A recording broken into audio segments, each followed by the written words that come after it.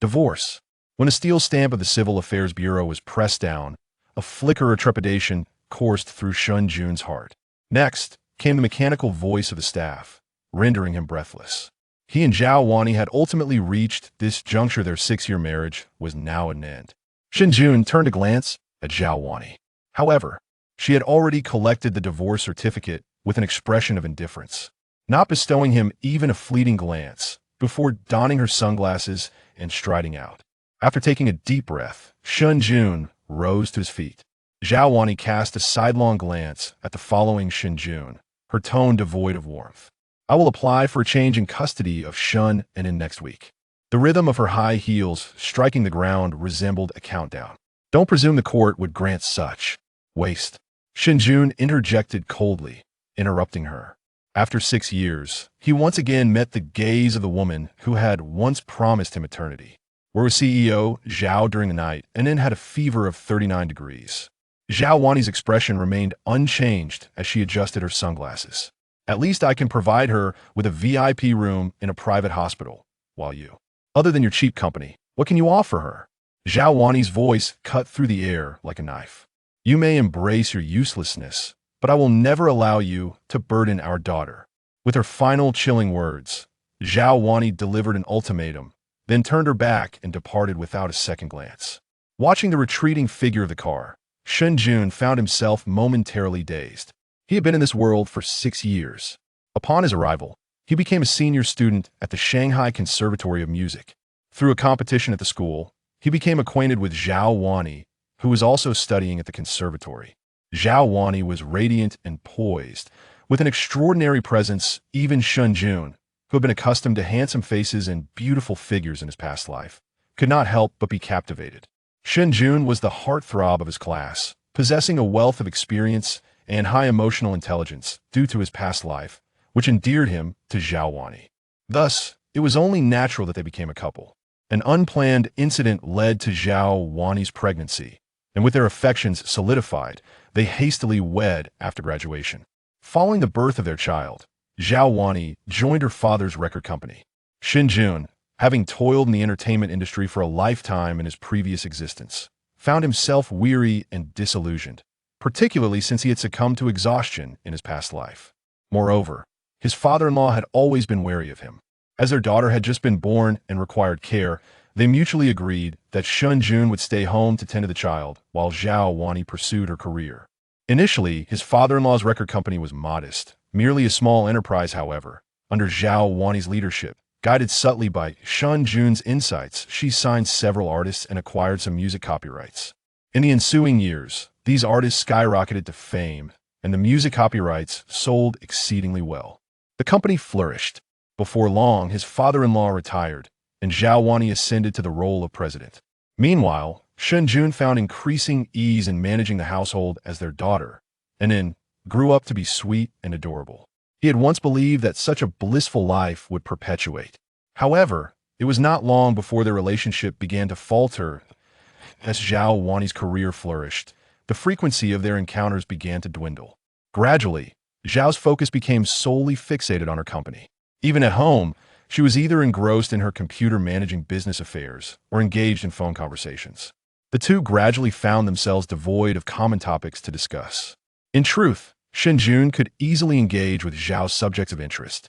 However, he was reluctant to transform their home into Zhao Wani's second office, and he despised her authoritative demeanor, issuing commands as if she were superior at work. Shen Jun urged Zhao Wani to relinquish some control over the company, as its current scale was sufficiently substantial. Yet, she coldly rebuked him, accusing him of being complacent and resigned to mediocrity, stating that he would lead a life of insignificance. That moment sparked the most intense argument since their acquaintance. Ultimately, it concluded with Shen Jun offering an apology. However, the fragile bond between them could not be mended once a rift appeared. It was irreparable. Consequently, their disputes grew increasingly frequent and fervent. On one occasion, Zhao Wani vehemently berated Shen Jun, labeling him as worthless. In her words, had she not been blind to his flaws when they married, he might have been begging on the streets. That instant shattered Shen Jun's resolve. Eventually, they reached a point of mutual disdain. Zhao Wani began to spend days away from home, either at the office or at the villa she had purchased. They lived apart for a year, and now they stood on the precipice of a complete divorce. It would be disingenuous to claim that Shen Jun felt no sorrow after all. He had invested so much into this relationship. On their wedding day, he had solemnly declared, "We shall walk hand in hand through life." 6 years of sincere affection culminated in harsh words exchanged. After a moment of reflection, Shen Jun let out a deep sigh and hailed a taxi by the roadside. Although divorced, life must continue. While he had lost love, he still had a precious daughter in Anna, delightful child capable of melting Shen Jun's heart. At the entrance of the Royal International Kindergarten, a crowd of parents had gathered to pick up their children. As Shen Jun stepped out of the car, he drew the attention of numerous parents. At just 28, he appeared youthful and handsome, thanks to his commitment to fitness and maintaining his physique. The Royal International Kindergarten, an upscale private institution located in the Jing'an district, catered to affluent families, and the parents arriving to collect their children were all fashionably attired. Yet, Shen Jun stood out distinctly youthful and strikingly handsome, capturing the glances of several mothers. Fortunately, dismissal time arrived, and the gazes directed at Shen Jun were swiftly drawn away by the throng of children rushing out of the school. After a brief wait, a sweet, cheerful voice rang out, "Daddy." A little girl, clad in a frilly dress and a yellow hat, came racing towards Shen Jun, her steps a delightful mix of enthusiasm and clumsiness. A genuine smile illuminated Shen Jun's face as he scooped up the little one, twirling her joyfully in the air. Her laughter rang out like a chorus of silver bells. He. We're flying." With a gentle turn, Shen Jun cradled the little radish head in his arms, carefully adjusting the small yellow hat that had slipped over her face. Beneath the hat emerged a delicate visage, revealing none other than Shen Jun's daughter, Shen Inan. Shen Inan possessed a striking beauty, having perfectly inherited the exceptional looks of both Shen Jun and Zhao Wani. Her large, sparkling eyes resembled two embedded black pearls, and her fair skin radiated a rosy hue. With a dainty little nose and a cherry-like mouth, she appeared utterly adorable. Furthermore, her bone structure was remarkably stunning. Her petite face, no larger than a palm, promised an extraordinary beauty once the baby fat faded. Upon seeing Inan, all of Shen Jun's day-long gloom and disorientation dissipated, replaced by a smile as he pressed his cheek against hers and exclaimed, "Let Daddy give you a kiss." Inan giggled and protested, "No, Daddy. Your beard tickles." After a playful moment, as they prepared to leave, someone called out to Shen Jun, Inan's daddy, "Wait a moment." Chapter 2. Urgent help from the Jianghu. Shen Jun turned to glance back and saw An's homeroom teacher, Ms. Li, approaching briskly. With a hint of confusion, he inquired, "Hello, Ms. Li, what brings you here?" Ms. Li stepped closer, standing directly opposite Shen Jun, and was momentarily taken aback by the striking resemblance to Anan's father. She quickly pinched her palm to regain her composure and said earnestly, "Mr. Anan's father, as the semester is nearing its end, Anan will soon be entering elementary school in the latter half of the year. The academic pressure in elementary school is considerably greater, and many subjects are not covered in kindergarten. Therefore, we have specially launched a transition program to help children familiarize themselves with the elementary curriculum in advance, ensuring they can adapt smoothly to school life. Do you think Anan should enroll?" With the recent policy changes, the curriculum between kindergarten and elementary school can no longer align. If she does not join this transition class, she may struggle to keep up with the elementary courses. Shen Jun was already well acquainted with the concept of transition classes and nodded in agreement upon hearing Ms. Li's words. "Yes, that would be necessary. Please assist me in enrolling her." Ms. Li nodded and elaborated, "I will send the course details to your phone shortly so you can review them. As for the fees for the transition class, it is 29,800 yuan per month, but there is a discount if you enroll for 2 months. I recommend the 2-month option for a more solid educational foundation." After discussing the transition program further, Shen Jun finally took Inan and left the school. Engrossed in the divorce proceedings throughout the day, he had neglected to prepare a meal, so they opted for a casual dining experience outside. As they ate, Shen Jun watched Inan enjoying her food and sighed softly. "Inan, your father and mother have separated."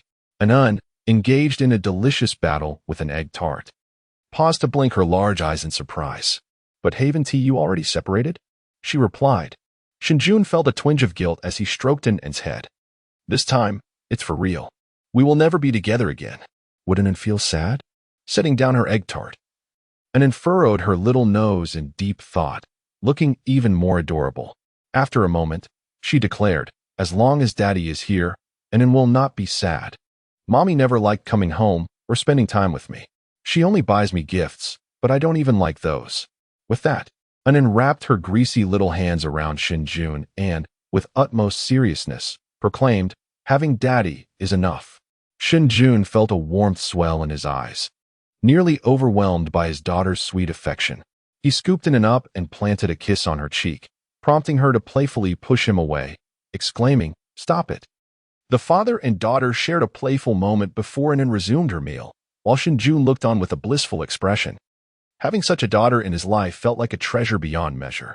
After a moment of contemplation, Shen Jun took out his phone and snapped a picture of their mealtime together, sharing it on social media with the caption, "Once upon a time, we wished for ourselves. Now we wish for our future." This somewhat awkward phrase encapsulated Shen Jun's current thoughts and sentiments. Once, his social media posts were filled with photos of him and Zhao Wani, and after the arrival of An, they showcased the trio of their family. Those were the moments of our past. However, this time, there were no pictures of Zhao Wani. She would no longer feature in his life. Now, it was merely him and An. This reflects our current reality. After dining, Shen Jun took An to play at the indoor playground in the mall. And then they hailed a taxi to return home. Meanwhile, at the Xiang province television station, within a production group, someone was criticizing a young man who displayed early signs of a receding hairline, saying, "Director Lin, we have already selected our 5 guests, an actor, a singer, a director, and an athlete. We have begun reaching out to them. However, we are struggling to find a suitable ordinary guest." Known as Director Lin, the young man named Lin Jia, who was observing his phone, looked up in surprise at the comment. Is it really so difficult to find an ordinary person? Aren't there ordinary people everywhere? The speaker, with a bitter expression, sighed and replied, "The problem is, Director Lin, your requirements are excessive. The guest must be handsome, ideally a girl. And the child needs to be good-looking as well. They cannot just be an ordinary person. They must possess talent and substance." Lin Jia raised an eyebrow. What if they are unattractive? Would you still want to see them? Among the 4 guests we have contacted, 3 are little boys. And we currently only have 1 girl. If another little boy joins, it would disrupt the balance. We must find a little girl to harmonize the lineup. The main attraction of our show is the children. If they are not appealing, what is there to watch? The beleaguered member of the production team replied. But that is not an ordinary person. It's hard to find. Lin Jia frowned and coolly stated, "Even if it is challenging, we must find one. This is crucial for our program." Just then, Lin Jia happened to scroll through his social media, and a photo appeared on the screen, causing him to pause mid-sentence. "No need to search anymore. I will contact someone." The division of assets between Shen Jun and Zhao Wani was mandated by her father's insistence. They had signed a prenuptial agreement prior to their marriage. And Zhao's family business had no ties to Shen Jun ultimately. Shen Jun was left with just one property. The very place where he and An currently resided, a spacious flat of nearly 200 square meters, which had cost several million at the time. Upon returning home, Shen Jun instructed An to film her daily practice video. An was currently learning classical dance and needed to record her basic skills each day. He then retrieved his phone and opened WeChat to contact Teacher Li. Earlier, Teacher Li had sent him the details about the kindergarten transition class, including curriculum and teaching staff. After a brief review, Shen Jun inquired, "Teacher Li, the fee for 2 months is 59,000, correct?" The tuition for the Royal International Kindergarten was notably high, and only children from affluent backgrounds could attend. Thus, this price for early education was considered standard. Shortly thereafter, Teacher Li responded, "Yes, and An's father, for 2 months. There is a discount of 600 yuan. Without hesitation, Shen Jun quickly transferred the 59,000 yuan. After the payment was received, a message came back. "I will prepare the receipt tomorrow. You can pick it up when you come to collect An." Shen Jun swiftly typed, "I apologize for troubling Teacher Li. I will continue to impose on you regarding an on. Smiley face. After resolving an An's transition to primary education, Shen Jun let out a sigh and opened the text message just received from the bank. Having settled in his tuition, his bank balance dwindled to just over 20,000 yuan. Although there remained some funds in his WeChat and Alipay investments, the total was less than 20,000. Thus, he found himself with a mere 40,000 yuan. This sum was grossly insufficient, especially with summer approaching, and Anne's dance training was set to commence, necessitating further expenses. Additionally, he would need to allocate funds for her upcoming schooling in September. During this period, he also had to cover living expenses for both himself and Anon, not to mention the various miscellaneous costs associated with her. Furthermore, he had promised Anon a trip to Disney during the holidays. Shen Jun was unavoidably reminded of Zhao Wani's piercing remark, "You are utterly useless. How will you provide for your daughter?" He sighed again, acknowledging that given his current situation, he truly struggled to care for Anon. Just then, his phone rang abruptly. Upon seeing the caller ID, he was taken aback to find it was his friend Lin Jia. He answered the call with curiosity. As soon as the call connected, Lin Jia addressed him directly. "Brother Jun, I am in urgent need of assistance." Chapter 3. Participation. Lin Jia was a friend Shen Jun had met when he first traversed into this world, studying broadcasting and television directing at Husher University. At that time, Lin Jia required a handsome male actor for his graduation project. Through a series of recommendations, he ended up contacting Shen Jun. Out of respect for a friend's introduction, Shen Jun agreed to help Lin Jia. During the filming, Shen Jun casually suggested a few ideas regarding the program's concept, which deeply inspired Lin Jia, ultimately leading to an outstanding graduation project. Since then, Lin Jia harbored immense gratitude and admiration for Shen Jun, and their friendship gradually blossomed. Later, thanks to his exceptional graduation project and previous works from university, Lin Jia successfully secured a position at Xiangnan television station, where he frequently engaged in conversations with Shen Jun. Lin Jia regarded Shen Jun as a prodigy in program creation, consistently impressed by his remarkable insights. When Shen Jun married young, Lin Jia lamented, feeling that marriage had confined Shen Jun and stifled his extraordinary talent. Upon learning that Shen Jun was now a stay-at-home parent, Lin Jia was astonished and wanted to confront Zhao Wani. Had it not been for Shen Jun's restraint, Lin Jia would have flown back to Hu City in a heartbeat. Due to their heartfelt friendship, Shen Jun occasionally assisted Lin Jia over the years. Knowing that Lin Jia had entered the cultural channel, Shen Jun shared various mature variety show concepts and ideas from his past life. Lin Jia benefited greatly from these discussions, rising steadily within Xiangnan television station. Now, at not yet 30, he was capable of handling responsibilities independently and had recently heard that the station was preparing to launch a new program. Memories swiftly coursed through Shen Jun's mind, and he spoke with a smile. "Aren't you currently busy with your own program? What assistance could I possibly provide?" On the other end, Lin Jia sighed and said, "Brother Jun, this isn't merely about your inspiration. I have recently developed a parent-child reality show." Shen Jun recalled their earlier conversation at the beginning of the year regarding the feasibility of such programs. Akin to the previous Life Fest, "Where are we going, Dad?" This world has yet to witness such a variety show, and Lin Jia had expressed a desire to explore this opportunity. To his surprise, the program has now come to fruition.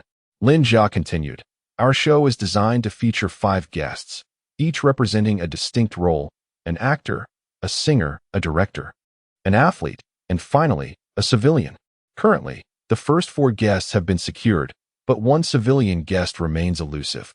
As Lin Jia spoke his second sentence, Shen Jun, already anticipating Lin Jia's intentions, interrupted with a light chuckle. "So, you have your sights set on me, huh?"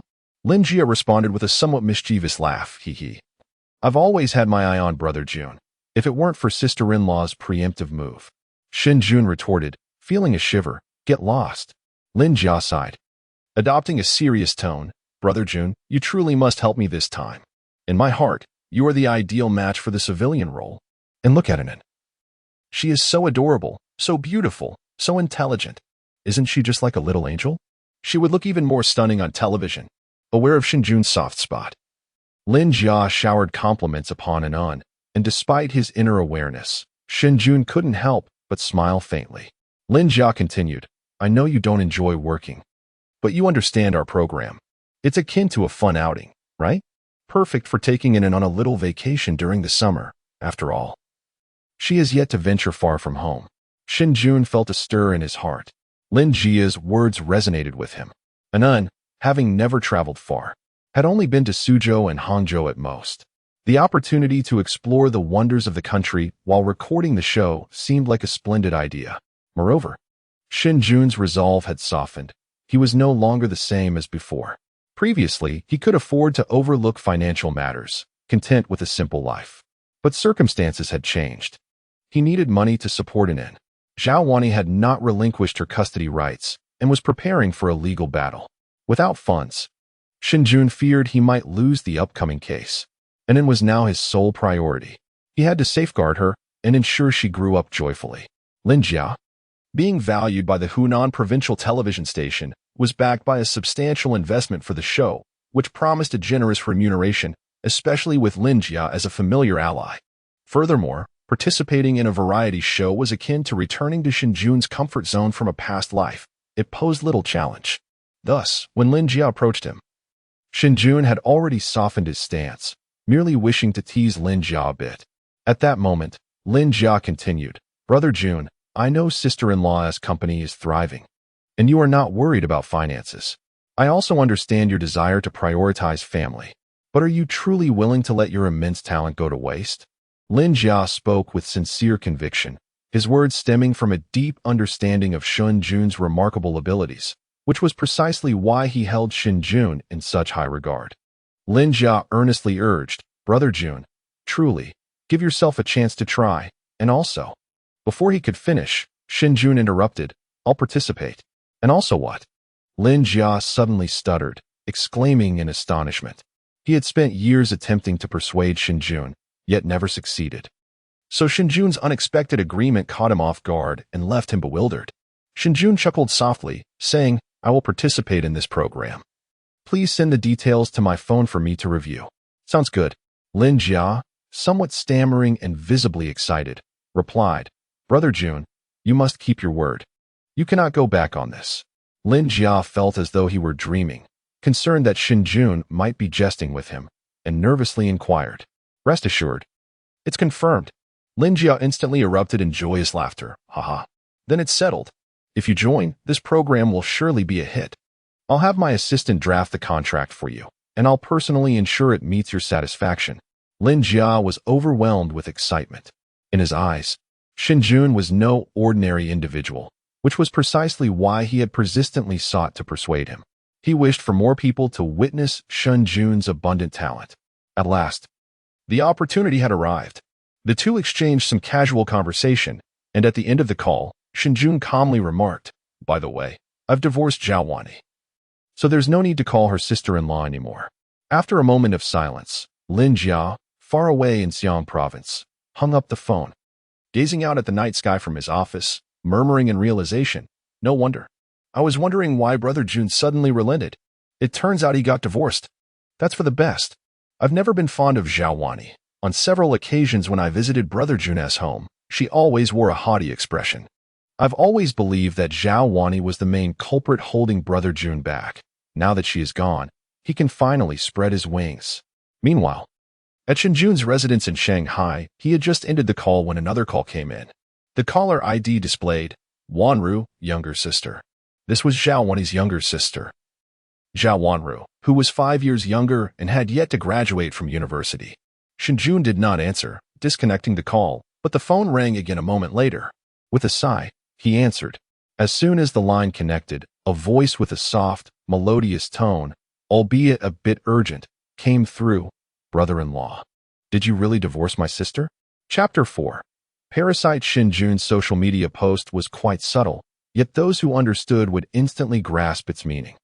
While outsiders may not be aware of his situation with Zhao Wani, her sister, Zhao Wanru, certainly was. Shen Jun nodded. Yes, we have divorced. Pausing for a moment, he continued, I've asked your sister to move all her belongings. If you need anything, you can contact her. Unlike her sister Zhao Wani, who had grown increasingly distant and cold towards Shen Jun since taking over the company. Zhao Wanru had become more attached to him. She frequently visited under the pretext of seeing him, often staying for a couple of days. And one of the rooms in Shen Jun's home was specifically reserved for her. Shen Jun held no particular feelings towards this younger sister-in-law, but now that he was divorced, the previous arrangements no longer seemed appropriate. A few days prior, he had instructed Zhao Wani to move all of Zhao Wanru's belongings out. Upon hearing Shen Jun's words, Zhao Wanru's tone grew increasingly urgent, tinged with an unmistakable hint of tears. My sister has gone too far. You have sacrificed so much for this family. Without you, could she have achieved what she has today? She has no idea how wonderful you are. The last sentence was almost a sob. And before Shen Jun could offer any words of comfort, she abruptly hung up the phone. Shen Jun gazed helplessly at the disconnected call, letting out a sigh. When he first met Zhao Wani, Zhao Wanru was merely a high school student, deeply enamored with the literature of youthful heartache. In his quest to integrate into the family, Shen Jun put on a grand display before her, capturing the girl's admiration. It was a swift recruitment. The speed at which he married Zhao Wani was partly due to the girl's relentless efforts to enhance his reputation in front of her parents. After marrying Zhao Wani, Shen Jun treated Zhao Wanru as though she were his own sister, caring for her deeply. Zhao's father was often preoccupied with his business, neglecting family matters, while her mother, hailing from a rural background, possessed limited education and a rather conventional approach to parenting. Zhao Wanru, rebellious from a young age, frequently clashed with her family. Gradually, with Shen Jun's guidance, she found her way back on track, with him assisting her through high school tutoring, college applications, and even her university enrollment. Thus, she came to trust and appreciate him. However, following the divorce, their familial ties inevitably began to wane, and over time, the young girl would grow accustomed to this new reality. Shen Jun shook his head, choosing to disregard such trivial matters, and rose to check on his beloved daughter. Inen had just completed her practice session and was now engrossed in an animated show on her tablet. After entering the room, Shen Jun joined her for a while, before proceeding to wash up and prepare for bed. The soft glow of the night light illuminated the room, where little Inen curled up in Shen Jun's embrace.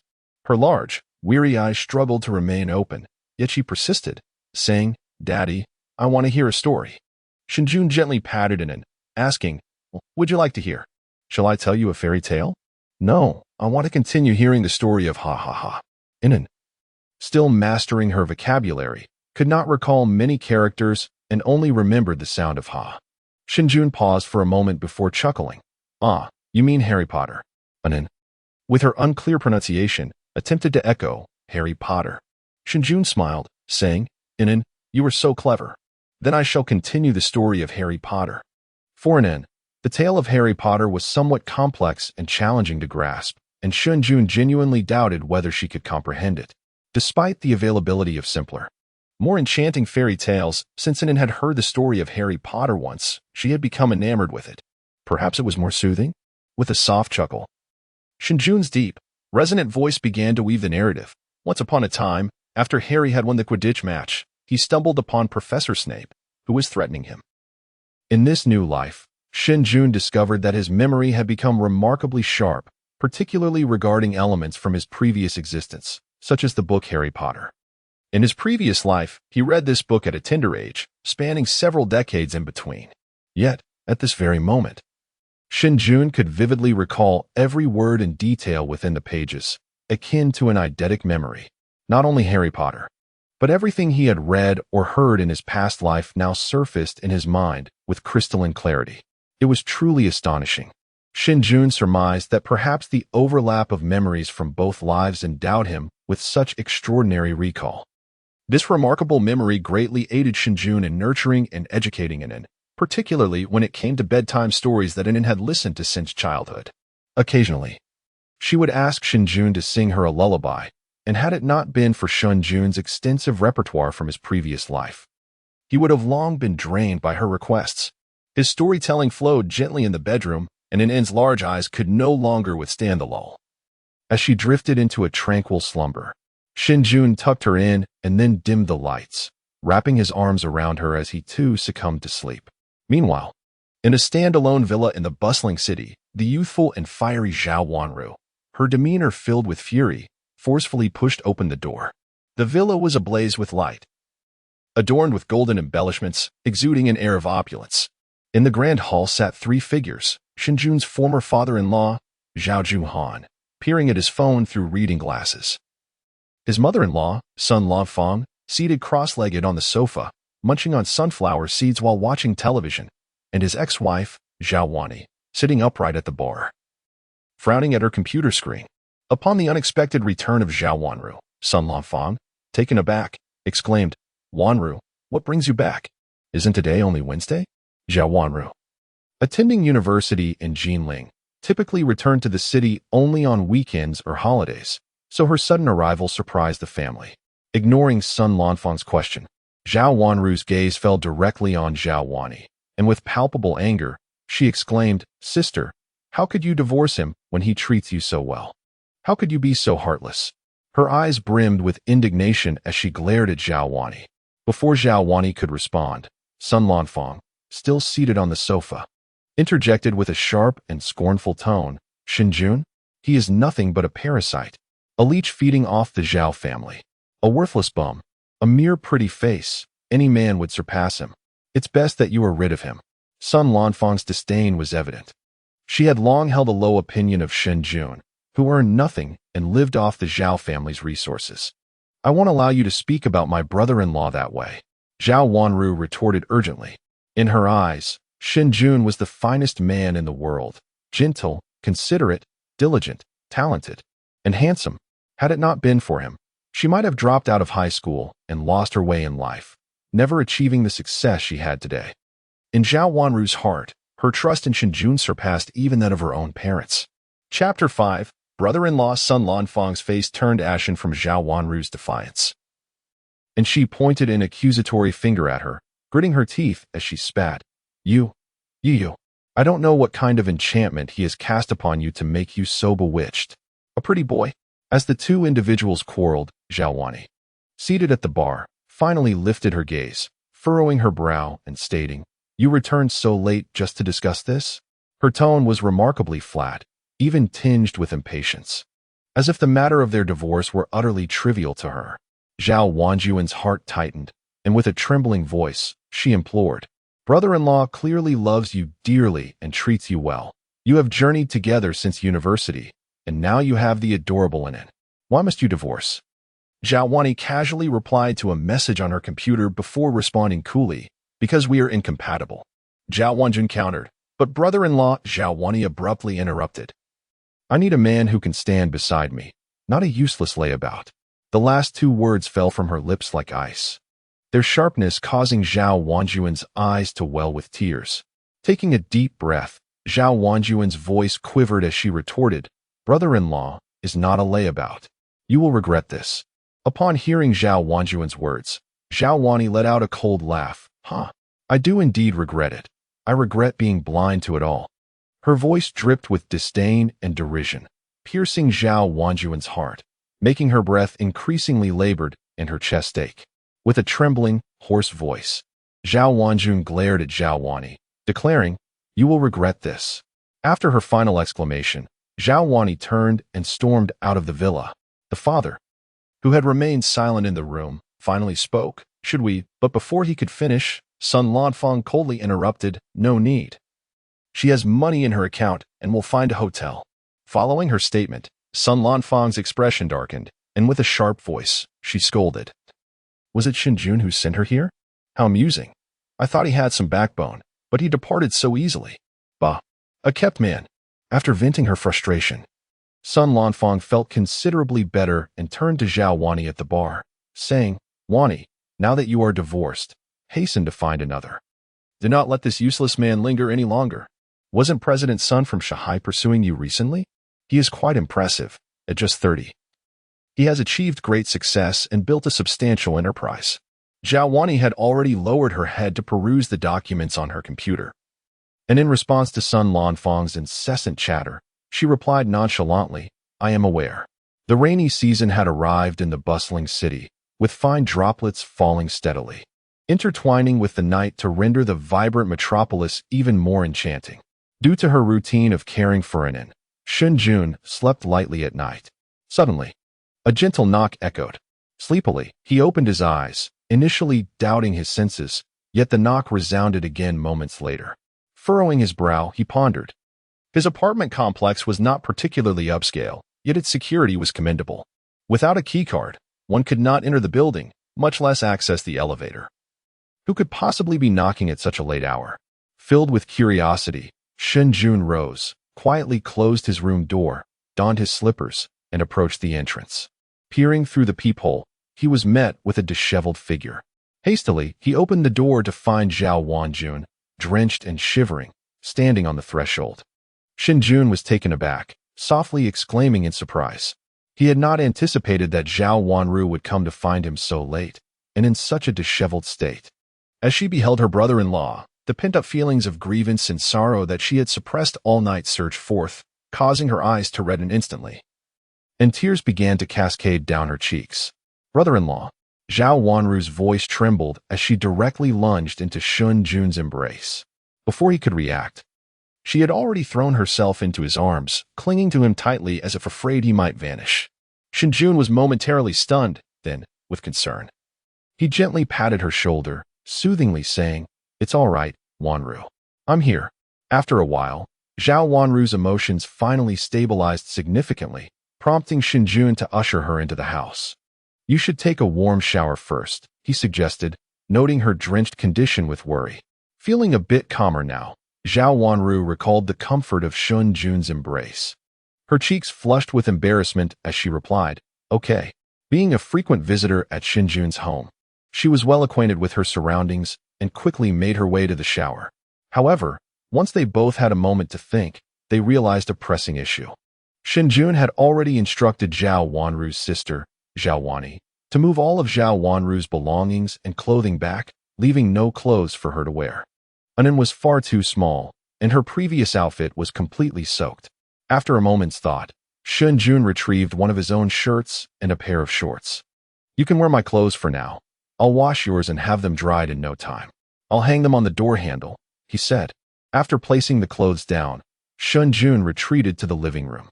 The sound of rustling emerged from the bathroom, and before long, Zhao Wanru stepped out. Zhao Wanru bore a striking resemblance to her sister, both being stunningly beautiful. However, her features were softer and less sharp compared to Zhao Wani's, whose contours had grown more defined after taking charge of the company. Zhao Wanru exuded a youthful and vibrant charm, embodying a sweet and innocent aura. Just emerging from the bathroom, her skin, already fair, glowed with a rosy hue, the oversized collar of the shirt exposing her delicate collarbones. Her calves, visible beneath the shorts, were equally fair and slender. Upon catching a glimpse, Shen Jun's eyelids flickered, and he swiftly averted his gaze. Zhao Wanru, feeling somewhat awkward and bashful, seated herself on the sofa. Now completely composed, she felt a twinge of anxiety. Why had she returned to Shanghai on a Wednesday? And how had she ended up here? Shen Jun, perplexed, inquired, having previously told Zhao Wanru that her belongings had been moved and that she could reach out to her sister if she needed anything, indicating that they should gradually sever ties. Yet, he had not anticipated that this young lady would come running in the middle of the night. "I had a quarrel with my sister. In a fit of anger, I ran out. I really had nowhere else to go, so I thought of coming to find you." Zhao Wanru bit her lip, her already rosy lips becoming even more vivid as she nervously confessed. After leaving home, she had wandered aimlessly outside the community for a while. And then it started to rain. Initially intending to take a cab to a hotel, she found herself, quite unexpectedly, uttering Shen Jun's address when asked where to go. At that moment, she longed to see her brother-in-law. She could not quite fathom why, yet she was acutely aware that after her brother-in-law's divorce from her sister, they were no longer a family. Moreover, he had subtly indicated during their evening phone call that their contact would diminish in the future.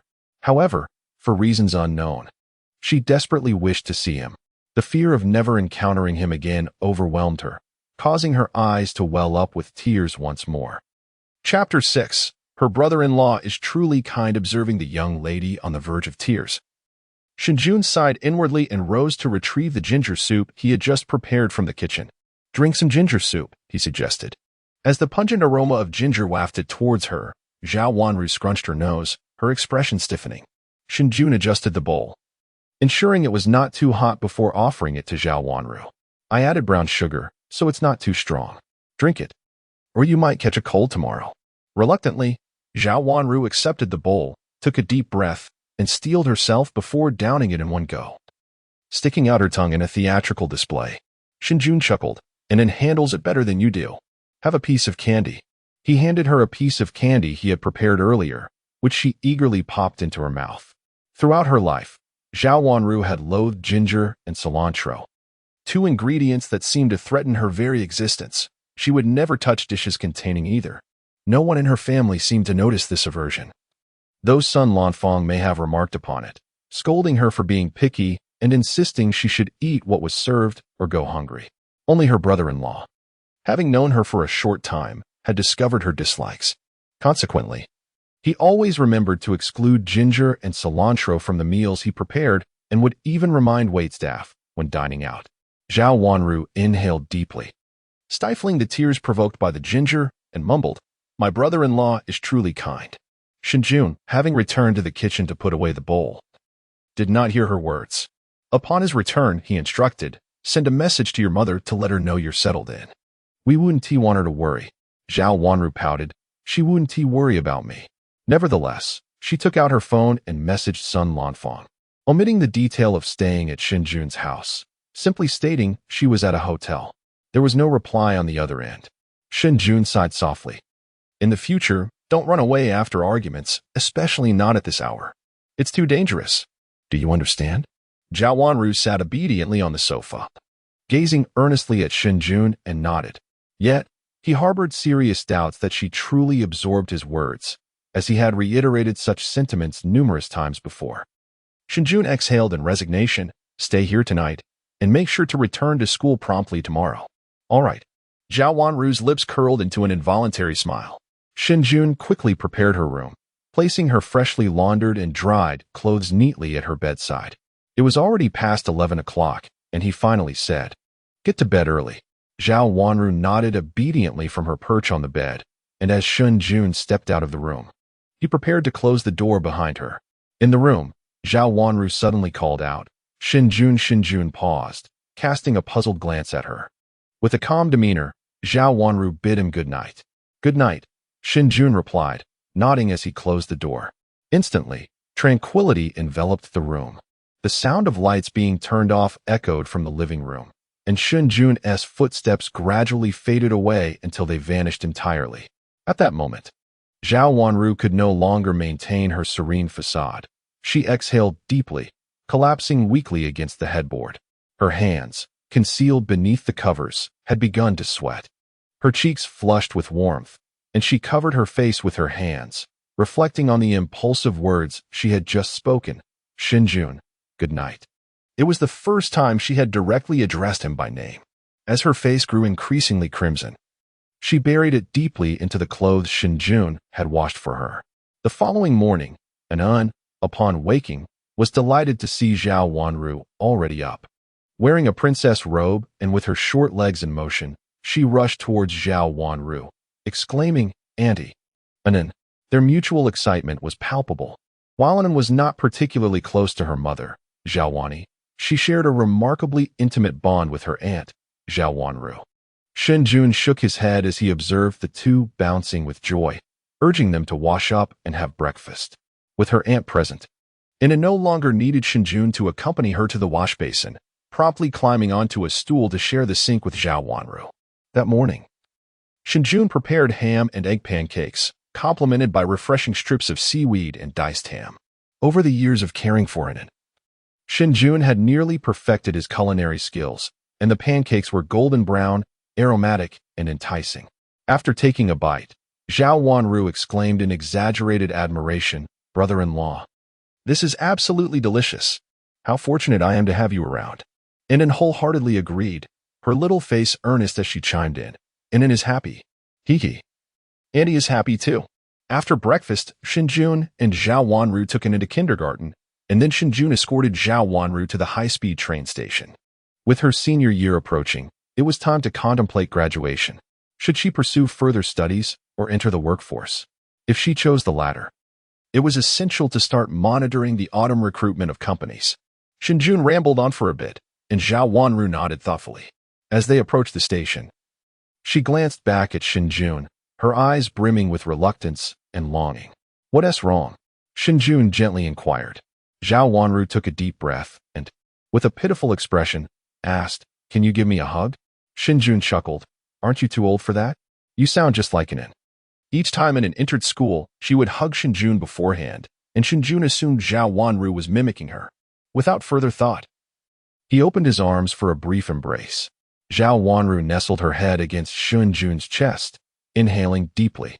Before he could fully comprehend the moment, she released him, spun around, and dashed into the station, waving cheerfully as she called out, "Brother-in-law, goodbye."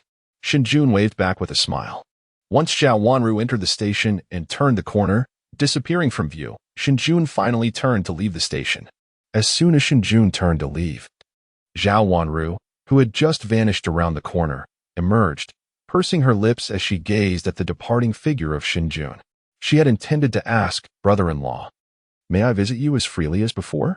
However, she suppressed the latter part of her question, fearing that voicing it would diminish her chances of ever seeing Shen Jun again. On another note, Lin Jia demonstrated remarkable efficiency. By the following day, he had finalized the contract. Shen Jun glanced over it, noting the exceedingly generous terms, an appearance fee of 150,000 per engagement, accumulating to nearly 2 million for a season. This figure did not even encompass advertising costs. Such a price was comparable to that of third-tier artists. Even from Shen Jun's previous life perspective, this contract was exceptionally favorable. For someone like him, a novice without any prior foundation, securing such a quality contract would have been impossible without Lin Jia's assistance. Shen Jun sent Lin Jia a message. "Thanks, brother." Lin Jia promptly replied, "Looking forward to your arrival in Xi'an."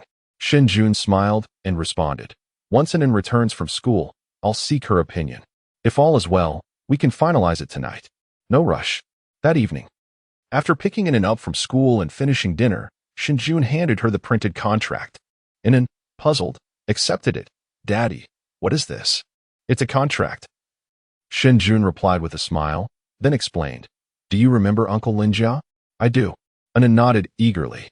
Uncle Lin Jia treated her well, bringing birthday gifts each year, and he had a special fondness for spicy food, which left quite an impression on her. Chapter 7. The Municipal Bureau's soft promotion. Uncle Lin Jia is going to film a show that will be broadcast on television, and many other children will participate.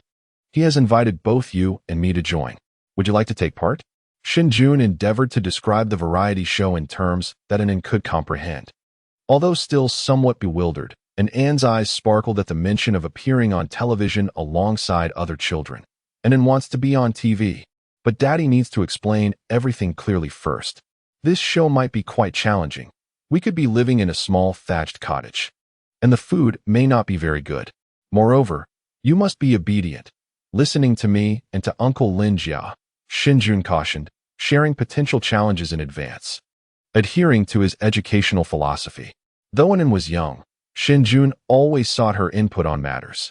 After listening to his description, An's big eyes momentarily clouded with contemplation, as if she were deeply pondering his words. "I will listen. An wants to participate." Ultimately, An nodded earnestly. Shen Jun smiled and tousled her hair. "In that case, let us sign the contract together." With her small hand gripping the pen, Shen Jun placed his hand over hers, and together they inscribed the names Shen and Un and Shen Jun onto the document. With the contract signed, Shen Jun was officially part of Where Are We Going, Dad? Lin Jia added Shen Jun to the notification group for the program, where the other guests had already been confirmed. Upon entering the group, Shen Jun glanced at the announcement. The program was set to commence on July 3rd, coinciding with An's third day of summer vacation. This timing was likely considerate of the schedules of other children as well.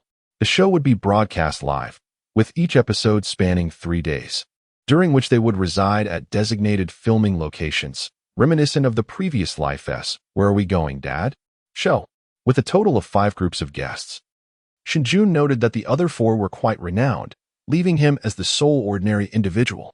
A smile crept across his face, revealing Lin Jia's considerable faith in him. Shortly after joining the group, someone added him through the chat, identifying themselves as the program assistant. Shen Jun confirmed the friend request. The assistant briefly introduced themselves. Hello. Teacher Shen, I am your program assistant, Feng Li. I will be coordinating with you throughout the filming process. Shen Jun replied, Thank you for your assistance. Feng Li responded with a smile and proceeded to elaborate. The show will be broadcast live throughout, and I would like to discuss the filming content with you to facilitate your and the child's preparations. On the first day, they would fly directly from home to the filming location, with shooting commencing early in the morning. 1 week later, the official broadcast date of Where Are We Going, Dad? Arrived. The production team arrived at Shen Jun's home before dawn, fully equipped and awaiting the start time. The other guest groups were similarly situated. The program would be broadcast simultaneously across 5 channels, culminating in a gathering at the filming site. Assistant Feng Li timed the countdown. Teacher Shen, there are 10 minutes until the official broadcast. Are you ready? Shen Jun nodded. Since filming was starting from home, he had taken the liberty to pack away some personal items days prior. Everything was confirmed to be in order. He merely wondered if Anan would awaken like a little piglet. To ensure the authenticity of the program, filming would commence with the wake-up call for the child. And Anan was still soundly asleep in bed. The countdown passed swiftly. 321. Recording officially began, and the cameras were activated. Assistant Feng Li appeared on screen, softly stating, Hello everyone, welcome to the large-scale parent-child reality show Where Are We Going, Dad? I am your assistant, Feng Li. We have now arrived at one of the guest homes, ready to wake our little treasure. As she spoke, the live stream began to attract viewers rapidly. Though it was early morning, many had been eagerly anticipating the show due to extensive online promotions in the preceding days. So sleepy. I can't wait to see the adorable little ones. I've been waiting for this. Is this really live? I thought it was scripted. Surprising to see the crew invade the guest's home so early. This show has potential. The chat filled with comments from viewers, some inquiring, which group of guests is this? There were 5 groups of guests, each with their own live channel, but for the sake of entertainment, the production team refrained from directly revealing which channel corresponded to which guest. At this moment, the online audience has become quite intrusive. For instance, within the live stream, a viewer exclaimed, Song Xiao, I'm here. Song Xiao is one of the guests from the 5th group, a popular idol star who, despite being over 30, still possesses a large following of devoted fans and admirers. Feng Li chose to disregard the comments in the live stream and instead directed the camera to follow Shen Jun closely. In pursuit of entertainment, the program deliberately obscured the father's true appearance, inviting the audience to guess which celebrity corresponds to the adorable child. As a result, viewers could not see Shen Jun's face, but only a tall, upright figure. Judging by the height, one might hazard a guess that it was Song Xiao. Upon entering the room, the muscular line suggested it was the athlete Su Hong. Pardon my detail obsession. However, could Su Hong be that tall? Amidst the speculations, Shen Jun had already entered the bedroom, and with Shen Jun no longer serving as a barrier, Shen Anan had sprawled out on the bed, resembling a little piglet. Shen Jun couldn't help but facepalm at the sight. The audience, watching the live stream, immediately caught a glimpse of the scene, prompting peals of laughter. I'm dying of laughter. How can this child sleep sideways? Just like me, I love sleeping sideways. A social death scene. So sprawled out, laughs. I now truly believe the show has no script. It's far too genuine. While the audience was commenting, Shen Jun had crouched down at the bedside, gently calling, Anan, it's time to get up. Although the viewers could not see Shen Jun's face, they could hear his voice, and when his deep, magnetic tone resonated, the comments in the live stream momentarily halted. This voice is incredible. I'm utterly captivated. If I could hear this, I wouldn't feel sleepy at all. What a seductive voice. My brain just exploded. I'm instantly awake. Suddenly, I wish to be that little girl. I want someone to call me too. Whose voice is that? It must be Song Xiao. His lines are equally enchanting, but it doesn't quite sound like him. Unbeknownst to Shen Jun, his mere utterance had ignited a frenzy in the live stream. At that moment, he was earnestly trying to rouse Anan from slumber. The wake-up time was earlier than usual, although Shen Jun had ensured Anan went to bed early the previous night. The little one was still reluctant to rise. Clinging to Shen Jun's neck, Anan mumbled sleepily, "Daddy, I'm sleepy." Anan's words sent the already excited live stream into another uproar. "My heart can't take it. This is too sweet. Oh my gosh, a college student has a paternal smile. So adorable. You've tricked me into wanting a daughter. Is this show a soft advertisement for the Civil Affairs Bureau?" Chapter 8. A resounding slap in the face. Anan's voice was naturally sweet, and hearing her whining in such an endearing manner was beyond what the viewers could bear. Even after all these years, Shen Jun's heart softened at her words. However, as the show was still in production, and with a flight to catch shortly, Shen Jun had to muster his resolve to wake Anan. He gently coaxed, "Anan, we need to get up to shoot the program. Daddy talked to you about it yesterday. We will be on television." At last, Anan sleepily opened her eyes. Anan faced the camera, and as she opened her eyes, her big, grape-like orbs suddenly filled the screen, prompting a chorus of excited screams from the viewers. Where did this little angel come from? How adorable! Whose daughter is this? Absolutely precious. At that moment, Anan noticed the unfamiliar faces in the room. However, with her father present, she felt no fear. After yawning, she declared, "Anan wants to be on TV." Shen Jun chuckled as he embraced her, asking, "Shall we get up, Anan?" She reached out for a kiss, saying, "Daddy, kiss." Shen Jun planted a kiss on Anan, eliciting envy from the viewers in the live stream, who clamored for their own kisses. Soon after, the production team exited, and Shen Jun helped Anan change into her attire.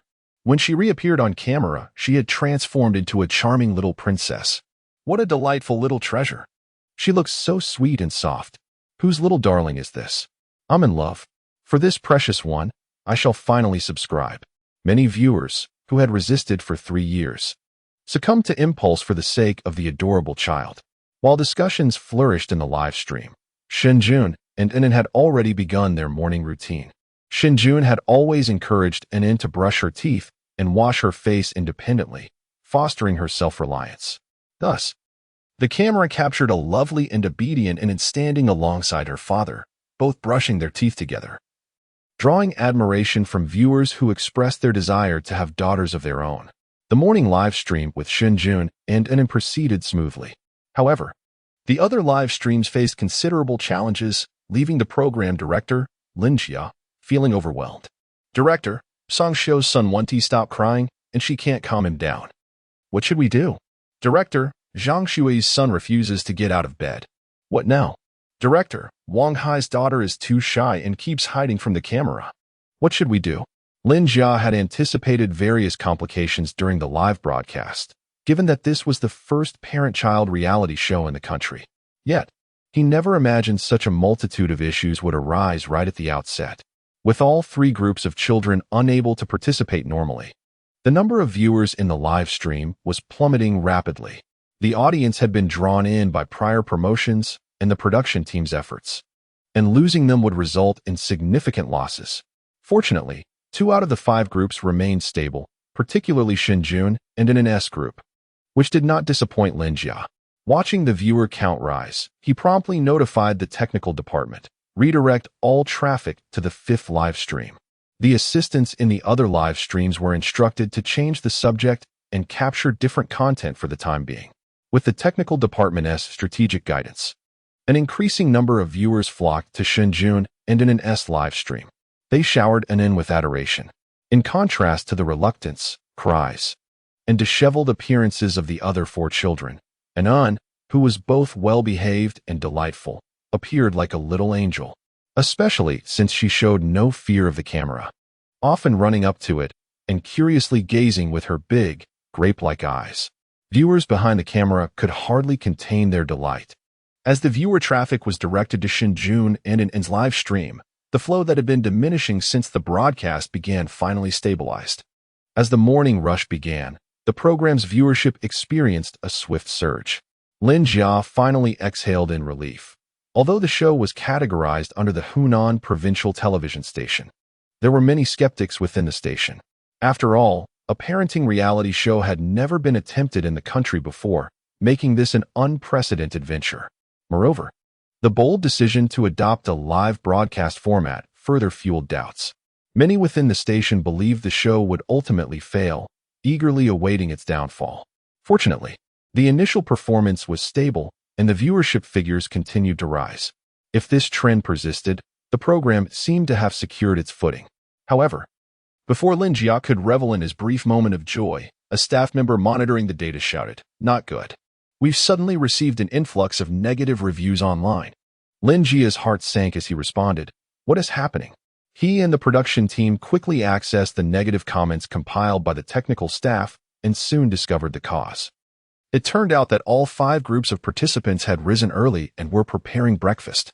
The source of the negative feedback stemmed from this very breakfast, as the live footage showed that only the mothers were making breakfast while the fathers merely stood by or attended to their own affairs.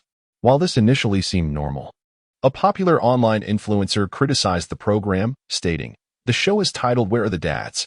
I expected to see fathers engaging in parenting, but instead, I only see a bunch of mothers cooking breakfast." It's a classic case of false advertising. Perhaps the show should be renamed 'Where Are the Moms?' Furthermore, why are only women in the kitchen? What are these fathers doing? This critique ignited a heated debate online, initially centered around who should be responsible for breakfast in the household, but soon evolved into a broader discussion on gender roles, leading to a wave of negative reviews. Lin Jia took a deep breath. The program had only been underway for half an hour, and already it faced such turmoil. Rubbing his head in frustration, he ordered, "Have the company managed the public sentiment immediately? We cannot allow public opinion to spiral out of control. Inform all assistants to urge the participants to expedite or skip this segment." Just as the staff sprang into action, another employee announced, "The sentiment online is improving. It seems we may not need to intervene." Lin Jia's annoyance momentarily froze as he listened to the staff member add, "It's happening in Live Room 5. With that, the production team switched the feed to Live Room 5 on the big screen, and everyone turned their gaze upward. Room 5 featured Shen Jun and an un. The live stream revealed an adorable little girl, reminiscent of a princess, sitting obediently at the dining table. A father figure, whose face remained unseen, emerged from the kitchen, calling out, "Anin, put away your tablet. It's time to eat." The sweet little girl responded with a soft, "Time to eat." The camera then elevated, capturing both the charming child and the breakfast spread on the table.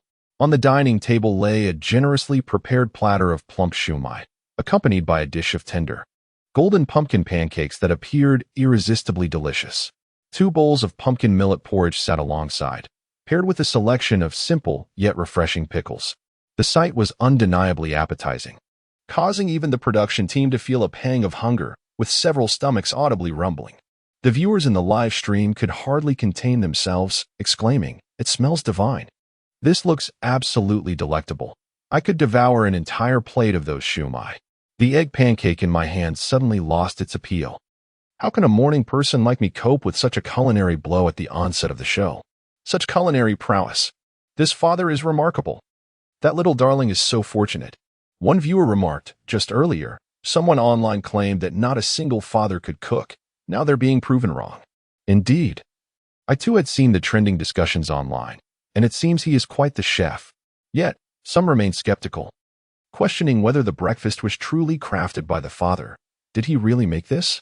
It looks like frozen convenience food. They lamented. Is it advisable to feed children such instant meals? However, a rebuttal quickly followed. Apologies, but I watched from start to finish and witnessed An's father preparing it himself. Throughout the program, Shen Jun had repeatedly called out to An. Thus, the regular viewers had quickly learned the little girl's name. One viewer raised their hand in affirmation, recalling seeing An's father making pancakes. An's father is incredibly skilled. It seems there is nothing he cannot manage in the household. I wonder who this remarkable guest is. I absolutely adore him. An is adorable. And her father is extraordinary. My fondness for this show only grows. As the live stream overflowed with praise, Lin Jia in the background felt a wave of relief wash over her. Without a moment's hesitation, she decided to direct traffic towards Studio 5. She arranged for clips from Studio 5's live broadcast to be shared online to address the public discourse. Once everything was set, Lin Jia glanced at An and Shen Jun in the live stream, quietly murmuring, "Jun Gu is impressive." Before long, the public sentiment began to settle. With the group of 5 guests preparing to depart for the airport, the show's debut concluded on a relatively successful note. The program assistant, Fong Li, waved at the camera. "Dear viewers, our live broadcast is temporarily coming to a close. Please give us a thumbs up and follow along. We will resume at 10:30 sharp in 3 hours. Don't miss it." As the equipment powered down, Fong Li gave Shen Jun a thumbs up. "Teacher Shen. The live stream data was exceptional. Our studio ranked first in viewership." As a rising star host from Hunan Province Television, Fong Li had initially felt disheartened about being paired with ordinary guests, as they lacked fanfare and public interest. This inevitably meant a shortage of screen time. Without visibility, there could be no traffic. For a host, this was akin to a disaster. Fong Li had even mentally prepared herself for a lack of camera presence and had prepped an abundance of guiding content. To her surprise, however, the program unfolded remarkably smoothly. The live stream's viewership surged to an unassailable lead among the 5 groups of guests. This unexpected success led to many viewers recognizing her as well. What a delightful surprise. Fong Li gazed at Shen Jun with her enchanting eyes. "That's good," Shen Jun replied with a smile. Although he was familiar with the program from his previous life, it had been 7 or 8 years since he last participated in a show. So he felt a tinge of uncertainty this time. As long as the data was sound, there would be no pitfalls for Linjia. After a brief chat, the production team swiftly arrived at the airport. The filming location for the first episode was an ancient town in the southern part of Xiang Province. 5 groups of guests from various regions would gather in this quaint town. At 10:30 a.m., the program Where Are We Going, Dad? Resumed airing, with the 5 guest live streams commencing simultaneously. After a morning of anticipation, particularly with Xiang Province Television's captivating clips generating buzz online, coupled with enthusiastic comments from countless netizens, "Where Are We Going, Dad?" had begun to gain traction, even trending with 2 popular search terms. The most viral segment featured Shen Jun waking in, showcasing her adorable sleeping posture, Shen Jun's magnetic, deep voice, and An's charming, drowsy cooing. This brief video, less than 10 seconds long, garnered over 300,000 likes within just one morning. Numerous netizens clamored in the comments for a daughter of their own. The program swiftly gained wider recognition, leading to increased attention on Shen Jun and An's live stream. Initially, the live stream account had only 50,000 followers, a figure bolstered by the production team. However, following the morning's airing and the subsequent buzz, Shen Jun and An's live stream account had surged to 200,000 followers. Consequently, when the stream commenced, over 10,000 viewers flooded in. They had been waiting all morning, and at last, it began. "For An, let me give her a kiss. Hug the adorable An." With everyone casting their votes, An soon became shy, feeling out of place. All 5 groups of guests had watched, declaring An the cutest. They wanted An. They also desired An's father. Those upstairs seemed a bit greedy, after all. An's father was already a married man. A married man, indeed, but there's only one competitor. A peculiar vibe emerged from the upper levels. Observing the ever-increasing viewer count, Lin Jia beamed, nodding toward Shen Jun from afar, and then spoke into her earpiece. "We can begin now." As her words echoed, Fong Li stepped into the live stream's frame and greeted the audience with a smile. "Hello everyone, I am Assistant Fong Li." The comments section erupted with calls. "The assistant looks great too. I want the assistant." Ignoring the comments, Fong Li continued her cheerful introduction. "We have now arrived at the filming location for this episode, the ancient village of Shabu in Ling'an City, Xiang Province. This village dates back to the Qing dynasty and has a history of over 100 years. The 5 groups of guests will reside here for 3 days. During their stay, they will encounter a myriad of challenges and trials. We shall see if the fathers and their little ones can successfully navigate these hurdles. Let us await the unfolding of events." This morning, everyone met the 5 little ones, and I believe many viewers are quite curious about who their fathers are. The comments section immediately erupted. "Curious. Who is An's father?" As the morning unfolded with palpable anticipation, Fong Li turned toward the camera, offering a gentle smile. Without any unnecessary suspense, she declared, "Next up is the introduction of our 5 esteemed fathers." At that moment, the lively theme music heralding the arrival of the show's guests filled the live stream, and one by one, the 5 participants approached the camera. The first to appear was a somewhat roguish yet undeniably youthful gentleman, whose entrance ignited a fervor within the live stream. It was none other than the idol star Song Xiao, the most prominent figure of this episode, a veritable sensation in the domestic entertainment sphere. Despite the revelation of his marriage and fatherhood a few years prior, his fanbase had remained remarkably steadfast. He was currently attempting to transition his career. With an air of charisma, Song Xiao strolled into the live stream, hand in hand with a young boy. He greeted the audience with warmth. "Hello everyone, I am Song Xiao. This is my son, Song Lei, affectionately nicknamed Shirtu." Instantaneously, the comments section erupted with excitement. I had a feeling. Shirtu resembles his father quite a bit, especially that adorable nose. And I thought this little boy was Su Heng's son. The fervor continued with shouts of admiration. "Brother, you look so handsome. Song Xiao, I adore you." The fans rallied, urging one another to propel their idol onto trending topics. As a leading star, Song Xiao's magnetic presence drew an overwhelming influx of fans, rapidly elevating the live stream to the forefront of trending discussions. The number of viewers surged, and what had begun as a modest audience quickly escalated to the top of the rankings.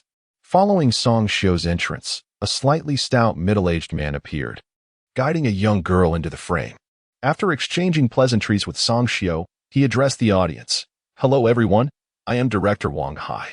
This is my daughter, Wang Sherwang." Wang Hai's introduction was somewhat stiff compared to Song Xiao's relaxed demeanor, prompting many viewers to comment, "So it's Director Wang. I thought he was an ordinary person." Wow, despite his unremarkable looks, his daughter is absolutely adorable. Wang Hai is a well-known film director in the country, having directed numerous blockbuster films with a cumulative box office exceeding 5 billion, making him a familiar name to many. Next came the third guest, a compact yet robust man with a crew cut, accompanying a cheerful young boy. "Hello everyone, I am athlete Su Heng. This is my son, Su Yang, also known as Yang Ong." Su Heng, the Olympic champion from the previous year, gained significant recognition for his record-breaking performance. With just 2 more groups of guests remaining, the anticipation grew. One was singer Zhang Shuai, while the other was an everyday individual. Zhang Shuai was also quite handsome. Could it be that Anan is his daughter? I recall Zhang Shuai having a son. His melodious voice seemed to resonate perfectly with the morning's earlier tones. As speculation filled the live stream, the acclaimed singer Zhang Shuai made his entrance, dressed in a stylish ensemble. Despite reports suggesting he was in his 40s, he appeared to be in the prime of his 30s. Zhang Shuai held a child by the hand, a young boy. "Greetings, I am Zhang Shuai. This is my precious one, Zhang Shuguang. You may affectionately call him Wang Zai." As a prominent singer, Zhang Shuai boasts a considerable fan base, second only to the actor Song Xiao. However, following his introduction, the live stream was abuzz with discussions about the final group of guests. Inan, among the 5 children, currently enjoys the highest popularity, with many viewers tuning in primarily for her. Initially, there were speculations that Inan might be the daughter of Song Xiao or Zhang Shuai, but all 4 groups of guests have now made their appearances, none of them. The revelation is now clear. Inan and her father represent the only pair of ordinary guests among the 5 groups. Could it be? Inan is so adorable. How could she possibly be an ordinary person? I imagined her father to be a strikingly handsome man, yet he turns out to be just an ordinary fellow. I had even envisioned Song Xiao's face. Who could blame me? When I called for my brother to wake up this morning, I was ready to record his voice as my alarm. Alas, it would have been better had this not been revealed. My heart is broken. Inan is so charming, so lovely. How could her father be an ordinary person? My ideal man, the husband of my dreams. My dreams have shattered. Because Shen Jun is skilled in the kitchen, possesses an appealing voice, and is gentle and considerate, coupled with widespread speculation that he might be Song Xiao or Zhang Shuai, he is regarded by many viewers as the embodiment of their dream man. Yet now, numerous viewers express their disillusionment, with many indicating they have lost interest. The audience is aware that one group comprises ordinary guests. Under normal circumstances, they might not feel such disappointment. However, their expectations for Inan's father have soared too high. Many viewers tuned in specifically for Inan and her father, only to be told that he is an ordinary individual. It's not that they look down upon ordinary people, but when compared to top-tier celebrities, the disparity in appearance and talent is undeniable. Particularly in everyday life, they have encountered many middle-aged men in their 30s, unremarkable, with a hint of mediocrity. Some even sporting receding hairlines. What they yearn for is a perfect gentleman, not a middle-aged man adept at cooking and household chores. What if this gentleman is also rather greasy? The thought is chilling. At this moment, in the girls' dormitory of Xiangshu University, a girl with an unadorned face and tousled hair suddenly let out a wail. No. Her roommates, just waking up and still in a daze, were startled by her outburst. Xiaoqian, what on earth are you screaming about? One girl exclaimed, her eyes wide with annoyance as she hurled a pillow at her. The other roommates joined in, casting angry glares. What a way to start the morning. However, undeterred by the scorn and complaints from her roommates, the wailing girl remained unresponsive, her expression one of utter despondency. Concerned, her roommates furrowed their brows. Xiaoqian, what's wrong? The girl, referred to as Xiaoqian, sighed sorrowfully, her voice barely above a whisper. Hasn't Shanghai just launched a new variety show? The other roommates nodded in agreement. The variety shows from Shanghai have been immensely popular, and the recent releases have been heavily promoted, so everyone is well aware. It is an exceptionally unconventional parent-child reality show. However, since a few of the roommates were not particularly interested, they did not pay much attention. Xiaoqian sighed and said, because one of the guests is Song Xiu. I watched a bit this morning out of curiosity, and I was captivated by a little girl in the show. She is simply adorable, like a tiny angel. It made me want to have a child. The other roommates widened their eyes in surprise at Xiaoqian, who sighed again, but that is not the main point. The focus is on the little girl as father. This reality show features Song Xiu, and I initially assumed the little girl was his precious daughter. After all, with a father as handsome as Song Xiu, it's only fitting that his daughter would be equally charming. Moreover, in the show, the little girl's father is considerate, gentle, can cook, and has a pleasant voice. He perfectly embodies my fantasies about Song Xiu. I'm nearly losing my mind. The roommates exchanged glances, knowing that Xiaoqian was a devoted fan of Song Xiu, having followed him since high school, and some of them also admired him. After all, he is undeniably handsome, even in his 30s, still exuding that charmingly rogue appeal. Then what happened? The roommates were puzzled. Given Xiaoqian's description, she should be ecstatic, filled with youthful longing. Yet she appeared despondent. Xiaoqian, with a pained expression, pointed at the tablet in her hand, which was still streaming the live show. The result? The little girl's father is not Song Xiu. Instead, he is an ordinary man. Xiaoqian was on the verge of tears. Ever since she watched the show that morning, she had been filled with romantic fantasies, even posting frantically online that she wanted to be an NS mother. She had replayed the morning video over 10 times, her mind swirling with countless imagined scenarios with Song Xiu, only to find out that an NS father is just an ordinary person.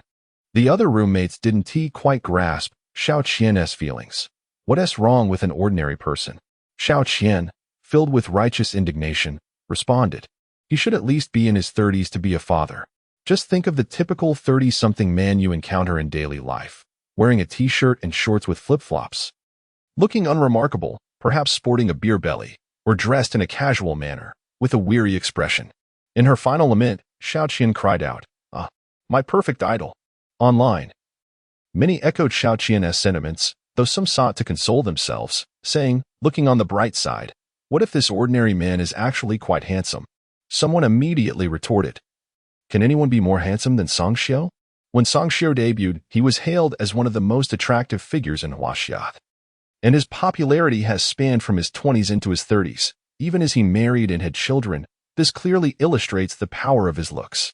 It is rare to find someone in the entertainment industry who can rival Song Xiu. There is simply no comparison. The once vibrant comment section fell silent, as if everyone struggled to accept this reality and began to prepare to exit. The backstage data corroborated this, as the first 4 guests appeared. Aside from Song Xiu's live stream, which continued to surge, the viewership for the other streams began to plummet rapidly. Director, the viewership is declining, a staff member reported.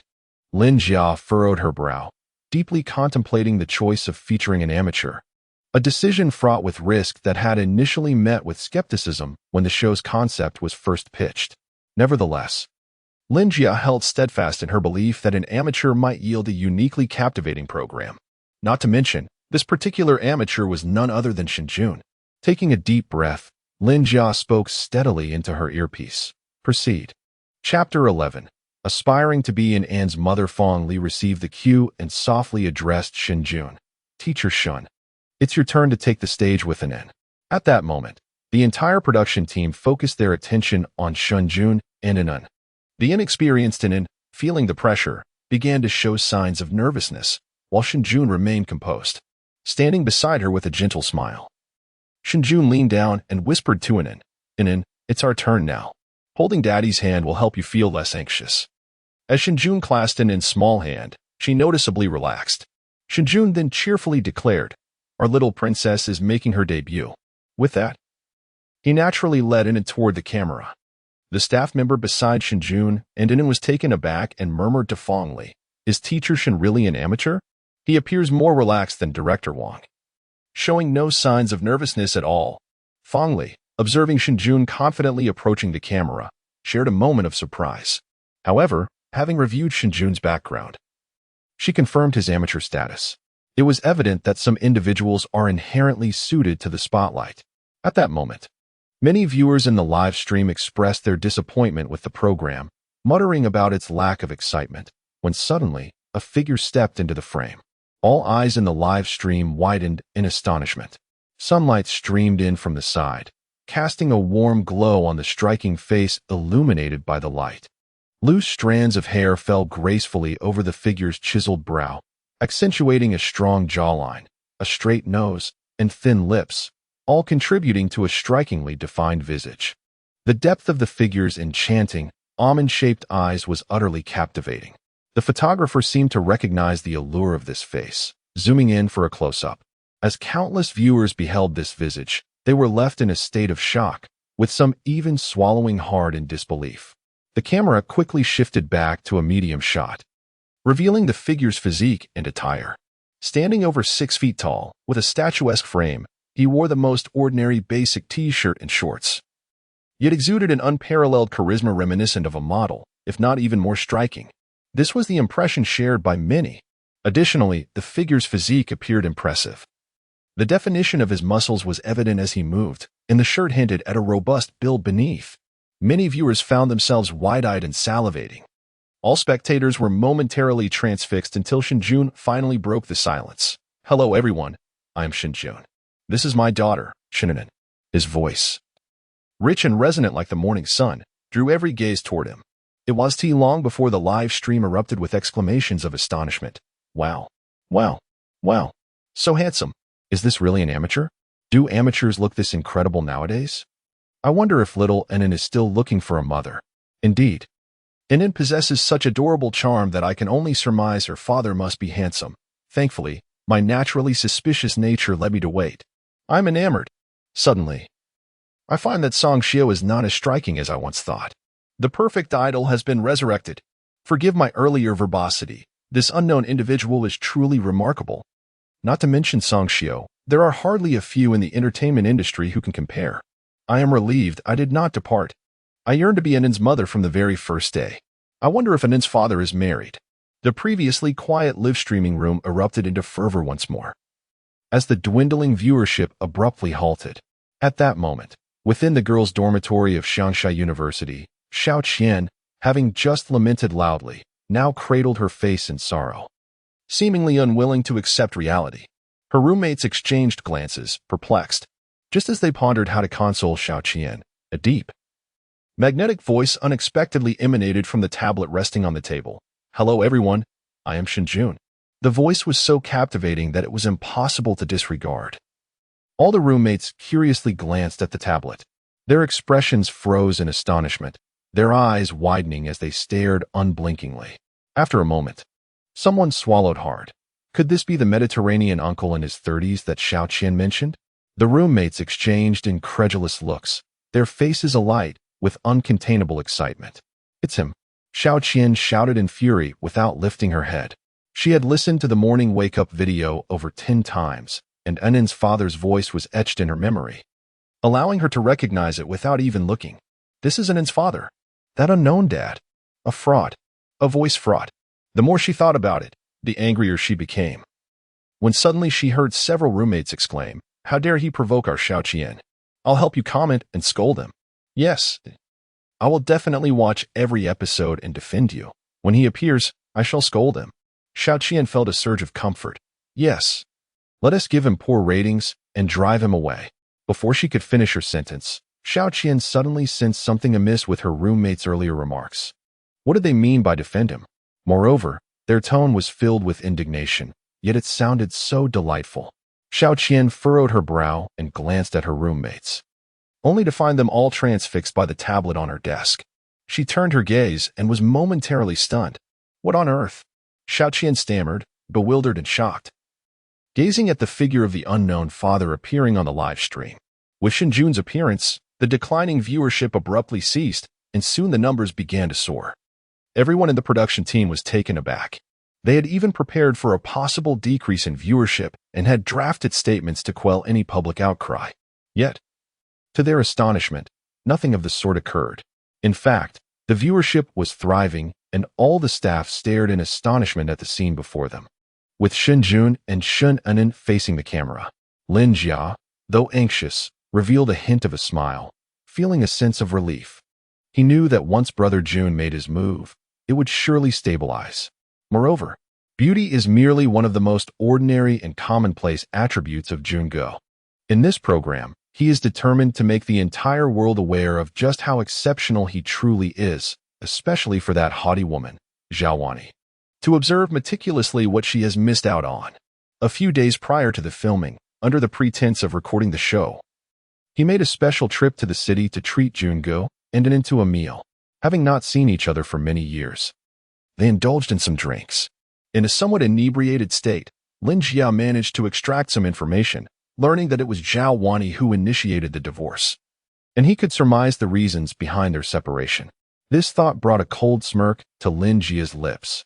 He truly could not fathom Zhao Wani's mindset. How could she possibly overlook someone like Jungo?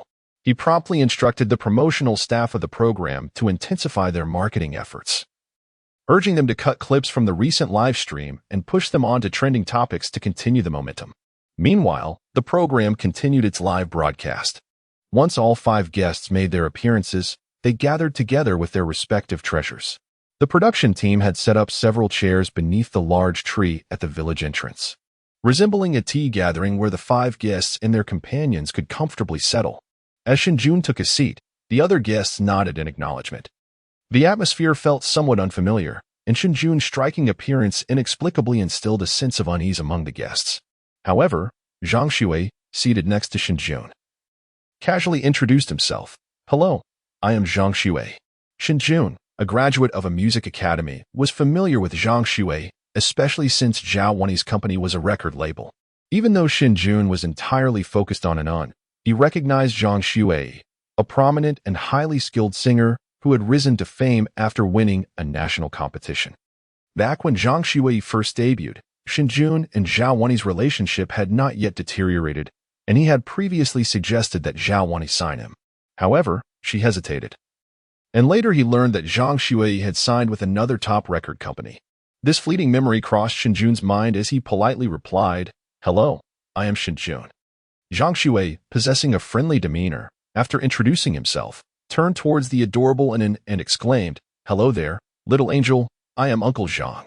Coincidentally, Anan was also quite sociable and, without a hint of fear, blinked her big eyes and cheerfully called out, "Hello, Uncle Zhang." Zhang Shui placed a hand over his heart, exclaiming, "Oh my, how adorable." He then introduced his son, Zhang Shuguang, stating, "This is my son, Shuguang, who calls you uncle." Zhang Shuguang, with a personality similar to his father's, was rather outgoing compared to the other children, and upon hearing this, he called out to Shen Jun, "Hello, uncle." As the greetings unfolded, the production team was preparing for the next segment.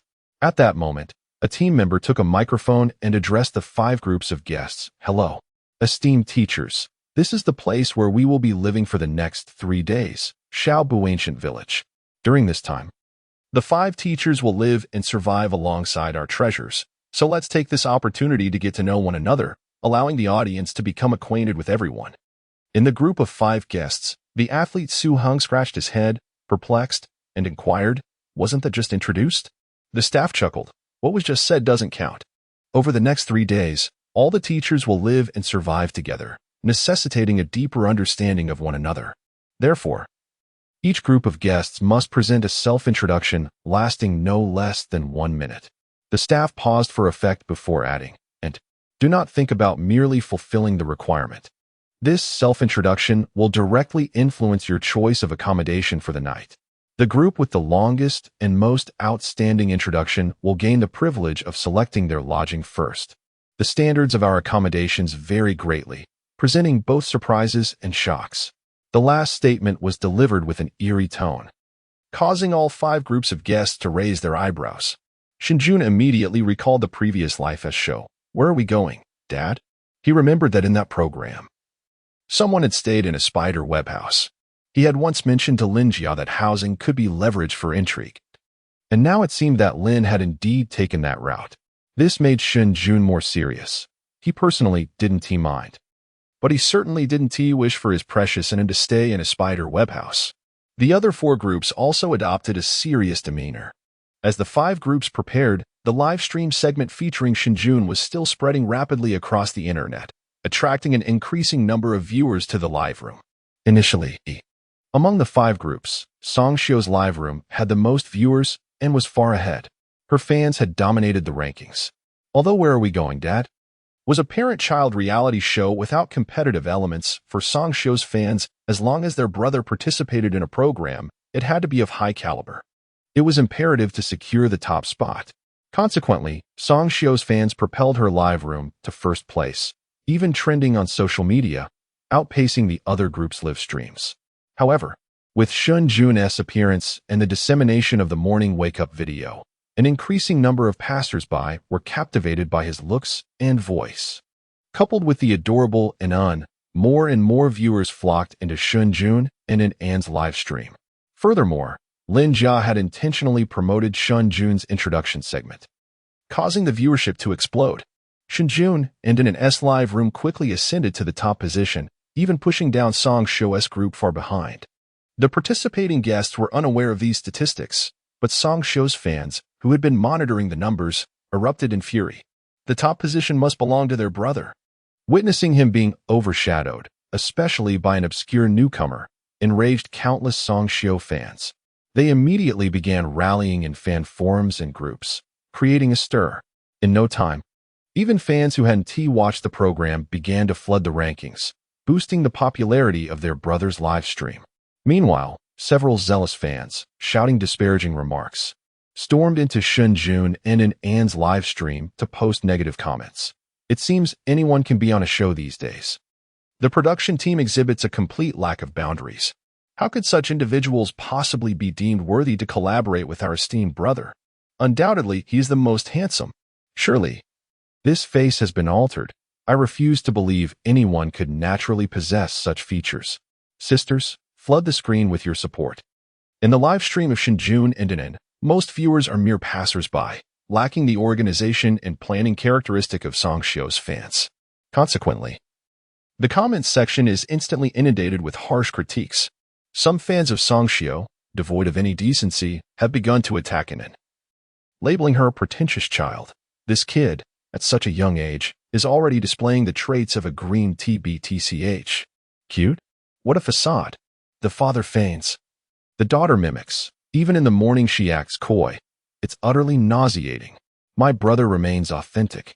As the 5 groups of guests introduce themselves, they remain oblivious to the turmoil within the live stream. However, the production team is acutely aware, witnessing the barrage of negative comments. The staff hastily informs Lin Jia, Director Lin.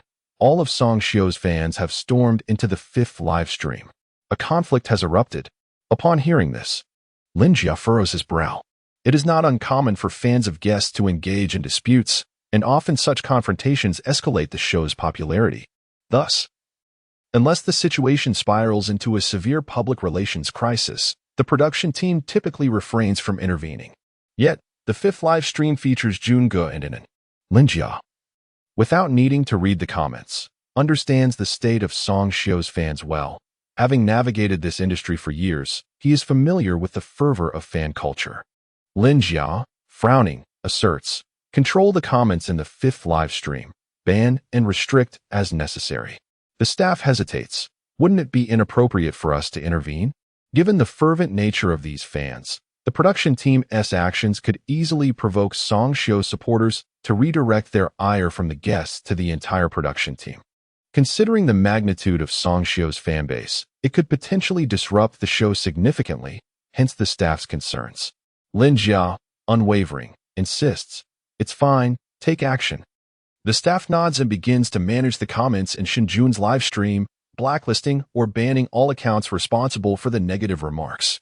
In an instant, the atmosphere in Shen Jun and in Anne's live stream calms, with few disparaging comments remaining. Meanwhile, it is now Shen Jun and in Anne's turn for self-introduction. Chapter 13. The task commences. The first 4 groups of guests have completed their introductions, with Song Shio's group performing the best, delivering a humorous and engaging presentation in a little over 2 minutes. Zhang Shui followed closely behind. Athletes Su Heng and director Wang Hai fared the worst. As they are not accustomed to being in front of the camera, Shen Jun reflects on the situation. The variety show has just begun, and the public sentiment is still unclear. Moreover, the first 4 groups consist of prominent figures. As an ordinary person, he should avoid drawing too much attention to himself. Otherwise, trouble may ensue. This insight stems from his past experiences, leading Shen Jun to a swift resolution. He would adopt a moderate approach, striking a balance that neither draws excessive attention nor relinquishes control during room allocations. Unbeknownst to him, while he focuses on evading the spotlight, discussions online have already reached a fever pitch, with fervent debates unfolding. Shen Jun stood up to introduce himself along with Inan, utilizing the templates previously employed by several guests. He shared his age, occupation, interests, and talents. When Shen Jun revealed that he was merely 28 years old, a wave of astonishment rippled through the audience. Among the 5 fathers present, aside from Shen Jun, the others were all over 30, with director Wang Hai even having crossed the threshold of 40. By age alone, it would not be inappropriate for Shen Jun to address Wang Hai as uncle. Zhang Shui, seated below, chuckled and remarked, "Given Anan's age, I thought you were in your 30s, yet you are so young." Shen Jun smiled and casually deflected, "I married early." He subsequently elaborated on his work situation. Having been out of the workforce for several years, Shen Jun humorously referred to himself as an unemployed vagrant, noting that his daily work consisted of caring for his child. This elicited both shock and envy from Zhang Shui, who initially assumed Shen Jun was a model. Even the typically reticent director Wang Hai chimed in, stating, "It would be a pity if such a face did not pursue acting." Zhang Shui, ever the social butterfly, jovially teased, "When director Wang has a film in the future, you should consider Little Shen. His face is indeed suited to benefit the public." To everyone's surprise, Wang Hai nodded earnestly in agreement, provoking laughter from the group. Shen Jun then shared his hobbies and details about Anan, estimating the time and deciding to conclude his introduction. When the results were announced, he found himself placed 3rd, quite satisfactory. Shen Jun nodded in contentment. Following the introductions, the staff announced, "Now that everyone is familiar with one another, our rustic village survival experience officially commences." The program, "Where Are We Going, Dad?" primarily focuses on the challenges faced by fathers in raising their children, along with the myriad of joys and sorrows that ensue. Naturally, the show would not allow the guests to remain too comfortable. Thus, the staff declared, "It is now noon, and lunch requires the collaboration of several fathers and their children to prepare." Upon hearing this, the fathers instinctively exchanged glances, judging by the breakfast situation. It was apparent that most of them did not frequent the kitchen, except for Shen Jun. This task appeared simple but was quite daunting for the others, eliciting wry smiles. Zhang Shui, having observed others in their live streams earlier, exaggeratedly embraced Shen Jun, exclaiming, "Little Shen, I saw you make breakfast. I'll be relying on you." His son, Guangzai, sitting beside him, mimicked his father's antics by clinging to Shen Jun's leg. Their exaggerated gestures and humorous sounds prompted laughter from everyone. maximizing the program's entertainment value, even causing viewers in the live stream to burst into laughter. This is hilarious. Rarely had Zhang Shuai displayed such unabashed behavior. However, it must be said that the other guests seemed to lack culinary skills. Only Shen Jun appeared competent. Amidst the laughter, the staff continued to outline the task. The ingredients and tools needed for lunch have been prepared, but before cooking, everyone must complete a task to obtain them. The staff began assigning tasks, which were not particularly challenging. They merely required the children to search for clues within the ancient village. However, the difficulty lay in the necessity for the children to be separated from their parents. We were to assess the youngsters' independence and see if they could accomplish the tasks without parental accompaniment. The 5 children were divided into 2 groups, one consisting of 2 children and the other of 3. Initially, the young ones were filled with joy. But upon hearing they would have to part from their fathers and search for items in this unfamiliar village, their expressions changed dramatically. Before the fathers could utter a word, a piercing wail shattered the air. "I don't want to be separated from Daddy. Daddy, no. Wah, I'm scared." Among the 5 participants, the eldest was Su Heng's son, Yang Ang, aged 6, while the youngest was Wang Hai's daughter, Wang Shiv-en, aged 4. All were of preschool age and had been raised in a nurturing environment, rarely experiencing prolonged separations from their parents, let alone venturing alone into unknown territories. In an instant, the atmosphere turned chaotic, with the fathers scrambling to console and promise their children. Even the usually well-behaved Anan exhibited signs of distress, primarily due to her fear of the unfamiliarity of the ancient village. Shen Jun comforted her, saying, "Anan, do not be afraid. There will be camera uncles accompanying you." He gestured towards the staff members carrying cameras and continued, "Moreover, behind the lens, countless older brothers and sisters, uncles and aunts are watching you through the television. Anan must be brave. Otherwise, the older brothers and sisters watching will tease you. Isn't Anan the most beautiful and courageous child?" Anan, whom Shen Jun had raised, was well aware of her vulnerabilities, and with a combination of coaxing and cunning, he managed to reassure her. She composed her little face and declared, "Anan is the bravest. Anan is the most beautiful." Shen Jun smiled and gently patted her cheek. "Do you remember when Daddy told you about Harry Potter? Now Anan must go catch her golden snitch. Daddy will wait for her triumphant return." Anan's spirits lifted, and she nodded enthusiastically. "Daddy, wait for me." In just a few minutes, Shen Jun had calmed Anan, leaving the other fathers astonished and envious of his success. After a little over 10 minutes, all the children were finally soothed, and the task commenced. Anan and Zhang Shui's son, Guangzai, were placed in the same group since both were relatively well-behaved. In the other group were the youngest, Wang Shiven, and the eldest, Su Yang, accompanied by the whiny Song Lei. The 2 groups set off towards the unfamiliar ancient village. Watching Anan's petite figure gradually fade into the village, a wave of concern washed over Shen Jun. Although he regularly encouraged Anan's independence, seeing his little cotton-padded jacket venture alone still left him anxious. Chapter 14. The trap. Anan and Guangzai were assigned the task of locating a cooking pot, which had been hidden by the production team beneath a century-old tree in the ancient village. The ancient tree stands tall and lush, easily visible at the village's entrance, guiding one's path simply by walking towards it. While this seems straightforward, many viewers in the live broadcast expressed skepticism, asserting that the production team would not allow the 2 little ones to find their way so effortlessly. "The treasure is so small, surely it won't be too challenging, right?" they mused. Given the nature of this program, the production team is bound to orchestrate some twists. There must be obstacles along the way, otherwise, how would they create engaging content? I wonder if the 2 little ones will manage to navigate through, with a sweet disposition and an assure to succeed. Her mother believes in her wholeheartedly. The discussion in the comments section gradually veered off course, despite facing harsh criticism from Songshio's fans. The live broadcast featuring Shen Jun and Anan has stabilized thanks to the production team's intervention, maintaining the top viewing numbers and attracting a plethora of devoted mothers. At this moment, Anan and Guangzai have entered the ancient village, their small legs eagerly striding towards the ancient tree. Being young, they were oblivious to the complexities around them, only recalling their father's advice to keep walking towards the ancient tree. However, as the viewers suggested. The production team is certainly up to something.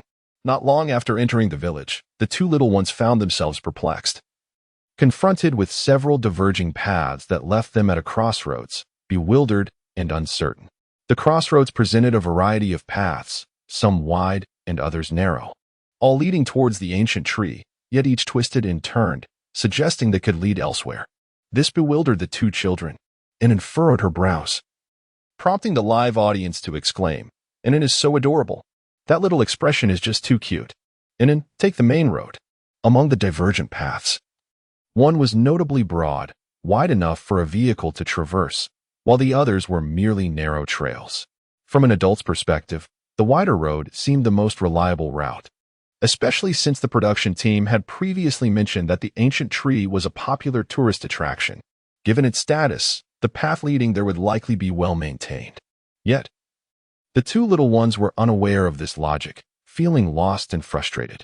Just then, Guangzai exclaimed, "Look, there's an old grandpa over there." On the opposite side of the crossroads sat an elderly man, seemingly basking in the sun. "Let's go ask the grandpa for directions. My dad told me that if we encounter difficulties while out, we can seek assistance from uncles and aunts." Guangzai immediately devised a plan. The audience in the live stream commented, "Guangzai is quite clever." However, many speculated that this old man was likely another trap set by the production team. Why would he be seated at the crossroads, seemingly waiting for the two little ones? The viewers quickly realized this is a setup. The production team has laid so many traps. How amusing. They truly intend to stir up some drama. While Zhang Shuai taught Guangzai to seek help from adults, one wonders if he also cautioned him about the unreliability of strangers. The comments in the live broadcast room have notably increased, as it is evident that the audience is concerned about the two little ones potentially falling into the program's trap. Meanwhile, the two children have approached the elderly gentleman. And Guangzai, resembling his father Zhang Shuai, is quite the social butterfly. He immediately calls out, "Grandpa."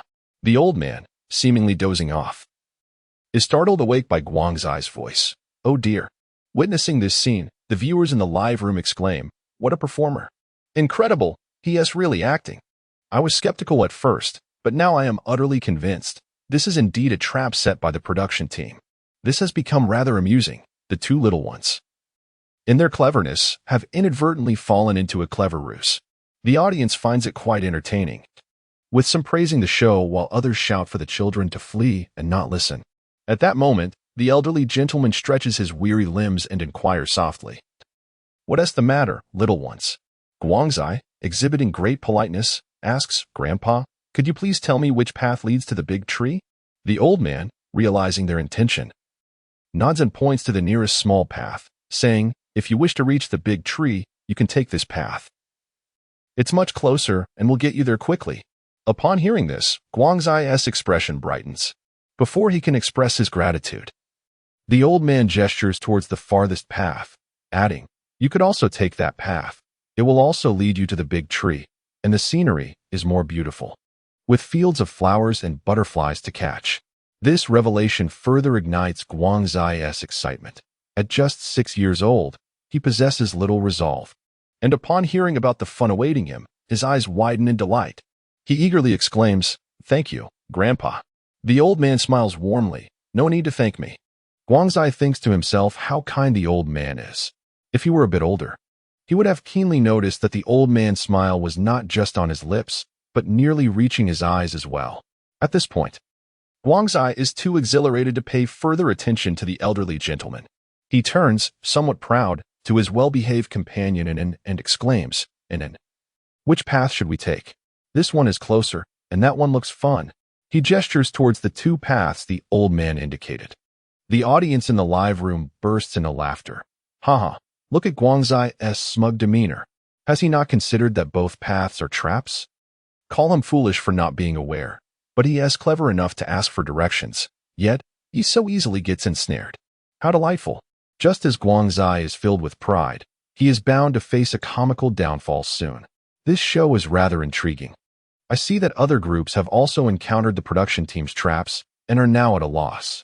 Many viewers find it quite entertaining, as this parent-child reality show is the first of its kind in the country, making it quite novel.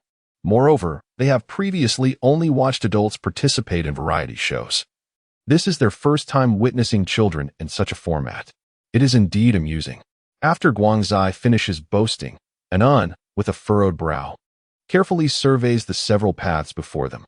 Then, amid the concerns of countless viewers in the live room, Anan slowly extends her small hand and points to one of the paths. Anan chooses the main road. Anan must surely take the main road. Guangzai, you can fall into the pit yourself, but please do not lead Anan along with you. My heart aches for Anan, standing there obediently. She resembles a delicate doll, adorably charming, drawing in numerous viewers who have unconsciously assumed the role of Anan's mother. Thus, upon witnessing Anan about to be led astray, they hurriedly commented. Unfortunately, Anan was oblivious to the viewers' remarks and could only choose her own path. Just as countless netizens believed Anan was about to be misguided by Guangzai, she resolutely pointed her tiny hand towards the grand road ahead. The very road that the old man had not mentioned. With a serious expression, Shun Anan declared, "We shall take this route."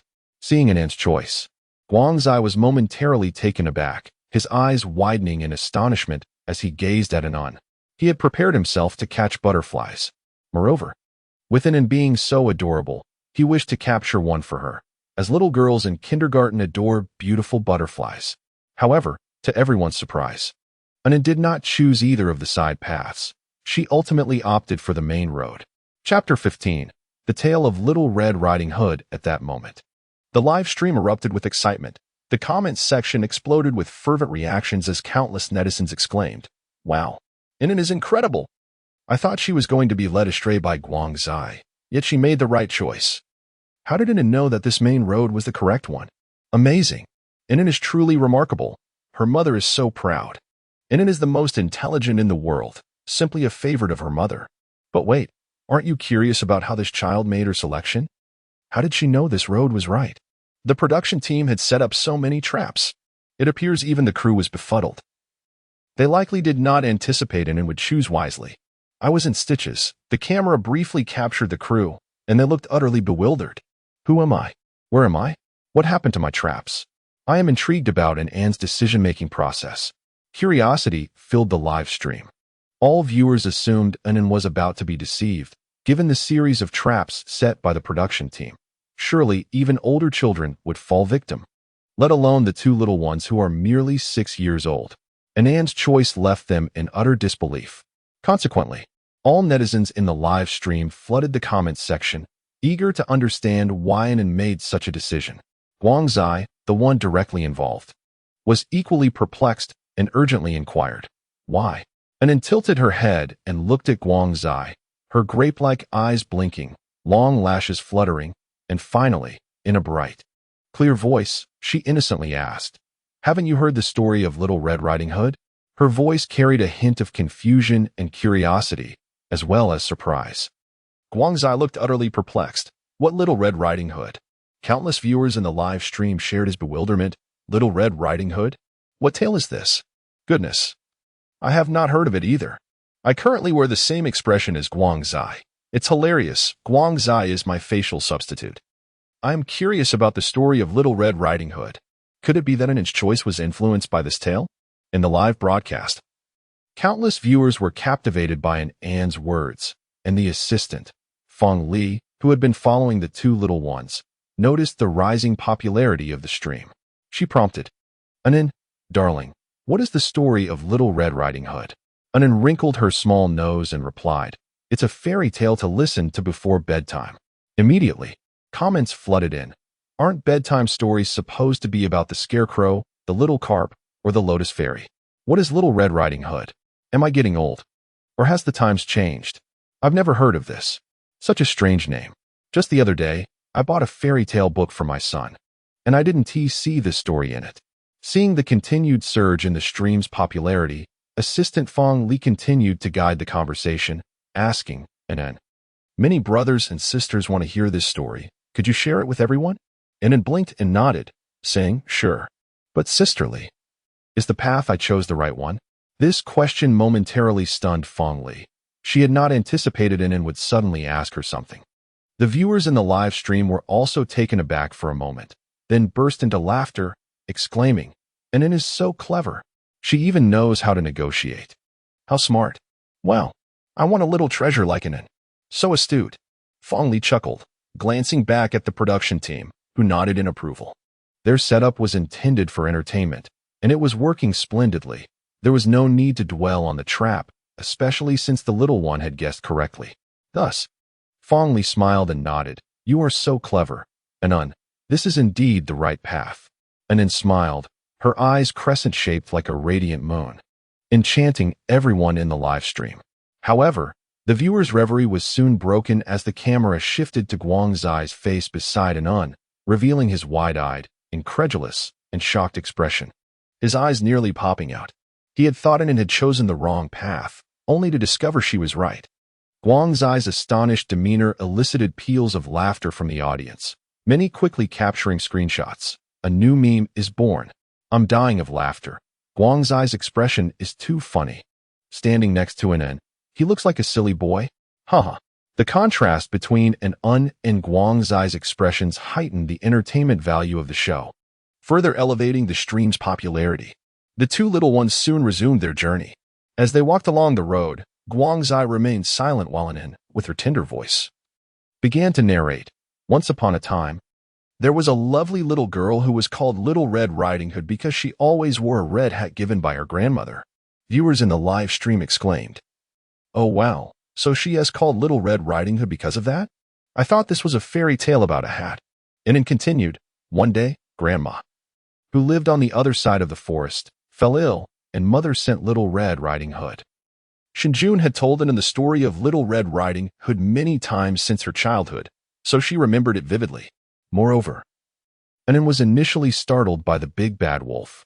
As Anon walked, she narrated, on her way to her grandmother's house, Little Red Riding Hood encountered a fork in the road. One path was wide and the other narrow. At this point, the audience in the live stream began to react. Realizing that this plot was quite similar to the trap set by the production team earlier. Was this, then, the reason for Anon's choice of the wide path? The comments in the live stream fell silent, as if everyone was intently listening to Anon's tale. Even the previously quiet Guangzai turned his gaze back to Anon, his eyes filled with curiosity, clearly captivated by the story. Anon continued, Little Red Riding Hood's mother had warned her that the small path in the forest was perilous and advised her to take the main road. However, the smaller path promised a quicker arrival at her grandmother's house, and it appeared so enchanting. Along the narrow path, Little Red Riding Hood was mesmerized by the myriad of beautiful flowers and butterflies. Yet, she remained oblivious to the pair of eyes that had been following her for quite some time, a big bad wolf. The wolf had set its sights on Little Red Riding Hood, but deemed her too small to satisfy its hunger, thus concocting a wicked plan. The wolf pretended to be a good Samaritan and extracted the location of the grandmother's house from Little Red Riding Hood. At this moment, Anon playfully held at Guangzai beside her. Guangzai, who had been deeply engrossed in Anon's story, was startled by her sudden exclamation, causing him to retreat in alarm. The audience in the live stream erupted in laughter. Anon is so mischievous. Haha, that adorable little howl is delightful. Guangzai is listening so attentively. I must admit, this tale is quite captivating. My son is also fully engaged. Even I, as an adult, am listening with rapt attention. It's rather intriguing. So what is the conclusion of the story? Chapter 16. It is said that Snow White is on the run. By the time Little Red Riding Hood reached her grandmother's house, the big bad wolf had already devoured her grandmother. Guangzai gasped in surprise. Anon continued with a childlike innocence. Furthermore, the wolf disguised itself as the grandmother and consumed Little Red Riding Hood as well. However, fortunately, a passerby discovered the plight of Little Red Riding Hood and her grandmother. To punish the wolf, when it went to the well for a drink, it fell in and drowned. Upon concluding the tale, Anon adorably proclaimed, and that is the story of Little Red Riding Hood. Everyone in the live stream attentively absorbed the story, and afterwards, the comments section buzzed with remarks. What a delightful little story. Though the logic seems a bit off, how could scissors cut open a belly without anyone noticing? Let us not quibble, it's been stated that this is a fairy tale. Do you understand what an animated story entails? Kindergartners may find it childish, while university students might find it just right. I believe this story is quite engaging, although simple. It encapsulates significant lessons. Indeed, it educates while entertaining. Listen to your mother, remain vigilant, and do not easily trust strangers. Knowledge has entered my mind in the most peculiar fashion. Many people find Anand's storytelling to be exceptionally captivating, with some even suggesting that they glean valuable lessons from it. One viewer remarked, "My son is the same age as Anand and usually ignores everything I say, letting it go in one ear and out the other. Yet after listening to Anand's story, he told me not to easily trust strangers." Another parent echoed this sentiment, expressing astonishment that their child, typically disinterested in moral lessons, was completely entranced by Anand's tale. As the midday hour arrived, numerous parents began tuning into the live stream alongside their children, only to discover that their usually rambunctious kids had quieted down in rapt attention. This left many parents astonished, as they had never witnessed such compliance and attentiveness from their offspring before. Consequently, a lively discussion ensued in the comments section, during which one individual interjected, "I am a preschool teacher and am familiar with various children's stories, both domestic and international. However, I have never encountered this particular fairy tale before." Others chimed in, expressing their surprise, "I haven't heard of it either. I thought I was just out of the loop. I've been buying fairy tale books for my daughter, and this story isn't included." After searching online, they found no trace of it. Suddenly, someone exclaimed in disbelief, "Could this be a story made up by Anand's father? How remarkable! I feel this tale rivals the classics." Indeed, the creativity was astounding. While I simply read stories, Anand's father crafted one himself. Meanwhile, on the ancient village road, Guangzai expressed admiration, saying, "Anand, your story is so interesting." The surrounding staff joined in, praising Anand enthusiastically. The compliments filled Anand with delight. If she had a tail, it would surely be wagging with joy. With a playful smirk, she responded, "Humph. My father has told me many such stories." As she spoke, unable to contain her excitement, Anand began to bounce joyfully, humming a simple melody. "I heard that Snow White is on the run, Little Red Riding Hood is. The ugly duckling will become a white swan." Guangzai's eyes widened in astonishment, and the live stream audience was equally captivated, eventually prompting someone to comment, "What is Anand singing? Little Red Riding Hood is from the story just now, but what about Snow White? And Alice? And the ugly duckling? Why do Anand's fairy tales differ so completely from the ones I've heard?" A reply followed, "It's not that they are different from yours. Anand's tales are likely unique to her. Perhaps they are all exclusive." Desperate pleas emerged. "Does anyone know other stories? My son insists I tell him more. My daughter too. I'm at my wit's end. My son is also asking for more." Thankfully, I recorded it, preparing to let him listen to Little Red Riding Hood several more times. Seeking resources. I'm on my knees asking for resources.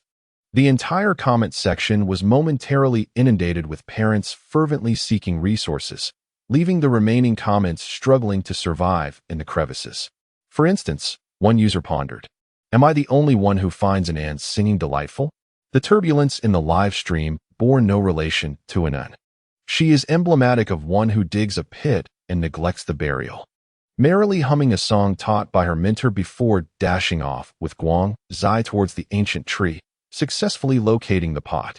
When Anand and Guangzai returned, another group of children had yet to arrive, having reportedly been ensnared by a trap. The father of the trio of children had already embarked on a rescue mission. Only Shen Jun and Zhang Shui remained at the gathering place. Upon witnessing Anand's successful return, Shen Jun's anxious heart finally found solace. Anand rushed towards Shen Jun, who embraced her with joy. "Anand, you are remarkable." Shen Jun commended earnestly, having gleaned the general events that transpired. Anand's eyes sparkled like a crescent moon as she beamed. "I'm amazing." Meanwhile, Zhang Shui, resembling a brother to Guangzai, playfully bumped fists with him and intended to inquire about Guangzai's experience. Instead, he heard Guangzai, filled with admiration, exclaim, "Anand knows so many stories. Dad, why have you never told me any?" The smile on Zhang Shui's face froze instantly, prompting laughter from many in the live stream. The soul of a child speaks. Zhang Shui, feeling rather awkward, responded, "Once we return home, I shall tell you. I want to hear the story of Little Red Riding Hood, and the tale of the snowflake and the ugly duckling." Guangzai recounted the stories he had heard from Anin, leaving Zhang Shui utterly clueless about their content. Yet he readily agreed. No problem. Tonight I shall regale you with those tales. Laughter erupted in the live stream once more, with viewers remarking, Shui, like Guangzai, enjoys digging his own pits. It runs in the family.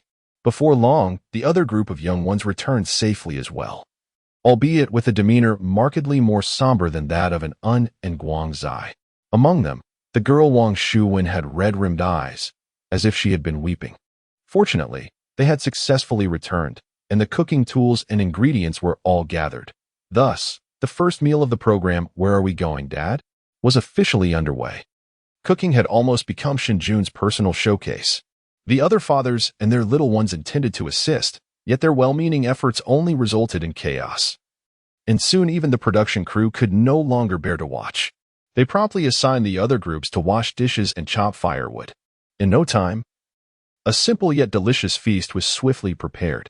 Although the ingredients were basic, Shen Jun's culinary skills rendered the meal visually appealing and aromatic, greatly whetting the appetite. Not to mention, everyone present had labored throughout the morning and were now ravenous. The sight of the little ones devouring their food elicited hearty laughter from numerous viewers. Chapter 17. To bring him down while the atmosphere inside the live stream was serene, outside, a tempest brewed. Earlier that morning, due to Shen Jun's stream overshadowing Song Xiu's in terms of viewership, a frenzy of criticism and resistance erupted from Song Xiu's fans. Although the production team managed to contain the situation within the live stream, the online realm was still rife with disparaging remarks directed at Shen Jun and the production crew. Especially during noon, the traffic in Shen Jun's live streaming room remains consistently high, which further incites the ire of Song Xiu's fans, leaving them with red eyes and expressions of resentment. In the eyes of many of Song Xiu's supporters, Shen Jun has become a thorn in their side, a splinter in their flesh. Song Xiu, as the most prominent figure in the program, undoubtedly holds the top position and is expected to be the star of the show. Yet, due to this unknown individual, their idol's popularity continues to be stifled, and inexplicably, this newcomer seems to have the backing of the production team. Accounts that attempted to attack in the live streaming room were swiftly banned, which only fueled the anger of many fans who cursed the production team for their lack of awareness regarding who the true king is and who brings in the audience. Consequently, numerous fervent fans began to unite and even prepared to chant slogans calling for a boycott of Shen Jun and the program. As for Shen Jun himself, he has been relentlessly targeted by countless fans of Song Xiu, with malicious rumors spreading like wildfire. Some allege that Shen Jun entered the group with financial backing, suggesting he is a second-generation rich kid, while others spread rumors about his supposed cosmetic surgery, disseminating disparaging information online. There are even claims that Shen Jun is being kept by a wealthy woman. These accusations are presented with seemingly credible reasoning. For instance, when Shen Jun introduced himself and mentioned his age in relation to an aunt, someone calculated that he had given birth to an immediately after graduating. Additionally, Shen Jun jokingly referred to himself as a jobless drifter, solely focused on raising children, which led some to assert that he must have been supported by a wealthy woman during his university years, labeling him as a pretty boy who relies on his looks, thus rendering him unnecessary to work. Even his skills in household chores and cooking have been twisted into rumors that they were honed to cater to a wealthy woman. As these rumors proliferated, both Shen Jun and the production team faced severe public backlash. It was only due to the support from Xiang TV for the program Where Are We Going, Dad?, a grand production that received ample resources, that they managed to withstand the public scrutiny, albeit at the cost of stalling their momentum and witnessing a decline in online ratings. While Shen Jun and his companions were preparing and eating lunch, Lin Jia was visibly troubled, grappling with the situation. He could not fathom the reasoning behind the actions of these fans. How could undermining the program benefit them when their idol is also part of it? Public relations, audience engagement, and various voices emerged as Lin Jia mobilized every resource and connection at his disposal in an attempt to quell the online uproar. Just as Lin Jia was feeling overwhelmed, an excited administrator in a spontaneously formed group of 1,000 Song Xiu fans announced a significant discovery. Major news. Major news. Look at what I found.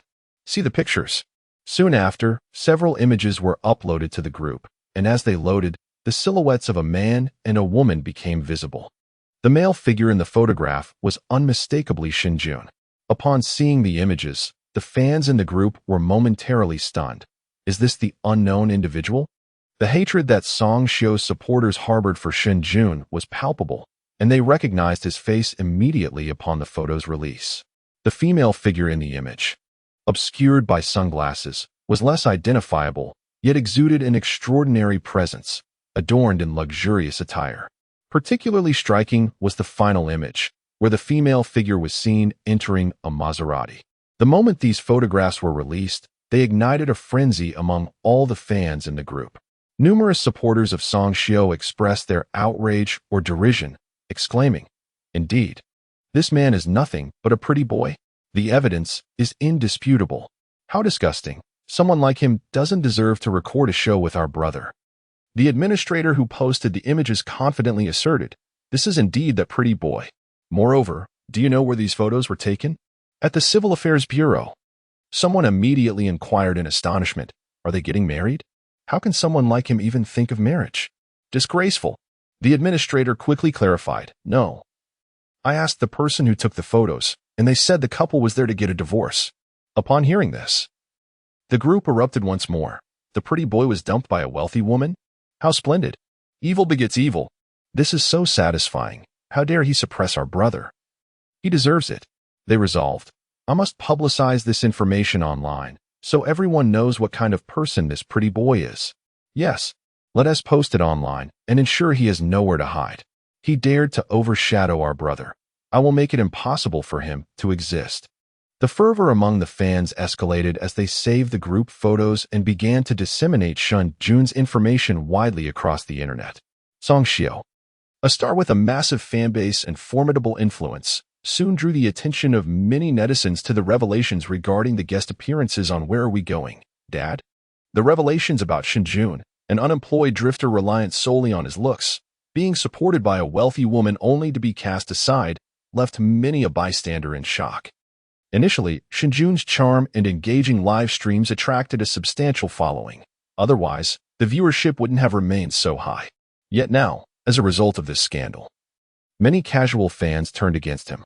The term Shen Jun rapidly ascended the trending topics, garnering the attention of an ever-growing audience. Lin Jia relished trending topics, as they indicated the show's breakout success, even hinting at a potential explosion in popularity. However, in this moment, as he gazed at Shen Jun's name trending, his expression darkened. He never anticipated that events would escalate to such a degree. Shen Jun's information had been thoroughly exposed online, including the details of his divorce from Xiaowani. Now, he was also being maliciously slandered by Song Xiu's fans. His reputation lay in ruins.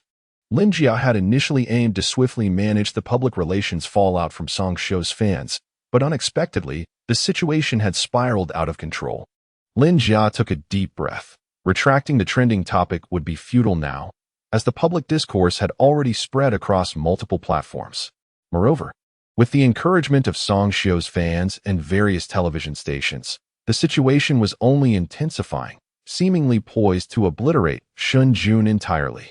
If this continued, Shen Jun would be doomed, and their show would suffer the same fate. At this moment, the program staff wore anxious expressions. "Director Lin, what shall we do? The program's viewership is beginning to decline."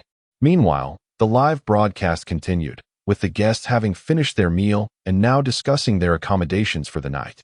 Due to the recording requirements of the program, Shen Jun and his companions had already surrendered their mobile phones to the production team, leaving them unaware of the turbulent public opinion circulating online. Lin Jia gritted his teeth and declared, "Utilize all available resources from the station to mitigate the impact of the public discourse. The broadcast will be temporarily suspended this afternoon." Chapter 18. Suspension. The decision to suspend the broadcast was one that Lin Jia had to muster all his strength to voice. Today marked the inaugural airing of the program, a significant moment for its debut.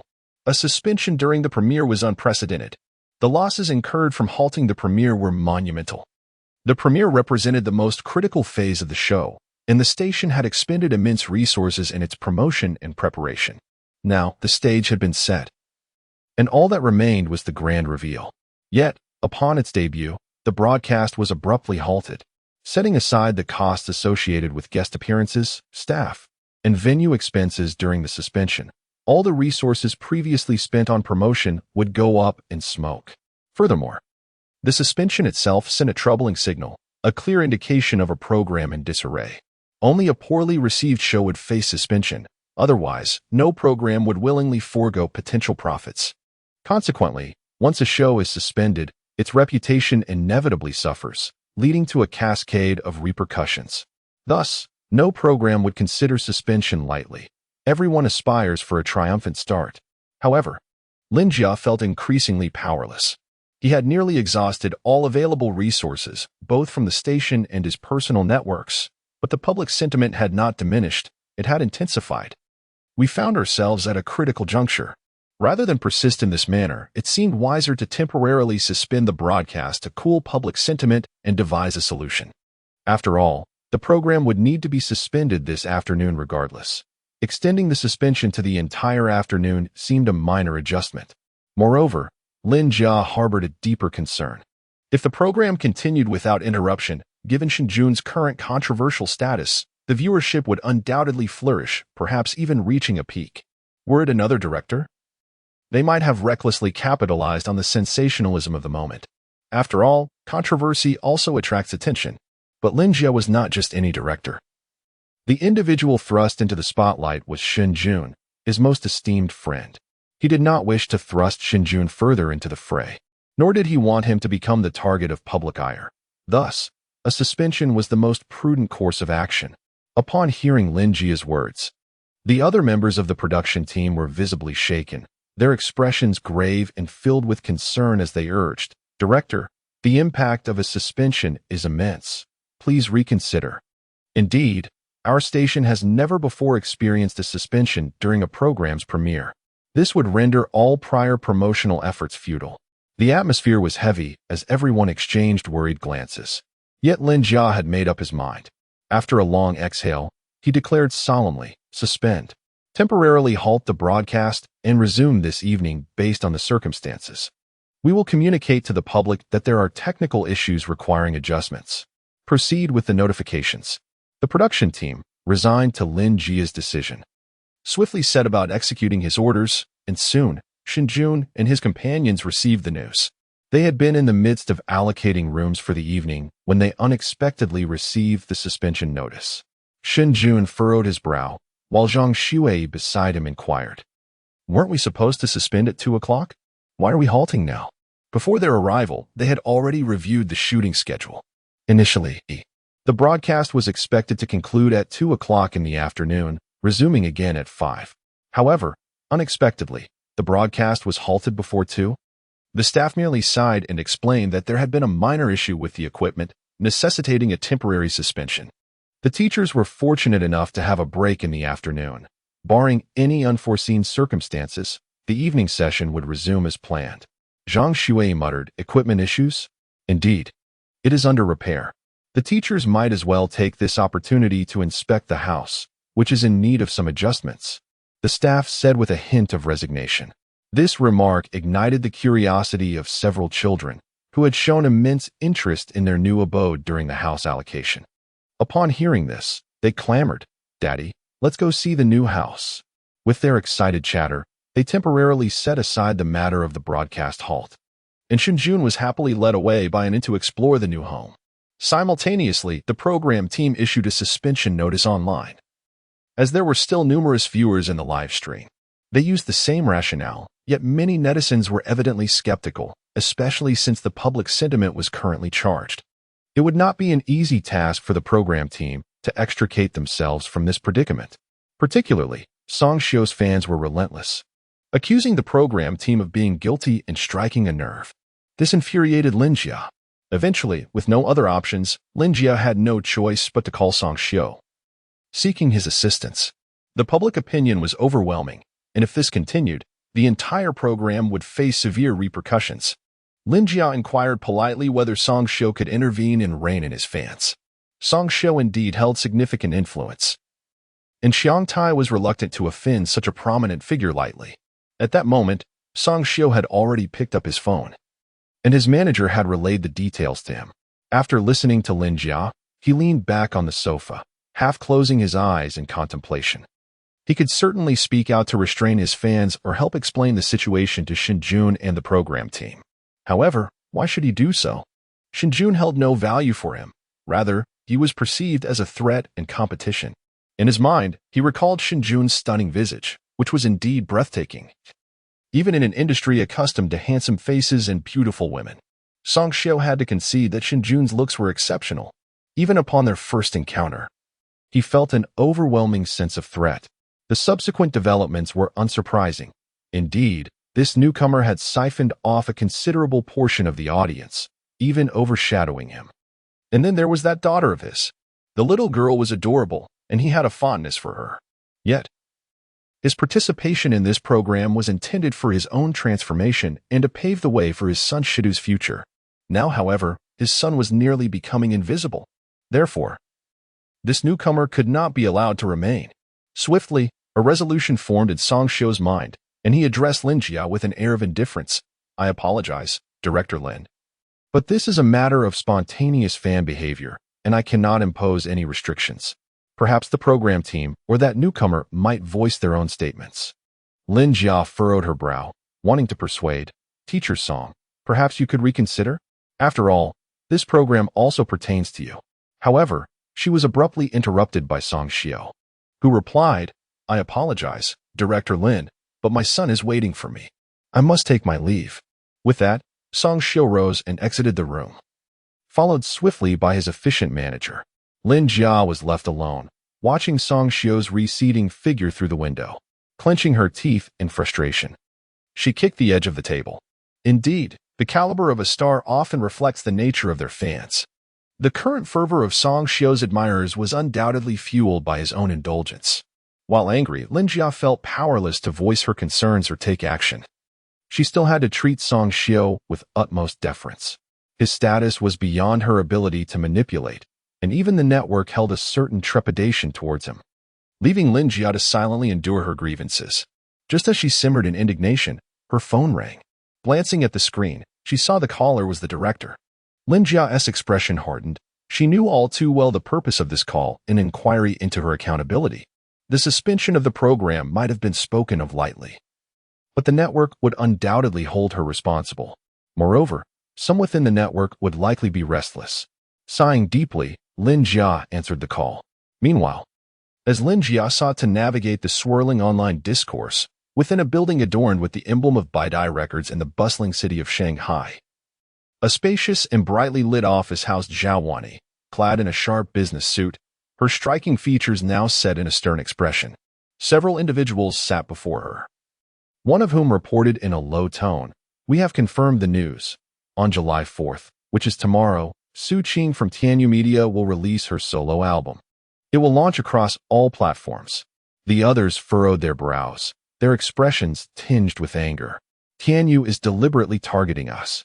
This is utterly infuriating. Why choose to release at the same time as Liu Yao? It's so blatant. Is Tianyu attempting to undermine Liu Yao? That seems unlikely. Su Qing and Liu Yao are of equal standing, both being second-tier artists. I suspect Tianyu intends to compete head-on with us, leveraging Liu Yao's presence to elevate their own status." The atmosphere in the office darkened.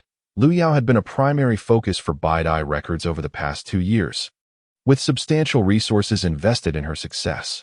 The upcoming release of her solo album was a significant gamble aimed at propelling her into the first tier. However, the unexpected emergence of Tianyu Media complicated matters. With a larger scale and a nationwide reach spanning film, entertainment, and music, Tianyu Media loomed as a behemoth in the industry. Su Qing, having debuted just a year prior, had already ascended to the second tier. Moreover, it was crucial to note that both Su Qing and Liu Yao shared similarities in vocal style and artistic direction, leading to ongoing tensions since their debuts. Their fan bases were fiercely at odds, locked in a bitter rivalry. After all, the market share was limited, and only one could ascend to the ranks of a first-tier artist. The urgency with which their company pushed Liu Yao to ascend to the forefront stemmed from their palpable apprehension regarding the looming threat posed by the newcomer, Su Qing. Consequently, They invested heavily in this album.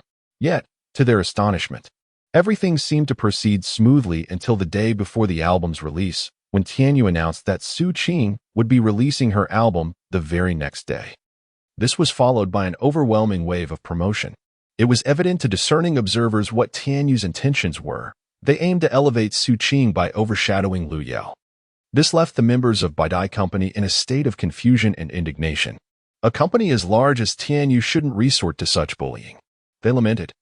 In the realm of interests, who speaks of fairness? This is egregious.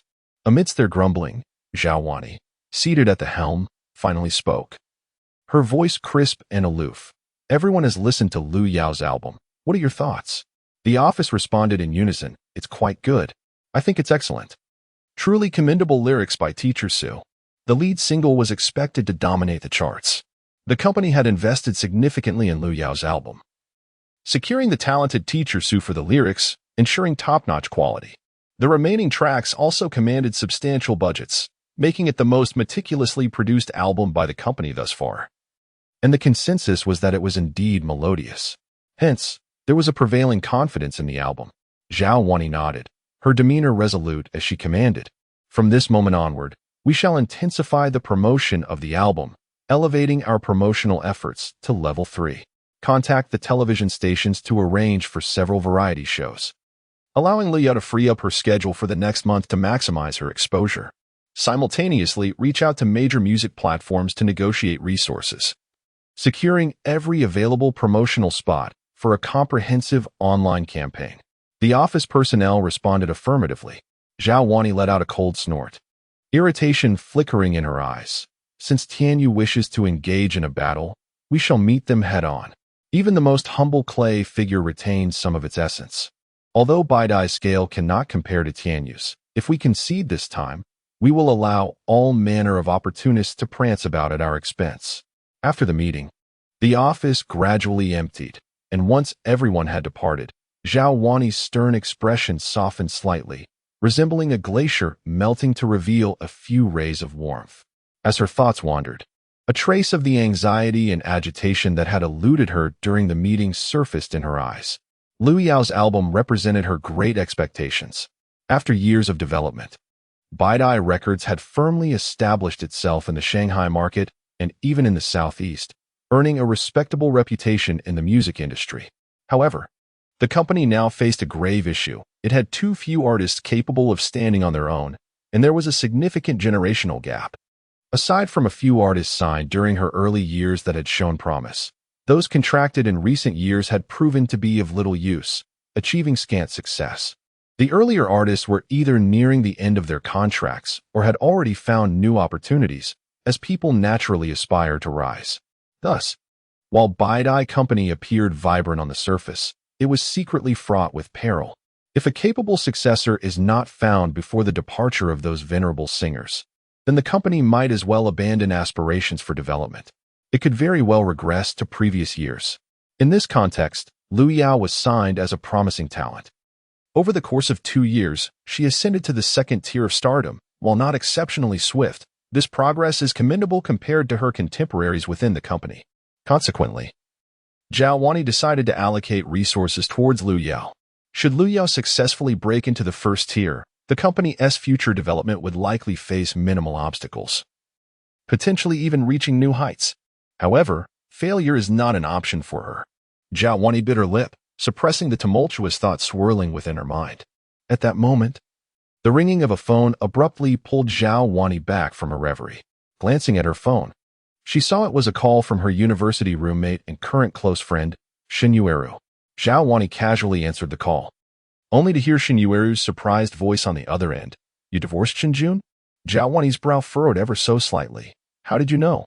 The news of her divorce had not been widely disseminated, and even her friends were unaware. Shen Jun's voice carried a hint of confusion. You don't know yet? Shen Jun. I'll send you the details. Shortly thereafter, Zhao Wani received a barrage of information from Shen Jun. As she perused the content on her phone, particularly the few exposed photographs, her expression gradually turned icy. Shen Jun continued to ramble on the line. Although I'm not sure why you divorced Shen Jun. He is not a bad person. Would you consider clarifying things for him? Zhao Wani replied in a cool tone. What does it have to do with me? Wani. You know Shen Jun isn't as terrible as what is being said online. He has been with you all these years, if you just step up. Zhao Wani interrupted Shen Yuru's words with a detached voice. His matters are none of my concern, nor will they ever be. Shen Yuru's expression shifted to one of urgency. Wani, how can you be so indifferent? The last two words lingered unspoken, and with a sigh, Shen Yuru remarked, after all these years together, can you really bear to see him slandered and maligned? A cold, mocking smile graced Zhao Wani's lips as she replied, he chose his path. Who can he blame? Hearing the frigid tone on the other end of the line, Shen Yuru realized Zhao Wani had firmly resolved not to assist Shen Jun. With a heavy heart, she sighed and hung up the call. After ending the conversation, Zhao Wani contemplated briefly before swiftly dialing another number. Hello, Lawyer Zhang, regarding the custody of my daughter, I wish to file a new appeal. I believe the child's father is unfit to care for her. Here is the evidence. As she spoke, Zhao Wani forwarded all the information Shen Yuru had sent her to Lawyer Zhang. Meanwhile, as the online discourse escalated and the impact widened, more acquaintances began to encounter the news surrounding Shen Jun. At that moment, in Jiang and Film City, a popular star named Jiang Runan was taking a break in a van. The new drama in which she is currently participating commenced filming early this morning, around 4 o'clock, and continued uninterrupted until noon, with additional night scenes scheduled for later. Seizing the opportunity during her free afternoon, Jiang Runan hurriedly took a brief nap. On the van, a few others were present, including Jiang Runan's manager, assistant, and makeup artist. At that moment, the assistant was quietly gossiping with the makeup artist. That unknown person is quite attractive, not your typical pretty boy, she remarked. The makeup artist curled her lip. His information has been dug up. His name is Shen Jun, a graduate of the Shanghai Conservatory of Music. I heard he was kept right after graduation, and recently he was dumped. Here, this is his divorce photo. The assistant gasped in astonishment. So handsome, what a pity. Just as they were conversing, a sultry, husky voice suddenly called out from the back row, Xiao Yuan. Upon hearing her name, the assistant, Xiao Yuan, immediately turned around to find Jiang Runan, who had been napping, now awake and slowly rising. With a hint of concern, Xiao Yuan asked, Did we wake you? Jiang Runan shook her head as she got up, rubbing her still drowsy head, then inquired, Who were you talking about? Xiao Yuan briefly explained, There's a variety show on Shanghai, and the unknown participant has been exposed for some scandal, allegedly being kept. Jiang Runan, recalling the name she had heard in her half-asleep state, asked uncertainly, What is his name? Xiao Yuan paused for a moment. I think it's... The makeup artist interjected, Shen Jun. Yes, that's the name. Xiao Yuan nodded. Upon hearing this name, Jiang Runan's movements halted, and she sat up straighter, her brows furrowing tightly. Are there any pictures? I want to see. Xiao Yuan and the makeup artist exchanged puzzled glances at Jiang Runan's unusual reaction, as she typically showed no interest in such entertainment gossip. In their confusion, the makeup artist sent Jiang Runan the widely circulated divorce photos online.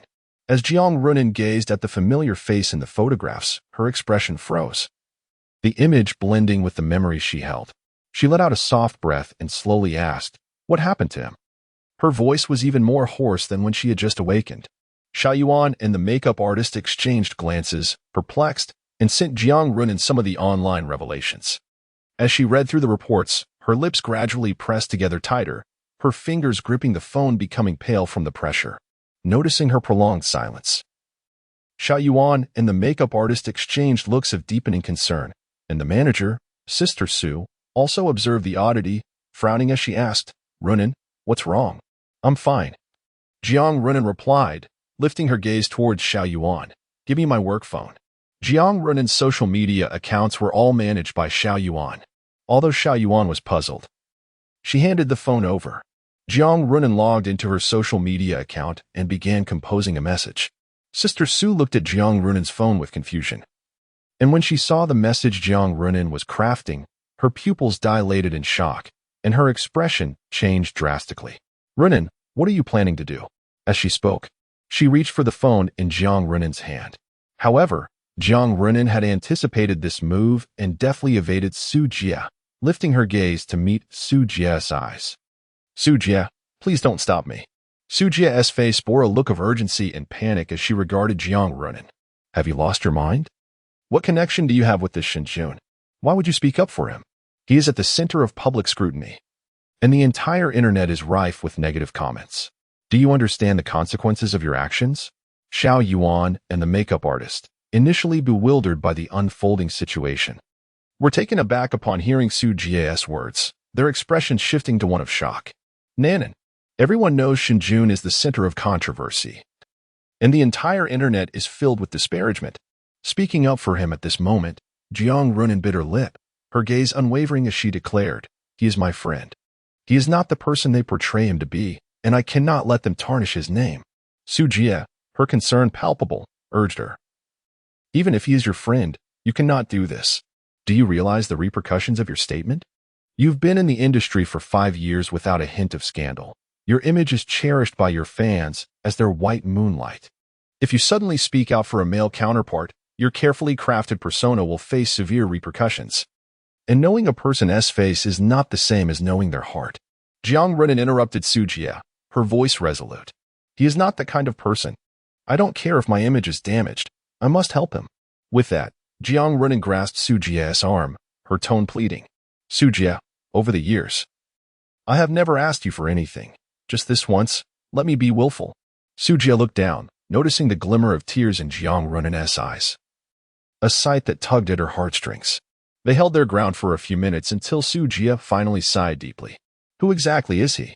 Jiang Runin paused, then slowly replied, "Without him, perhaps there would be no me today." Su Jie was momentarily taken aback but ultimately waved her hand, signaling Jiang Runin to handle it as she saw fit. Jiang Runin expressed her gratitude and swiftly composed a message, posting it on her social media account without a moment's hesitation. Meanwhile, in the temporary office of the program team at Xiaobu Ancient Village, Lin Jia hung up the phone, his face dark with displeasure. The cancellation of the premiere had drawn the ire of the director of the art center, who had reprimanded him harshly. Furthermore, the director revealed that due to the cancellation leading to financial losses, the station would reassess the rating of the program. Where are we going, Dad? Potentially downgrading it. Chapter 21. No rumors. The public outcry remained fervent, showing no signs of abating. The program had already suffered significant turmoil, and a downgrade at this juncture could spell disaster, stripping the show of essential resources and possibly leading to its demise. Compounding Lin Jia's concerns was the fact that a faction of fans, primarily those of Song Xiu, had begun to chant slogans demanding a boycott of actors with poor reputations, clearly aimed at forcing Shen Jun out of the program. Additionally, during the afternoon call, the director had explicitly warned him that if the situation continued to escalate, the station would terminate its contract with Shen Jun. At that point, even he would be unable to safeguard Shen Jun's position. This situation has left Lin Jia increasingly troubled and guilt-ridden. Shen Jun is a brother he called upon for assistance, yet it has culminated in such chaos. Moreover, he is currently in a precarious position. The program under his supervision has encountered issues, and despite being valued by the station's leadership, he is bound to face penalties. It seems he must temporarily abandon thoughts of the program. Lin Jia cursed under his breath. What a damn mess. He simply could not comprehend why these celebrity fans, seemingly well-fed and content, would create such a storm over a matter of pride, almost wishing to destroy someone, and certain celebrities complicit in the turmoil. Just as Lin Jia was deep in thought, the office door was knocked upon.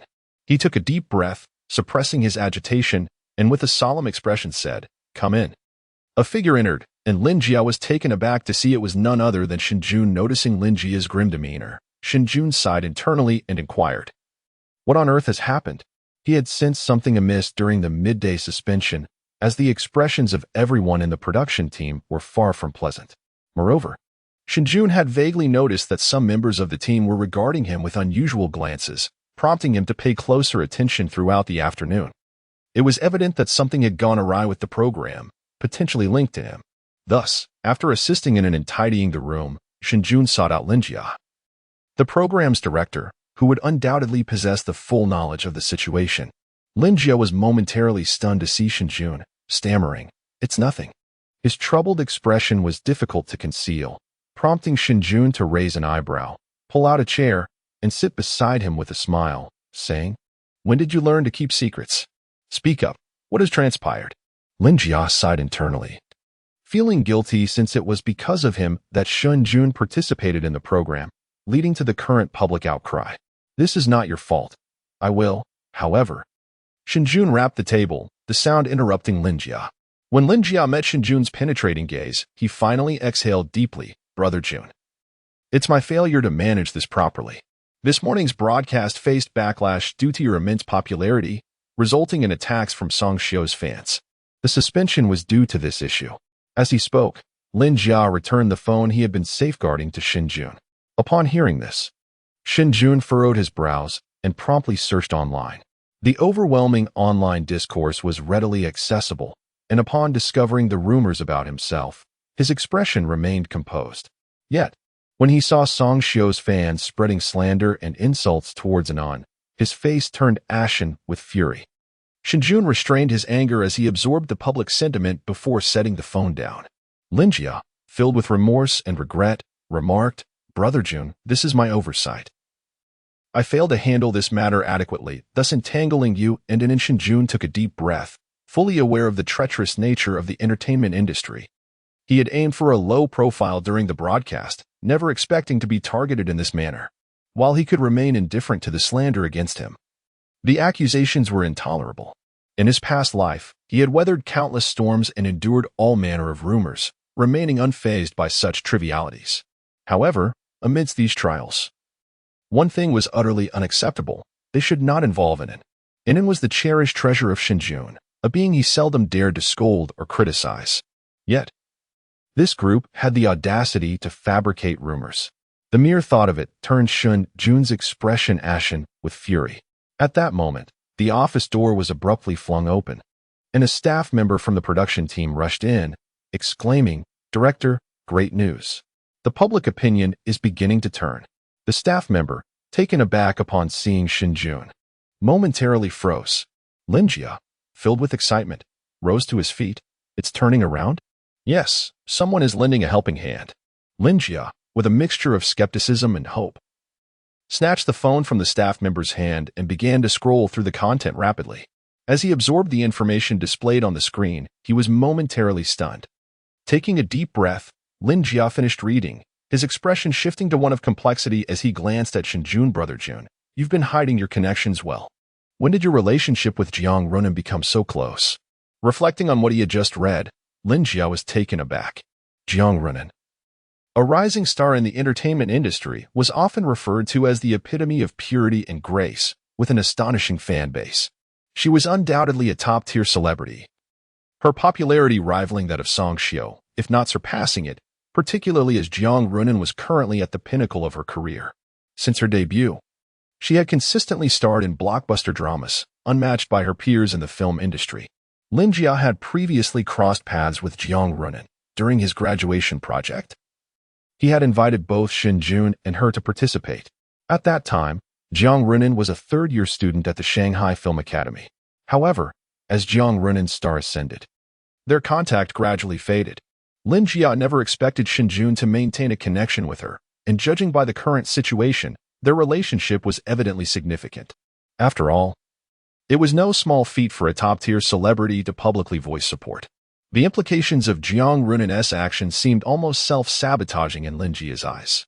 Thus, Lin Jia's gaze towards Shen Jun grew increasingly peculiar. Hearing Lin Jia's words, Shen Jun lifted his head from his simmering anger, a look of astonishment crossing his features as he furrowed his brow. Jiang Runan? A long-forgotten figure emerged in his mind. Observing Shen Jun's bewilderment, Lin Jia exclaimed, "Brother Jun, don't pretend to be unfamiliar. She has publicly come to your aid." He then handed the phone to Shen Jun. The screen displayed Jiang Runan's social media profile, showcasing a post she had made just 10 minutes prior. "Shen Jun is my friend, and the lady in the photo is his wife. There is no truth to the rumors circulating online. The two of them have known each other since their university days, transitioning from school uniforms to wedding attire. Shen Jun is a wonderful person who has helped me immensely, so I urge everyone to approach public opinion with rationality. Do not spread rumors, do not propagate falsehoods." Upon reading this, Shen Jun's gaze fell upon the profile picture, which featured a sweet and pure young woman, her eyes sparkling with a smile as she gazed into the distance. In Shen Jun's memory, the figure gradually overlapped with the young woman in the avatar, bringing her image to vibrant life. He never anticipated that Jiang Runan would speak on his behalf. After all, they had not seen each other for many years. And since his marriage to Zhao Wani, their interactions had been reduced to mere festive greetings. Chapter 22. Clearing the path ahead unexpectedly, Shen Jun sighed softly. Having traversed the entertainment industry in his past life, he was acutely aware of the immense cost a top-tier celebrity would incur from making such a statement. The consequences could range from losing fans to a complete collapse of their public persona and tarnishing their image. After all, no fan would wish to see their beloved goddess openly support a male counterpart, especially to such a degree of trust. While Shen Jun pondered this, Lin Jia suddenly exclaimed, her eyes wide with astonishment as she looked at him.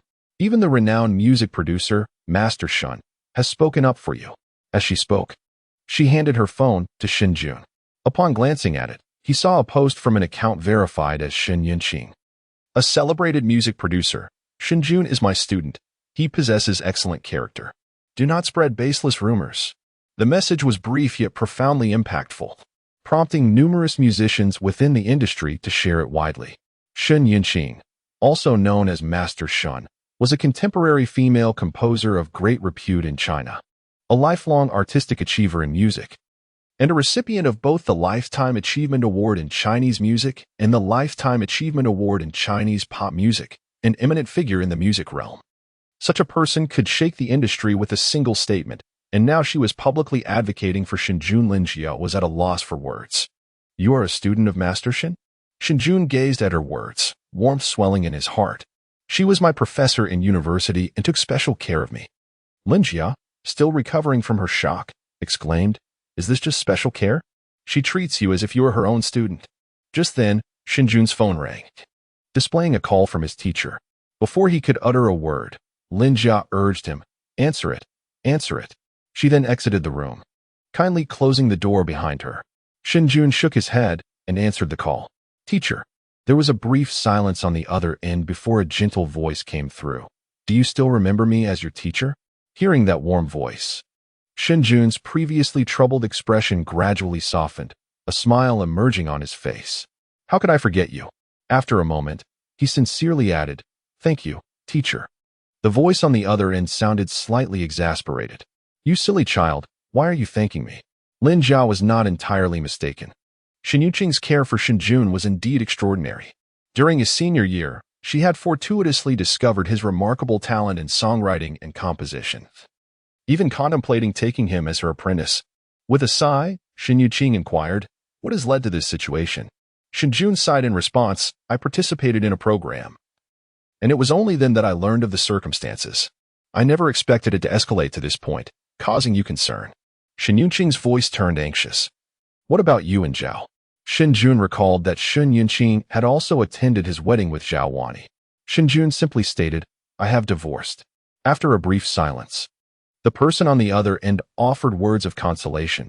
You are still young. Divorce is not a calamity. With your qualities, you are bound to find a better partner. Shen Jun's demeanor softened as he replied, thank you for your concern, teacher. Slowly, Shen Yunqing spoke from the other end of the line. I see that the public discourse online has not yet subsided. I am aware of the unsavory matters within the industry as well. I will have Man reach out to you. When the time comes, you can decide how you wish to proceed, and she will assist you. Shen Jun hastily declined. Teacher, there's no need for that. However, he was sternly interrupted by Shen Yunqing. Do you still regard me merely as your teacher? You should heed my advice. After all these years, I am truly delighted to see you willing to step into this circle. I understand your aversion to the sordid affairs within it. But as I once told you, as long as you are willing, I will pave the way for you. Hearing these words stirred a tumult of emotions within Shen Jun, causing his eyes to glisten with unshed tears. Shen Yunqing concluded, I believe in and has grown quite a bit. Do bring her to visit this old woman sometime. Taking a deep breath, Shen Jun nodded, certainly. In a faculty apartment at the Shanghai Conservatory of Music, Shen Yunqing hung up the phone, her expression a blend of nostalgia and joy. A voice interrupted her reverie. Is it truly that significant? The speaker was a woman of graceful stature and exceptional poise. Dressed in professional attire with a form-fitting skirt that accentuated her long, slender legs. Qin Man, Shen Yunqing's granddaughter. Qin Man was perplexed. She had been engrossed in work at the company that afternoon when her grandmother summoned her home, leading her to believe there was an urgent matter. Upon her return, she discovered that her grandmother merely wanted her assistance for a student. The absurdity of it nearly made her laugh in disbelief. Ignoring her granddaughter's incredulous tone, Shen Yunqing settled onto the balcony, sipping her tea before responding softly, "You do not understand." She abruptly shifted the subject. "Isn't your company in need of composers?" Qin Man nodded. Han Lion Music was among the foremost companies in the industry, boasting numerous well-known artists, with 3 of them currently at the forefront. With a surplus of artists came a demand for songs, and one of Han Lion Music's primary endeavors in recent years had been to scout talented composers, especially those of exceptional caliber. Shen Yunqing smiled, gesturing for her granddaughter to pour her more tea, before stating, "As long as you can secure Shen Jun, these matters will be easily resolved. His talent in music composition is the most astonishing I have ever encountered. At times, I even feel that his musical prowess surpasses my own." Shen Yunqing's tone was tinged with nostalgia and reflection. Qin Man's expression turned to one of shock as she exclaimed, "How can this be possible?" She was acutely aware of her grandmother's esteemed status and musical gift, for she was one of the titans of contemporary music in China, someone destined to be etched in history. From the moment of her birth, Qin Man had encountered no one more extraordinary than her grandmother. Yet, now her grandmother claimed that a student possessed musical talents surpassing her own. A notion that Qin Man found utterly unbelievable. Shen Yunqing sighed and spoke to herself, reminiscing, "In the past, I truly contemplated taking on an apprentice, but regrettably, Xiaoshen seemed deeply resistant to our world and was unwilling to learn under me. I had also considered bringing him into your company, but to my astonishment, he married right after graduation and later dedicated himself to raising children. I thought he would squander his considerable talents. Little did I know that fate had other plans. It seems even the heavens did not wish for him to lead a mundane life, and he has since divorced. He finally let go of that little family of his." A sense of regained joy blossomed within Shen Yunqing. She understood Shen Jun's remarkable talent all too well.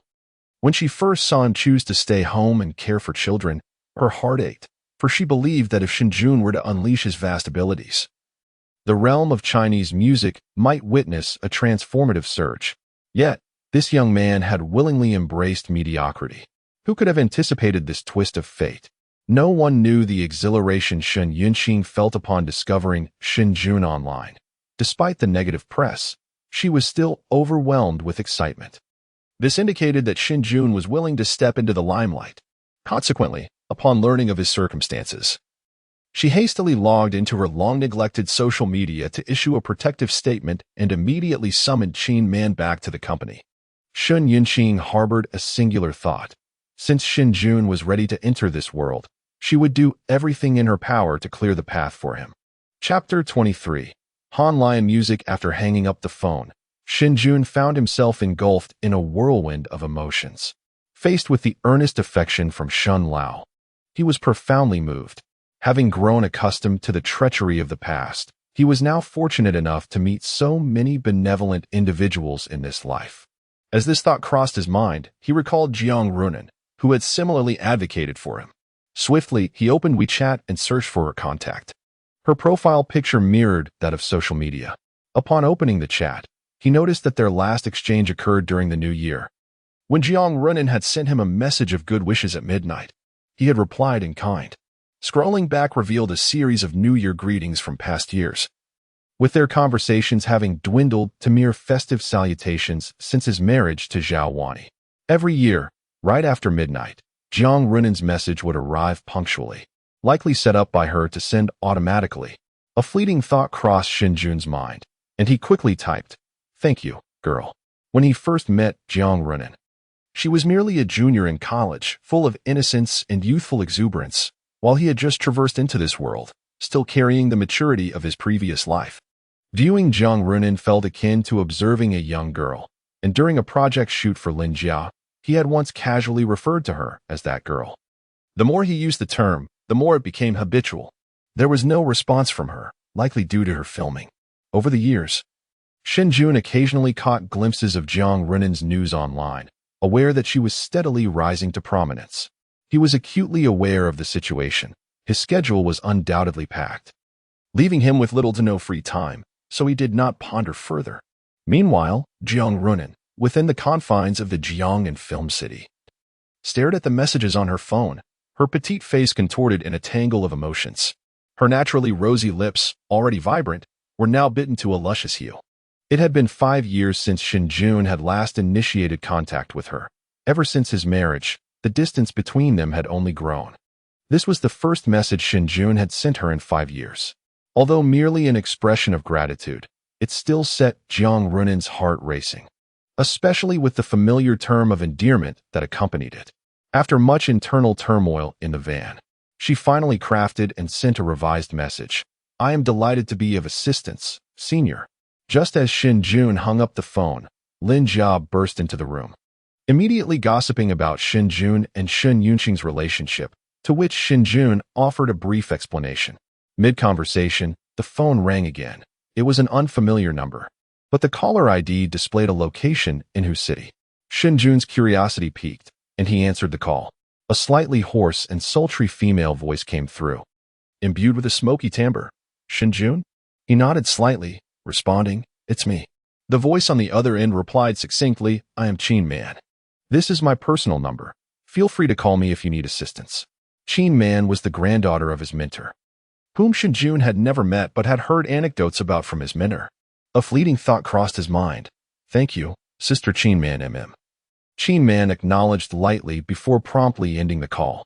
From her tone, Shen Jun surmised that she might have reservations about her grandfather's arrangements, a sentiment he could understand, given that they were not related by blood. Nevertheless, Qin Man had gone out of her way to reach out to him. As thoughts swirled in Shen Jun's mind, he turned his gaze toward Lin Jia, who sat nearby. Do me a favor. Please investigate any recent developments regarding Honline Music and what they might need. Honline Music was Qin Man's company, and Shen Jun was aware of it even before he graduated, as his mentor had once expressed the desire for him to work there. Although his mentor had encouraged him to speak freely, Honline was not under his control. While his mentor could extend such an invitation, Shen Jun could not simply rely on it. If he were to approach them without solid grounds, Qin Man might assist him out of respect for her grandfather, but the connections his mentor afforded him had limits. Thus, Shen Jun needed to possess the leverage to approach them. Honline Music? Lin Jia was taken aback. Honline Music was one of the premier music companies in the country, arguably a leader in the industry. Lin Jia had not anticipated that Shen Jun had any ties to Honline Music, but she did not press for further details and simply replied, I'll keep you posted. Lin Jia worked at the Xiang Province television station, which was one of the most prominent provincial networks in the country, with extensive connections throughout the Chinese entertainment industry. This would pose no challenge for her. Shen Jun turned his gaze out the window, spotting Song Xiujing in the distance, laughing and conversing with his manager. A glint of cold light flickered in Shen Jun's eyes. The public uproar stemmed from the fans of Song Xiu. Furthermore, Lin Jia had already informed him that she had approached Song Xiu, but Song Xiu was unwilling to resolve the matter amicably. This group of individuals, without a doubt, should never have provoked an end. This is a taboo for Shen Jun. In both past and present lives, Shen Jun has never been a forgiving individual, nor is he someone who can be easily manipulated. If one dares to provoke him, they must be prepared for the consequences of his vengeance. After an afternoon, the public discourse online began to shift, gradually reversing with the responses from Jiang Runin and Elder Shen. Shen Jun's reputation slowly improved. This was primarily due to Elder Shen. Once he spoke out, numerous musicians and industry luminaries within the field actively shared his statements, effectively quelling the escalating public sentiment. As for Jiang Runin, her statement nearly intensified the controversy. Upon her declaration, the entire internet was momentarily stunned. Jiang Runin, with her pure and sweet appearance, has starred in several blockbuster dramas, making her one of the most popular young actresses in the current entertainment industry, a top-tier celebrity. And then there is Shen Jun, a mere ordinary individual. an ordinary person caught in the midst of public scrutiny. Elder Shen spoke on behalf of Shen Jun due to their teacher-student relationship. And it is well known that Shen Jun is a graduate of the Shanghai Conservatory of Music, with Elder Shen being from the same esteemed institution. But what about Jiang Runin? A friend? Who would believe that? Jiang Runin's statement was clearly detrimental to her, even self-sabotaging her future. Since her debut, she has maintained a spotless reputation. Yet suddenly she speaks out for a male counterpart, causing her fans to explode in outrage. Even so, Jiang Runin chose to voice her support. What does this indicate? It signifies that Shen Jun holds significant importance in her life. Their relationship is far from ordinary friendship, and consider this particular phrase, Shen Jun is a wonderful person. This statement is fraught with implications. If they had no meaningful connection, I would perform a headstand while washing my hair live. Thus, the narrative began to diverge. However, this also served to further suppress Shen Jun's negative publicity, and following Elder Shen's statement, a topic inexplicably gained traction among countless netizens. The topic was titled An Anne's Fairy Tale. It turned out that a netizen, along with their child, had watched the afternoon program live. And the child adored the fairy tales told by Anne, clamoring for more. However, once the program concluded, they could not find other stories online and were left seeking assistance. This revelation prompted a flood of similar responses from other netizens, all expressing that their children, after hearing the fairy tale, wished to hear more, yet nothing could be found across the internet. Many parents felt that this fairy tale was accessible and engaging, teaching children valuable lessons. They sought to find similar stories online to use as extracurricular reading or bedtime tales for their children. Yet, after extensive searching, they found nothing. Chapter 24. The Little Stool is Ready. The fairy tales available online were merely those traditional stories they were all too familiar with. While Anne's Little Red Riding Hood was nowhere to be found, this topic snowballed, gaining momentum and attracting more attention until it ultimately surged to the trending searches.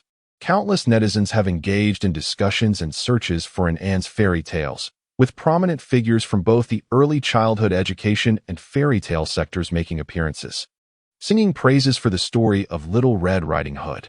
In the end, the entire internet found itself fervently requesting An Anne's tales. Unable to locate them online, the masses turned to the creator of these stories, An Anne's father. Consequently, Shen Jun and An Anne's live streaming account experienced a meteoric rise in followers, while the media account of Where Are We Going, Dad? Was inundated with enthusiastic viewers. Lin Jia had not anticipated that the situation would resolve itself in such a manner. Moreover, he was astonished to find that, amidst all the commotion, the program's viewership had not only been sustained but had actually increased. This revelation brought a sense of relief to Lin Jia, dispelling the clouds of worry that had lingered over him.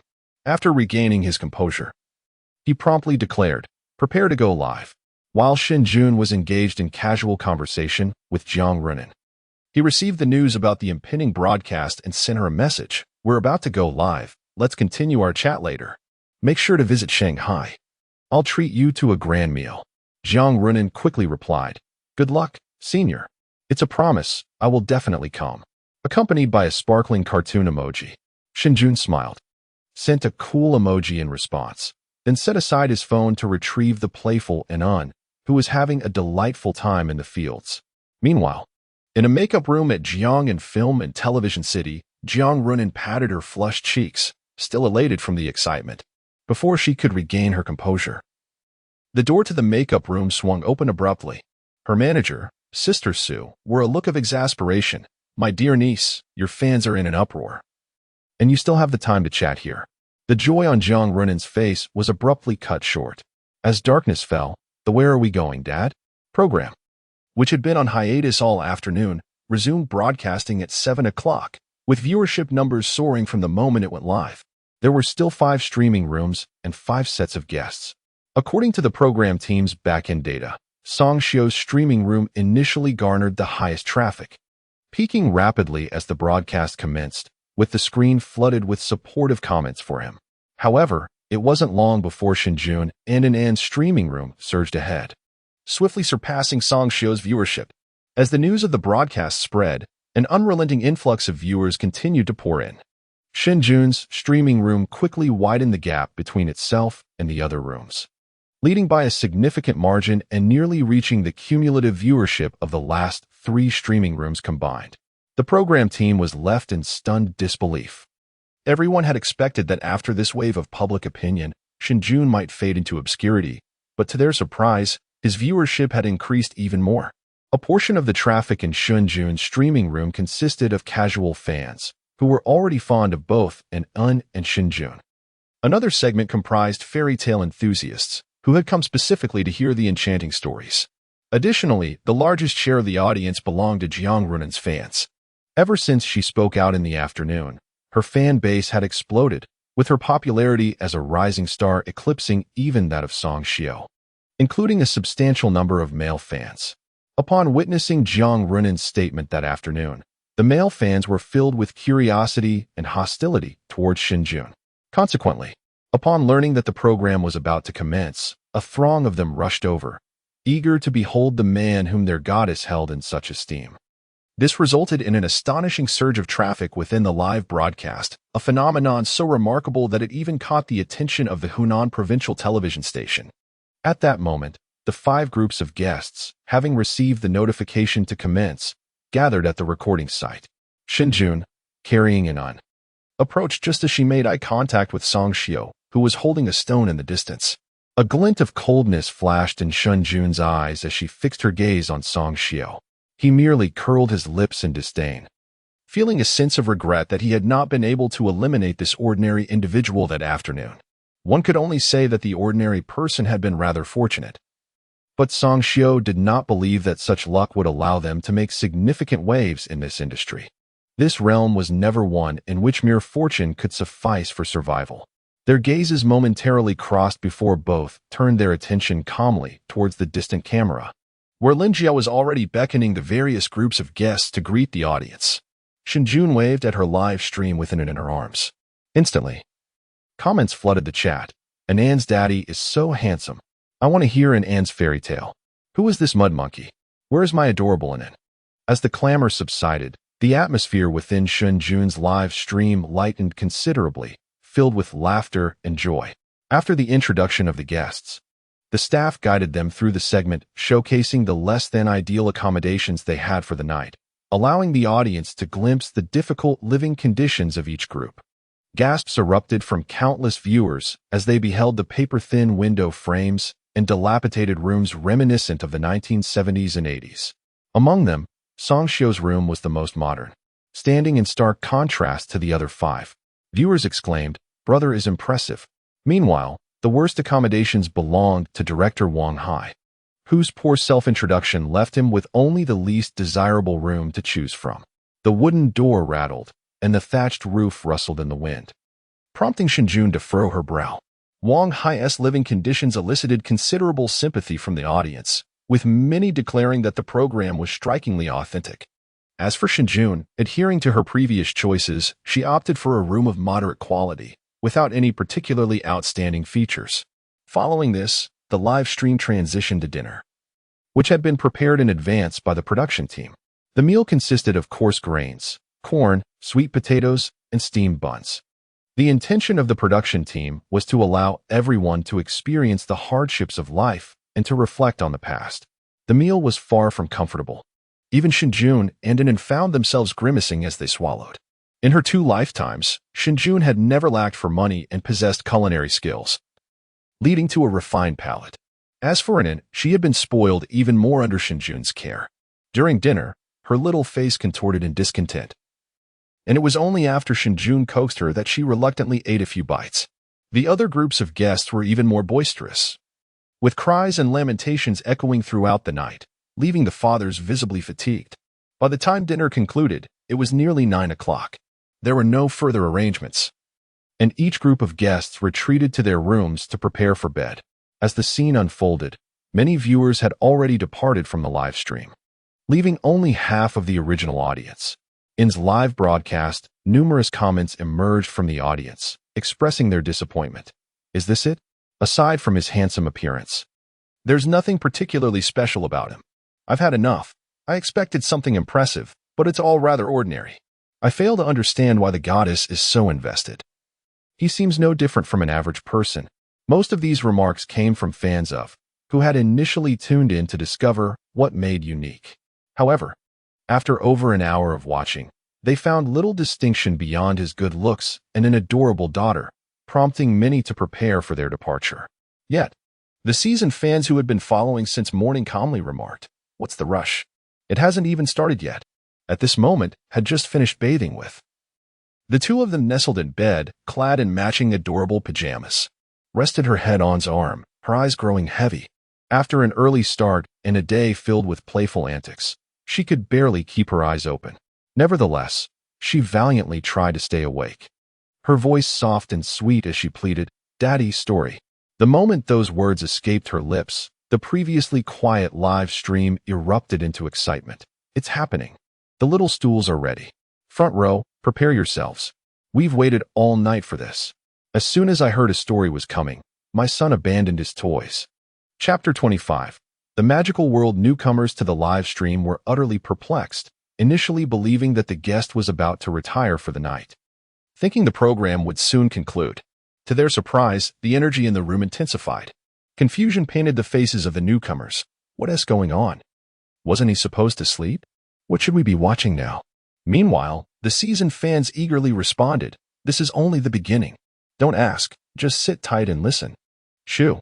We've waited all evening for this moment. In a villa in the capital, an amiable elderly gentleman turned the volume of his phone to its maximum. If anyone were present, they would recognize him as the renowned master of fairy tales and celebrated author.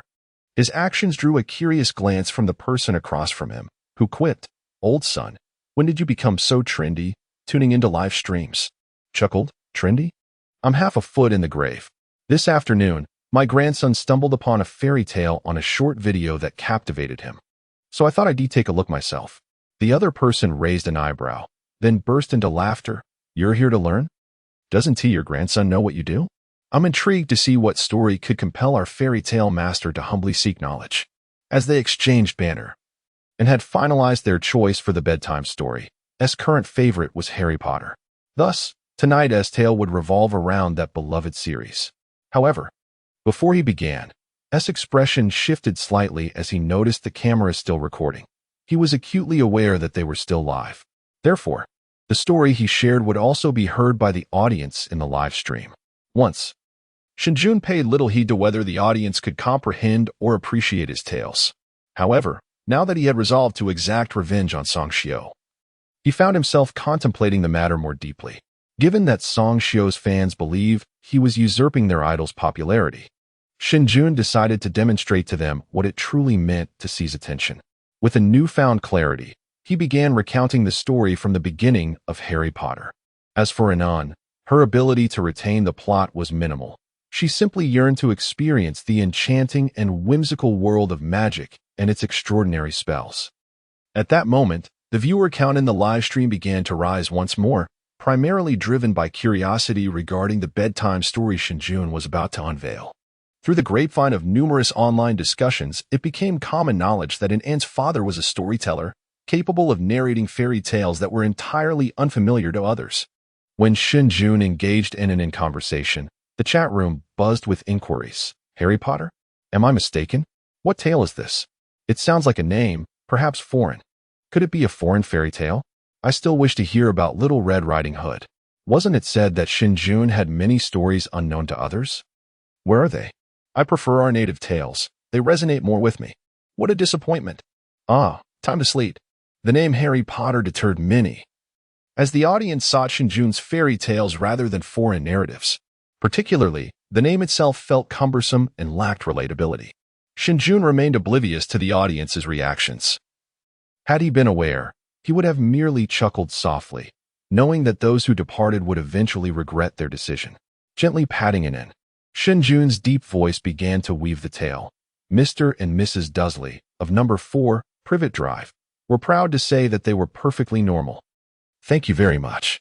Yet, they harbored a secret. As the story unfolded, many viewers who initially found it dull or were dissuaded by the foreign setting began to change their minds. When the mysterious owl and cat appeared, along with the enchanting world of magic, every pair of eyes widened in astonishment. The chat room, once filled with critiques and casual banter, fell silent as the number of viewers continued to grow. It was as if everyone had become entranced by the magical realm Shen Jun wove, until he slowly revealed. Harry was sorted into Gryffindor, where he became good friends with Hermione and Ron. Glancing downward, he noticed that Anne had drifted into a deep slumber, her brow slightly furrowed, perhaps dreaming of battling creatures in a magical world. Shen Jun smiled and smoothed her brow. As the story came to a halt, the audience in the live stream regained their senses, and the previously quiet comment section erupted with excitement. And Anne's dad, "Don't stop. Keep going. I'm not done yet. Such a wondrous magical world. It feels so real. Is this really over?" And Anne's dad, Ancestor, tell us more. "Oh no, I intended to fall asleep. But now I can't. What a captivating tale this is. I cannot believe I had not encountered it before." Time has slipped away, and more than half an hour has passed, yet the audience in the live broadcast remains insatiable, utterly enthralled by the splendid narrative shared by Anne's father. The enchanting and magnificent world of magic, so vividly depicted, has ignited a longing in everyone's hearts, leaving them eager to uncover the next chapter of the story. However, just as the audience was deeply immersed, the tale abruptly ceased, prompting countless viewers to exclaim in dismay, "Anne, you cannot fall asleep. We haven't finished listening to the story yet. Wake up, Anne, and let your father continue." Envy for Anne surged, with many wishing to be in her place. In a villa within the capital, the renowned storyteller Sun Dawei and his friend have also returned from the realm of the narrative, exchanging a glance. Sun Dawei furrowed his brow and inquired, "This is clearly not a fairy tale. It resembles a novel. Have you heard of it?" The person opposite him pondered for a moment before shaking his head. "I have encountered nearly all literary works published both domestically and internationally. Yet I have never come across this story." Sun Dawei's expression turned serious. "Are you suggesting this is original?" The other person inhaled deeply, equally astonished, and replied, "I will need to verify it, but it seems highly likely." Sun Dawei reflected for a moment. This story is quite intriguing. The individual across from him remarked, "Indeed.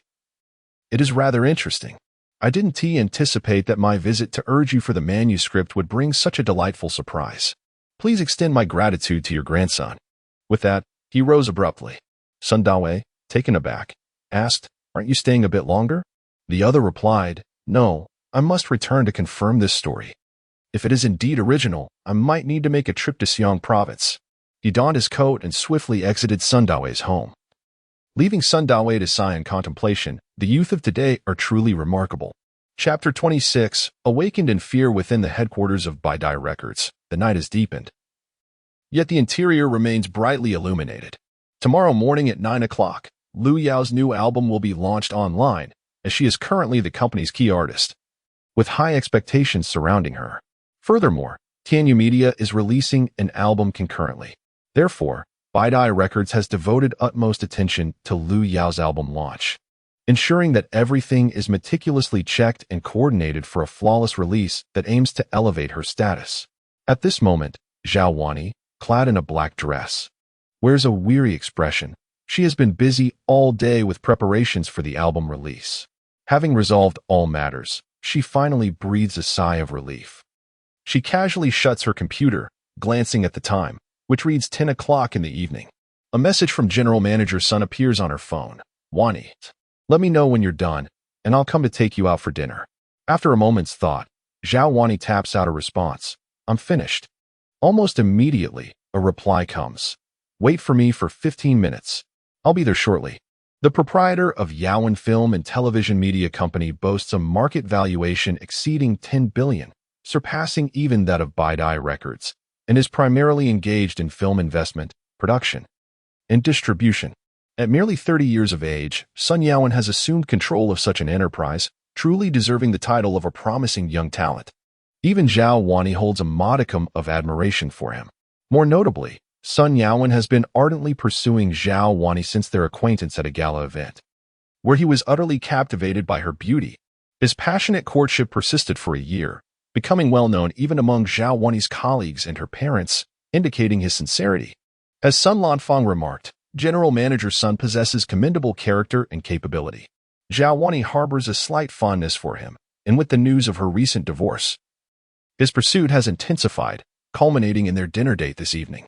As she awaited his arrival, Zhao Wani found herself with over 10 minutes to spare and decided to peruse short videos. During her leisure time, she often indulged in this pastime, which allowed her to relax while also staying abreast of the current entertainment trends. However, upon opening a video, her brow furrowed in discontent, for she stumbled upon a clip featuring Shen Jun and his daughter in a tender morning scene, which had garnered over 3 million likes. The intimate gestures and expressions exchanged between them were exceedingly jarring, causing Zhao Wani's expression to darken and her eyes to grow cold. She had already learned that Shen Jun had extricated himself from the public scrutiny. Initially, Zhao Wani had hoped to leverage this public opinion to render Shen Jun utterly ineffectual, thereby facilitating her acquisition of Anan's custody. To her astonishment, Shen Jun had managed to reverse the narrative. Reflecting on the news she had encountered earlier that afternoon, she recalled that renowned producer Shen Lao and the popular actress Jiang Runan had spoken in Shen Jun's defense. Zhao Wani was acutely aware that Shen Jun's mentor, Shen Lao, had attended their wedding, although their contact had dwindled afterward. After ascending to the presidency of Baidai, Zhao Wani had urged Shen Jun to use their emotional connection to persuade Shen Lao to collaborate on a song. As a preeminent composer, Shen Lao was a titan in the music industry, and every musician aspired to perform a piece crafted by him. However, Shen Lao had long since retired from songwriting 5 years prior. Zhao Wani had hoped that, as Shen Jun's teacher, he might be willing to make an exception for his student, believing that even a single song could elevate the company to new heights. Yet, Shen Jun had insisted that their relationship was merely that of an ordinary student and teacher, with no special familiarity, making such a request impossible. Recalling this incident now ignited a flicker of anger within Zhao Wani. She had genuinely believed him at the time, especially considering Shen Jun's demeanor post-marriage hardly suggested he was well acquainted with such esteemed figures. And now, this so-called ordinary student-teacher relationship? What kind of teacher-student relationship could prompt the esteemed Mr. Shen, a man not well versed in the intricacies of social media, to take a stand and defend someone at the very moment an incident occurs?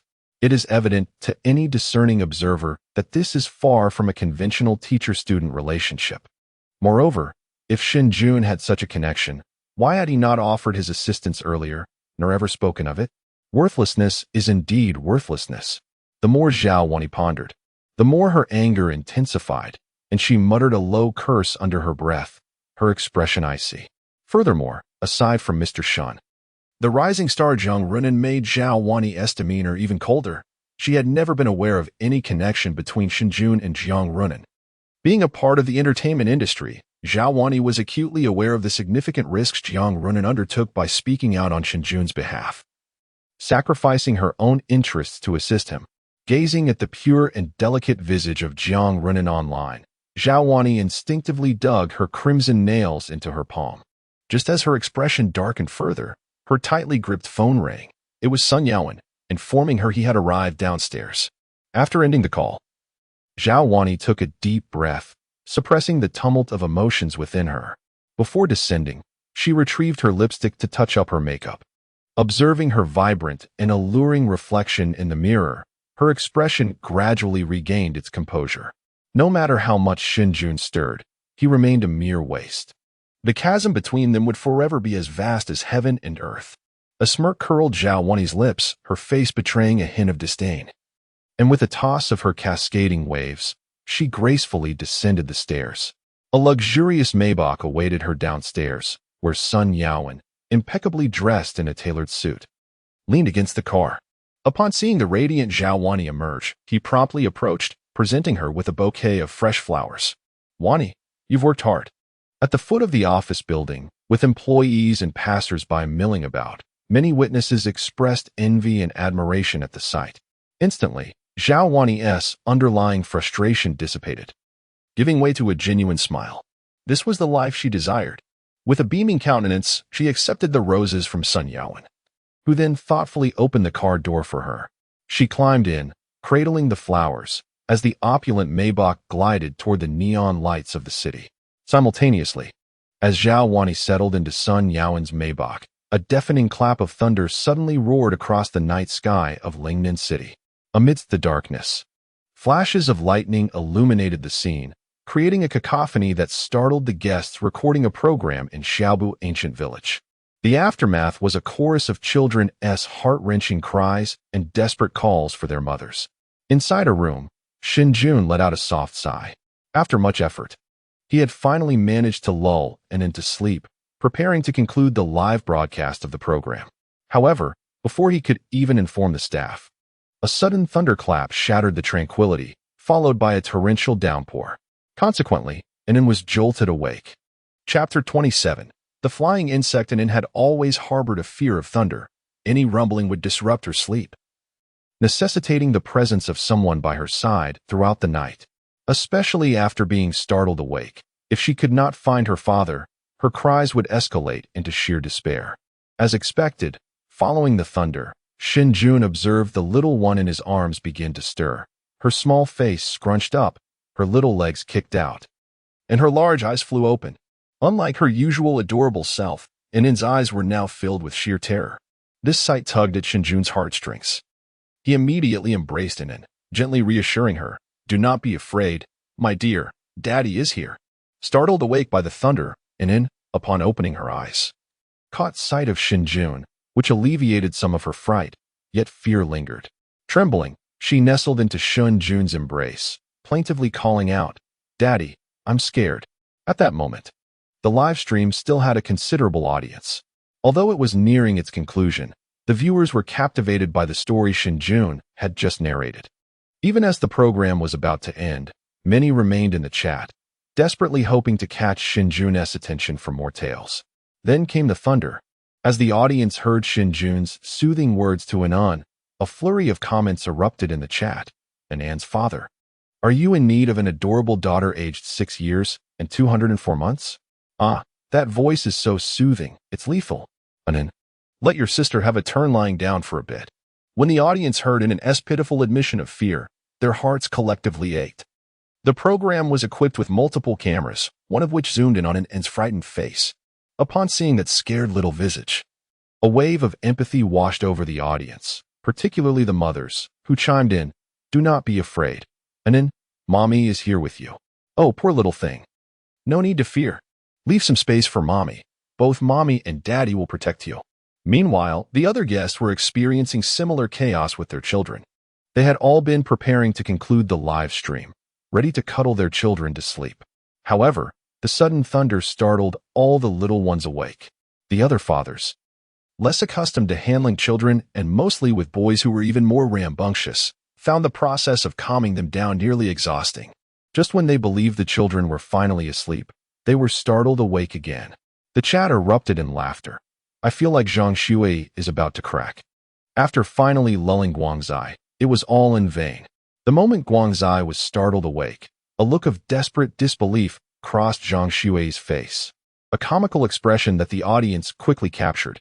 Some viewers even created a meme combining Zhang Shui and Guangzai's expressions, dubbing them the shocked father and son, eliciting even more laughter and causing the viewership to spike once again.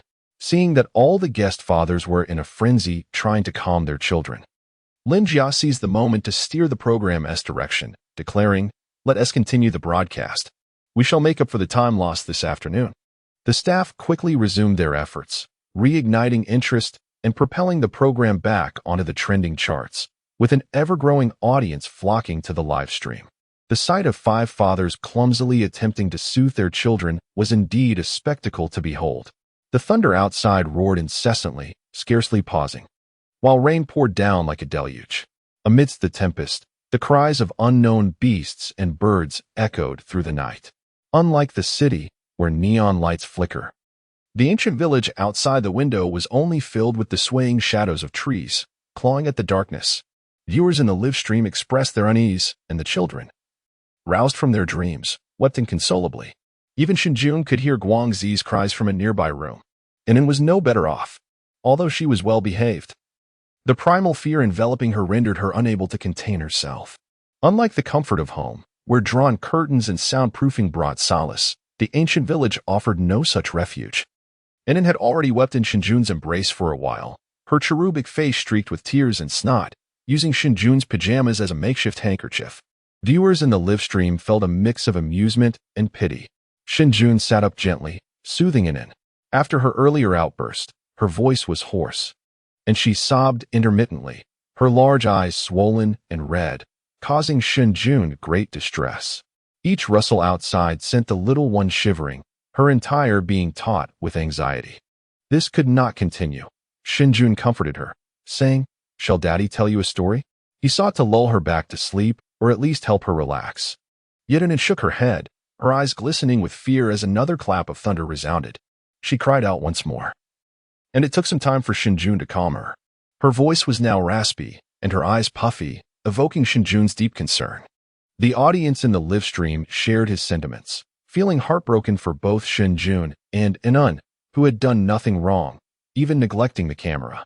Yet, the viewer count continued to rise. The atmosphere in the live stream shifted, devoid of lighthearted banter, as everyone empathized with Inen and offered Shen Jun suggestions to help. Shen Jun then asked, "Inen, would you like to listen to some songs?" He knew he needed to find a way to ease her tension. Fortunately, amidst his anxious gaze, Inen nodded weakly, her voice hoarse as she murmured, "Daddy, sing." Shen Jun's face lit up with joy as he responded, "Shall Daddy sing for you?" Inen, with her red-rimmed eyes, nodded softly, Shen Jun half sat up, cradling Inen in his arms to provide her with a sense of security, making it easier for him to sing. As he adjusted his position, many in the live stream gasped in surprise. Inen's daddy can sing. Wow, what a perfect father he is. He can do housework, tell stories, and sing. A perfect husband. And here I am, hoping to be Inen's mother one day. Just as I was about to sleep, I can enjoy a lullaby too. Chuckles, but upstairs. Aren't you afraid Inen's daddy might scare you with his singing? While I have faith in him, singing is quite different from storytelling and chores. It ultimately depends on talent. Moreover, there was no background music, and singing a cappella proved to be quite challenging. Inen's father is merely an ordinary individual with no formal training. Thus, one should not harbor excessively high expectations. The requirements are modest. As long as it's enjoyable to listen to, that's sufficient. The live stream room attracted a substantial audience, and the comment section was filled with debates regarding Inen's father's singing abilities. In that moment, Shen Jun had already composed himself, gently patting Inen. His voice began to resonate softly. The dark sky hangs low, bright stars accompany, the insects fly, whom do you long for? Chapter 28. The mute bride. The sound of rain persisted outside, with swaying shadows of trees.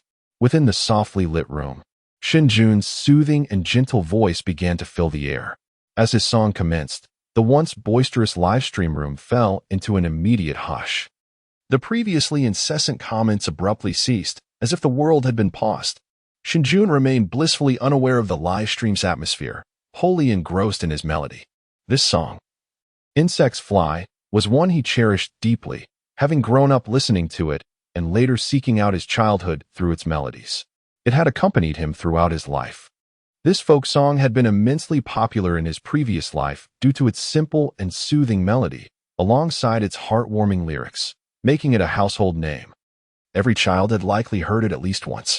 After Inen's arrival, Shen Jun would sometimes sing lullabies to help her drift off to sleep. An Insect's Fly was among her favorites. As he sang, memories of their life together flooded back to him. He recalled a moment when they sat on the balcony, gazing at the stars outside. Holding Inen in his arms, they hummed the tune together, with the moonlight cascading down, stars twinkling, and Inen joyfully calling out to her father. In those moments, Shen Jun felt an overwhelming sense of happiness. Reflecting on this, a tender smile graced Shen Jun's face, radiating warmth from the depths of his heart. His singing grew softer and more emotive. The stars in the heavens weep, the roses on the ground wither. The cold wind blows, as long as you are by my side. In this life, as long as Inen is with him, he felt fulfilled. Immersed in his emotions, Shen Jun remained oblivious to the surging excitement within the live stream, which had erupted in fervor as he sang. Initially, when he began, the room had been silent for a moment. However, it wasn't long before a deluge of comments flooded in, cascading one after another, nearly overwhelming the screen. Inen's father sings so beautifully. This song, this voice is simply extraordinary. I must sing the praises of Inen's father. His voice struck a chord deep within my heart. Oh no, I've completely fallen for Inan's father. So lovely. It sounds deceptively simple. Yet his voice is profoundly moving. Instantly reminded me of my childhood, when the moonlight shone brightly, the rice field swayed, and everyone in the village gathered under the streetlights to chat and play cards. Suddenly, I wish to be a child again. The song is beautiful, yet I feel a tinge of sadness. Growing up is not as enjoyable. For some reason, I suddenly think of my grandfather. I wonder how he is faring in heaven? I find myself yearning for my grandmother. In my childhood, she would gently fan me while singing lullabies to coax me to sleep. It saddens me, and tears brim in my eyes. I merely wish to indulge in a variety show before bed. Why must it evoke such sorrow? Can anyone enlighten me on the identity of this lullaby? Oh, how melodious it is. Please, I implore you, cease singing. The comments in the live stream flood in overwhelming waves, making it nearly impossible to discern one from another. A fleeting glance sends me spiraling into the abyss of chaos, and the viewership continues to surge. The short video platform has surged into the top 10 of trending shows. At this moment, within the gaming section of the short video platform, a particular live stream is exceptionally popular, claiming the #1 spot. Inside the live stream, a stunningly beautiful female host captivates her audience with a currently trending game. Her beauty and physique are striking, and her gaze while gaming is fierce, exuding an aura of confidence that compels viewers to click on her stream. However, upon entering, one is immediately bombarded by a cacophony of exclamations. What a lunatic! Go die. The voice is outrageously loud and coarse, leaving all newcomers to the stream momentarily stunned and bewildered. Meanwhile, the loyal fans in the chat are frantically commenting, "Sister Jo, please stop talking. Damn it. I forgot to mute." They are desperately wishing for silence. Who can render Sister Jo mute? When Sister Jo is quiet, she resembles a celestial beauty. But when she speaks, it feels as if the heavens themselves are collapsing. Sister Jo, a prominent figure on the platform, is currently a sensation in the gaming community. Known as Jo Winaway, her allure stems not only from her striking appearance and curvaceous figure, but also from the stark contrast in her voice, drawing in countless admirers. She boasts a following that exceeds 10 million across the internet, making her one of the most popular streamers, often referred to as the Mute Bride. Just then, amidst a wail of despair, Sister Jo exclaims, "How can we win with teammates like this? Tell me how we can win?" Soon after, the game concludes. With a dramatic slam of her keyboard, her exquisite features contorted in frustration, she abandons all pretense of composure. Damn it, Sister Jo, can't you be a little gentler? Viewers can only resort to muting her. Who could possibly quiet her down? Please, I beg of you. To silence Sister Jo? You might as well ask Asao to climb a tree. It would be better to render her mute. I'm currently procuring the necessary remedies. Preparations are underway. Count me in. Count me in. The Mute Bride, I adore her. At that moment, Sister Jo, having regained her composure, glanced at the comments and exclaimed, her eyes wide with disbelief, "Am I so beautiful that you dare compare me to Asao?" Instantly, someone in the live stream commented, "I apologize, we were in the wrong. We insulted the Sao. My sincerest apologies." With a smirk, Sister Jo retorted, "Those with mouths like mine are truly inferior to a sow that can climb a tree." The comments ignited her temper, and she hissed through clenched teeth, Fine, fine, fine. You say I'm not as good as a sow? Then tomorrow's perks are canceled. Go ahead and enjoy your sows." The fans promptly responded, Cancel it, cancel it. Just remember to update the photos. Aren't pictures more delightful than videos? We love it even more." Sister Jo has long been accustomed to the playful banter within her live streaming room. It is the very essence of her persona. After engaging in a light-hearted quarrel with her fans, and feeling slightly fatigued from the exchange, she exclaimed, "Come, my brothers, Sister Jo will take you on a house tour. Do not blame me for not sharing, for I shall partake with you." With that, she exited the game interface and ventured into the realm of short video live streaming, instinctively glancing at the trending topics to discover any new gossip of the day, just as she was about to lead her brothers to watch charming young ladies dance. A particular phrase on the trending list caught her attention. "Today, I discovered what a perfect husband is." Sister Jo paused momentarily, her hand unconsciously clicking on the entry. The fans in the live room witnessed her action and erupted in laughter, the comment section overflowing with playful jests. You promised to treat us to something nice. But it seems Sister Zhou wishes to indulge herself instead. A perfect husband? Has Sister Zhou's heart fluttered? Do not dream, Sister Zhou, unless you silence your voice. Finding a husband will be impossible. Sister Zhou's eyes sparkled with thoughts of a husband. Quick to respond, she feigned a bashful demeanor, playfully tapping her hand that held the mouse, and exclaimed, "Alas, it is all this hand's fault. I truly did not wish to look, yet it insisted on clicking." The live page loaded, unveiling the topic room with the title, "Where did Daddy go? Daddy in an." Upon seeing the cover image, Sister Zhou was momentarily taken aback by the sight of an exceptionally handsome young man gently holding an adorable little girl. The moment her eyes fell upon the young man, she was left momentarily speechless. Her fans, keen observers, took note of her reaction, and the comment section erupted once more. "Oh no, Sister Zhou is truly smitten. Goodness, this father is only slightly more handsome than I am. How shameless. This father is clearly as handsome as I." Quickly regaining her composure, Sister Zhou felt her cheeks flush with embarrassment and cleared her throat to mask her feelings. "Isn't this the show that has been causing quite a stir today? This man must be the rumored ordinary person, and indeed, he is rather handsome. My momentary distraction was purely due to recollection of this matter, not for any other reason. Can we refrain from wild conjectures, my brothers?" The live room was flooded with comments. "Exactly, what did we say? Sister Zhou, you are merely revealing your own secrets. If you thought nothing of it, why the blush?" Noticing this comment, Sister Zhou instinctively touched her face, which only incited further teasing from her fans. Embracing the moment, she declared, "What of it? I simply adore handsome men. This is my reward for the toil of my past life. A perfect husband? I must see for myself. Allow me to enjoy this on behalf of my sisters." With that, Sister Zhou clicked into an live stream. At that moment, Shen Jun had just finished singing The Little Bug, a song and adored. The fear on her little face had noticeably diminished, and her eyes were no longer as red. Shen Jun continued, gently patting Inan as he resumed singing. The dark sky looms low, accompanied by the bright twinkling stars. Insects flutter about.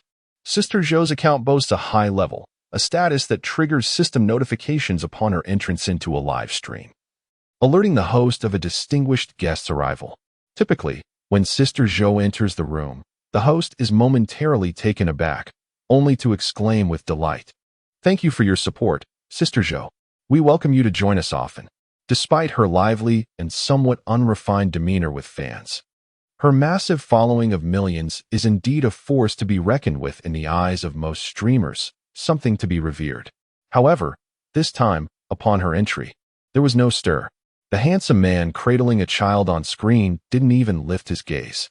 Naturally, Sister Zhou felt a pang of disappointment at being overlooked. Yet, in the next moment, her attention was captured by the astonishing surge of viewers and the overwhelming flood of comments. Her eyes widened in disbelief as she stammered, "Is this a trick of the eyes?" Rubbing her eyes, she looked again, and the viewer count remained astonishingly high, surpassing 1,000,000. The comments were a blur, indecipherable to the naked eye. She gasped in astonishment. Having witnessed her fair share of grand spectacles, she was nonetheless utterly taken aback. No wonder others seemed indifferent towards her. In this context, her account was merely a minor presence. In the brief span of time, she recognized several familiar prestigious accounts. With a slightly hoarse voice, she exclaimed, "This is truly remarkable." The fans watching alongside her also grasped the situation in Shen Jun's live stream, sharing in the collective astonishment. Someone remarked, "Sister Zhou, it seems this man is out of your league." The comments were so rapid that one could hardly catch a single line, with everyone seemingly vying for the role of a mother. Earlier in the evening, the stream had already garnered significant attention, but now the numbers had soared even higher. Sister Zhou, regaining her composure, remarked, "Brothers, this is extraordinary. Let's enjoy the live stream. I must see what all the fuss is about." No sooner had she spoken than a gentle, pure male voice began to hum, resonating deeply within the hearts of the listeners. Sister Zhou was momentarily stunned. The fans accompanying her were equally taken aback, as the previously lively comment section fell into a palpable silence. Following the sound, Sister Zhou peered into the live stream and beheld the handsome man sitting on an aged bed, tenderly embracing a little girl. His expression was one of affection, radiating warmth. The room was bathed in a soft, golden light, reminiscent of childhood homes. Outside, shadows of trees danced, and faint sounds of rain and wind could be heard. The night draping its veil beyond the old window glass. Coupled with the gentle humming, the scene before Sister Zhou evoked a profound sense of warmth and nostalgia. As the lyrics began to unfurl, the deep, soft, and emotionally charged melody transported her back to the essence of her childhood home. As she beheld her mother fanning herself with a palm leaf and her father bustling about in a hurried manner, even the old house from her childhood, long since demolished, appeared vividly before Sister Zhou's eyes. The scenes from her youth flooded back to her memory with striking clarity. Suddenly, Sister Zhou felt an overwhelming weariness wash over her. She yearned to return to her childhood, to a time when her mother cared and her father loved, a carefree and joyous existence devoid of worries. No longer would she have to toil for mere scraps of silver, nor engage in pursuits she detested merely for the sake of survival. There would be no need to feign happiness each day, to perform life as though it were a play. Listening to the melodies resonating in the live stream, Sister Zhou's expression grew increasingly distant. She ceased her banter with fans, abandoning her usual vibrant and flamboyant repartee, curling into a ball on her gaming chair. She hugged her knees, resting her chin upon them, quietly absorbing the music echoing through the room. The fans in Sister Zhou's live stream had long noticed her unusual demeanor. Witnessing her sit so quietly and obediently was a departure from the norm, leaving them momentarily disoriented. Sister Zhou had gained her fame through her quick wit and unfiltered tongue, her colorful language having made quite an impression. Some even claimed that silencing her would be an insurmountable challenge, suggesting that the best way to achieve silence would be to render her mute, transforming her into a silent bride. Throughout the years since Sister Zhou began her live streaming journey, no one had ever seen her so serene and composed. In this tranquil state, her features appeared strikingly beautiful, captivating many fans who felt a flutter of emotion. Goodness! How astonishing! I find myself drawn to Sister Zhou. Indeed, she seemed to embody the essence of a silent bride. Her beauty radiated when she refrained from speaking. It was astonishing to realize how striking she truly was. What should we do if our hearts are stirred, brothers? Sister Zhou, please speak. Don't leave us hanging like this. We might truly fall for you. The situation was perplexing. Was Sister Zhou possessed? As fans continued their playful jests, they failed to notice that Sister Zhou, lost in the music, had tears welling in her eyes, which became increasingly red. Suddenly, a single tear cascaded down her lovely visage. Chapter 30. Unable to hold back the tear, crystalline and glistening, traced a path across Sister Zhou's already exquisite features, endowing her with an air of poignant beauty that was almost heart-wrenching. Wait, Sister Zhou is crying? Am I seeing this correctly? She is actually crying? The inexplicable sensation of longing surged within them. They couldn't help but feel an urge to embrace her. A thought that was both thrilling and terrifying. What was the difference between holding her and embracing a monkey on Mount Amei? Today, they had discovered her true allure. Truly, the silent bride was the most enchanting. Whenever Sister Zhou refrained from speaking, she became their goddess. I am enamored. Was Sister Zhou transitioning into a beauty-focused streamer? This woman had successfully piqued my interest. The fans, accustomed to jesting and banter, instinctively began commenting on Sister Zhou's tears. Yet, before they could articulate much more, her eyes became increasingly red, and the tears flowed freely, her body trembling as she began to sob. Sister Zhou, please don't frighten me. What is happening? Don't cry. Your sorrow makes my eyes itch as well. Let us embrace Sister Zhou. Sister Zhou, do not weep. Was it not merely a jest to say you resemble the monkeys of a May mountain? I offer my sincerest apologies. Suddenly, I find myself feeling a pang of sympathy for Sister Zhou. In the eyes of all her fans, she is eternally carefree, her face always adorned with a smile. Even when faced with adversity or unpleasantness, she merely expresses her displeasure with a few choice words, before returning to playful banter with her fans. Her heart is remarkably vast. Many admire Sister Zhou for this very essence, her affable demeanor, her open-mindedness, and her genuine nature, devoid of affectation. No one has ever witnessed Sister Zhou in tears. Thus, when her tears began to flow, and her sobs grew more intense. The fans in the live stream were thrown into disarray. They ceased their teasing and quickly sought to comfort her. Furthermore, Sister Zhou's tears stirred something deep within the hearts of her longtime fans, prompting many to feel their own eyes welling up with tears. At that moment, she recognized her emotional collapse. She yearned to hold it together, especially since she was live streaming, a time when she never allows her emotions to surface. Regardless of her grievances or anger, she always processes them alone after the broadcast. However, at this moment, she could no longer contain herself. Her gentle humming pierced through her heart, slicing open years of pent-up grievances and pain. Sister Zhou trembled as she sobbed, ultimately unable to suppress her emotions any longer. With a choked voice, she addressed the live stream. "I'm sorry, everyone. I'm feeling a bit overwhelmed. I must end the stream." She wished to don her usual radiant smile. But the smile she managed to produce was even more sorrowful than her tears, leaving her fans heartbroken. "Is Sister Zhou all right? Please do not cry. It pains me to see you so." The atmosphere became heavy as Sister Zhou fell silent, leaving many fans disoriented. Who understands this sense of fragmentation? Sister Zhou is truly my idol. Is she all right?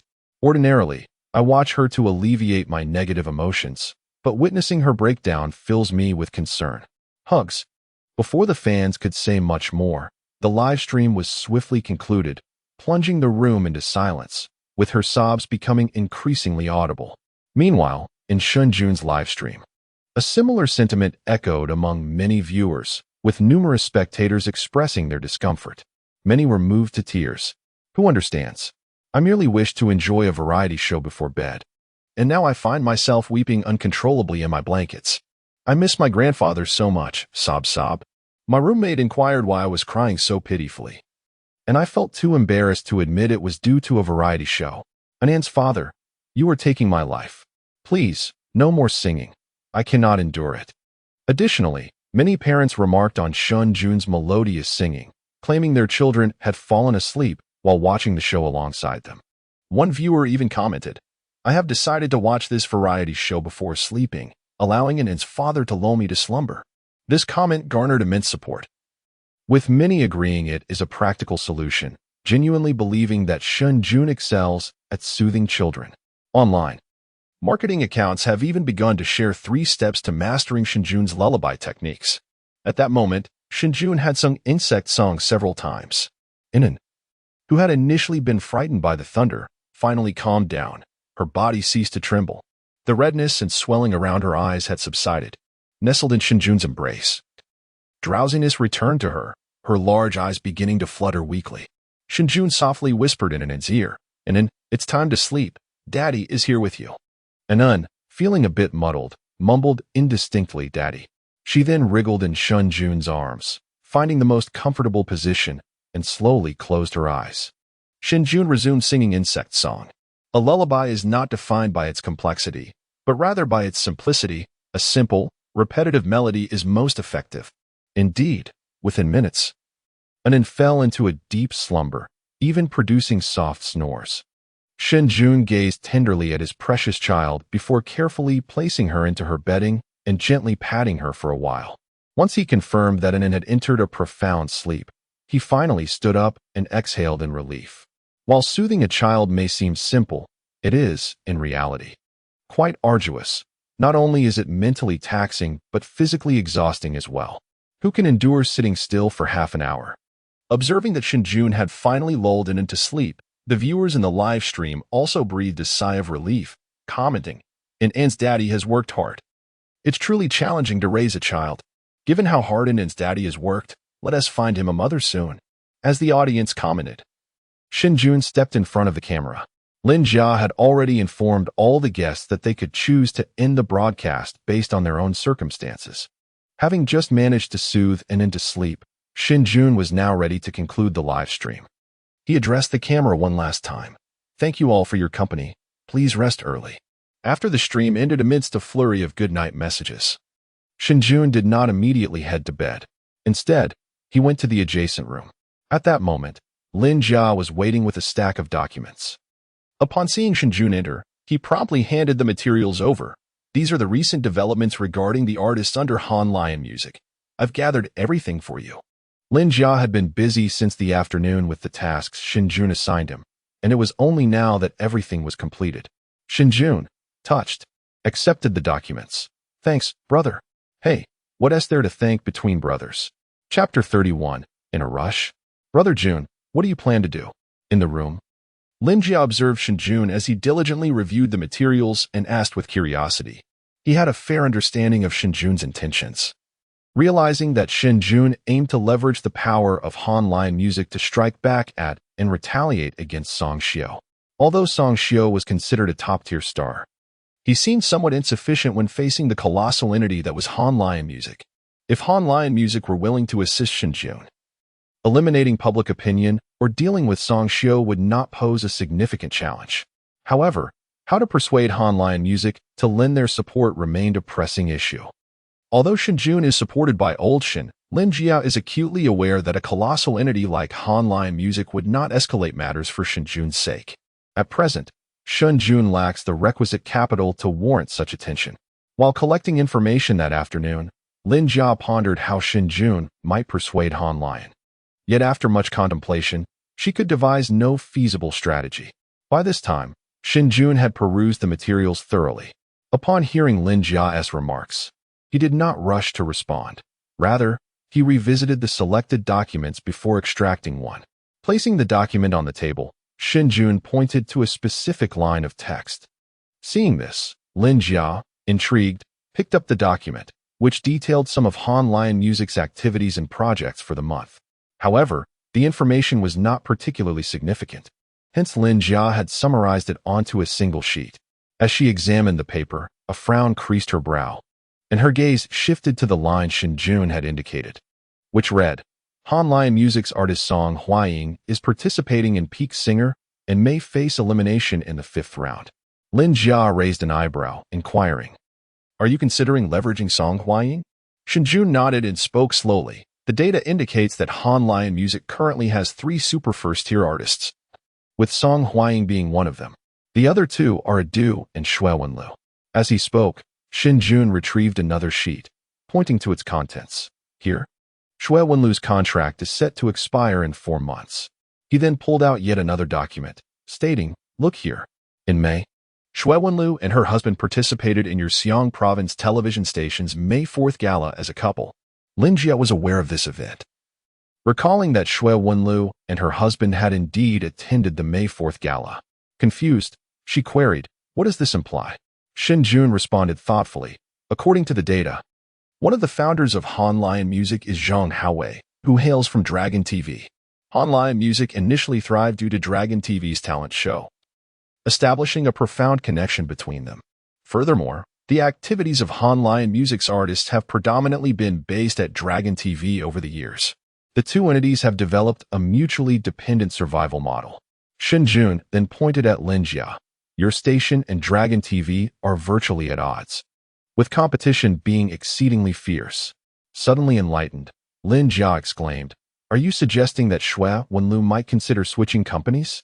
Shen Jun nodded slowly. The likelihood is quite high. The situation between Dragon TV and Xiang Province Television offers no prospect for alleviation. Particularly in the past couple of years, competition has intensified. Under such circumstances, Han Lion Music would not readily allow a super first-tier artist to participate in programs at your station, providing aid to a rival.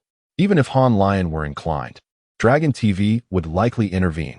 However, given the current circumstances, and considering the company behind Xue Wenlu's husband has close ties to your station, it seems she is indeed contemplating a switch. If that transpires, it is likely that the latter half of the year will not be particularly favorable for Han Lion Music. In this scenario, Han Lion Music must either cultivate new talent or elevate seasoned veterans to new heights.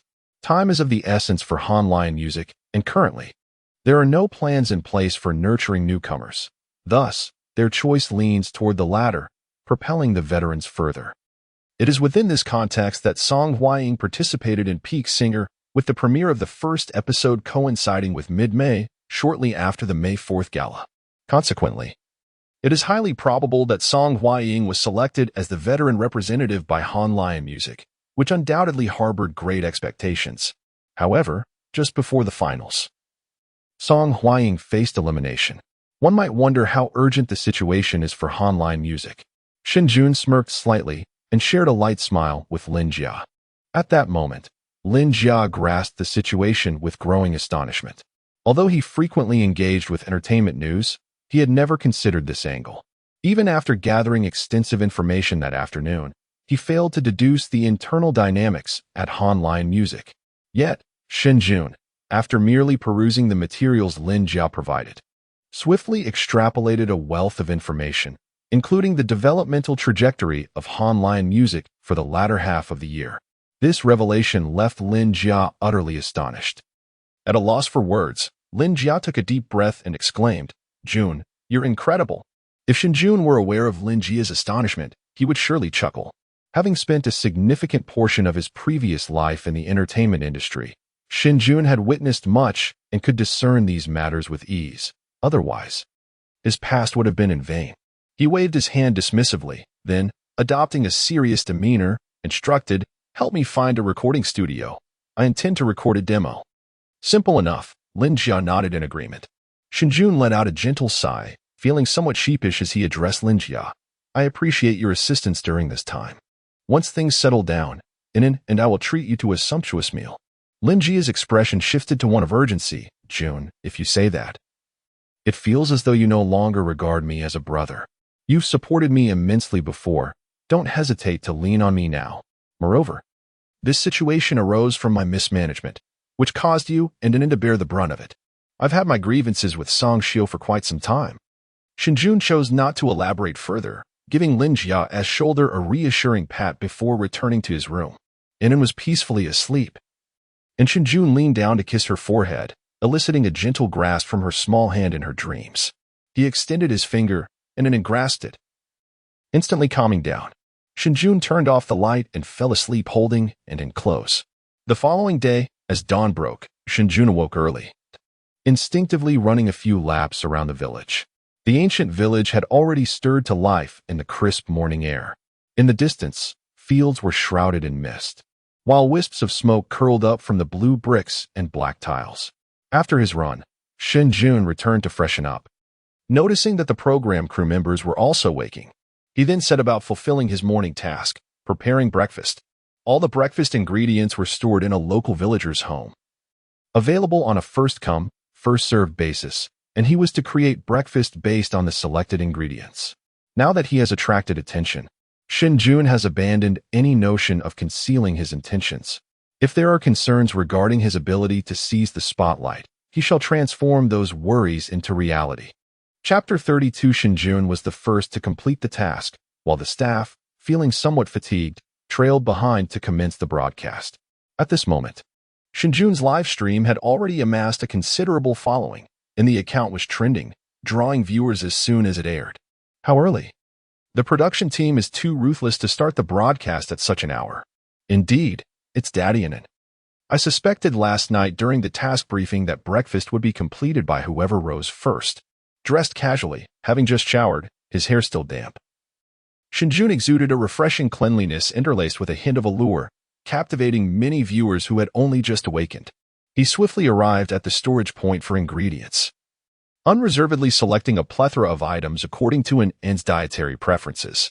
By the time the other guests and their children began to stir, Shen Jun had already prepared breakfast and called Nin to wake up and eat. Due to the thunderous storm the previous night, Nin had not slept soundly and was a bit grumpy upon rising. After finally completing her morning routine and preparing to eat, Zhang Shui, who lived next door, entered with his son Guangzai, holding unprocessed ingredients. His face was slightly flushed as he admitted, "I truly have no idea how to proceed," fearing that I might poison Guangzai. "Little Shun, could you lend a hand?" The viewers in the live stream erupted in laughter. Zhang Shui is at it again, seeking help. Fans from Zhang Shui's live stream shook their heads in disbelief. "I told you, Zhang Shui's sense of direction is off. His home is clearly in the other direction. Yet he came straight here." It was hilarious. Without Shen Jun, Zhang Shui would surely starve in the ancient village. Guangzai, sticking out his tongue, chimed in, "Uncle, my dad's cooking is terrible. I want to eat your food." Shen Jun had no objections. Zhang Shui was a decent fellow, and Guangzai was quite amusing, so he didn't mind sharing his utensils. Inan, seated at the dining table, spotted Guangzai and playfully stuck out her little tongue, teasing, "Silly brother." Since Guangzai was a few months older than Inan, Zhang Xue casually established a sibling relationship between the two while chatting with Shen Jun. Just as he was about to greet the cute little girl, Inan continued, "Silly uncle." As Shen Jun was the earliest riser, Su Hong, accustomed to early training, followed closely behind. Next were director Wang Hai and Zhang Xue.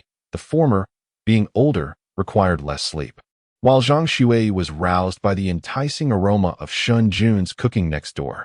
Consequently, actor Song Xiu and his son were the last to awaken and thus the final group to gather ingredients. By the time they arrived, most of the good ingredients had been claimed. Furthermore, Lin Jia had purposely set out to undermine Song Xiu. Thus, when Song Xiu reached the location, only a few of the poorest ingredients remained. Gazing at the wilted greens and coarse flour, Song Xiu's expression darkened. Even pigs would likely refuse such offerings. When he approached the staff for assistance, he was informed that this was a penalty for arriving late. It had to be this way. Song Xiu appeared to be in a state of exasperation. Having participated in countless programs, he was well aware that the rules were merely for the audience's consumption. However, he had never encountered a production team as stringent as this one. He sought to locate the director, only to be informed that director Lin Jia was out on business, and that Song Xiu could wait until the director's return. Alas, it seemed the director would not be back until noon. Song Xiu realized that this was a deliberate attempt by the director to undermine him. In a fit of rage, he could not restrain himself and kicked the nearby table with force. The staff had not misled him. Lin Jia had indeed stepped out to contact the recording studio on behalf of Shen Jun. However, the matter was resolved swiftly. Upon returning, the various groups of guests had already finished their breakfast, and when the morning broadcast concluded, Lin Jia drove Shen Jun and Inan directly to the studio. In the car, Lin Jia, somewhat taken aback, inquired, "Junge, have you finished writing?" He was aware that Shen Jun intended to compose a song for Song Huaying as a means to establish a foothold. The studio was prepared for this purpose. Yet Lin Jia had assumed that Shen Jun would require several days to write. Hence he had scheduled recording sessions for the following days, planning to address it after the program's conclusion. However, upon returning that morning, Shen Jun had promptly informed him that they would go to record immediately. It was not that he underestimated Junge. The process of songwriting was inherently challenging, especially for a prestigious company like Han Lion Music, which was abundant with talent. Shen Jun had set his sights on none other than Song Huaying, an ultra-top-tier singer. Such companies and artists were never in short supply of songs, with an abundance of excellent compositions awaiting their interpretation. Thus, Lin Jia was understandably perplexed. In the vehicle, Shen Jun played with an and replied, "I finished it." After waking that morning, he had completed the song. While songwriting might pose difficulties for others, it was a task of effortless ease for Shen Jun. His past life memories served as an immense reservoir of inspiration, allowing him to excavate based on demand. The previous evening, he had reviewed Song Huaying's profile, gaining a comprehensive understanding of her vocal prowess and style. Song Huaying had firmly established her position as an ultra-top-tier singer, and her singing ability was beyond reproach, showcasing versatility that eclipsed many emerging artists. Furthermore, her musical style predominantly revolved around poignant ballads, earning her the title of Princess of Love Songs among numerous fans in her youth. Hence, the style was firmly established. Moreover, Peak Singer was a competitive program, and Shen Jun had noted its similarities to the previous I Am a Singer. The competition was fierce, featuring only ultra-top-tier or first-tier singers, a veritable clash of titans. Thus, the competing songs needed to embody a certain competitive flair. This might explain why Song Huaying had struggled to secure a ranking in the competition and was facing potential elimination, as the emotional ballad style did not lend itself well to competitive settings. Emotional ballads and competition, a challenging dichotomy. Additionally, this morning, Shen Jun had listened to many of Song Huaying's songs and discerned that her vocal timbre bore a resemblance to that of his past life's Fei Wang. Although not as exquisite, her voice maintained an ethereal quality, adeptly utilizing head and nasal resonance, akin to a substitute version of Fei Wang. After perusing Song Huaying's profile, Shen Jun felt a sense of clarity in his choice. Early this morning, he composed both lyrics and melody. Upon hearing Shen Jun's resolute answer, Lin Jia hesitated. Expressing concern, "Brother Jun, this is for Hanshi, and their standards may be quite high."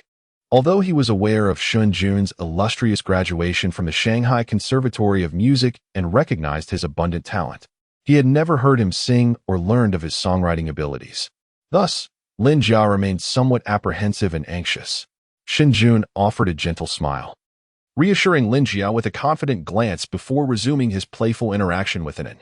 The recording studio, hastily arranged by Lin Jia through a friend, was situated in Ling'an, a modest fourth-tier mountain city where the facilities were not particularly impressive.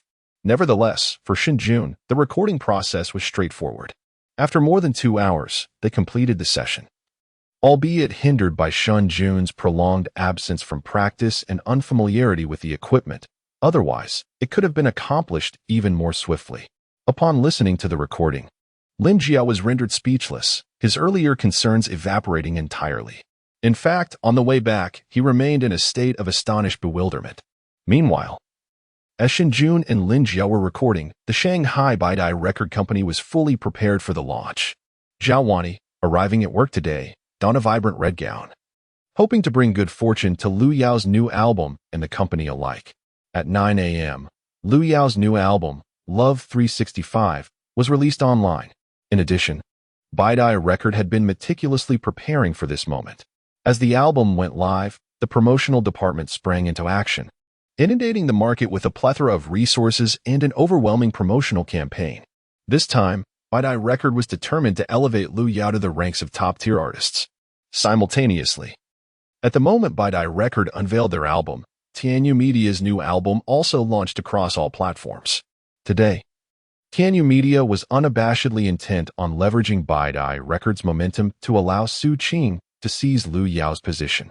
Tianyu Media's promotional efforts were equally fervent, mobilizing all available resources.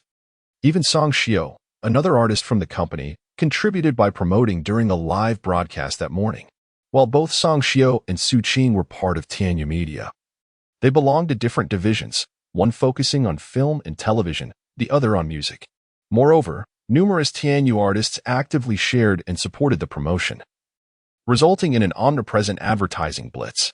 In response, Bedtime Record did not yield, employing a variety of methods including variety shows, music platform recommendations, television interviews, and influencer promotions, all in rapid succession.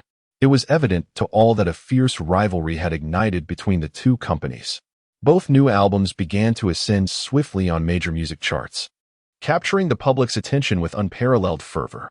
That day, nearly everyone's gaze was drawn to the actions of these two companies, and an increasing number of people began to take notice of the two albums. Within the industry, speculation arose regarding which company would ultimately emerge victorious. However, amidst the fervor surrounding these two companies, few noticed that on a short video platform, a video was gradually gaining traction. Those familiar with esports live streams would recognize that the individual featured in the video was none other than the popular streamer, Sister Zhou, from the esports community. The video is titled, "A Man Who Causes Sister Zhou to Break Down in Tears." The accompanying thumbnail depicts Sister Zhou with tears in her eyes, an image that evokes both pity and a tender allure. Moreover, on the Hualuo music platform, a seemingly crude and hastily produced music recording has been uploaded. Hualuo Music, the most popular music platform in the world of Huaxia, features albums from major companies like Bedtime Records and Tianyu Music, with all ensuing rivalries taking place on this very platform. Everyone's singular aim is to secure the coveted top position on the Hualuo Hot Songs chart. If a song ascends to this pinnacle, it attests to its intrinsic value and the artist's standing. At this moment, both Bedtime and Tianyu are fiercely vying for chart supremacy. The competition is exceedingly intense. Meanwhile, at the very bottom of the chart, in a corner that requires flipping through several pages to find, that crude and hastily produced recording has begun to rise steadily. This rough piece of music is titled En's Lullaby. On the other side, Lin Jia and Shen Jun are driving back, and during the journey, Shen Jun makes a call to Qin Man Han Lion Music, a leader in the industry, has long been publicly traded and boasts a vast scale, far surpassing Bidai records. Even Tianyu Media pales in comparison. As the president of Han Lion, Qin Man's days are filled with busyness. Upon her arrival in the morning, she immediately immerses herself in work until past noon, taking a moment to breathe. She instructs her assistant to prepare a cup of coffee. When engrossed in her tasks, her lunch typically consists of a few bites of bread and a cup of coffee to save time. There remains a plethora of matters awaiting her attention, such as the application approval currently in her hands, submitted by Song Huaying's manager. It has already garnered signatures from the director and others. After a brief review, Qin Man comprehends the situation. Song Huaying participated in Peak Singer, and having finished in last place during the previous season, she now faces potential elimination. Consequently, both the singer and her manager are eager to secure a high-priced song. Upon concluding her reading, Qin Man furrows her brow, since Shui Wenlu has already indicated she will not renew her contract. Song Huaying and Adu are poised to be the company's main artists for the latter half of the year. During a meeting in May, it was determined to amplify resources for Song Huaying to elevate her status by the year's end, ensuring the company remains unaffected. Participation in Peak Singer was a decision made during that meeting. Peak Singer, a competition-based variety show launched by Oriental Satellite TV, has already gained immense popularity despite having aired only one season, displaying potential to become a phenomenon. The winner of the Peak Singer finale will earn the title of King of Singers, a designation with substantial prestige and recognition among viewers. Even if one does not secure the title, achieving a third-place finish can result in a meteoric rise in fame. The champions and runners-up of the last season were merely first-tier artists at the time of their participation, yet they have since ascended to the ranks of super first-tier artists, their popularity eclipsing even that of seasoned super first-tier singers like Song Huaying. The harmonious relationship between Han Lion and Oriental TV facilitated the participation of Song Huaying in the latest episode of Peak Singers. Initially, the company aspired for Song Huaying to secure a championship, believing that achieving third place would significantly elevate her status, potentially propelling her toward greater heights. However, to their dismay, after 4 rounds of the regular season, Song Huaying had not yet advanced to the finals and exhibited a troubling trend of elimination. With the likelihood of being ousted growing increasingly pronounced, Qin Man furrowed her brow as she perused the information compiled by the company. The upcoming episode of Peak Singers was set to invite 2 super A-list singers as challengers. Should Song Huaying find herself in the bottom 2 positions again, she would face immediate elimination. Such an outcome would render the company's prior investments futile, and an untimely exit would severely tarnish Song Huaying's reputation. This result was untenable for both her and the company. With a sigh, Qin Man signed the application. As her assistant brought in coffee, she took a moment to sip and gather her thoughts, prepared to resume her tasks when her phone rang. It was a personal call. Few individuals knew her private number, and most were of considerable importance, prompting Qin Man to answer it promptly. Upon seeing the contact note, "Grandma's student," she paused, recalling that this was the person her grandmother had asked her to assist, seemingly named Shen Jun. Such matters seemed trivial to her, and after their call yesterday, she had carelessly made a note and subsequently forgotten about it.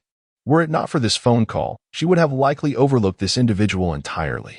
Reflecting on her grandmother's earnest tone from the previous day, Qin Man sighed and answered the call. Despite her reluctance, she felt obligated as a granddaughter. Shen Jun, once the call connected, greeted her politely. "Hello, Qin Jia. This is Shen Jun." Qin Man replied coolly, "Hello." Shen Jun sighed softly. "I have recently participated in a variety show, and as you may have observed, the public sentiment has become rather severe, necessitating your assistance in managing the situation. Particularly regarding some rumors about my daughter, I hope you can help address them." Although public opinion had shifted positively for Shen Jun, the fans of Song Xiu continued to stir unrest online, adversely affecting Anin as well. "Very well," Qin Man nodded. Since she had promised her grandmother she was willing to lend a hand, managing public sentiment was not an insurmountable task. After agreeing, she was about to conclude the call when Shen Jun added, "There is another matter for which I require your assistance." Qinjia. Chapter 34. The Awakening of Sound and Rhyme. Upon hearing this, Qin Man instinctively frowned, her perception of Shen Jun diminishing further. It was a case of insatiable demands. A flicker of annoyance crossed her gaze as Shen Jun continued. I hope you can help me persuade Song Xiu to withdraw from the program. Song Xiu, a top-tier idol, to request his withdrawal from the show? Han Lion could facilitate such a request, but it would come at a considerable cost. This was an expense far greater than that of managing public opinion. Han Lion would never incur such a cost for someone deemed inconsequential. In simple terms, Shen Jun lacks any substantial value. Even if he is a student of the esteemed elder, how could someone so insatiably greedy and presumptuous have caught the elder's attention? A flurry of thoughts raced through Qin Man's mind, deepening the coldness in her gaze. Meanwhile, Shen Jun, blissfully unaware, continued to speak. I understand that this matter is not easy. I heard that Sister Qin's company is currently in need of songs, so I have written one that might assist you. Moreover, if your company requires anything else in the future, his arrogance was staggering, reflecting a profound lack of self-awareness. Qin Man's impression of Shen Jun plummeted to an all-time low. With a light scoff, she abruptly interrupted him. Thank you, but no.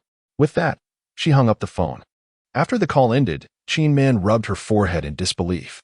The Hansher company boasted over a dozen composers, many of whom collaborated with top-tier talents in the industry. When did they find themselves in need of a novice to write songs? Shen Jun could hardly be considered a newcomer. He was, at best, a university-level talent. Where did he find such confidence? Shaking her head, she tossed her phone aside and resumed her paperwork. On the other end, Shen Jun was taken aback by the abruptness with which Qin Man ended the call. He had hoped to engage in a longer conversation. If only for the sake of Shen Lao. He thought he had even heard her scoff before the line went dead. Frowning, he still sent his music to Qin Man. Having added her contact information after their conversation the previous day. However, his message went unanswered. His hopes plummeted. It seemed he could not rely on Han Shi and would need to devise his own solutions. Returning to Xiaobu ancient village to continue filming, he found himself once again tasked with cooking. Learning from yesterday's experience, and given the production team's intention to stir up some excitement, the rules stipulated that each participant must prepare their own meals. Additionally, they were provided with hot pot cooking equipment, enhancing the show's entertainment value. Except for Shen Jun and an An's group, who enjoyed a peaceful cooking experience, the other groups were in utter chaos. Zhang Shui and Guangzai nearly caused an explosion in their stove, with thick smoke billowing forth. When they emerged from the haze, both father and son were comically covered in soot, prompting uproarious laughter from the live audience, who were treated to a new set of amusing expressions. After lunch, the guests were allowed a brief rest, especially the children who needed to recharge. At 2 in the afternoon, the broadcast resumed, and the production team assigned new tasks to each group. Herding cattle. Ling'an City is renowned in Hunan province for its water buffalo breeding and cultivation. So the team prepared 10 water buffalo to distribute among the groups. The guests were tasked with leading the buffalo to graze in the nearby hills, ensuring they were well fed while also returning them within a specified time frame. Failure to do so would result in a diminished dinner. These buffalo were all domesticated, gentle creatures that posed no threat. Their robust appearance endeared them to the children, who rushed to surround the buffalo as soon as they arrived. Being city kids, they had never encountered such animals, and they found themselves rooted to the spot in awe. After some time of play, they began to accomplish their task. Upon leaving, several children had already mounted the backs of the water buffalo, with their father leading them by a rope, laughter echoing around them. The scene appeared exceedingly heartwarming. However, this warmth shattered as soon as they left the village, for the production team had failed to inform them where grazing was permitted, merely instructing the guests to find a suitable area on their own. Yet, the guests were unfamiliar with the surroundings and had no idea where grazing could occur. Thus, they all meandered at the village entrance, uncertain of their next move. While the others hesitated, Shen Jun calmly led the buffalo out of the village, venturing into the wilderness. During his morning run, he had surveyed the nearby terrain and recalled a lush area suitable for grazing. He proceeded directly towards it, guided by memory.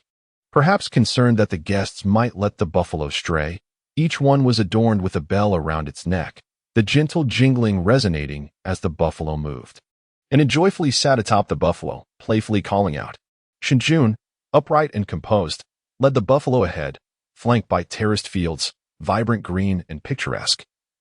While behind him lay the ancient town of blue bricks nestled in the valley, steeped in history. The camera deliberately selected the most captivating angle, rendering the live broadcast akin to a poetic journey, prompting many viewers to exclaim, "How beautiful! What a poetic sensation!"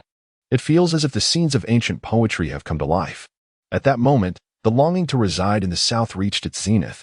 Meanwhile, as discussions flourished in the live chat, Shen Jun had already discovered an ideal spot, a spacious hillside, abundant with greenery, perfect for grazing. Most importantly, the scenery was splendid. From the hilltop, one could gaze upon the undulating mountains and rice fields of Ling'an, a breathtaking vista. As soon as the two buffaloes Shen Jun was leading arrived, they lowered their heads to graze. The buffaloes were robust, and with ample food around, Shen Jun felt no concern about them wandering off. He simply secured the rope to a nearby tree. Then, he began to play within it. Although the city of Shanghai thrived in splendor, it lacked such pristine natural beauty and fresh air. Each winter, Shen Jun would take an back to their hometown. However, the winter in Shandong was blanketed in white snow, devoid of greenery. Hence, both Shen Jun and Anan delighted in the present surroundings, reveling in their joy. While they played, the other groups of guests were still struggling to find a grazing location. They faced numerous challenges. After wandering for quite a while, they found no grass. In another instance, a guest attempted to change locations, only to have the buffalo stubbornly refuse to move, its head bent in defiance. Song Xiao, for instance, had initially intended to lead his buffalo to a different spot, but the buffalo had fixated on a patch of weeds by the roadside, refusing to budge. No matter how hard Song Xiao pulled, they remained locked in a stalemate for quite some time. Then there was director Wang Hai's group, who, while grazing, inadvertently led the buffalo into someone's vegetable garden, causing utter chaos. Zhang Xue's group displayed remarkable cleverness upon discovering Shen Jun's whereabouts. A fan promptly rushed to Zhang Xue's live stream to convey the news, guiding him towards an opportunity for favor. By now, Zhang Xue's fans had grown accustomed to this dynamic, and it was evident that he had come to seek support in this episode. Zhang Xue, pleased with the arrangement, was taken aback when the directions provided by his fans led him astray, ultimately resulting in him becoming disoriented in a ravine, unable to recall the way back. The program's comedic elements unfolded continuously, leaving the audience thoroughly entertained. Meanwhile, Shen Jun had been accompanying Anan in chasing butterflies, capturing grasshoppers, and weaving dogtail grass, joyfully engaging in play for an entire afternoon. As Anan grew fatigued, Shen Jun cradled her and found a towering rock to sit upon. Gazing at the picturesque landscape in the distance, Shen Jun felt a stirring in his heart and leaned down to Anan, saying, "Anan, do you remember the rhythmic verses your father taught you?" Chapter 35, The Metrics of Poetry. This might be a common trait among parents when encountering a fitting scene. One instinctively yearns to impart knowledge to their child. While Shen Jun indulged in it, he never neglected her education, albeit his approach was more gentle, favoring subtlety and enjoyment in learning, just like the moment at hand. Although Anan felt a bit weary, she had thoroughly enjoyed the day's activities, her bright eyes sparkling with excitement. Upon hearing Shen Jun's words, Anan furrowed her little brows in contemplation, then clapped her hands. Anan remembers. Clouds correspond to rain. Snow corresponds to wind. Evening glow corresponds to clear skies. And Anne's sweet, melodic voice echoed across the mountains and fields, her innocent words painting a vivid picture, momentarily leaving the live stream audience in a daze. However, the moment was fleeting, as Anan stumbled, the arriving swan. Shen Jun chuckled softly, affectionately ruffling Anan's hair, and continued, "The arriving swan corresponds to the departing swallow. The roosting bird corresponds to the chirping insect." Anan swayed her little head, repeating, "The arriving swan corresponds to the departing swallow. The roosting bird corresponds to the chirping insect." Soon, the harmonious recitation of one deep, resonant voice and one youthful, innocent voice resonated through the mountains. 3-footed sword, 600-pound bow, north of the ridge corresponds to the east of the river, the earthly Qingshu Hall, the heavenly Guanghan Palace. On both banks, the morning mist envelopes the green willows. In a garden of spring rain, the apricot blossoms bloom red. Correspondence of reform. Difference corresponds to sameness. The old man corresponds to the young child. The river breeze corresponds to the sea mist. The shepherd boy corresponds to the fisherman. As Shen Jun guided in reciting the rhythmic verses, the audience remained oblivious to any irregularities, perceiving it merely as an ordinary children's primer. At most, they appreciated its poetic content, catchy rhythm, and pleasant sound. Some contemplated purchasing a copy for their own children as an introductory reading material. However, while the general audience remained unaware, certain astute viewers began to sense an air of intrigue, their expressions growing increasingly grave. Chu Qingwan, a junior majoring in Chinese language and literature at Yinjing University, had been diligently working on her coursework in her dormitory. Her class had elected to take a course entitled The Aesthetics of Ancient Poetic Metrics, taught by the renowned scholar of Han and Tang literature, Tang Shui. The assignment she was currently tackling was one assigned by Tang Shui, focused on the couplets of poetry. In brief, Uncle Tang assigned a task wherein only the first half of a verse or a singular word was provided, obliging students to complete the latter half and find corresponding words. While this assignment may seem straightforward at first glance, it is, in fact, exceedingly challenging. The task demands consideration of numerous elements, such as balanced antithesis, harmonious sounds, rhyme schemes, and the appropriateness of the imagery in the couplets. Thus, it represents a formidable endeavor. Even Chu Qingwan, the academic prodigy of her cohort in Chinese language and literature, found it quite daunting. Nevertheless, the challenge must be tackled, as she is the class representative. Consequently, she dedicated her afternoon, free from classes, to fulfill this assignment in her dormitory. However, completing the task was not merely a matter of will. It required considerable intellectual effort and extensive research. After a while, Chu Qingwan felt her mind growing increasingly foggy, to the point where the words on the page began to blur. Seeking a moment of respite, she decided to indulge in some light entertainment. Upon logging onto the internet, she stumbled upon a live broadcast of the program Where Are We Going, Dad? And found herself captivated by the segment featuring Shen Jun and Anon. Being engrossed in her studies, she had been oblivious to the surrounding discussions and controversies. All she perceived was the exquisite poetic ambience of the live stream. As a liberal arts student, she was particularly drawn to such an atmosphere. Furthermore, Shen Jun and Ann's broadcast was refreshingly calm, contrasting sharply with the boisterousness of many contemporary variety shows, which she did not particularly enjoy. Thus, she remained in the live stream, watching the program while pondering her assignment. As Shen Jun guided in and through the recitation of Xing El Qi Ming, Chu Qingwan found herself once again at an impasse with her task. Nervously chewing on her fingers, her expression fraught with contemplation. Suddenly, she was drawn in by the harmonious voices emanating from the broadcast, one deep and resonant, the other innocent and youthful, creating a delightful juxtaposition. The recitation flowed melodiously, with a rhythm that felt both comforting and strangely familiar. Chu Qingwan's wandering mind abruptly snapped to attention. Her eyes widened as she focused on the live stream, where the picturesque scenery of mountains and lush greenery unfolded before her. She could clearly hear Shen Jun and in reciting the lines, 3 feet of sword, 6 bows of power from the northern ridges to the eastern rivers, the earthly palace of coolness, the heavenly abode of the moon.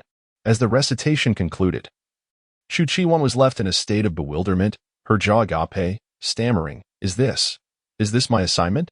Overwhelmed and incredulous, she swallowed hard, her expression rife with disbelief. The content recited by Shen Jun and Anon was unmistakably a poetic couplet, though it differed from the specifics of Mr. Tang's assignment and was somewhat simpler. It was fundamentally similar. Both were poetic couplets. The crucial point was that this assignment was already a significant challenge for her. In fact, she felt that even the verses recited by the little girl in the live stream were ones she might struggle to complete. And Shen Jun and Anon were still continuing. They were reciting more and more, becoming increasingly astonishing. Chu Qingwan, a prodigious student majoring in Chinese language and literature and serving as the class representative for elective courses, approaches her study and research of poetry and its metrics with utmost seriousness. Teacher Tang has even suggested that she consider pursuing graduate studies in the future. Thus, Chu Qingwan possesses a substantial understanding of the current state of poetry research in the country. However, she has never encountered any version of poetic metrics designed for early childhood education. At the very least, she expected a secondary school version. The disparity between these versions and the content recited by Shen Jun and Nin is akin to comparing heaven and earth. They are simply not on the same level. As Chu Qingwan listens to their recitations, a thought crosses her mind. The content of these metrics seems somewhat advanced for primary and secondary school students, yet perfectly suitable for a university student like herself.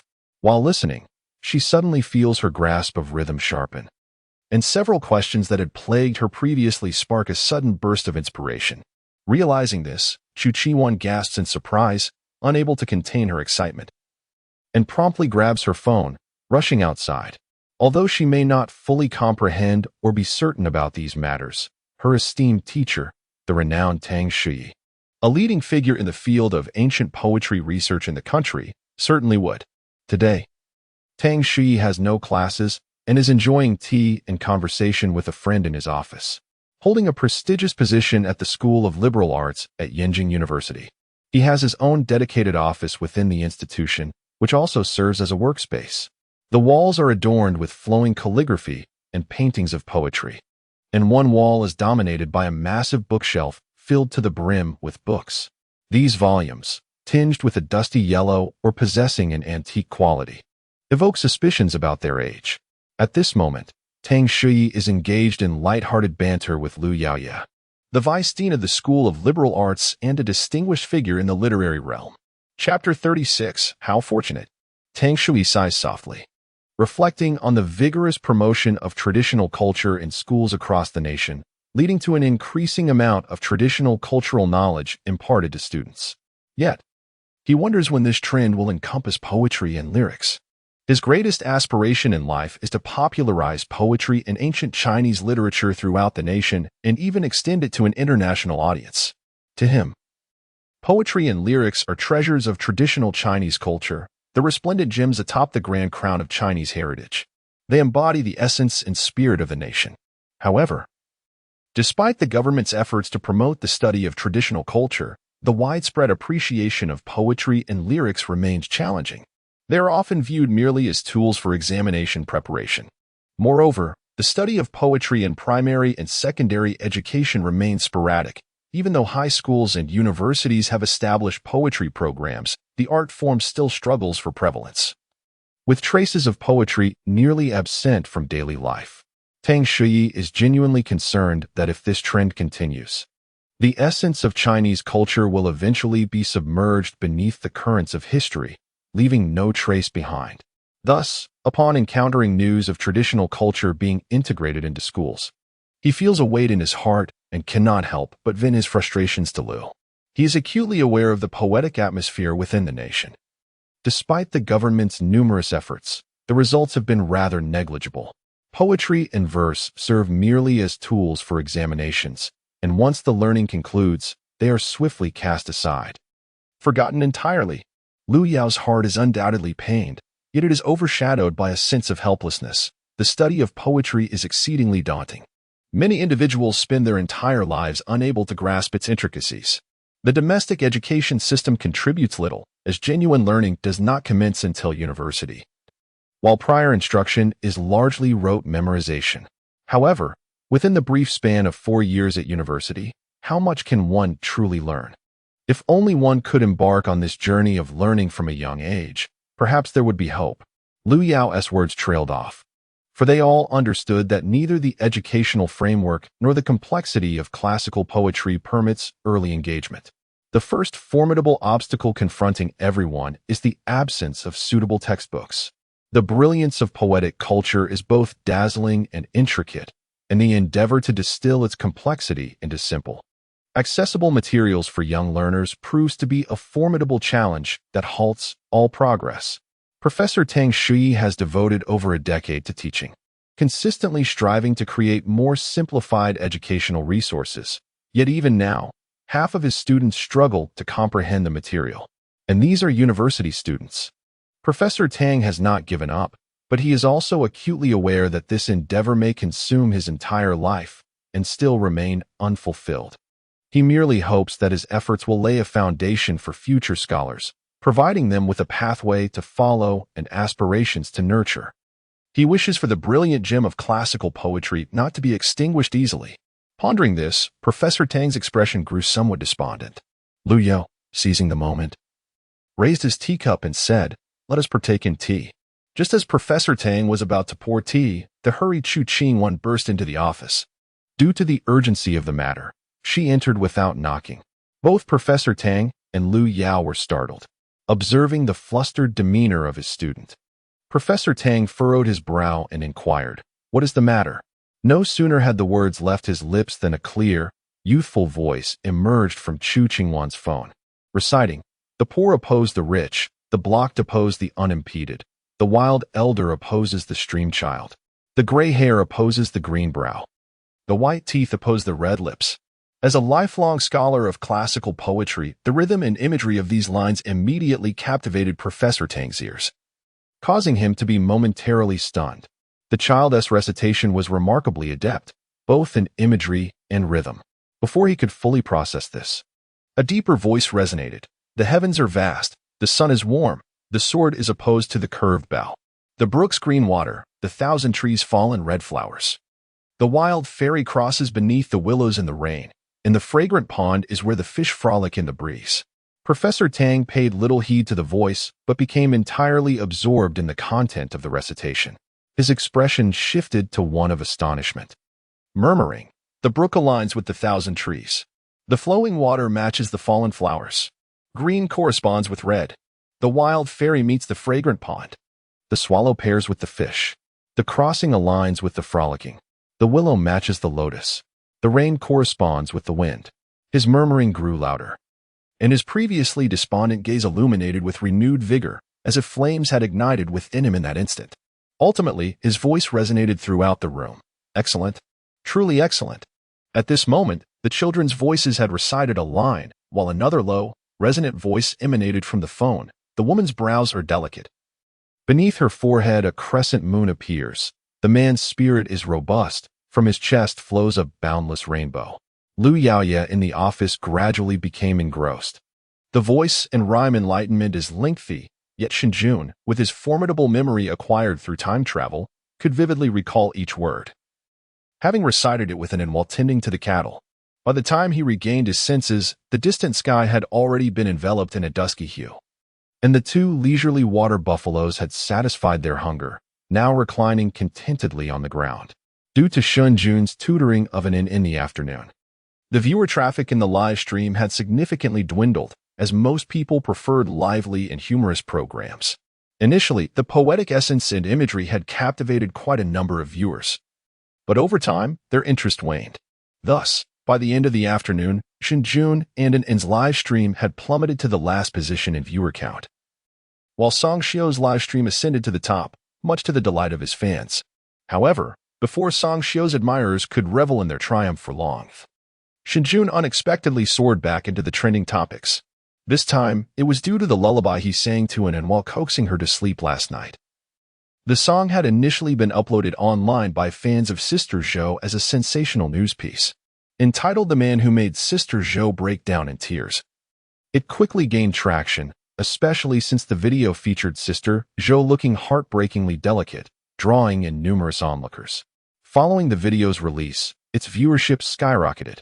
Within 100 days, it amassed millions of likes, and the view count reached tens of millions. Not only did Sister Zhou's popularity surge, but the other man featured in the video, Shen Jun, experienced an explosive rise in fame. With his extraordinary looks, he had few rivals in the entertainment industry. Moreover, the tender and sincere expression he wore while soothing An to sleep rendered countless female viewers utterly captivated. The backdrop of stormy weather and a dilapidated house further inspired a plethora of dramatic imaginings among his female fans. Overnight, Shen Jun's female following surged dramatically. Unlike the previous casual viewers, these fans were now staunch and devoted, with some even engaging in fierce disputes with Song Xiu's supporters. Additionally, the surge in Shen Jun's popularity was also attributed to the lullaby he sang last night. Following the viral success of Sister Zhou's video, People soon realized that the emotional impact of this song had affected far more individuals than just her, a multitude of others. Whether they had watched the live stream or stumbled upon the short video today, found themselves moved to tears while listening. Among the viral sensations was a university student's video, wherein he, with reddened eyes, lamented Shen Jun's actions from the previous night. He had intended merely to watch a video before bed, only to be drawn into Shen Jun and N's live stream, first captivated by their striking appearances and subsequently brought to tears by Shen Jun's melodious voice. Truly, it was a case of luring in the unsuspecting, only to deliver a crushing blow. A university student lamented his overwhelming tears, which rendered him utterly incapable of self-care, even provoking his roommate's mockery for an entire day. He nearly arrived late for his early morning class. He candidly remarked that while other songs demand payment, Shen Jun's melodies demand one's very life. Consequently, the new phrase Shen Jun's songs are life-threatening has once again ascended the trending charts. Additionally, many of Shen Jun's admirers are parents, particularly mothers, as the lullabies he performed last night proved to be extraordinarily soothing. A netizen noted that when played for their child, the little one quieted almost immediately, far surpassing the effectiveness of the parent's own soothing efforts. Numerous parents resolved to learn this lullaby or save the live stream recording to play for their children at bedtime in the future. Thus, Shen Jun inadvertently became a topic of discourse surrounding what could be deemed as cheating lullabies. By nightfall, he single-handedly garnered 4 trending topics, unrivaled across the internet.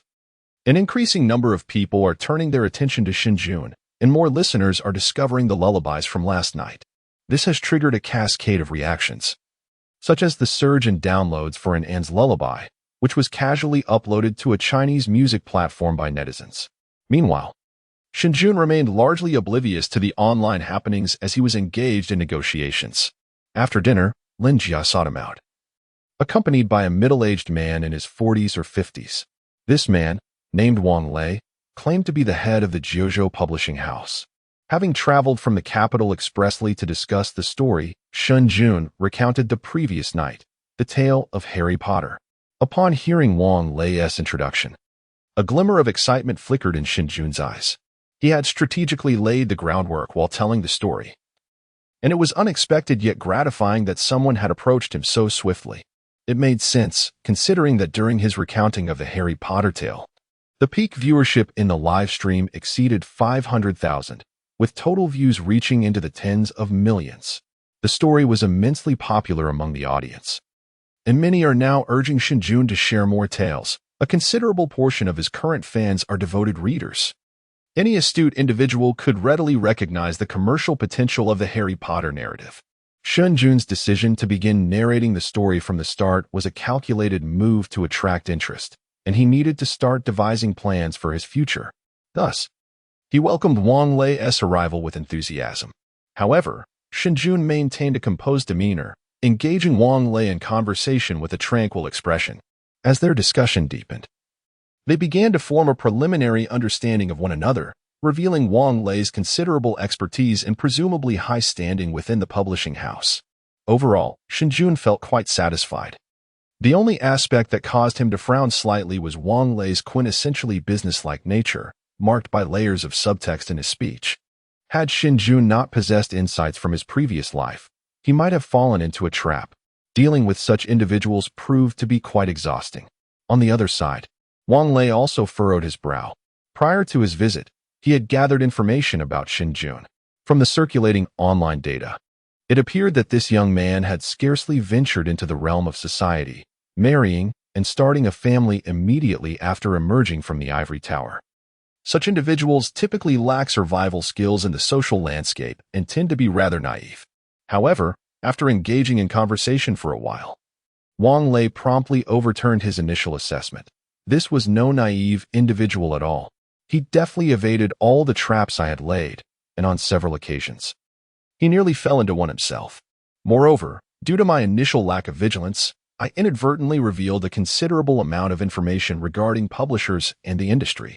In retrospect, Wang Lei wished he could slap himself for such folly. Their encounter resulted in a stalemate.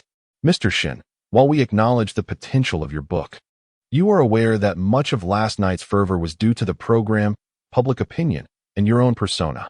There are numerous external factors, making it impossible to accurately assess the value of this book.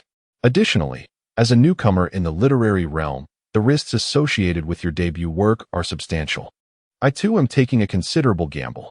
The buyout price I am offering is already the highest for a debut author.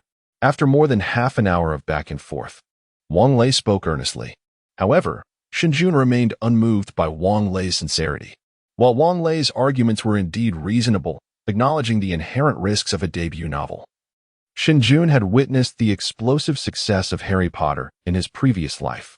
This book generated billions of dollars in revenue for Rowling, ensuring her financial security for life. Thus, regardless of Wang Lei's elaborate rhetoric and persuasive tactics, Shen Jun was resolute in his refusal of a buyout. His only option was profit sharing. Furthermore, other rights would need to be negotiated separately. Wang Lei was nearly driven to laughter by Shen Jun's audacity. Did he not realize the implications of his demands?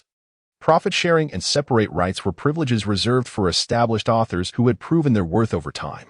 For a newcomer to boldly request such terms was nothing short of outrageous. Taking a deep breath, Wang Lei contemplated leaving in exasperation, but the journey from the capital had been arduous, and he genuinely believed in the potential of this book. Noticing Wang Lei's growing impatience, Shen Jun maintained his calm demeanor. Mr. Wang, having traveled such a distance, you should take a few days to explore Lingnan and experience the culture of Hunan province. During the live broadcasts over the next few days, I will continue to share stories of Harry Potter, providing you with ample time to reflect on our discussion. With a smile, Shen Jun concluded, excusing himself as he left the room.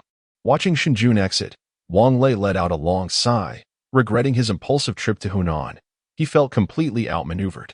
He berated himself, having underestimated Shen Jun's adeptness in business negotiations and his unwavering confidence. The evening's program commenced with lively laughter and cheer, contrasting sharply with the low atmosphere at the record company in Shanghai, where anxiety loomed as 10 hours had passed since the album's release. The chart performance of the album was now available.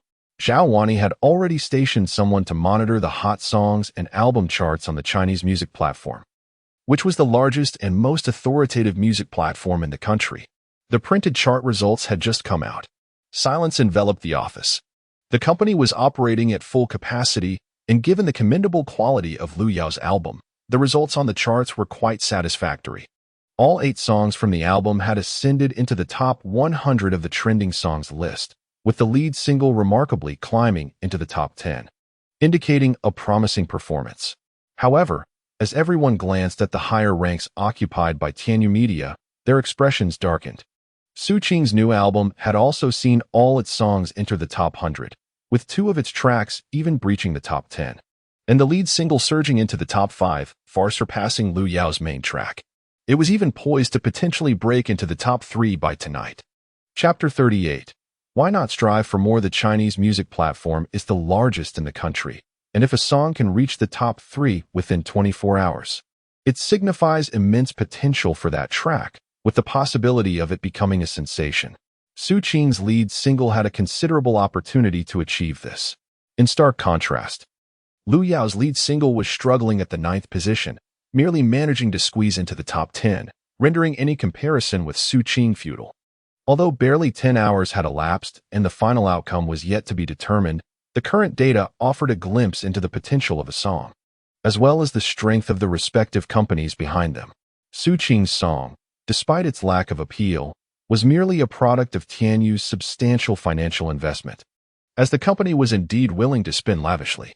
Throughout the day, the office was inundated with news of Tianyu's artists, fueling the frustration of the staff. They had listened to both Su Qing's and Lu Yao's songs, and many found it hard to discern the superiority of Su Qing's work. Some scoffed, remarking, "I have compiled online reviews. Although Lu Yao's song may currently be slightly less favorable, it has received higher ratings than Su Qing's. The advantage still lies with us. Eventually, Tianyu will falter, and we will have the chance to surpass them." Seated at the helm, Zhao Wani's expression was icy. She held high hopes for Lu Yao, and this time the company had invested considerable resources. Should Lu Yao's ascent fail, it would likely inflict a severe blow to the company, a calamity for the already struggling Baidai Records. The ranking on the charts was painfully glaring, and upon overhearing the employees' discussions, Zhao Wani, her demeanor as frigid as ice, commanded, "Then why not take action? I do not wish to hear your speculations and complaints. Mobilize all company resources. I want to see Lu Yao's ranking surpassed tomorrow. If Tianyu can spend money, so can we." Her voice, laced with suppressed fury, silenced the office, compelling everyone to bow their heads in compliance. Meanwhile, as Baidai Records busied itself in a frenzy, Shen Jun had already settled into bed with an entering the much-anticipated lullaby segment of the evening. The traffic in Shen Jun's live stream exhibited a peculiar trend. It surged significantly as the show approached its conclusion, particularly at this moment. While other live streaming rooms were winding down for the night, Shen Jun's stream was increasingly bustling. In the words of netizens, after a day of teasers, "The main event has finally arrived." Countless viewers eagerly anticipated Shen Jun's soothing bedtime stories and lullabies. With the attention of publishers, Shen Jun continued to narrate bedtime tales to an once again delving into the enchanting world of Harry Potter.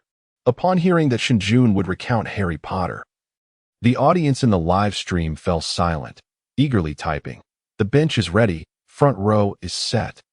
Although last night's Harry Potter tale did not garner as much attention as the subsequent lullaby, it nonetheless attracted a plethora of fans.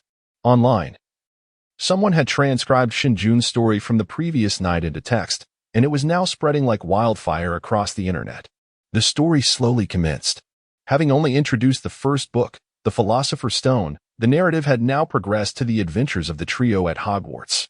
A small climax was soon to unfold, and the viewers became increasingly engrossed. Wang Lei lay in a time-worn room in the quaint village of Xiaobu, sighing for what felt like the umpteenth time. After a disagreement with Shen Jun that afternoon, he inexplicably found himself drawn to Shen Jun's charm, staying the night despite the absence of a dedicated hotel in Xiaobu. Consequently, he had to sleep in the village like the staff.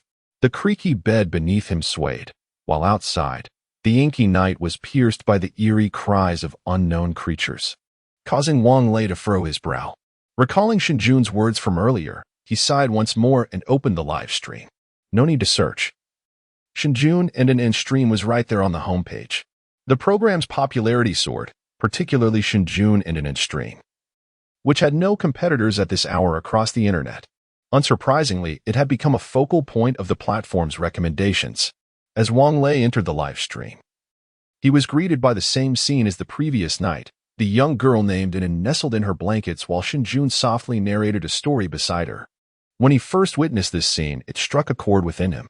It wasn't the cozy atmosphere that moved him, nor was it Shen Jun's handsome visage, or even the content of the story itself. Rather, it was the effortless manner in which Shen Jun told the tale. While others may not have noticed, for Wang Lei, a veteran in the literary publishing field, Shen Jun's casual storytelling was astounding. There was no manuscript, no outline, not even a moment for contemplation.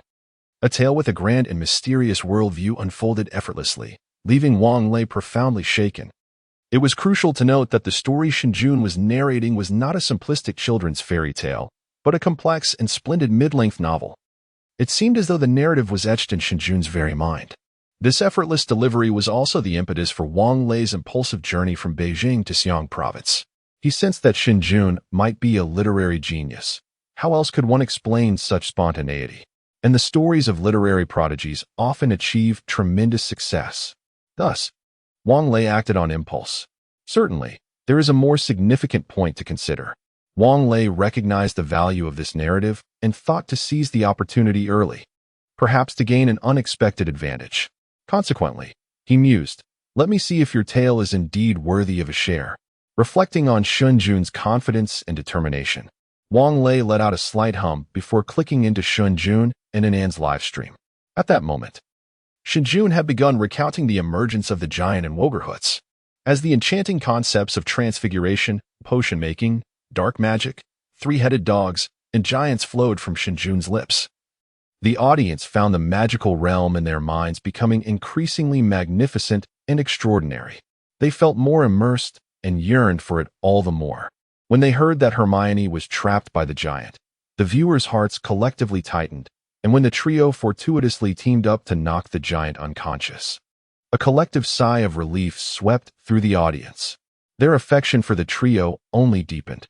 The subsequent introduction of Quidditch similarly left the viewers wide-eyed with curiosity.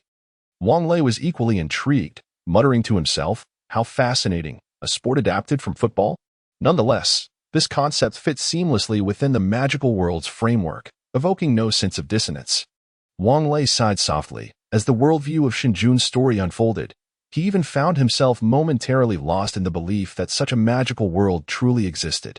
And thus, Shen Jun's tale for the night came to an abrupt halt. Chapter 39, It is not yet over, and in, nestled in his arms, had already drifted into slumber. Upon glancing at the time, Shen Jun noted it was already 9 o'clock, prompting him to pause the story and wave goodbye to the audience with a smile. Preparing to end the broadcast. Observing this, the viewers clamored in protest, pleading for more. They were engrossed in the Quidditch plot, eager to discover if Harry Potter would emerge victorious, and to leave it hanging now was simply unbearable. Some even commented, "Inan, please don't sleep. If you do, I won't be able to sleep either. Inan, don't doze off, Mommy just wants to hear 5 more minutes. Oh, if I were Inan's mother, I would let her stay up until midnight." The cacophony of lamentation in the live stream was lost on Shen Jun, even if he had noticed it. He would not have heeded it, for in his heart, Inan came first. He would never disturb her slumber. Thus, he decisively instructed the production team to end the broadcast. In a nearby room, Wang Lei wore a look of disappointment, clicking his tongue in frustration. He too was curious about whether Harry Potter could clinch the championship, yet this fellow had abruptly signed off. After a few moments of dismay, Wang Lei suddenly gasped. "Wait, I did not come here to nitpick and cause trouble, did I?" At a loss for words, he found himself astonished by the story's allure, which even captivated someone like him, who had initially approached with a different mindset, not to mention the others. Just as Wang Lei was momentarily speechless, his phone chimed with a notification. He glanced at it to see a chat unfolding in a group named Industry Discussion Group. This group had been formed by the heads of several publishing houses during a conference he had attended, ostensibly to facilitate discussions on industry development. The individuals within the group have already engaged in conversation, their discourse prominently revolving around the tale told by Shen Jun, Harry Potter. The members are deliberating the merits of this literary work, with the majority expressing favorable opinions and recognizing its potential for popularity. Should it be published, it might very well become a sensational hit. Upon noticing this, Wang Lei's eyes widened in alarm, an inkling of unease stirring within him. At that moment, a member of the group, known as Wang Zhong, Shizhong Shi, inquired, "I perceive this to be a fantasy novel. Aren't you from JoJo? Known for your fondness for such genres? Do you have any plans in motion?" This was indeed the name of Wang Lei's group. Faced with this, Wang Lei could no longer remain inconspicuous and promptly responded, "I have yet to read it. I'm not well informed." One of Wang Lei's acquaintances remarked, "Boss Wang, this is hardly your usual style. JoJo thrives on signing books online, and with this program gaining such traction, how could you be oblivious? You aren't attempting to deceive us, are you, while secretly planning to seize it for yourself?" It must be said, the group was filled with astute individuals. Their words unveiled Wang Lei's intentions. He awkwardly touched his nose and insisted, "I've been preoccupied with publishing several other books, unlike you. I do not have the luxury of idleness." To deflect further inquiries, Wang Lei added, "So, are you all interested? I suppose I should take a look." However, after posing the question, the group, which had previously been fervently engaged in discussion, suddenly fell silent. Observing this, Wang Lei could not help but smirk. He had little faith in the words of these seasoned strategists. Nevertheless, this incident served as a wake-up call, prompting him to expedite the acquisition of the book. After all, prolonged nights often breed restless dreams. Outside, the night was as dark as ink, with wild birds chirping. Wang Lei nestled deeper into his blankets, contemplating seeking out Shen Jun first thing in the morning. He was determined that no one could surpass him in swiftness regarding this book. It was destined to be signed by JoJo. Meanwhile, in the ancient village of Xiaobu, as the lights dimmed, the skyscrapers in the city glowed brightly, illuminating the office of Baidai Records. The atmosphere had markedly improved since the previous oppressive ambience. Even Zhao Wani wore a smile. After a night of diligent efforts and financial investment, They had successfully propelled Liu Yao's lead single into the top 5 of the charts. Mere steps away from Tianyu's Su Qing, who held the 4th position, while they occupied the 5th, just 1 spot apart, and the gap was not substantial. Tianyu was already running low on momentum, while their promotional efforts continued to gain strength. Someone in the office, radiating enthusiasm, declared, "Indeed. I have also reached out to several other companies. Tomorrow, these media firms' influencers will simultaneously begin promoting the song. The combined following of these influencers exceeds 50 million. In addition to the premium homepage promotion we acquired from the music platform, there is also extensive publicity on various other platforms. Furthermore, starting tomorrow, the variety shows and programs we previously purchased will begin to take effect, creating a matrix that will instantly elevate our popularity. At that point, not only will we surpass Tianyu, but we will also eclipse all other artists and ascend to the #1 spot. Yes, we shall aim for the top tomorrow." The atmosphere in the office was akin to a victorious celebration, with everyone animatedly discussing their triumphs.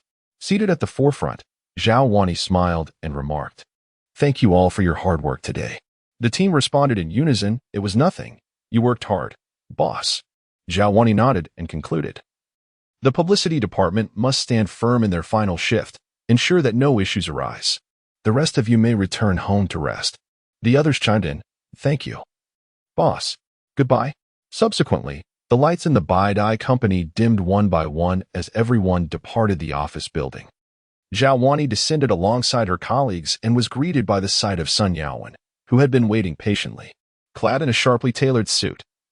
He stood by the car, smoking a cigarette.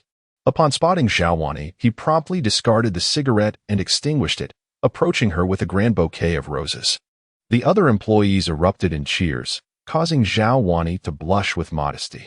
Sun Yaowen walked directly up to her, presenting the flowers while exclaiming, "Wani, may your album be a tremendous success." The surrounding employees cheered even louder, and Zhao Wani smiled as she accepted the bouquet. Amidst the raucous celebration, Sun Yaowen wrapped his arm around Zhao Wani's waist, and they entered the car, the Maybach disappearing into the night.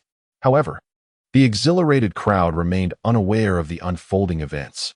At that moment, on the Hualu music platform's Hot Song chart, a particular song was surging into the top 10 with a meteoric rise, showing no signs of slowing down. One by one, songs on the chart were being outpaced. 8th, 7th, 6th, 5th.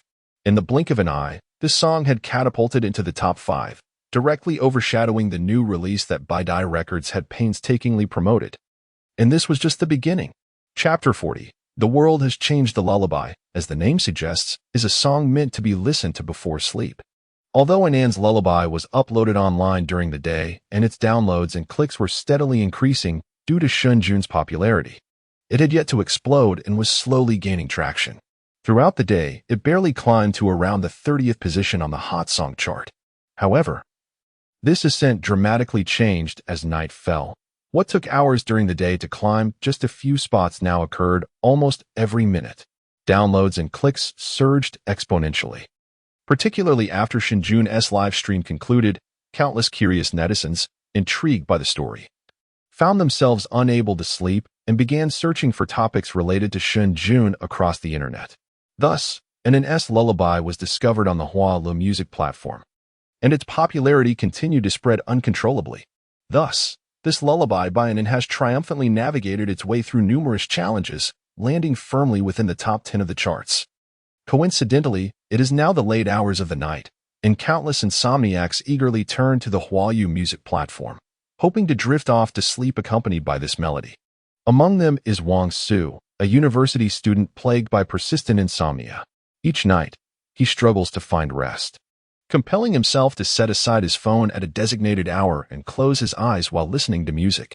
On fortunate nights, he might succumb to slumber within half an hour. However, on less favorable occasions, he has found himself listening with closed eyes for 2 hours, only to remain wide awake. Wang Su sighs, perplexed by the increasing demands of his junior year, which seemed to exacerbate his sleeplessness. The looming prospect of an internship in his senior year fills him with anxiety and unease about his future career, intensifying his insomnia. He suspects that he may be grappling with depression, as his current state is far from optimal. He earnestly hopes to find rest this night. With a resigned sigh, he places his phone down and opens the Huayu music platform. Lacking specific musical preferences, he primarily uses music to divert his attention. So he simply selects the trending songs playlist to play automatically from the beginning. As he sets aside his phone, the music gently envelopes him. The night outside is clear and serene, while his roommate occasionally emits faint snores. After listening to several songs, Wang-Su realizes he has gone through 6 or 7 tracks. Yet sleep eludes him entirely. Instead, his thoughts become increasingly vibrant. However, he is acutely aware of his profound fatigue and emptiness. He desperately needs to sleep. Wang-Su strives to clear his mind, focusing intently on the music, yet no matter his efforts, he cannot achieve complete relaxation. His thoughts are a chaotic whirlwind. Flitting from considerations of post-graduation employment to concerns about his parents' lives back home, and then to the ever-rising property prices. Pondering if he will be able to afford a home by the time he is ready to marry. Wang-Su feels as though his brain is on the verge of explosion, and even the skin on the back of his head begins to throb painfully. Just as he nears his breaking point, wishing he could hammer away the turmoil in his mind, the previous song concludes, and after a brief pause, the music resumes. A deep, magnetic voice begins to resonate within his consciousness. This voice carries an air of tranquility and serenity, interspersed with a hint of poignant melancholy. The soothing essence of this sound electrifies Wang-Su's mind, which had been chaotic and on the brink of implosion, now experiencing a fleeting moment of emptiness. In that instant, he feels an overwhelming sense of relaxation wash over him as the gentle, low tones of the song continue to play. Akin to a summer night's breeze, calming the ripples within his heart, the dark sky hangs low, accompanied by bright, twinkling stars. As the insects flit about, one cannot help but ponder whom they miss. In the tranquil and serene melody, Wang-Su seems to envision scenes from his childhood. Lying on the rooftop of his ancestral home with his parents, a family sprawled out on a cool mat. Back then, no one was preoccupied with smartphones. His parents would guide him in counting the stars and teaching him the location of the Big Dipper. Occasionally, his father would engage his mother in adult conversations while he, pretending to be a grown-up, would listen intently, yearning to mature and step into the world of adulthood sooner. Such a carefree childhood. Such a joyful hometown. Throughout the song, Wang-Su's furrowed brow gradually unfurls, and a genuine smile blossoms at the corners of his lips. In that smile, he slowly drifts into slumber, returning to his lost childhood. Many others online share a similar experience as Wang-Su. While he succumbed directly to sleep with the music playing, numerous others felt drowsy, struggling against their fatigue to recommend the song on social media or among friends. Among these were several internet celebrities like Sister Zhou, who recently trended online, exclaiming, "At long last, this opulence has come my way." Thus, she opted not to play games during her live stream that night, instead fervently watching Shen Jun's broadcast, transforming into his devoted fan. After Shen Jun concluded, with nothing else to occupy her, Sister Zhou perused various materials about him online, including a lullaby by and featured on the Huayu music platform. Many review bloggers also recommended it. Consequently, as most had already retired for the night, An's lullaby surged vigorously towards the top of the hot song chart on the Huayu music platform. At this moment, neither Bedtime Records nor Tianyu Media, nor any other music companies, were aware of the chart's developments, with the pre-work atmosphere appearing exceedingly favorable. The staff at Bedtime Records and Tianyu Media fantasized about breaking into the top 3 by morning, perhaps even striving for the #1 spot.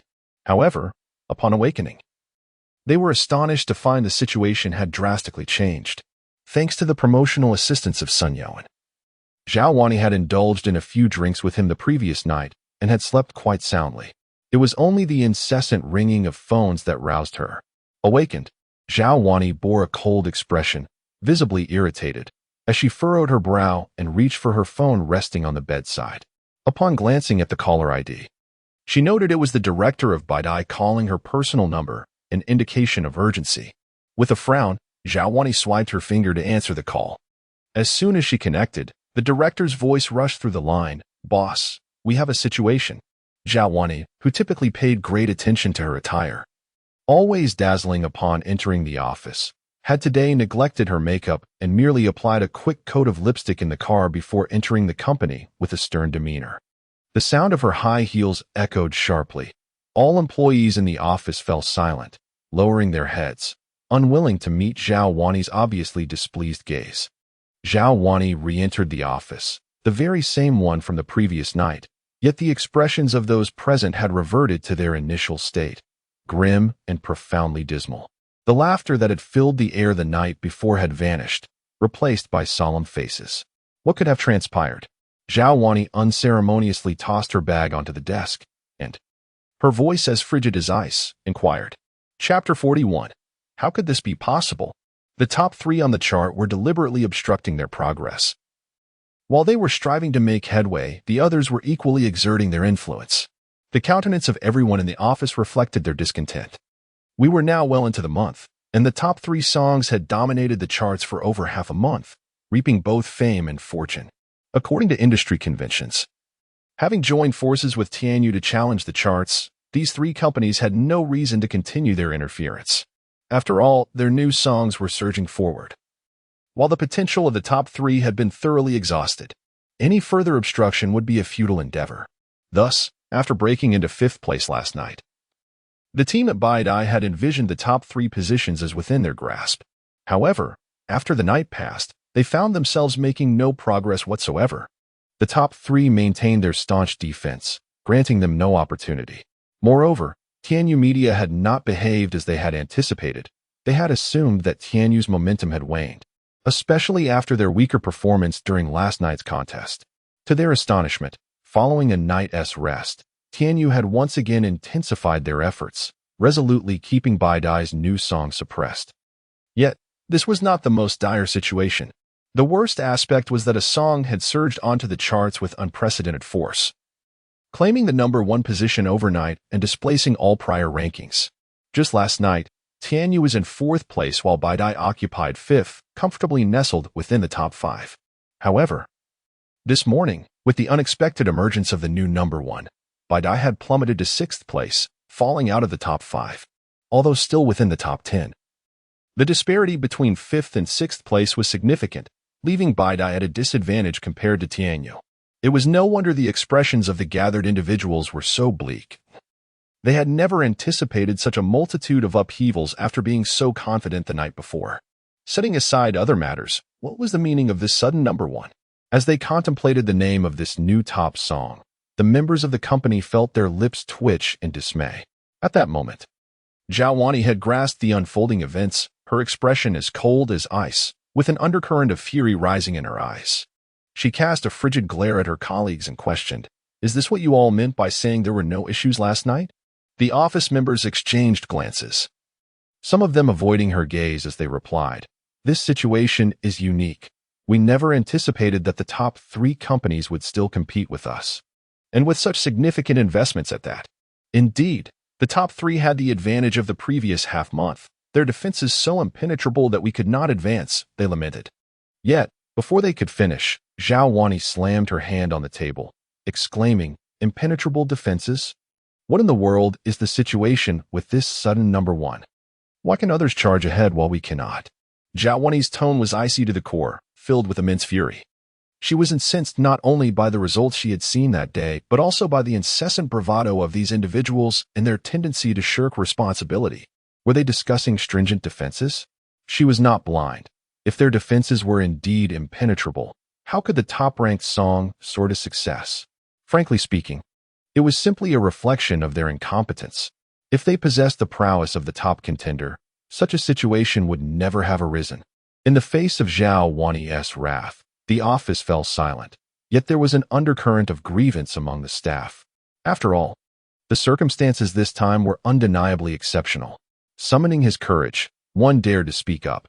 "Boss, this situation is indeed quite unique.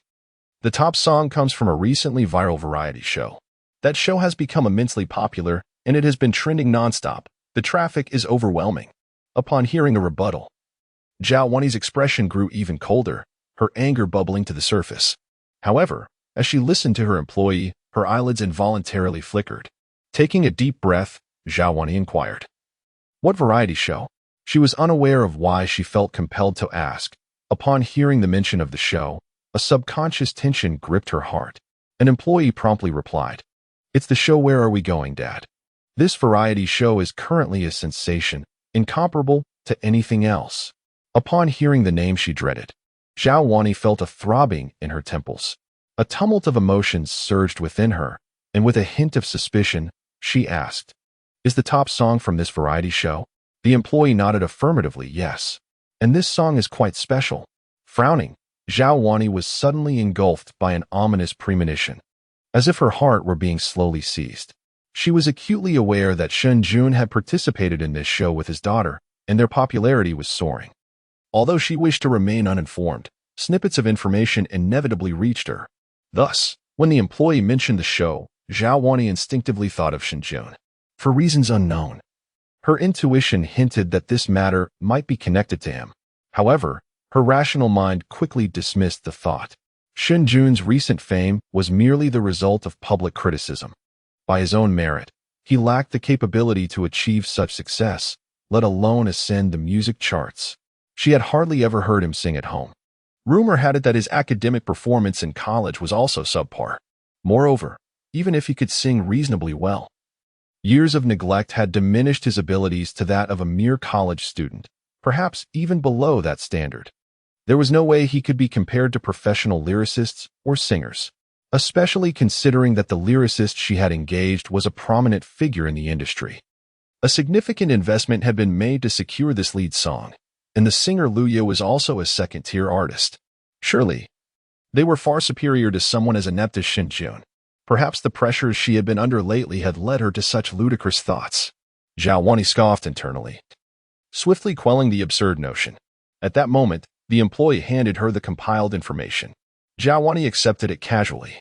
The document contained the top 10 songs on the charts, along with detailed information about each song. However, the moment Zhao Wani's gaze fell upon the document, her pupils dilated sharply, and her hand holding the material trembled violently. The first line of text on the document read, 1. Anand's lullaby singer, Shen Jun, guest on the variety show Where Are We Going, Dad? A frequent figure on trending lists. Both Anan and Shen Jun were exceedingly familiar terms to Zhao Wani.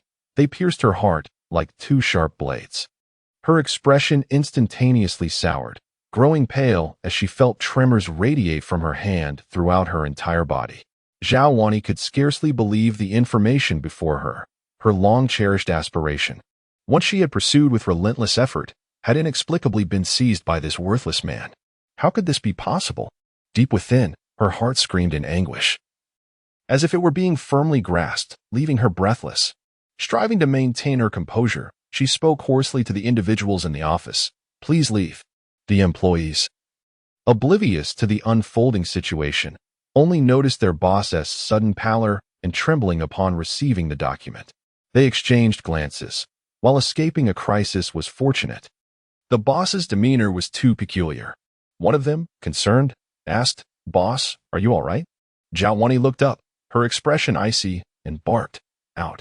The lingering employees, meeting her cold gaze, felt an overwhelming chill envelop them, as if they had plunged into an icy abyss. They hastily fled the office. Chapter 42, Lullaby. After the employees exited the office, they collectively exhaled in relief. The terror in their boss's eyes had been frightening, sending shivers down their spines. Having worked alongside her for many years, they had never witnessed such fury. One of them, still shaken, inquired, "What has happened to the boss?" That was terrifying. I could hardly breathe. It was the first time they had seen her so enraged. This could spell disaster. Amidst their hushed discussions, someone suddenly remarked, "I heard our boss's husband is that regular guy from the variety show." At first, no one grasped the implication. Regular guy? What regular guy? The speaker halted abruptly, eyes widening in realization, raising their voice. "Are you talking about Shen Jun?" They had watched countless iterations of the song and the singer that morning, thus recognizing the name Shen Jun. Given the recent buzz surrounding him online, it was hard not to encounter his name. In an instant, the group reacted, eyes wide with shock and disbelief. However, one voice questioned, "But wait, isn't the boss's husband Mr. Sun from Yaoan Film and Television?" They had seen Mr. Sun several times over the past year, with increasing frequency and had witnessed him delivering flowers to the boss just the previous night, departing together in a vehicle. Thus, many within the company believed the boss's husband to be Mr. Sun, as the two appeared quite compatible.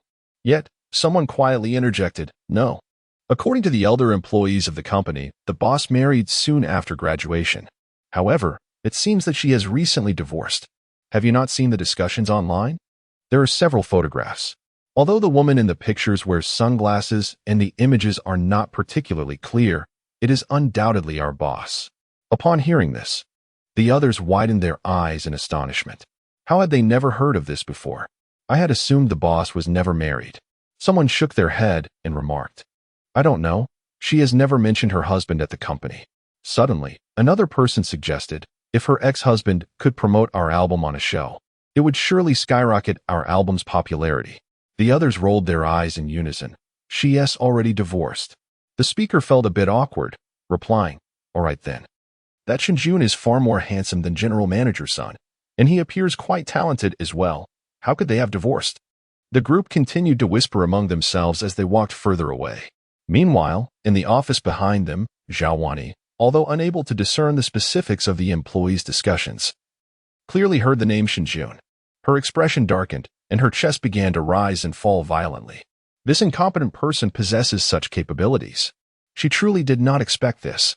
With an icy glare, Zhao Wani's emotions surged as she fixated on the name in the documents, subsequently clenching her teeth and crumpling the papers in her hands.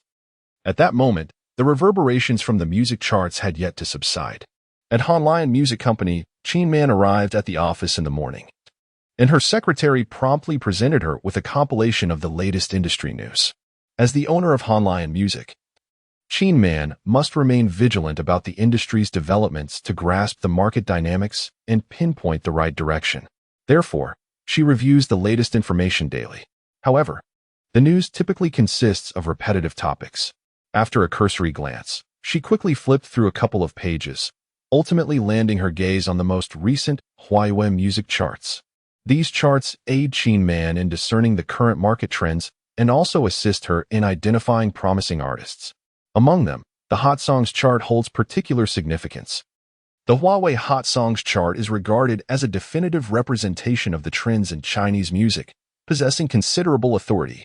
Thus, Qin Man swiftly perused the other charts and located the Hot Songs chart, scanning from the bottom upwards, where she spotted several songs from her company.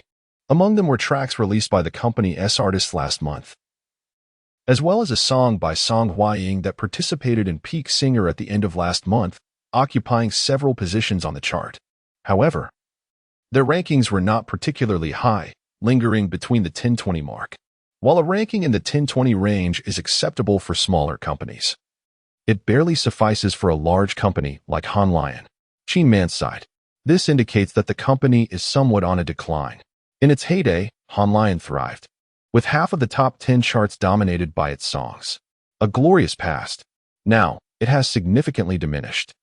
Thoughts raced through Qin Man's mind as her gaze settled on the top 10 positions. Due to the limited number of new songs released this month, the top 10 predominantly features familiar names, with only 3 tracks being newly introduced today.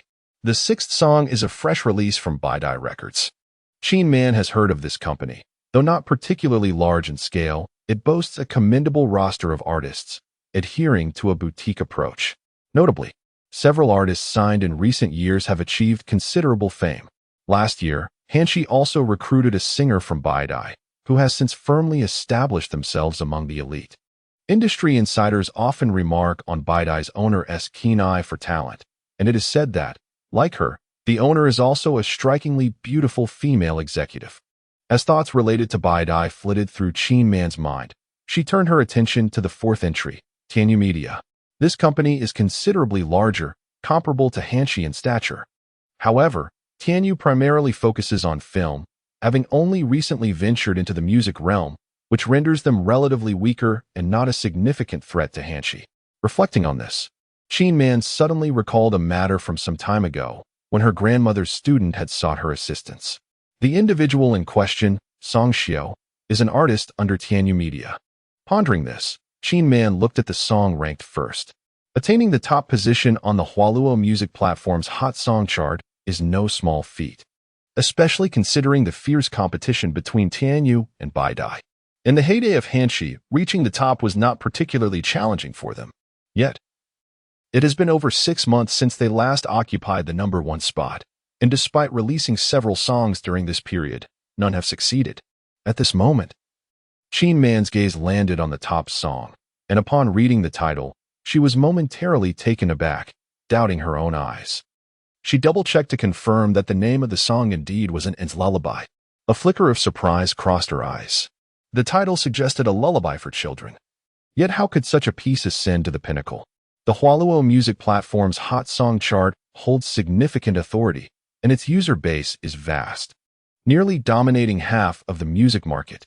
Each song that graces the chart is either propelled by countless downloads and clicks from netizens or supported by substantial financial backing from the company. A lullaby? How could something of that nature possibly claim the top spot? Attaining a position on the chart is already a challenge. Qin Man furrowed her brow.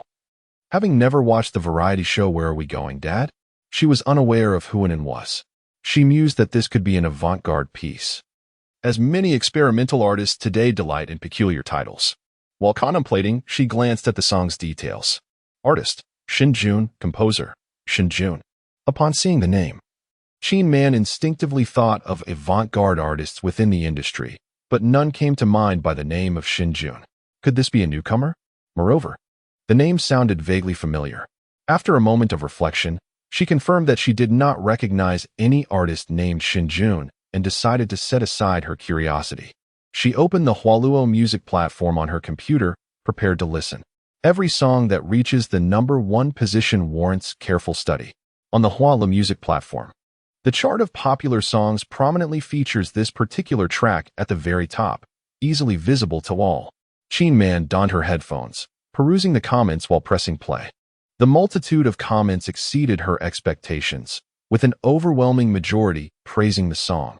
However, a cursory glance revealed that the content of these remarks predominantly revolved around themes of sleep and childhood. Qin Man furrowed her brow, pondering whether this was truly a lullaby. Before she could delve deeper into her thoughts, the music erupted in her ears without any prelude or extravagant embellishments. It commenced abruptly, as a deep, magnetic voice gradually enveloped her. The moment Qin Man heard the voice, her expression shifted to one of astonishment. A pure vocal performance. How audacious of the singer to ascend the charts with simply a clear rendition. Astonishingly, this very performance had secured the #1 position. Countless feelings of astonishment flickered through Qin Man's mind as the resonant melody began to weave its way into her consciousness. Suddenly, she felt a profound sense of tranquility wash over her. Her daily grind had been so relentless that each day at work felt akin to a battleground, leaving her nerves taut and strained.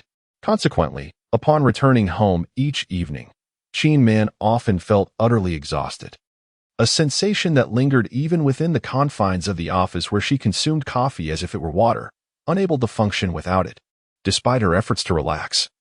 And the gentle encouragement from her family to ease the pressure she placed upon herself, the relentless habits of her youth persisted, making it difficult to simply let go, especially with the uncertain future of her firm looming overhead. The entire company relied on her to distribute salaries, further compounding the weight of her burdens. The pressure upon her shoulders grew increasingly unbearable, rendering any notion of relaxation a distant dream. At times, fatigue enveloped her, both physically and emotionally.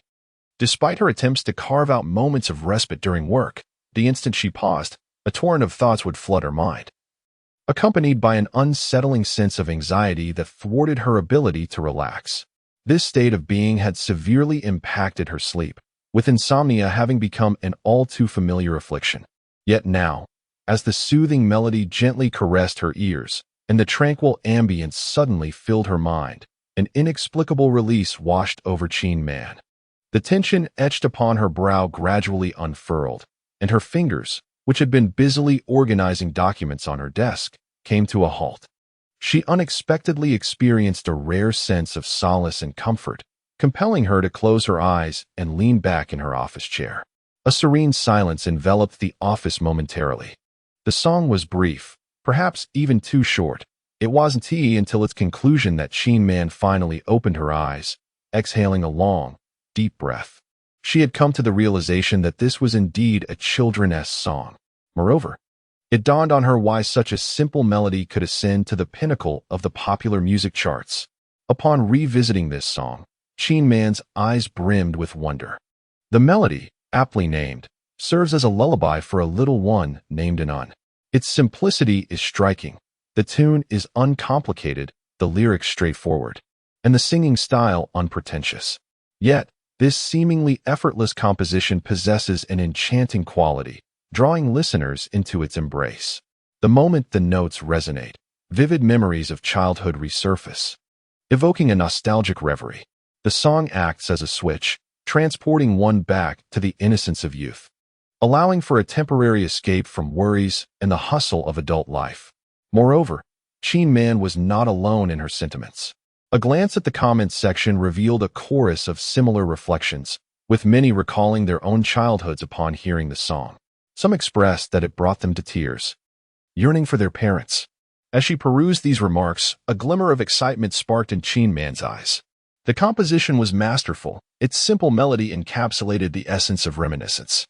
Although the lyrics employed commonplace imagery, they conveyed a sense of poetic beauty and romance, rendering the listening experience exquisite. The singer's artistry was evident as well. Despite the song's apparent simplicity, Shen Man, being an industry insider, discerned a depth that transcended mere ease of execution. The immersion it induced was unparalleled, allowing for a profound emotional connection that resonated powerfully within the comments section, a testament to the singer's skill. Simplifying complexity is no small feat, and this artist was truly remarkable. Shen Man's gaze fell upon the name Shen Jun, the sole creator of the piece, a singer-songwriter. This revelation stirred something within her. Han Lion was in dire need of talent, particularly those who could compose. Though only one song had been released, it was clear that this individual possessed remarkable creativity, and the fact that she had not encountered him before indicated he was a newcomer. New talent is always easier to sign. With a newfound determination, Shen Man swiftly grabbed her phone, intending to investigate Shen Jun's background and explore the possibility of signing him. However, just as she began to type his name, a thought struck her, causing her fingers to pause and her brow to furrow in contemplation. She quickly exited the previous chat and entered Shen Jun's name into her WeChat search bar. A moment later, a contact card appeared, Shen Jun. To her surprise, they were already friends. Without hesitation, she opened Shen Jun's chat, revealing two messages. Hello, Sister Shen, this is Shen Jun, and new song demo 3. Shen Man's expression shifted to one of astonishment. The name had indeed seemed familiar, but she had not fully recalled it, as she had saved Shen Jun's contact under the label Grandma's Student.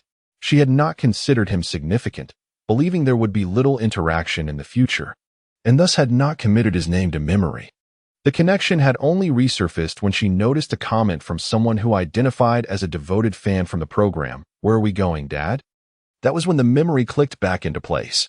Shen Man's expression was momentarily complex. She recalled her grandmother's earlier words. If she could secure Shen Jun, the company's future songs would be assured. At the time, she thought it was an exaggeration, and even now, she had not believed it in the slightest. Moreover, her impression of Shen Jun was rather poor. Yet unexpectedly, this individual actually possessed the ability to compose songs. And quite well, at that. Shen Man bit her lip, gazing at the file of the song demo in the chat interface, and suddenly a spark of curiosity ignited within her. If even children's songs could be crafted so beautifully, how exquisite would a proper song be? The thought crossed her mind, and Shen Man reached out to click on the file. Chapter 44. I have another song at 10 a.m. Han Lion Music Company convened a senior management meeting. The agenda focused on matters concerning Song Huaying's program. The song approval from yesterday had been granted, and the fees for this song were exceedingly high, far surpassing the usual costs. Song Huaying must not be eliminated. At the very least, she should reach the finals and secure a respectable ranking. This was the consensus among everyone at Han Lion. If Song Huaying were truly eliminated in the next round, coupled with the news of Shui Wenlu's impending departure, Han Lion Music would face significant troubles. Their reputation would be irrevocably tarnished. Just imagining how others would refer to Han Lion in the future was enough to induce concern. Furthermore, it would publicly highlight Han Lion's decline. At that point, not only would their reputation suffer, but their stock prices could plummet as well. Thus, the board was in a state of urgency.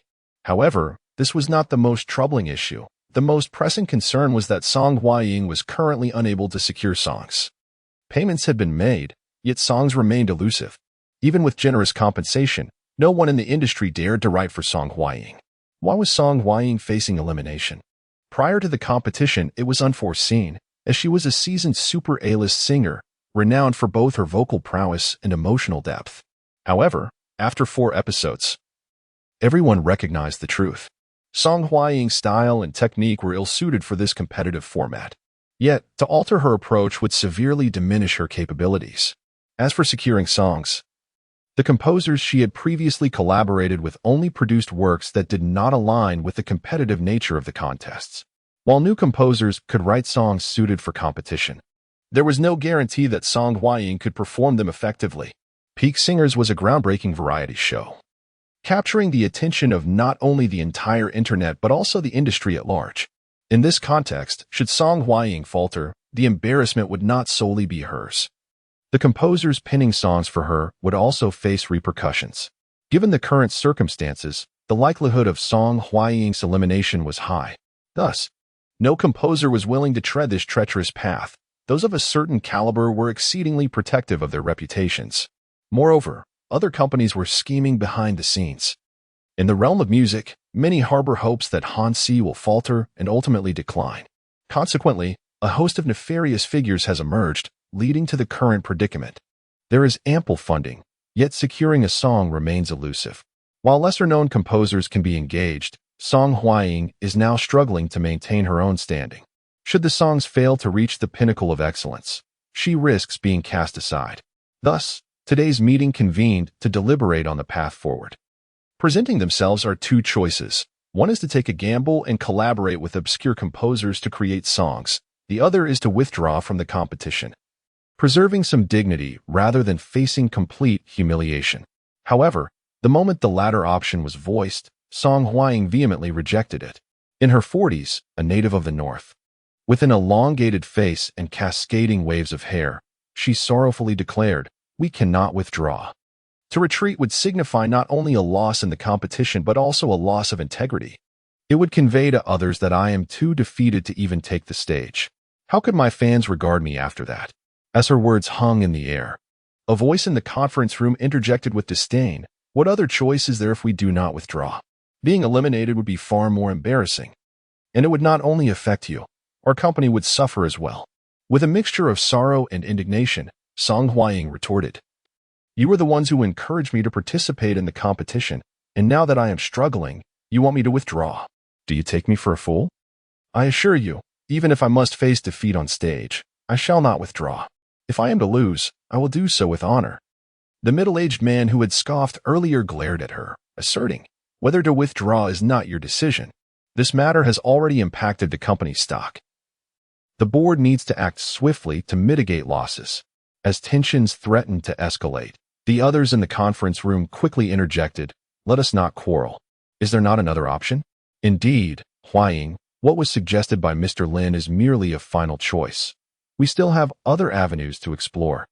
The remaining attendees sought to mediate, while the man referred to as Mr. Lin muttered under his breath, "What other options remain?" Though his voice was low, the anger had dissipated. Everyone understood that this predicament was not solely Huaying's fault. After all, her participation in the competition was a collective decision, and it would be unjust to place the blame entirely on her. At this juncture, Qin Man, seated at the head of the table, spoke slowly. "Sister Huaying makes a valid point. Losing a competition is inconsequential. However, losing the hearts of our fans would be a grave matter." The others nodded in agreement, voicing their support. "Indeed, we should consider the first option. To cower before battle is a cardinal sin in warfare. We must at least strive for victory. Whether or not we face elimination remains to be seen. Sister Huaying possesses talent. What is lacking now is a suitable song, and I believe there is still hope." After much deliberation, the consensus was to pursue the first option, to experiment with the compositions of lesser-known songwriters. Perhaps a delightful surprise awaits. For even the greats have traversed the path of newcomers. Previously, when the company announced substantial rewards for song submissions, many composers had submitted their works, albeit to little acknowledgement at the time. The company's music library contains a wealth of remarkable songs, and at this moment, everyone began to sift through them. Listening intently, this composer's style bears some resemblance to Sister Huaying. It warrants consideration. This composer's style is overly folk-oriented, completely mismatched, and folk lacks any competitive edge. This song is indeed quite good. Who is the composer? Teacher Sue? Then forget it. The first half of this song is acceptable, but the chorus lacks vigor. Within the conference room, discussions ensued, yet after much deliberation, a suitable choice remained elusive. Most of these lesser-known composers' works left much to be desired. Occasionally, there are gems, but they do not harmonize particularly well with Song Huaying, or perhaps they lack competitiveness. Thus, they must seek new songs. For days is far too tight a timeline. There is simply no time to waste. In the event of choosing the wrong person, they would need to find several alternatives. After all, such composers are not costly, and casting a wide net may yield better results. The group felt somewhat overwhelmed, while Song Huaying sat dejectedly in the conference room, weary from the ordeal, her hopes dwindling. At this moment, she deeply regretted her decision to participate in the competition. It seemed that this edition of Peak Singer would become an indelible blemish on her life. She felt as though she had merely served as a stepping stone for others. Song Huaying's face was ashen. The expressions of those in the conference room mirrored her despair and hopelessness as they struggled to find a way out. Just then, Chin Man, who had remained silent in the prime seat, suddenly spoke. I have another song. Let everyone take a listen. Chapter 45. The publishers gather after rising in the morning. Shen Jun and Enlightenment commence their live broadcast. Today marks the third day of the Where Are We Going, Dad? Program, as well as the final day of the inaugural episode. As soon as they awoke, the production team stirred into action, gathering all 5 groups of guests together for the day's first task. Teach the children to sing. Each parent must teach their child to sing a song within the day. During this time, they are prohibited from using their phones for research, nor will there be any background music. In the evening, the 5 children will take the stage to perform. The production team will enlist the villagers as judges. The song that receives the highest votes from the villagers will be declared the winner. The victor will enjoy the episode's highest reward that evening, including but not limited to an early return to the city, a lavish meal, and hotel accommodations. Upon hearing of this reward, the 5 parents and their children widened their eyes in astonishment. For them, the past 3 days had been exceedingly arduous. Even bathing had been uncomfortable, let alone the quality of food and sleep. They felt as though they had come to the countryside solely to experience life.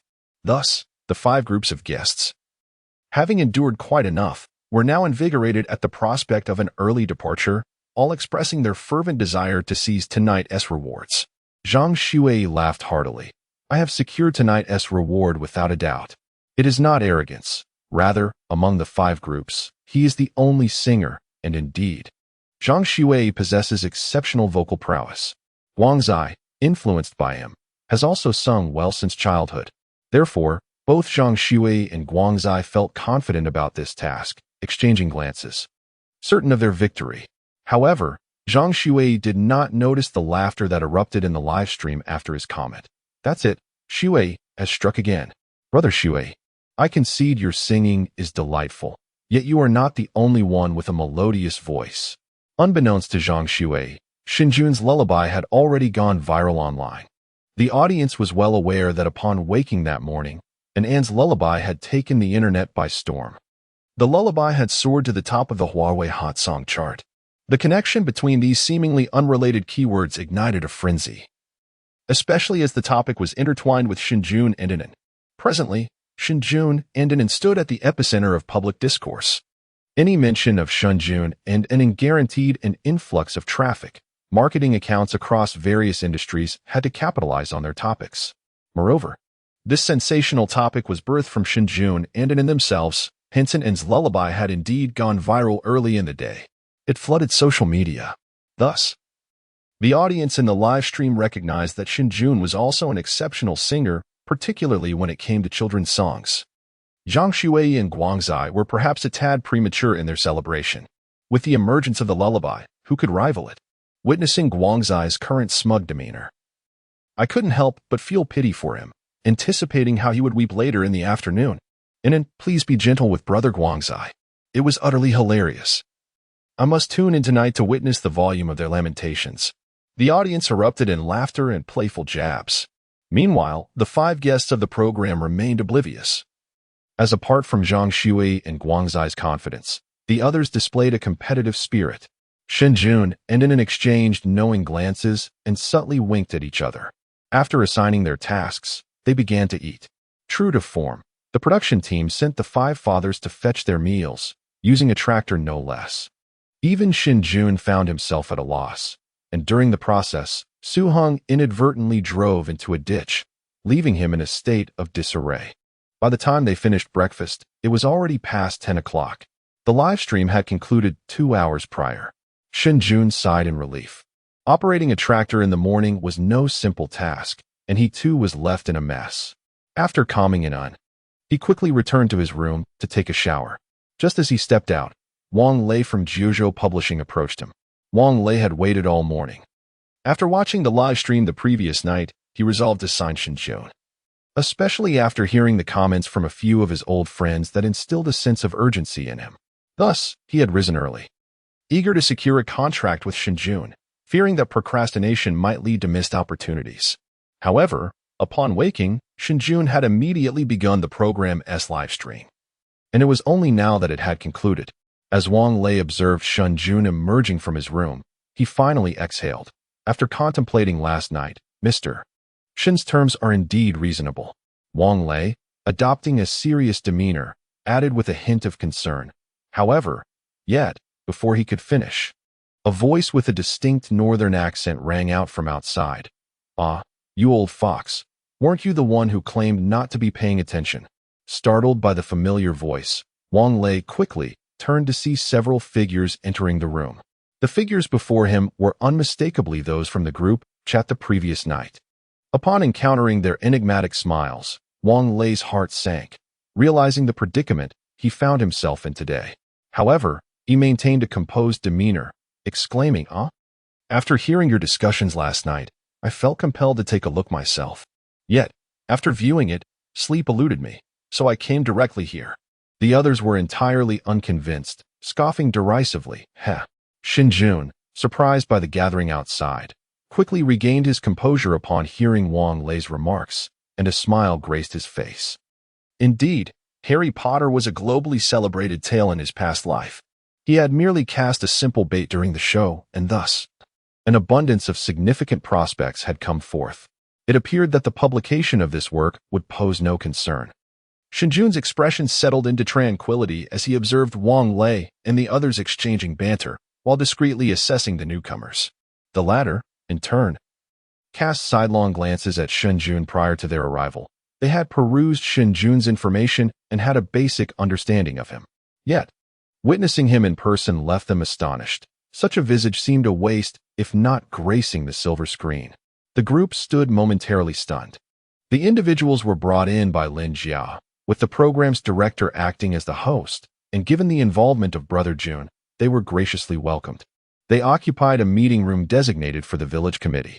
A cohort of 6 or 7 promptly took their seats. Their intentions clear. They sought to discuss the book Shen Jun had spoken of. From the moment Wang Lei entered, he fell silent, resembling an invisible man, calmly observing the same old foxes who were initially akin to him, attempting to bargain and finalize the contract under the assumption that Shen Jun was naive. Having experienced Shen Jun's prowess firsthand, he relished the chance to witness his peers falter. After all, these were seasoned veterans. Opportunities to witness their missteps were rare. While the others were taken aback by Wang Lei's silence, the focus remained on the crucial signing, especially with so many publishers vying for attention. Hence, they disregarded Wang Lei and engaged Shen Jun in conversation. However, as the dialogue progressed, they realized that the youthful individual before them was far from the naive figure they had anticipated. He was astute, Exceptionally so. Two publishing houses adopted a dual approach, one taking on a stern demeanor while the other feigned amiability, attempting to conspire to negotiate with Shen Jun. Yet, all their efforts were deftly countered by Shen Jun. The group exchanged glances, their expressions tinged with gravity. Ultimately, the negotiation price remained anchored at the figure Wang Lei had proposed the night prior. Shen Jun continued to shake his head, unyielding to their entreaties. The discussion reached an impasse. At that moment, Wang Lei, who had remained silent until now, gradually spoke up. Jiuzhou Publishing House can accommodate Mr. Shen's requirements. We will not sign the copyright and will only discuss revenue sharing. The others gasped in astonishment at his words. Chapter 46. Publication confirmed. Although several publishing houses later attempted to raise their offers, Shen Jun ultimately chose Jiuzhou Publishing House, finalizing the contract after a detailed morning discussion. Following the signing, Wang Lei wore a smile, stating, "Mr. Shen, may our collaboration be fruitful." Shen Jun reciprocated with a handshake, replying, "Indeed, may our partnership flourish." At this moment, several other publishers confirmed that Shen Jun had signed a contract with Jiuzhou, and they sighed in resignation, preparing to leave. Before departing, one of them whispered to Wang Lei, "Are you out of your mind? A newcomer, and you are discussing profit sharing with him? Old Wang, I know your judgment has always been sound, but prudence is the mother of safety." The group patted Wang Lei on the shoulder, shook their heads, and departed as they had come. Wang Lei paid no heed to their words. In business, without risk, there can be no reward. Moreover, in his estimation, the potential gains far outweighed the risks this time. A mere gamble. Turning to Shen Jun, he declared, "I will initiate the publication application and approval process as soon as I return today. Please expedite the completion of the first volume and send it to me. We aim to publish our first work within 3 months." Given Shen Jun's current popularity, the sooner they published, the greater the benefits would be, but realistically, it would take at least 3 months. They could only hasten their efforts. Shen Jun nodded, recognizing that he was not an expert in publishing, and he trusted Wang Lei's expertise. "All right. Then, recalling something, Shen Jun inquired, "For tonight's live stream, I might share some stories. Will that have any impact?" Wang Lei waved his hand dismissively. "No impact. Continue with your storytelling. However, do control the pacing, don't rush through it. It would be best to conclude around the halfway mark. Additionally, at the end, you might reveal some information about the publication to create anticipation for the new book. Jiuzhou will also make an official announcement to support you." The two discussed promotional strategies briefly before Wang Lei hurriedly returned to Beijing. As signing the contract was merely the beginning, numerous tasks awaited him. Shen Jun saw him off and barely settled down when another call came in. Upon checking the caller ID, Shen Jun was taken aback. It was Qin Man from Han Lion. Since their last chilly conversation ended, he had assumed that this connection was no longer viable, prompting him to contemplate alternative strategies. That previous call had taught him that self-reliance was paramount. Thus, after that conversation, Shen Jun began devising various practical approaches, with the publication of Harry Potter being one of his plans. Now, with the responsibility of supporting an earning money was unavoidable. In matters of profit, every industry is fraught with predators and competition. To avoid being bullied or belittled, one must ascend to a position where they cannot be easily undermined, high enough, strong enough. To achieve this, Shen Jun had contemplated numerous strategies, with the publication of Harry Potter being just one of them. Little did he expect that right after accomplishing one task, Qin Man would call him. Although surprised, Shen Jun quickly answered the phone. As the call connected, Qin Man's voice came through again, this time warmer than before. "Hello, Shen Jun." Given that Qin Man had reached out, Shen Jun reciprocated with respect, greeting her. "Hello, Sister Qin." Qin Man continued, "The song you sent me last time. I shared it with the company, and they found it quite impressive. I must extend my sincerest apologies. The company's efficiency has been woefully inadequate, resulting in a delayed response." As a seasoned professional in the commercial realm, Qin Man is adept at transforming the seemingly futile into something viable. Now, with a request directed towards Shen Jun, she certainly would not admit to having initially overlooked the opportunity. Shen Jun smiled faintly. "Is that so?" Qin Man, maintaining her tone, continued, "This song, Han Lion desires it. Would 200,000 suffice? It came as no surprise to Shen Jun that Han Lion had taken an interest in the song, as it was a selection from the illustrious diva Fei Wang, meticulously chosen to align perfectly with Song Huaying's vocal prowess and style. The lack of interest would indeed pose a significant issue. Yet, Shen Jun's expression remained unchanged as he replied with a smile, "Sister Qin, this is not merely a matter of finances." Qin Man, forthright, declared, 400,000. Shen Jun shook his head, "Sister Qin, as I mentioned before, assist me in securing Song Xiao, and I will compose a song for you." On the other end of the line, Qin Man sighed.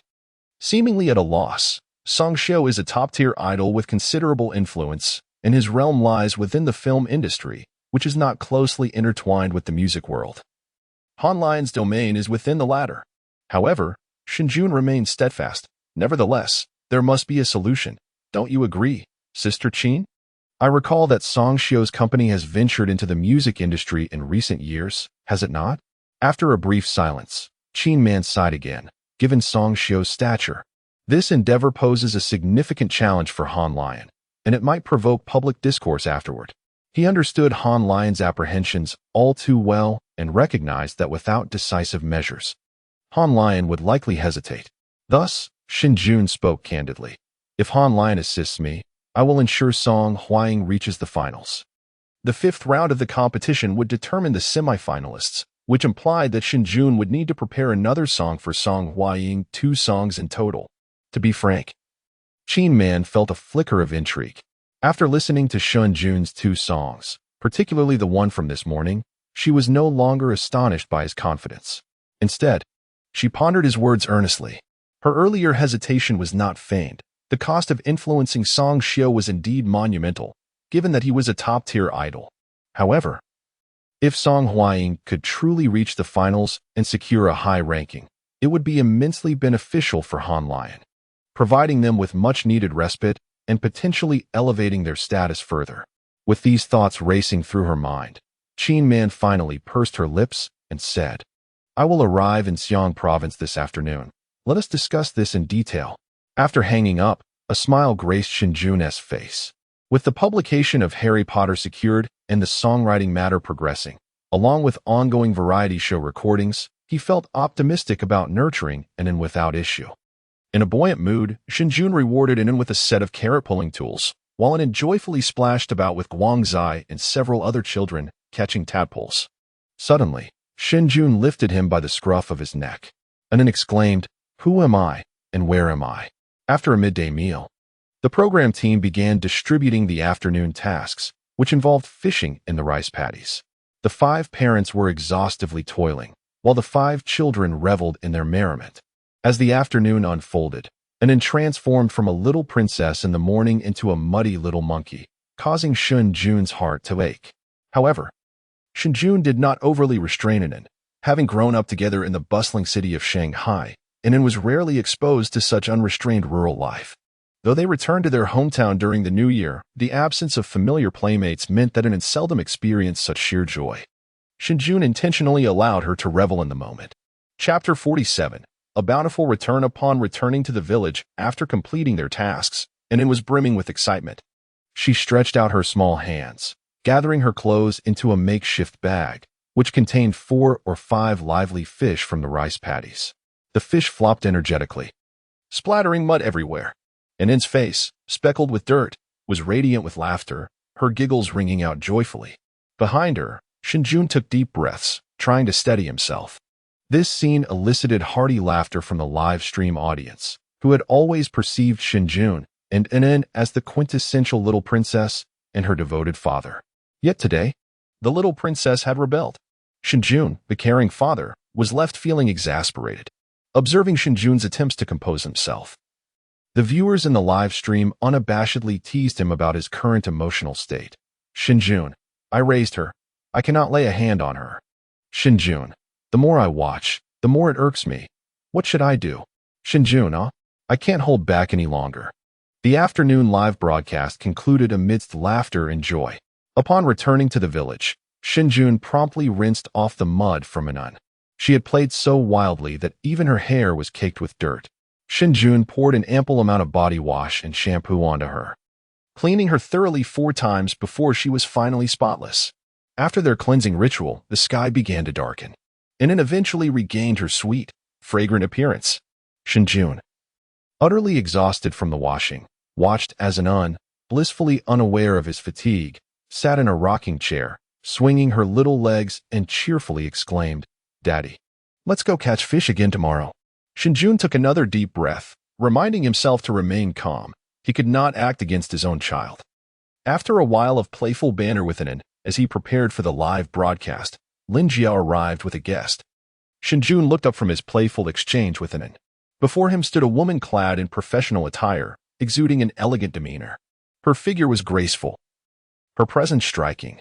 Her black stockings accentuated her long, slender legs, and the sound of her stiletto heels echoed as she walked. It seemed that the stone paths of the village slowed her pace, with shoulder-length hair framing her sharp, captivating features. Her crimson lips added an alluring aura to her already impressive presence. Upon seeing her, Shen Jun's heart skipped a beat. It was Qin Man. During his school days, he had visited teacher Shen S' home and seen a family photograph that included her. He recalled that in the picture, Qin Man had long hair and a youthful visage, her features not yet possessing such a striking intensity. Perhaps this was a common trait among those who became entrepreneurs? As Shen Jun appraised Qin Man, she too scrutinized him as she made her way into the courtyard, where she spotted Shen Jun playing with his daughter. Before her arrival, she had deliberately researched Shen Jun online to facilitate their discussion. Upon meeting him in person, the first thought that crossed Qin Man's mind was that the online descriptions were indeed accurate. Shen Jun's appearance was such that it would be a pity if he did not pursue an acting career.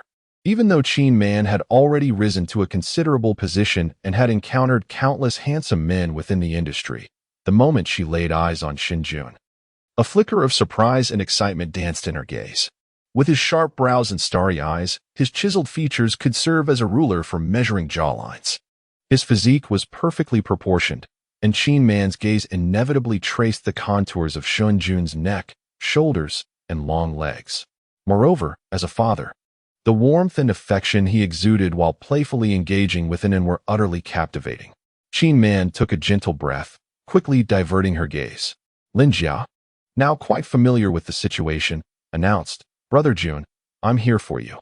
Anan, who was frolicking with her father, looked up with her big, blinking eyes, seemingly assessing Qin Man. Before Shen Jun could speak, Anan waved her tiny hand, exclaiming, "Hello, beautiful sister." Her sweet, melodic voice softened the heart, making it impossible for Qin Man to maintain a stern expression. A smile involuntarily graced her face. After all, who could resist the charm of an adorable little girl, even if she wasn't their own? However, just as Qin Man was about to smile a moment longer, Shen Jun interjected, "What do you mean by sister? You should call her aunt." Qin Man's smile instantly froze, her high heels firmly striking the ground. Unbeknownst to Shen Jun, by calling Qin Man sister, it would confuse the generational hierarchy if Anan echoed the same. Fortunately, Anan did not heed Shen Jun's correction. Scratching her head, she replied, "Daddy said that when you meet a beautiful sister, you should call her sister." Shen Jun covered his face, deciding not to correct Anan further, and shifted the topic. Greeting Qin Man. "Hello, Qin Jia. I am Shen Jun." Qin Man nodded slightly. "Hello." Perhaps it was merely an illusion, but Shen Jun sensed a chill in Qin Man's gaze, with a hint of suspicion in his heart. He instructed Lin Jia to watch over Anan while he led Qin Man into the house. Once inside, Qin Man got straight to the point. "Hanshi can assist you. 3 songs. Shen Jun was aware that Qin Man would negotiate, which was why he had initially mentioned only 2 songs, leaving room for bargaining. Instead of rushing to quote a price, Shen Jun smiled and said, "Since Qin Jia is here, you must have listened to my song. What are your thoughts on it?" With Song Huaying's competition just 4 days away, it was not he who was anxious. Qin Man hesitated to respond to Shen Jun's question. Not only had she ensured that the company's executives listened to Shen Jun's demo, but she had also arranged for an evaluation of the song before coming. The assessment concluded that it was destined to become a classic. More critically, the song resonated perfectly with Song Huaying, with many believing it was crafted specifically to match her vocal prowess and style. a bespoke creation. Qin Man could vividly recall the moment during the morning meeting when Song Huaying first heard the song, her initially despondent and lifeless eyes suddenly igniting with brilliant light. The radiance was so intense that it could almost engulf her. Song Huaying listened to the demo thrice, ultimately declaring with unwavering conviction that if she were granted this song, she would undoubtedly reach the semifinals. Moreover, Song Huaying was exceedingly exhilarated, inquiring about the songwriter and expressing her desire to secure them as her exclusive composer.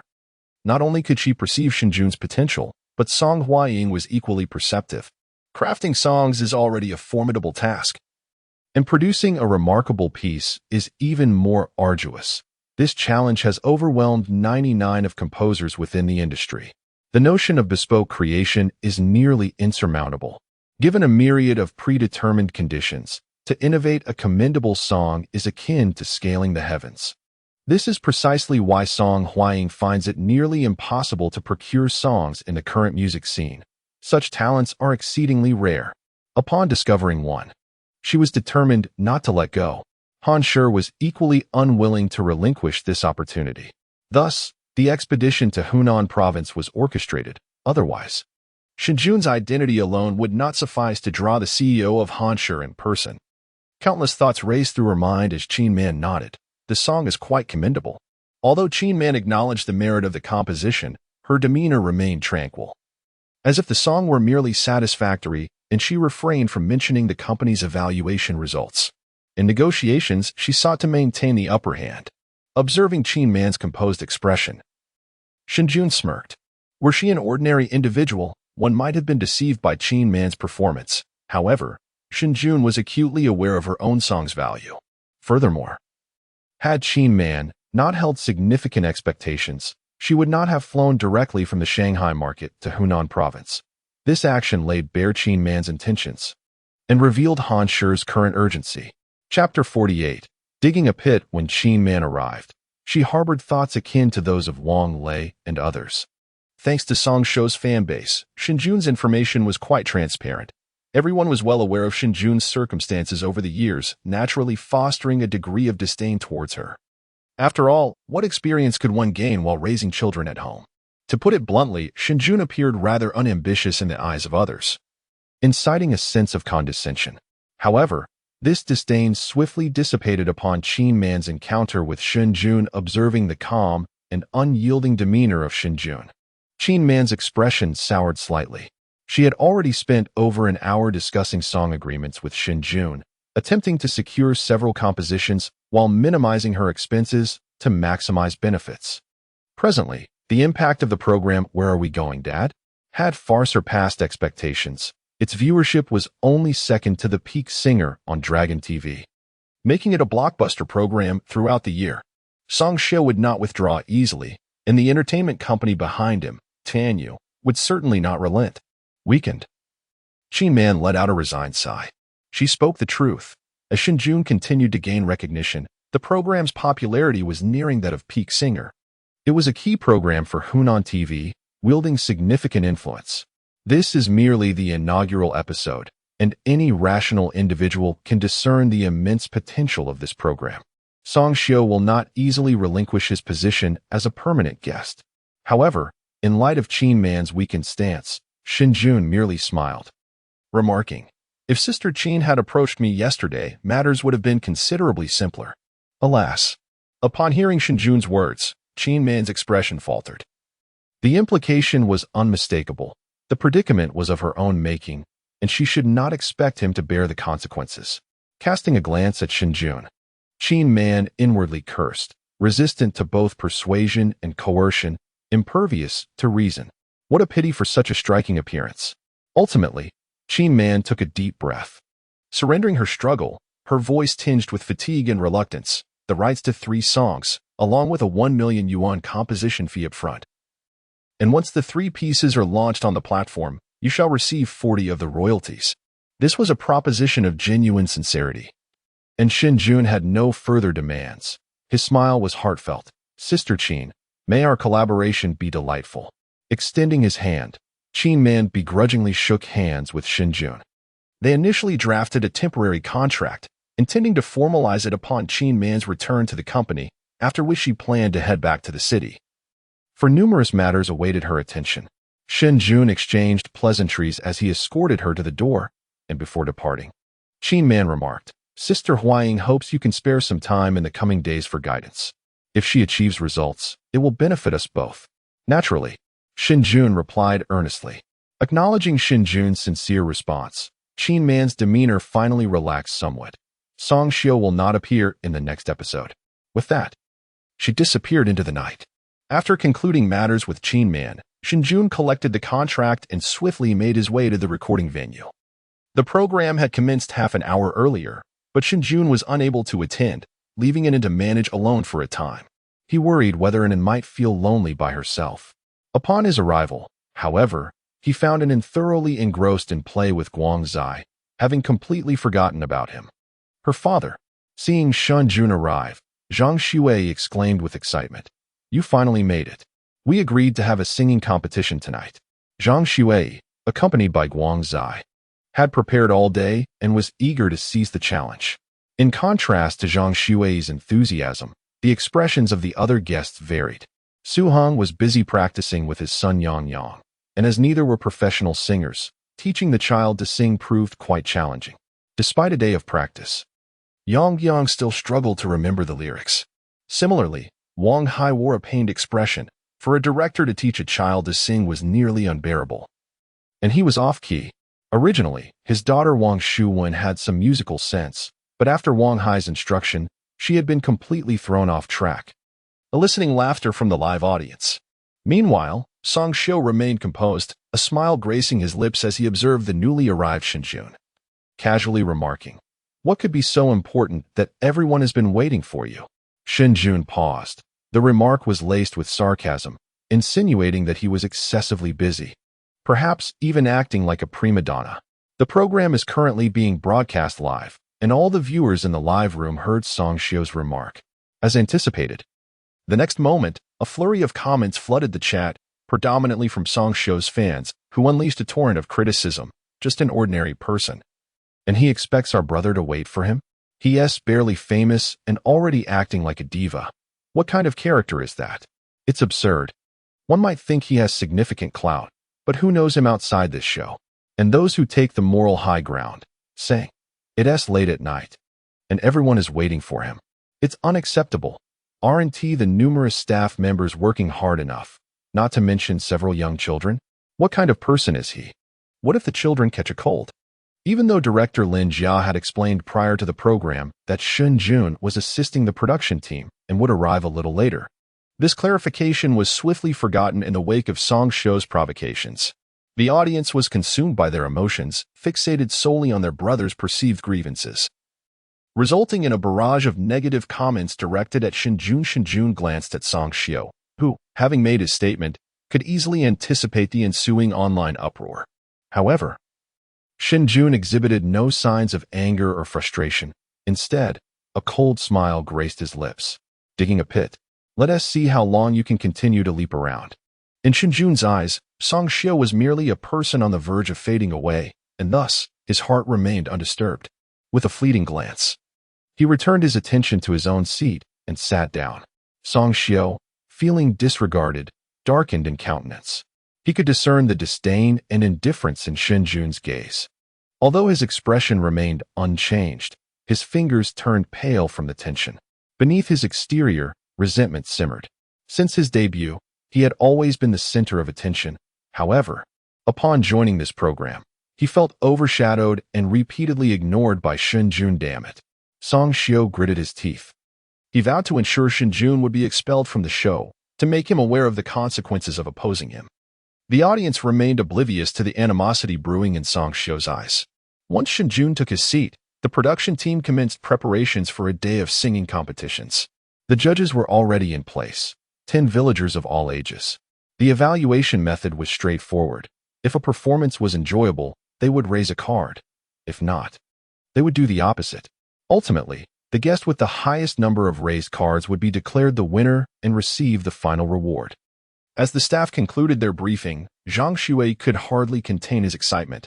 "Let us get started." The performance order followed the initial lineup. beginning with Song Xiu, then Su Hong, Wang Hai, Zhang Xue, and finally Shen Jun. Upon taking the stage, Song Xiu cast a lingering glance at Shen Jun before flashing a charming smile at the camera, eliciting shrieks from the viewers in the live room. Soon after, he began to sing alongside his son, Song Lei. As a star idol, Song Xiu excelled not only in acting but also in singing and dancing. Though not as professional as Zhang Xue, he was more than capable of teaching his child, and his son, Song Lei, possessed a remarkable singing talent, rendering their performance delightful. What is even more surprising is that Song Xiu not only taught his son to sing, but also to dance. Therefore, when Song Lei performed, he combined singing and dancing, particularly showcasing his foundation in street dance, making his movements remarkably stylish. As the music concluded, Song Lei strikingly gestured towards the camera by tipping his hat, eliciting a flurry of comments from the audience in the live stream. Shirtu is truly handsome. No wonder he is Song Xiu's son, with a father so dashing. It's no surprise his son is equally charming. At such a young age, he's bound to captivate a host of little admirers when he starts school. I'm in love. Shirtu is so handsome. During Song Lei's performance, the viewership in Song Xiu's live stream began to surge rapidly, even surpassing that of Shen Jun and Anan's stream. The latter suffered a decline in audience numbers due to Shen Jun's absence at the start, leaving Anan to play aimlessly with Guang Zai. Their viewership plummeted, and they were now on the brink of falling to third place. Meanwhile, the 10 judges had already begun to raise their scorecards, and after a quick count, a staff member announced loudly the final score for the combination of Song Xiu and Shirtu is 9 points. Upon seeing the score, a smile crept onto Song Xiu's lips. This project was not only prepared by Zhang Xue but also by him. He was determined to win this round. While he may be inept at chores like cooking, performing arts such as singing and dancing were his forte, and he wouldn't let this opportunity to surpass Shen Jun slip away. He aimed to reclaim his position. Song Xiu glanced disdainfully at Shen Jun in the audience and let out a scoff.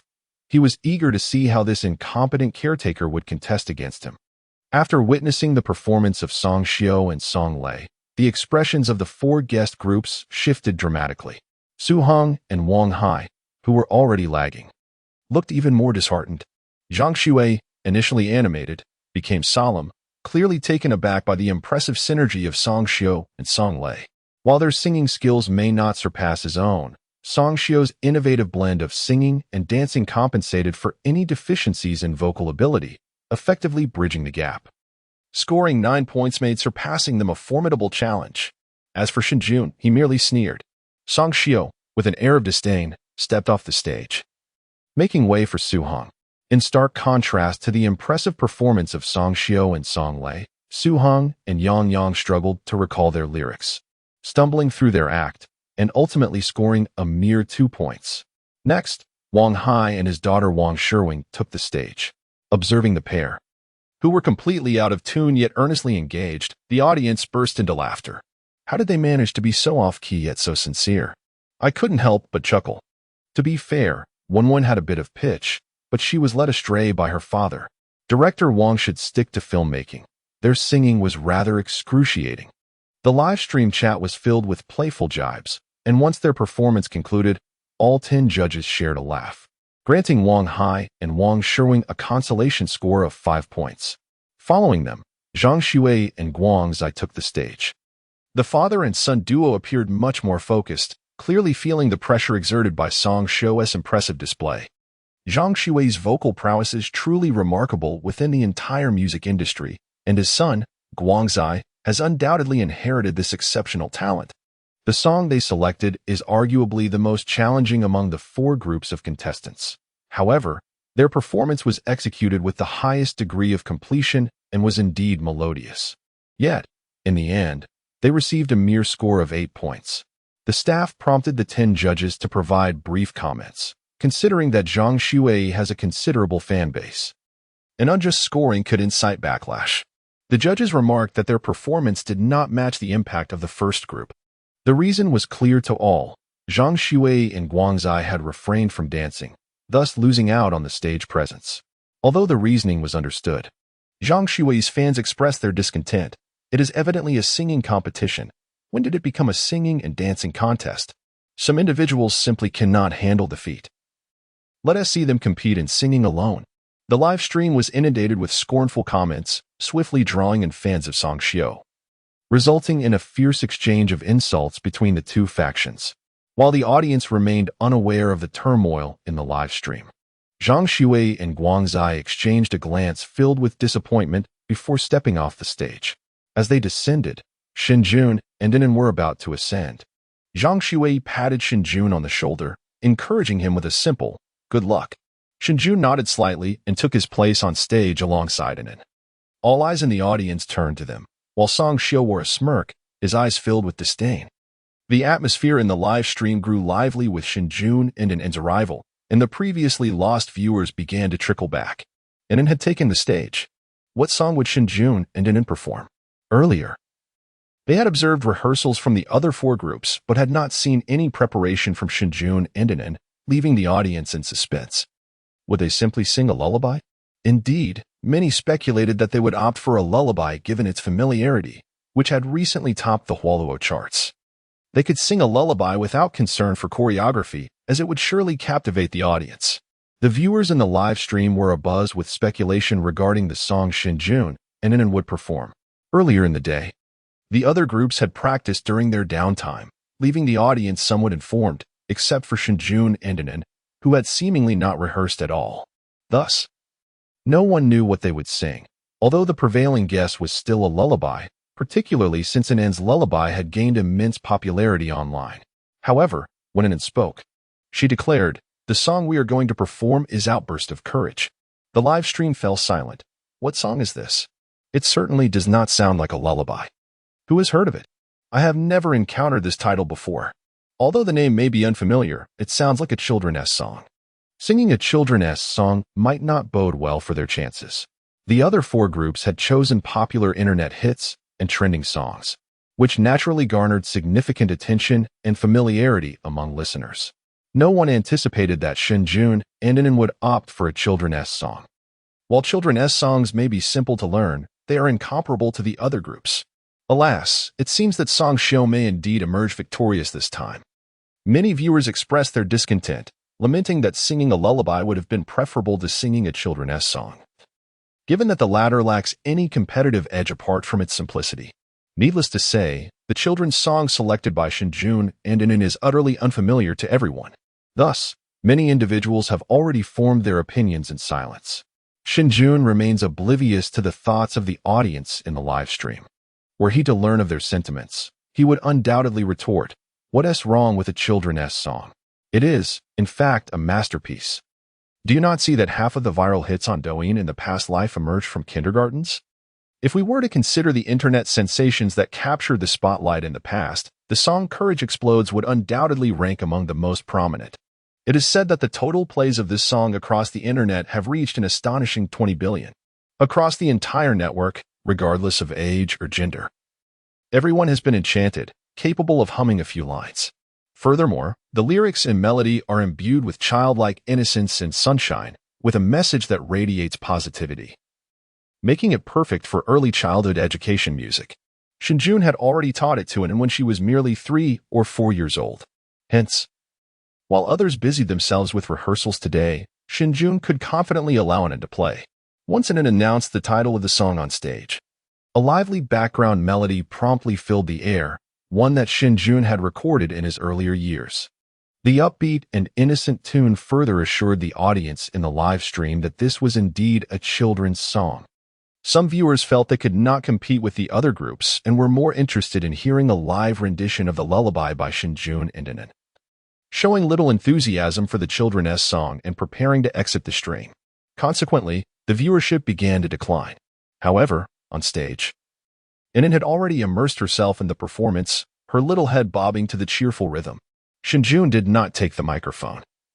As the focus of the evening stage was primarily on the children, he merely played a supportive role beside her.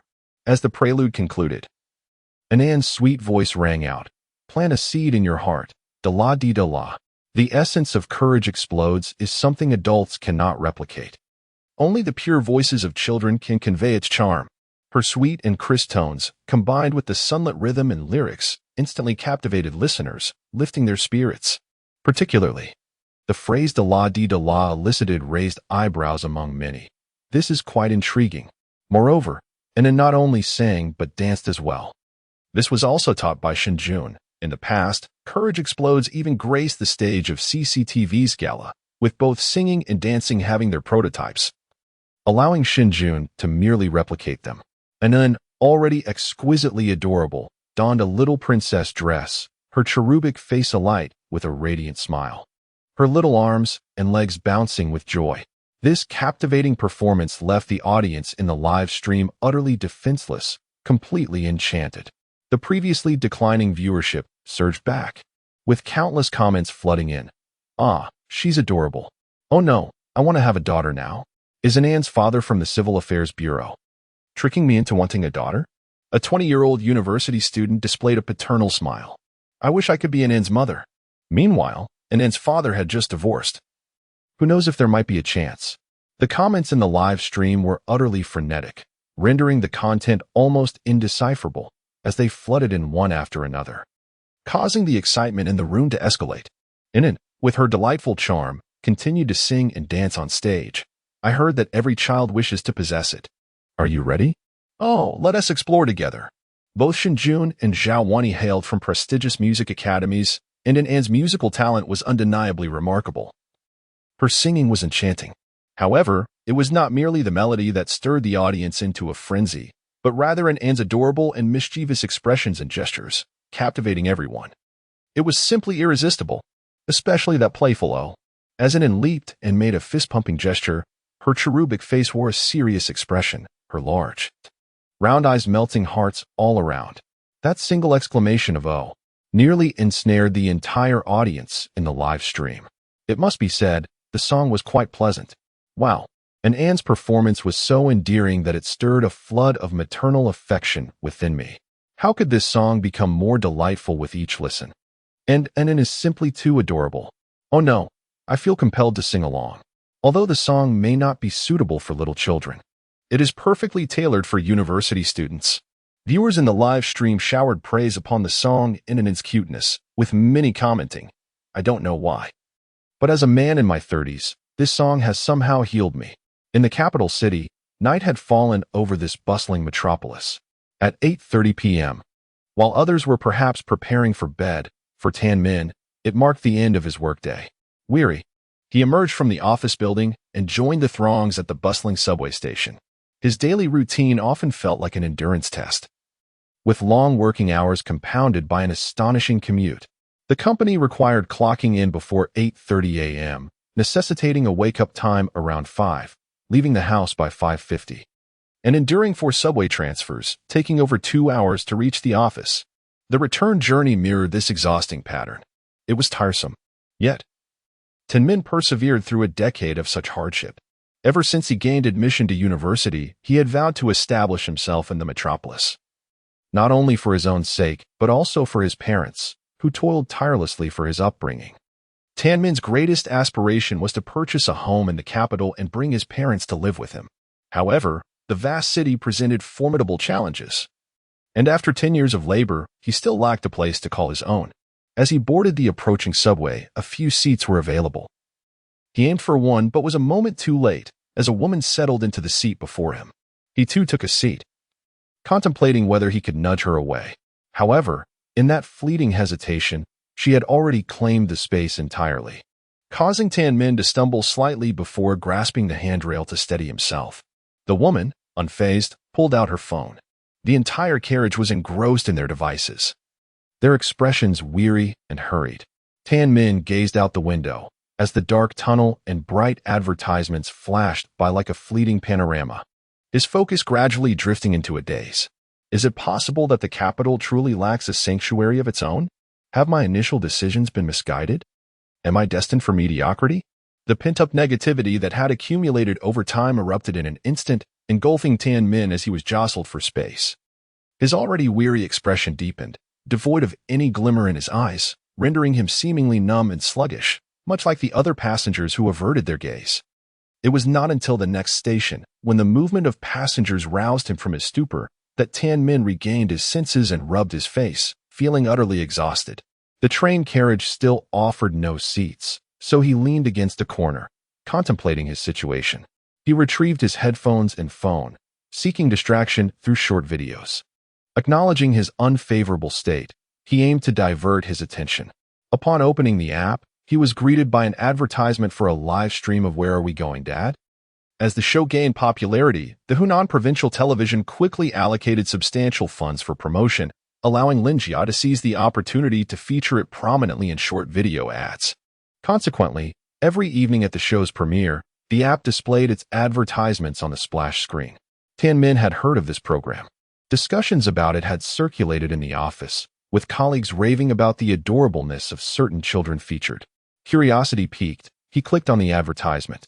Upon entering the live stream, he was immediately captivated by a charming little girl, her delicate features and enchanting presence reminiscent of a porcelain doll, as she energetically sang with her tiny hands waving. Chapter 51. Oh, my. The girl was undeniably beautiful and delightful. Tan Min mused that if he were to have a daughter, he would wish for her to be as adorable. As he watched the spirited little girl, some of the weariness on his face seemed to dissipate, and his dim gaze flickered with a hint of brightness. The girl's sweet, youthful voice began to fill the air, resonating with innocent lyrics that stirred something within his numbed heart. Before he could delve deeper into his thoughts, he heard the girl exclaiming a sincere and earnest "Oh, my." This exclamation struck a chord deep within Tan Min's heart. Unbeknownst to him, a genuine smile had graced his face, reaching even the corners of his eyes. The long-standing negative emotions that had weighed him down seemed to vanish in an instant. Elsewhere, Zhang Yong, delivering takeout in Yang City, also found himself smiling as he lounged in his battered vehicle. Having worked tirelessly since morning, he had just managed to snatch a bite of cold rice, contemplating a brief respite when he stumbled upon An's performance. As he heard An sing her delightful "Oh, my" with all her might, a smile broke across Zhang Yong's face, and he felt as though his monotonous day had been rejuvenated. This transformation was not limited to Tan Min and Zhang Yong. Numerous viewers engaged in the live stream experienced a similar awakening. Their hearts stirred as feelings of busyness, frustration, and despondency were alleviated, replaced by authentic smiles. The ability to create a viral sensation, particularly one that appeals to all ages, stems not only from its catchy, simplistic rhythm but from its profound emotional resonance. There exists a palpable reason behind the phenomenon of popularity. If the song Insect Flying evokes fond childhood memories and instills a sense of tranquility, then Outburst of Courage serves as a balm for the soul. Its message of bravery, intended for children, resonates profoundly with adults, inspiring many to persevere and endure. Undoubtedly, the essence of a viral hit lies in its catchy nature. As An sang a portion of the chorus, numerous viewers in the live stream quickly picked it up, joining in with enthusiastic humming. In several households, parents who were initially watching the broadcast found their little ones suddenly bouncing with the rhythm of the music. During An's performance, the viewer count in the live stream began to soar dramatically. The once declining traffic of Shen Jun and An's stream, which had fallen behind both Song Xiu and Zhang Shui, began to experience a remarkable turnaround.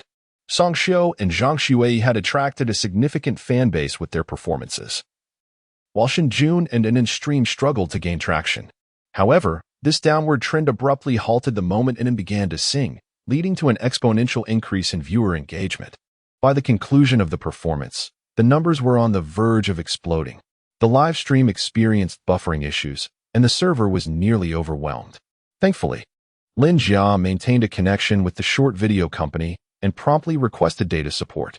The situation stabilized. Gazing at the record-breaking statistics of the live stream, Lin Jia and the entire team were left in awe.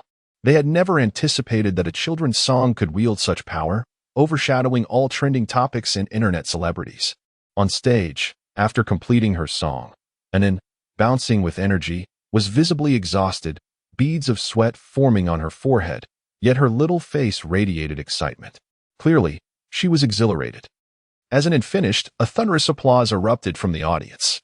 Before the staff could even prompt, the 10 judges raised their scorecards in unison, all marking 10s. An's joy was palpable. "Daddy, we won." At her age, An had already grasped the concept of victory and defeat, and in her delight, she dashed towards Shen Jun, who lifted her in a joyful spin. "An, You are amazing. A peck on the cheek followed, as Shen Jun found her irresistibly adorable, nearly losing his composure on stage. Daddy, you're such a slacker. Anin promptly pushed Shen Jun away, who had a stubbly face. At that moment, the viewer count in the live stream surpassed 500,000, breaking the record for the highest number of viewers in short video broadcasts. Over 500,000 people were captivated by the father-daughter interaction. Anin's dad. Your daughter called you a slacker. Haha. I'm dying of laughter at Anin's disdainful little expression. If Anin doesn't want it, give it to the auntie. She prefers men with beards. I can hear the clamor from upstairs in the northeast. Oh, Anin likes it, and Anin's daddy likes it too. Which should we choose? Take Anin's daddy. Both are yours.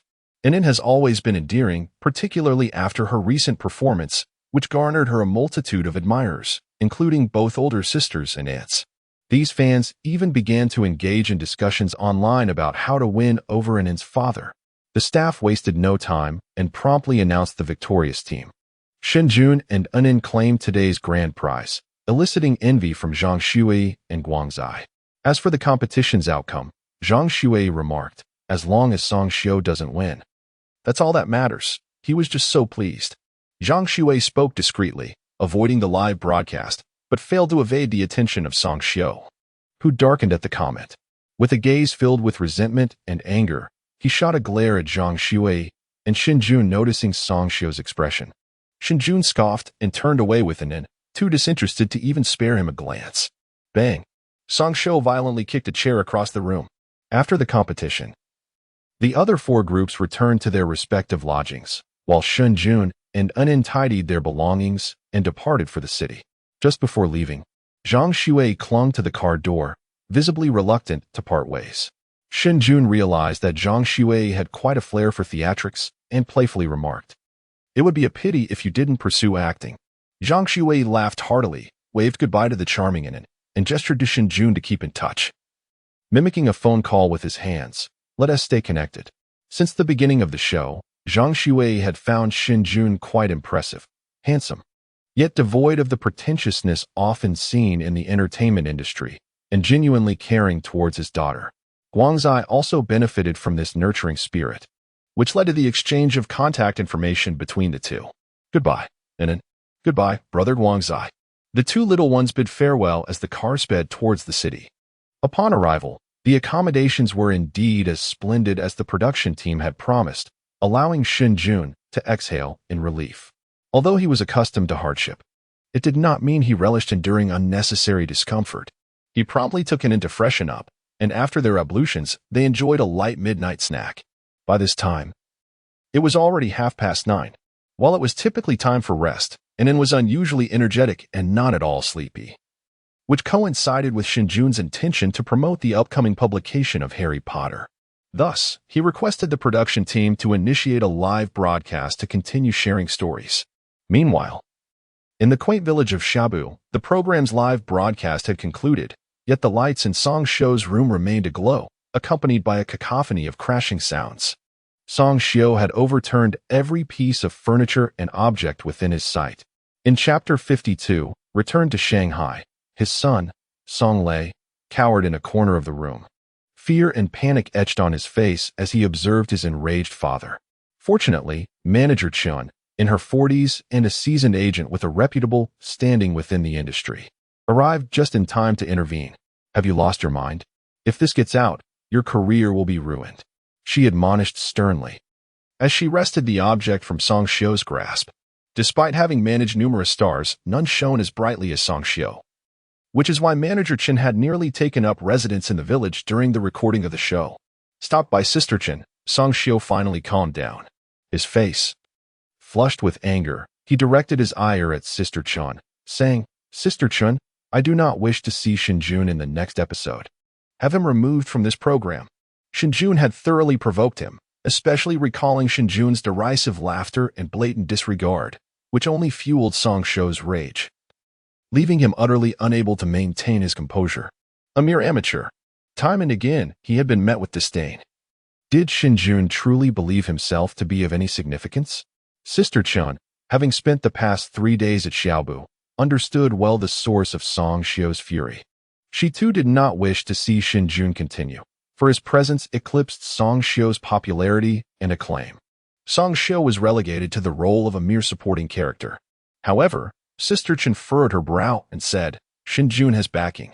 Previously, it was Shun Lao and Jiang Runin who spoke on his behalf, allowing him to evade calamity. Otherwise, he would have faced utter ruin. Backers?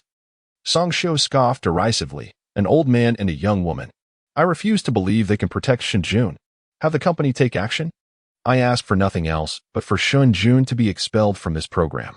Pausing, he turned to Sister Chun. Sister Chun, convey to the company that if they assist me, I am willing to accept 2 more idle dramas for the company, and I do not mind them inserting others. Sister Chen hesitated, but this will affect your transition. Song Xiu's gaze was steely, as long as I can eliminate him. I do not mind delaying my transition by a year. Meanwhile, Shen Jun's narrative had concluded the Quidditch arc and had now delved into the Chamber of Secrets. It was evident to all that the chamber harbored ominous secrets. The injured teacher, the peculiar basilisk, and the rampaging troll were but a few of the clues converging. The audience was astonished by the existence within the chamber and was insatiably curious about the mysterious figure behind it. Their intrigue was palpable. However, at that moment, Shen Jun announced, tonight's story concludes here. Anin had already fallen asleep beside Shen Jun, even emitting soft snores, undoubtedly exhausted from a day of frenzied fun. Shen Jun tenderly caressed An's small face. Meanwhile, the live stream had erupted, for everyone knew that tonight marked the final evening of this episode. Thus, to continue hearing the tale of Harry Potter, they must await the next episode. Though it would air in just a week, the audience was left in suspense, eagerly yearning to discover the conclusion. They could hardly bear the wait. A week felt like an eternity. Consequently, they flooded the live chat with comments, hoping Shen Jun would take notice. Whoa, Daddy Anin, I cannot bear to be without you. Please finish the story before you leave. No, the next episode won't air until next week. How am I to wait? Some even remarked, Daddy Anin, I will soothe Anin for you. Will you tell me a story? The role of An's mother seemed imminent. Shen Jun could roughly surmise the comments in the live stream, but chose to ignore them. Instead, she addressed the camera earnestly, stating, I have signed a contract with Jiuzhou Publishing for the story of Harry Potter, and it is expected to be published and available for sale in approximately 3 months.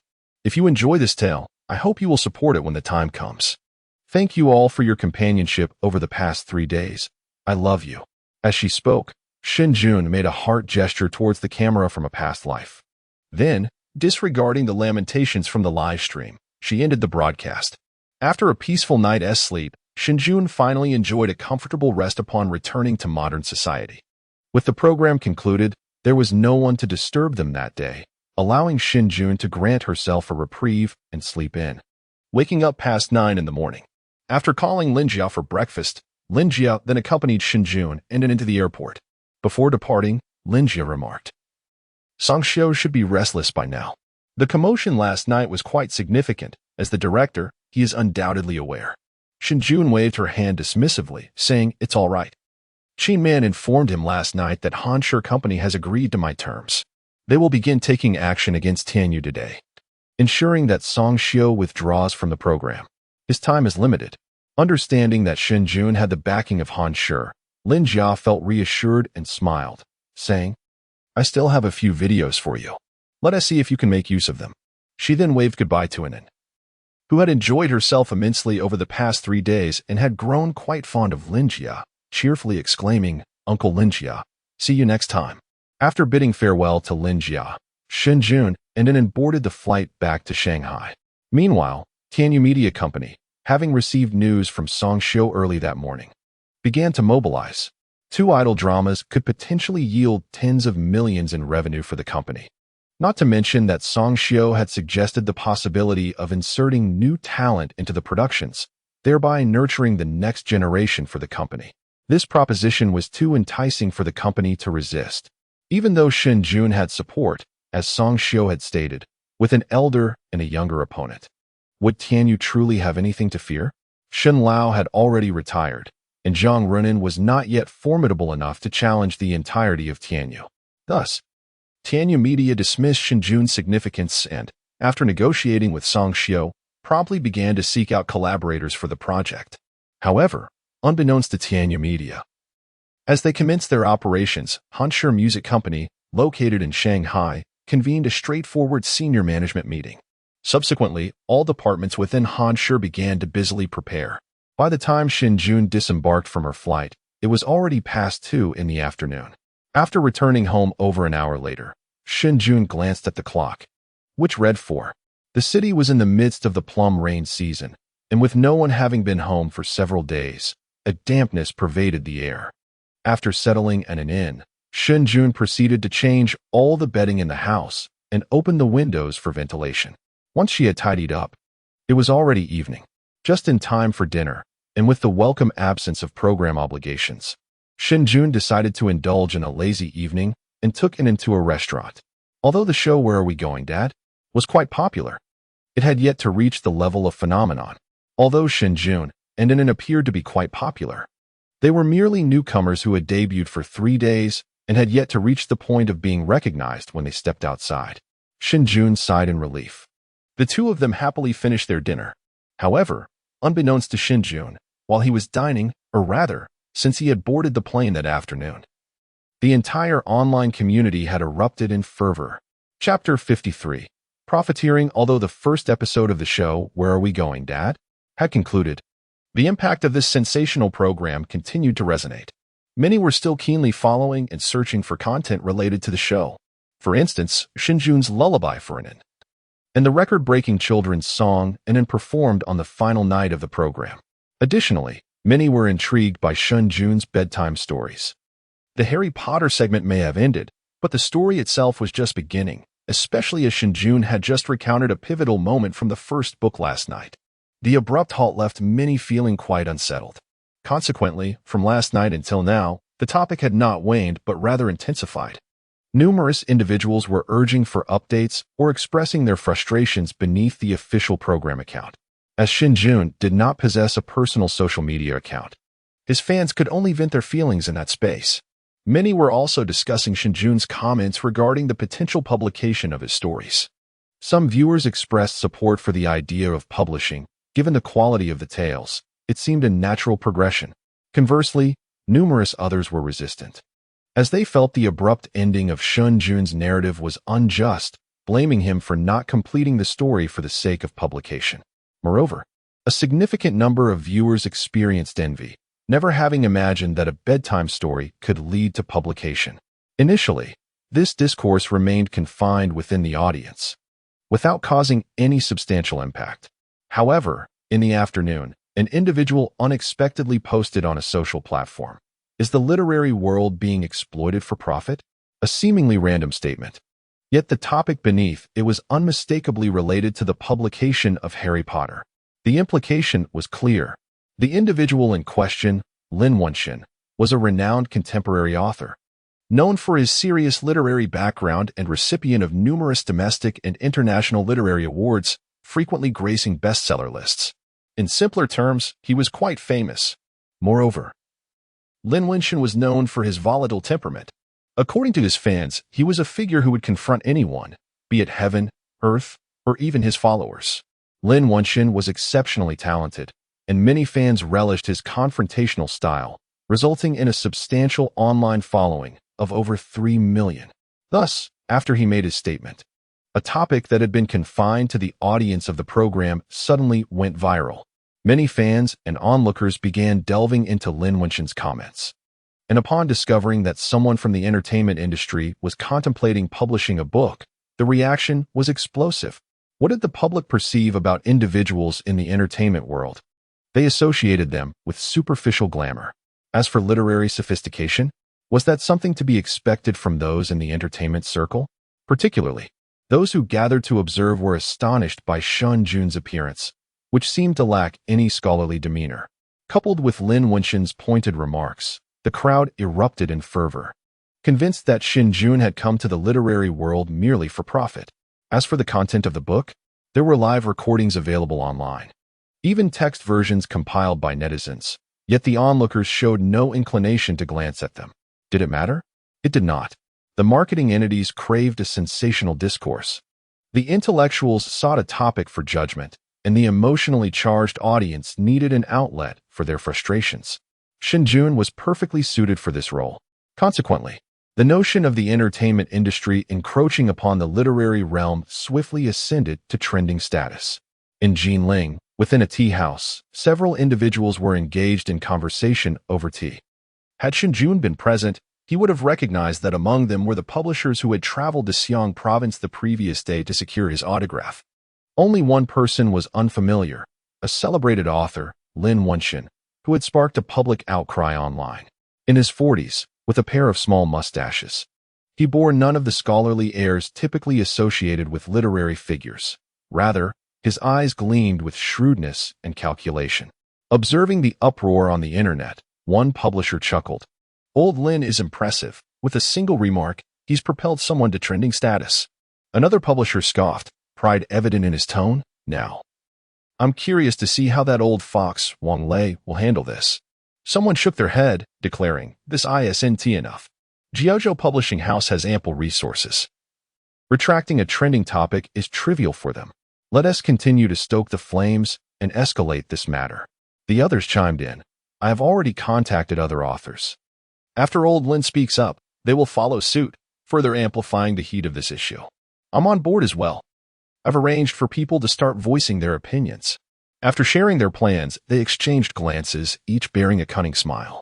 Lin Wenxin, who had remained silent with a smile on his lips, spoke leisurely. "Let us not forget about Cheng Nuo and my affairs. Rest assured, this year's literary award will undoubtedly bear your name, Lin Wenxin." Meanwhile, at Jiuzhou Publishing House, Wang Lei received the news. Since returning from Xiaobu Ancient Village, he had been preoccupied with publishing matters. However, in the afternoon, an operations staff member rushed in, exclaiming, "Editor-in-Chief, we have a problem." After Shen Jun's live broadcast promoting the book last night, Jiuzhou Publishing House promptly issued a cooperative publishing announcement. Initially intended for advance publicity, this announcement exploded in the afternoon. It has drawn severe backlash. Critics, influenced by the prevailing sentiment, are lambasting the publishing house for lacking integrity, releasing any work, and labeling it a garbage publisher. Startled, the operations staff quickly sought the higher-ups. Since Wang Lei was responsible for the publication of Harry Potter, the operations staff directly approached him, and he learned of the situation from them. Upon discovering that the topic had originated from Lin Wenxin, Wang Lei furrowed his brow. He sensed something amiss, for he was well aware of Lin Wenxin's persona, which he crafted before his fans and readers as that of a rebellious literary figure. However, Wang Lei, having interacted with Lin Wenxin, recognized him as a quintessential opportunist whose gaze was fixated solely on monetary gain, devoid of any genuine literary passion. Every endeavor he undertook was inevitably driven by profit. Thus, Wang Lei keenly detected a hint of discord, though he remained uncertain. Nevertheless, he promptly issued a statement extolling Harry Potter as a remarkable novel. Simultaneously, he expended resources to have the trending topic removed. Yet, scarcely had the trend subsided when a multitude of both renowned and obscure authors began to voice their opinions online, fervently joining the fray. This resurgence propelled the previously retracted topic back into the limelight, generating an even greater fervor. And it seemed to be spiraling into a terrifying trend that radiated throughout the internet. Within the conference room of Jiuzhou Publishing, Wang Lei, filled with indignation, slammed his palm upon the table. It is none other than Huawen, Yin, and Jishu publishers who are orchestrating this behind the scenes. Had it merely been Lin Wenxin's solitary voice, he might have remained unconvinced. However, the simultaneous involvement of so many authors online clearly indicated that there were schemers at play. As for their identities, he knew precisely who they were.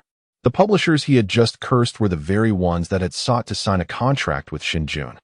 Although Wang Lei maintained cordial relations with these publishers, even sharing a group chat, one must recognize that in the realm of business, friendships are scarce, especially given that Jiuzhou Publishing had encroached upon the territories of others. Jiuzhou Publishing had emerged as a formidable contender in recent years, leveraging the advantages of the internet to ascend rapidly, directly seizing the market share of traditional publishers. Initially, when Jiuzhou Publishing was still in its nascent stages, it posed little threat to its counterparts. Yet, As JoJo continued to flourish, exhibiting signs of dominance, the other publishers could no longer remain passive. Signing Shen Jun was merely a catalyst. Even without him, tensions between the parties would have eventually escalated. Shen Jun merely expedited this inevitable confrontation. The explosive success of the Where Are We Going, Dad? Program illuminated the immense potential of Harry Potter to every publisher. It is noteworthy that during Shen Jun's live broadcast last night, the peak online viewership shattered records, exceeding an astonishing 50,000 viewers. Not to mention the cumulative viewership over the past 3 days, which reached astronomical figures. Consequently, Harry Potter had already garnered immense popularity even before its publication. Furthermore, any publisher with a keen business acumen had undoubtedly heard of the story, recognizing its high caliber. This explains why multiple publishers had personally traveled to Xiang Province to negotiate with Shen Jun, a privilege that is rarely afforded to most authors. High quality, immense popularity. The Harry Potter series is poised to secure its place on the literary bestseller list for this year and the years to come. Consequently, other publishing houses are feeling the pressure. The trend at JoJo Publishing is already leaning towards dominance. Should they successfully release Harry Potter, it is likely that JoJo will grow to an unassailable stature. This prompted the collective action from several publishing houses to suppress JoJo's ambitions. As for Shen Jun, it can only be said that fortune has not favored him, as he has become the target of this intense scrutiny. In the JoJo conference room, the senior executives gathered. After the successful signing of Harry Potter, it was designated as a priority development project. Just as the external world recognized the potential of Harry Potter, so too did the company. Initially, everyone had planned to quietly amass wealth, but they were caught off guard by this united offensive. Wang Lei's expression was grim, and the countenance of everyone present was equally bleak. They had not anticipated such ruthless tactics from the other publishers, who had sparked a heated public discourse that was now trending across the internet, creating a significant impact. After expressing his frustration, the president of the publishing house, seated at the head of the table, spoke gravely. Our immediate priority is to quell this public outcry. We must issue an official announcement and simultaneously reach out to major platforms to retract the trending topics. However, the repercussions were too extensive, rendering these conventional methods largely ineffective. Others chimed in with suggestions. Since they can find voices to support them, can we not do the same? Let us reach out to some collaborating authors, preferably established writers with high standing in the industry, to lend their support for Harry Potter. This seemed to be the best course of action. The sharpness of the current online discourse stemmed from many questioning Shen Jun's legitimacy as a writer, perceiving him as merely a figure seeking profit within the literary realm. Therefore, establishing Shen Jun's credentials as a writer or validating his talent could significantly mitigate the prevailing criticism. However, as soon as the suggestion was made, Wang Lei sighed. That will be quite difficult. Let us not forget that Shen Jun hails from the entertainment industry. Upon hearing this, the others furrowed their brows. Shen Jun's background indeed posed a considerable challenge. While the average person might be indifferent, the rift between the entertainment and literary circles runs deep. Many in the literary world look down upon those from entertainment. Numerous writers have publicly criticized the entertainment industry, and disdain for it is a prevailing sentiment among literary circles. Therefore, finding someone willing to voice support for Shen Jun is an arduous task, especially among the self-important cultural figures who are reluctant to tarnish their reputations. The president of the publishing house stated solemnly, if they are unwilling to assist, it indicates that the offered incentives are insufficient. I nodded in agreement, affirming that the company would maximize its resources and permissions, urging everyone to swiftly contact any writers they knew for assistance. We must invest whatever it takes to resolve this matter. As he spoke, the president paused, casting a serious glance over the assembly. I hope each of you takes this matter to heart. This is not merely the concern of a single writer. It is a matter that involves us all in the JoJo community. Should this publication conclude in failure, our reputation built over the years will suffer a significant blow, making it exceedingly difficult for us to rise again. Moreover, opportunities to rectify this will be withheld from us. The president's tone turned grave, and the others wore expressions of solemnity, subsequently dispersing to attend to their tasks. However, When Jojo initially sought to leverage connections to vindicate the author of Harry Potter and Shen Jun, an unexpected surge of online criticism erupted. Numerous disparaging revelations regarding Shen Jun surfaced online, including the disclosure of his Chinese examination score during the college entrance examination. His poor high school performance led him to pursue the arts, resulting in a mere score of 84 in Chinese. The internet exploded with reactions, questioning how anyone could publish a book when they barely passed their Chinese exam. Public skepticism towards Harry Potter and Shen Jun was reignited. The previously quelled topic of profiteering resurfaced, affecting even the authors who had initially supported the vindication. Moreover, this was just the beginning. The negative revelations extended from the publication of Harry Potter to allegations of Shen Jun displaying arrogance during program recordings, along with instances of disrespect towards his seniors. Accusations of his poor character, lack of education, and absence of decorum proliferated. Some even claimed that the songs he performed were plagiarized, providing evidence to substantiate their claims. It was asserted that Shen Jun was a habitual offender of plagiarism, leading many netizens to question whether Harry Potter itself was also derivative. The initial rumors of Shen Jun being supported by a wealthy patron were resurrected, now accompanied by a plethora of new evidence and allegations. In an instant, Shen Jun's scandals were pervasive across the internet. This wave of public criticism caught Jojo Publishing off guard, while they were preoccupied with literary matters. An avalanche of negative publicity regarding Shen Jun erupted. The staff at Jojo Publishing were overwhelmed. Furthermore, the intensity of this smear campaign suggested that there were orchestrators behind the scenes. Jojo Publishing undertook considerable effort to investigate, only to discover that the entity behind the attacks was Tianyu Media from the entertainment industry. This revelation left Jojo Publishing bewildered. What business did a company from the entertainment world have in literary affairs? In an office at Tianyu Media, Song Xiu reclined on the sofa, his previous grim demeanor replaced by a refreshing smile as he sipped his tea. Today, he had returned directly to Tianyu Media, finalizing a contract whereby the company would assist him in dealing with Shen Jun in exchange for his commitment to star in 2 idol dramas. Initially, he anticipated a prolonged wait for results, as orchestrating the downfall of an individual requires considerable finesse. However, he was taken aback when, on the very afternoon of the contract signing, Shen Jun was suddenly named in a literary scandal. The ensuing public outrage was palpable.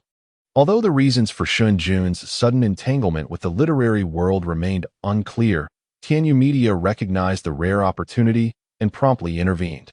Thus, Jojo Publishing found themselves in a state of confusion. At this moment, both the entertainment and literary realms were simultaneously exerting their influence, effectively shaping Shen Jun into a figure perceived as lacking education, sophistication, and refinement. The literary world found itself at a loss in the face of the overwhelming scrutiny from the public, not to mention the compounded pressure from both sides. Alone, Shen Jun struggled against the tide and was bound to be engulfed by the relentless waves of criticism. The current level of public discourse far exceeded that which Song Xiu's fans had previously ignited. Indeed, even Jiang Runin would likely hesitate to engage with such fervor, lest they be stripped bare of their dignity. Given the current frenzy, Shen Jun's reputation was on the brink of collapse, and his withdrawal from the program was merely a matter of time. As this realization dawned on him, a triumphant smile of sheer delight spread across Song Xiu's face. He had not anticipated that within a mere day, he would exact his revenge.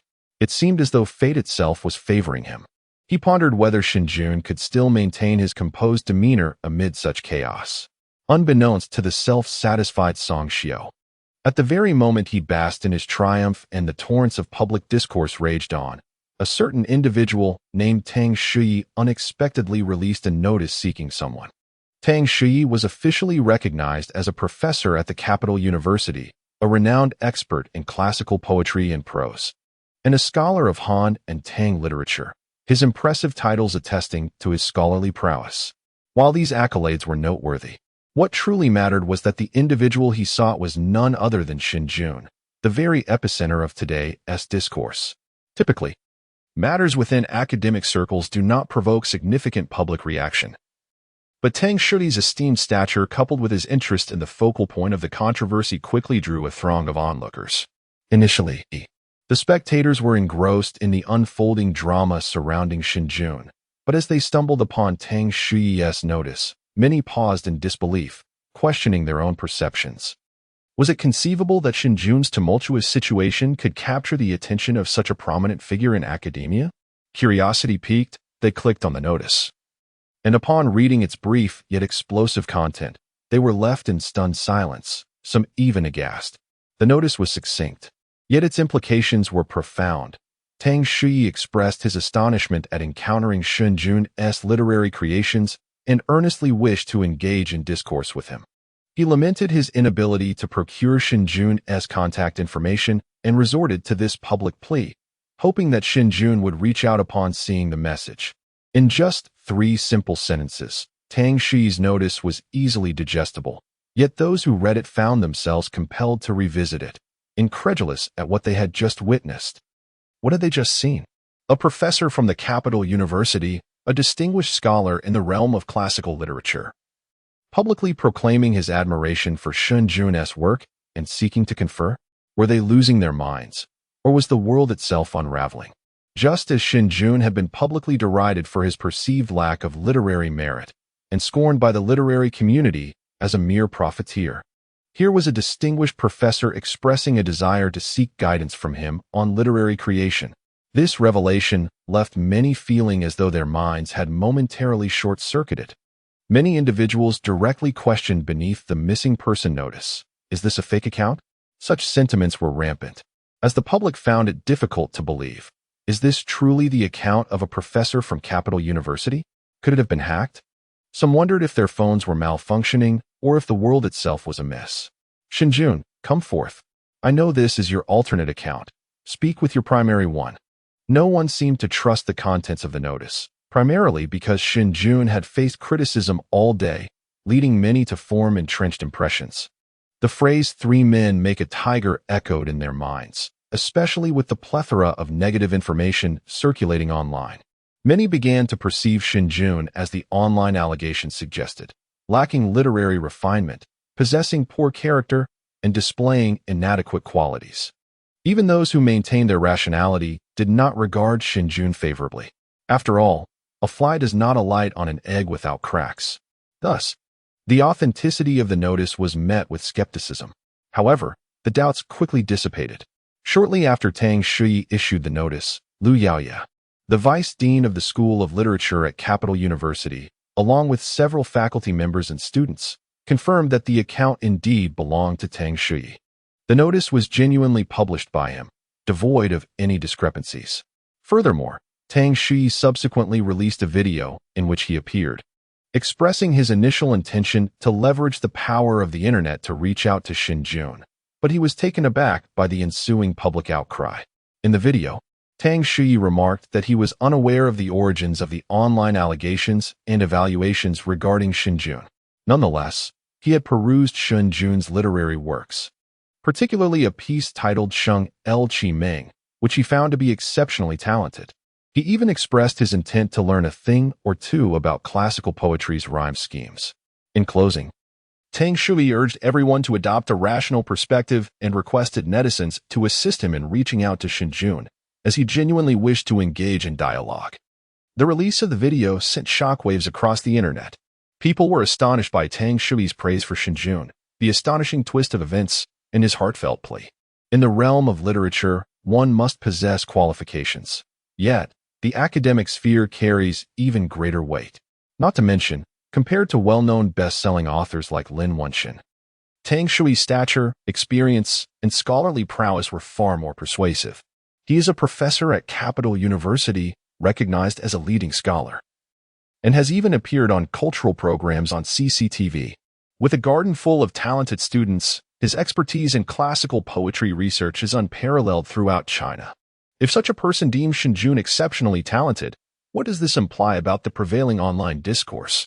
Thus, after Tang Shui's video was released, the rampant discussions online came to an abrupt halt, leaving countless individuals wavering in their convictions. And this was merely the beginning. Taking advantage of the sudden pause in public sentiment, the Han Lions swiftly entered the fray, ready to retaliate. The counterattack commenced. Chapter 56. The truth revealed that evening. With the entrance of Han Lion Company, numerous artists under Tianyu Media suddenly found themselves beset by a series of unforeseen circumstances.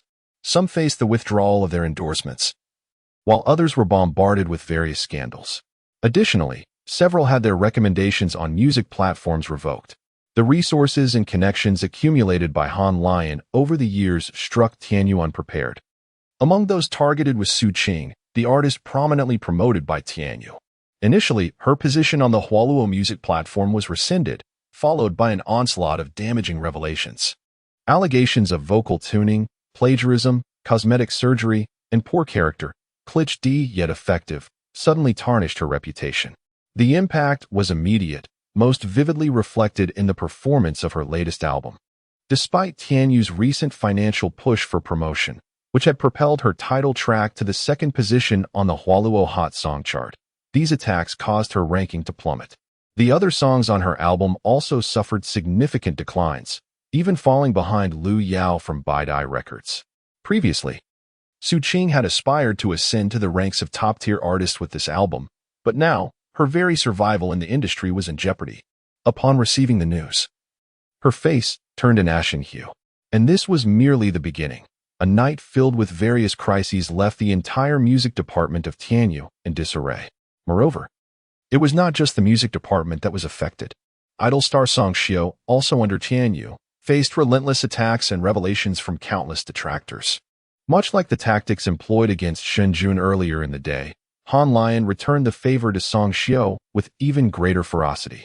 Unlike Shen Jun, who had only recently entered the industry and thus struggled to find substantial dirt, Song Xiao had been in the game for over a decade, leaving a wealth of incriminating evidence readily available.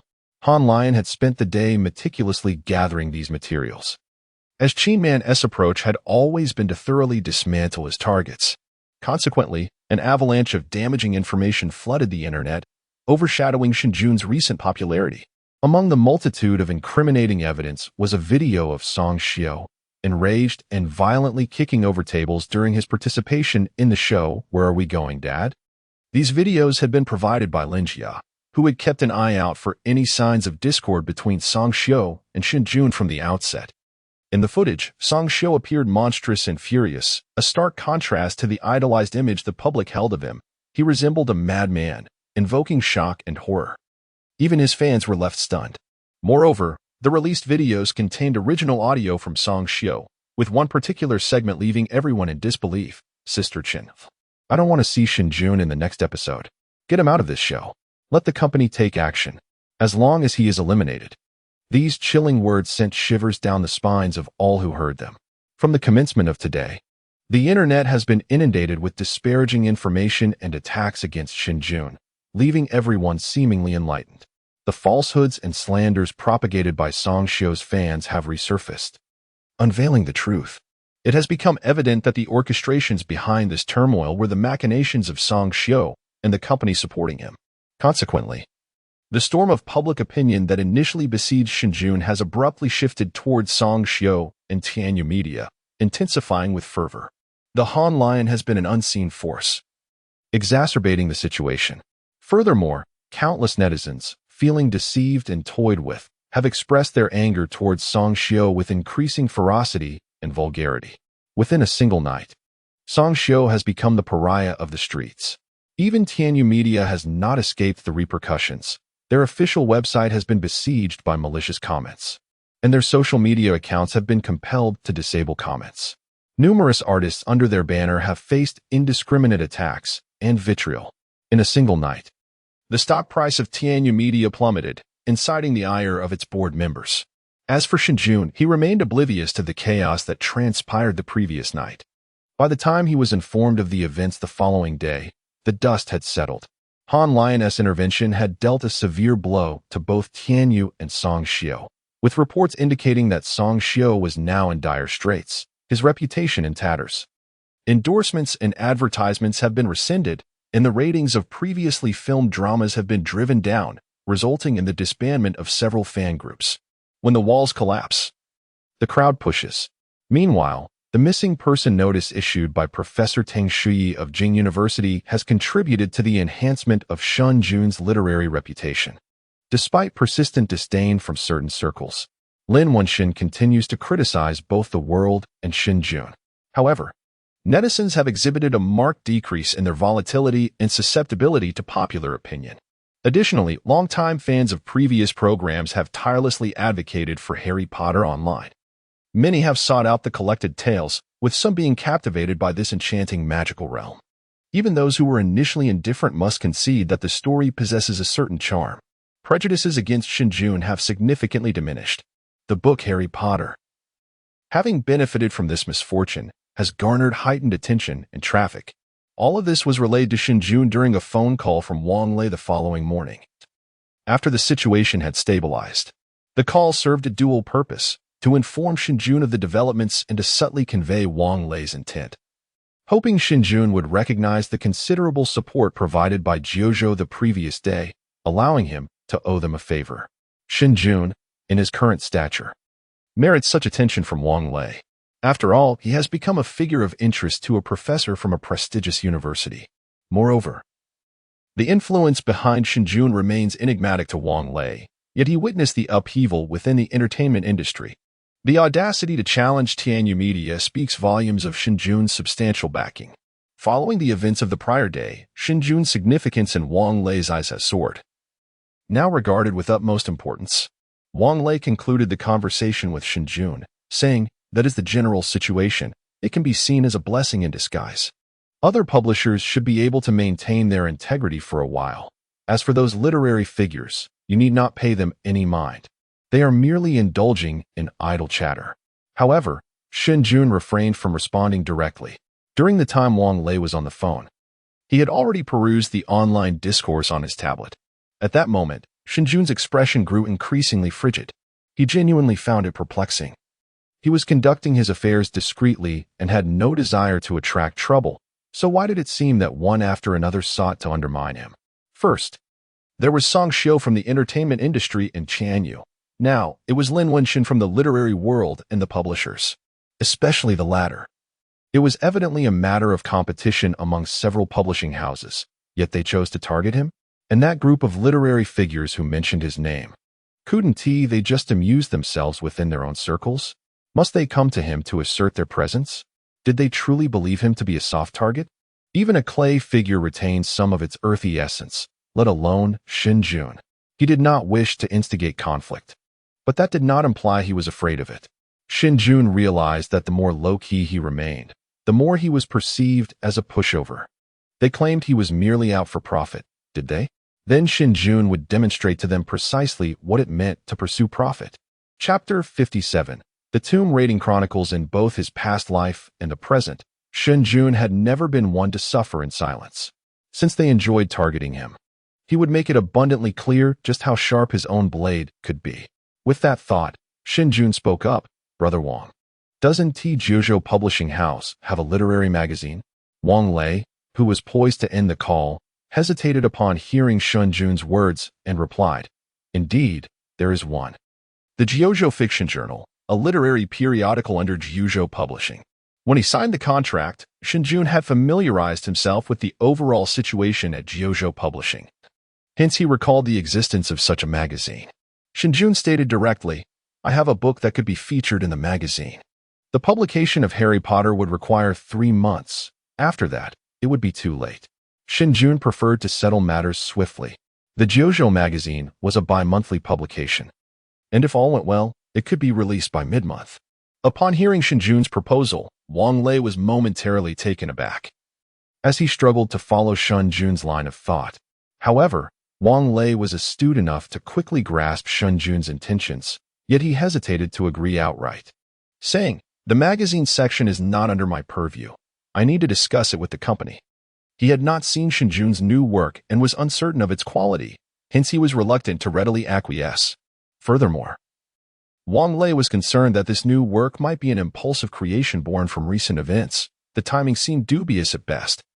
Although Shen Jun's current popularity was substantial enough that even mediocrity would not deter sales, Jiuzhou needed not only profit but also a solid reputation.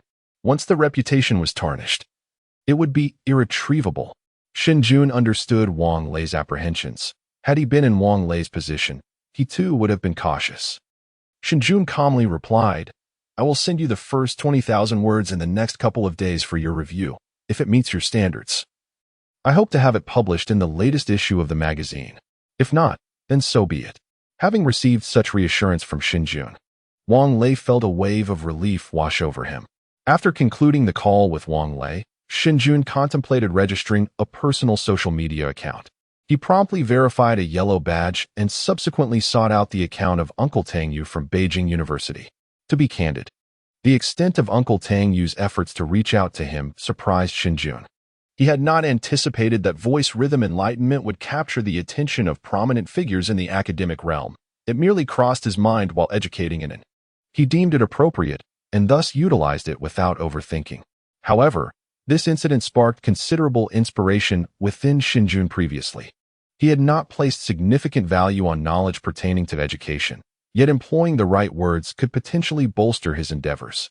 Much like this instance, a single remark from Uncle Tang Yu was equivalent to the tireless efforts of the Jiuzhou publishing house. Establishing connections with such individuals could only prove beneficial for him. Moreover, Shen Jun felt compelled to express his gratitude to Uncle Tang Yu, recognizing the substantial assistance he had received. Consequently, he sent a private message to Uncle Tang Yu, providing his contact information, though he received no immediate response. Shen Jun then logged out of his account, and was still indulging in sleep. Having risen early for 3 consecutive days and thoroughly enjoying herself during that time, Shen Jun, empathetic towards her plight, decided to allow her the luxury of a leisurely morning. After retrieving the laundry he had hung out to dry the previous day, Shen Jun entered his study. The study housed a computer, purchased by Zhao Wani during the renovation, which had remained largely unused and idle. Now, it was perfectly suited for his writing endeavors. Having promised Wang Lei a piece of work, he had yet to pen a single word and needed to expedite the process. He powered on the computer, familiarized himself with it, and promptly opened a document to commence his writing. He had previously mentioned that since his rebirth, his memory had become remarkably acute, enabling him to recall any content from his past life verbatim. Thus, writing a book for Shen Jun merely entailed making a thoughtful selection and then immersing himself in the task at hand. As for the selection, his mind brimmed with a plethora of serious literature and classic novels that would attest to his literary prowess or talent. Yet, Shen Jun opted for a different approach. Was it not his intention to generate substantial income? Was he aiming to undermine Jiuzhou Publishing House? Therefore, he resolved to choose works that had the potential to become sensational, yield significant profits, and enable Jiuzhou Publishing House to swiftly gain traction and dominate the market. He did not seek lofty literary merit but desired pieces that would captivate every reader's attention, compelling them to continue reading and ensuring that, upon release, the works would achieve widespread acclaim across the internet. Furthermore, he intended to publish in a magazine, ideally selecting a serialized novel format, particularly a medium to long-length narrative. Numerous suitable works existed from his past life. After some contemplation, he ultimately settled on a piece with which he was quite familiar, The Grave Robbers Chronicles. This work had exploded in popularity upon its release, soaring to the top of various literary bestseller lists even before its completion and ushering in a new era for Chinese suspense literature. Furthermore, the novel had been featured in the People's Daily, selected as material for college entrance examination essays, and showcased on CCTV, ultimately being permanently archived in the National Library. It was adorned with numerous accolades. The unprecedented popularity of the book Previous Life can be aptly described with a single term: unparalleled. Some have even suggested that it transcends the realm of mere fiction, serving as a hallmark of an entire era. In its wake, numerous adaptations have emerged, each achieving remarkable success, be it anime, film, or video games. All have garnered immense acclaim. In his past life, Shen Jun was also involved in this phenomenon. The cinematic adaptation of Tomb Raider Notes was a major project pursued by various prominent companies, achieving phenomenal popularity. It can be asserted that no other development in the domestic landscape has wielded such an extraordinary influence. In terms of profitability, this novel undoubtedly ranks among the top tier. Moreover, The narrative is replete with suspense, and the eerie, enigmatic tomb raiding segments leave a lasting impression, captivating readers irresistibly. This novel is truly an exceptional choice. Shen Jun firmly believes that it will undoubtedly captivate the editorial team at Jiuzhou. Thus, he did not hesitate, quickly resolved to immerse himself in the writing process. On the other hand, after Wang Lei hung up the phone, he did not particularly dwell on the matter nor discuss it extensively with the company. After all, the entire situation seemed rather dubious. The viability of the book was still uncertain, and with Shen Jun yet to complete the manuscript for Harry Potter, it was questionable how he could muster the energy to write a second book. Even if he had the energy, Wang Lei was skeptical. Crafting a remarkable piece of work is not merely a matter of writing.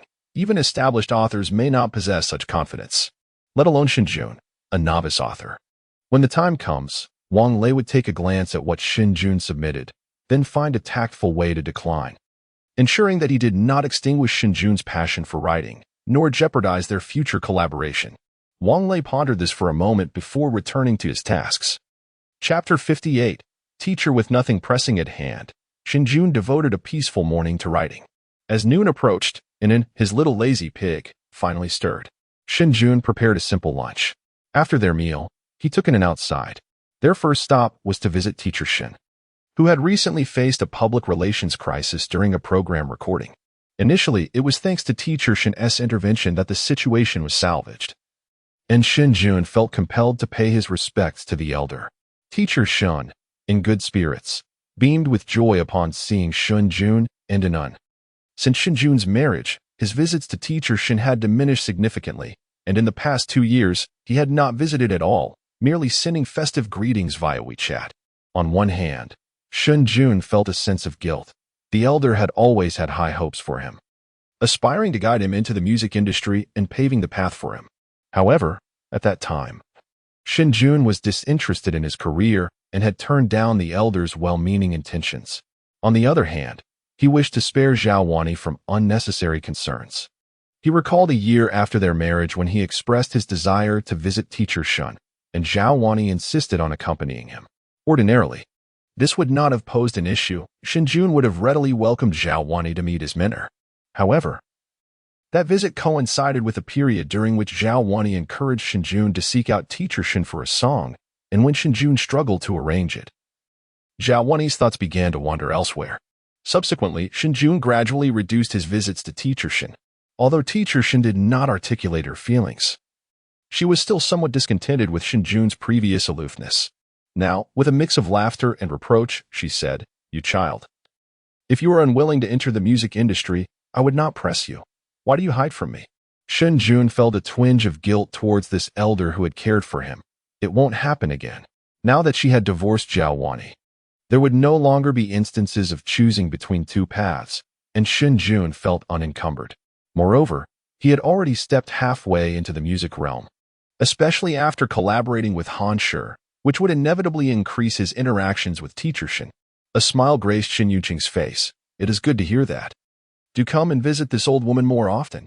If there was any regret that Shen Yuqing harbored over the years, aside from her unmarried granddaughter, it was Shen Jun's reluctance to embrace the music industry.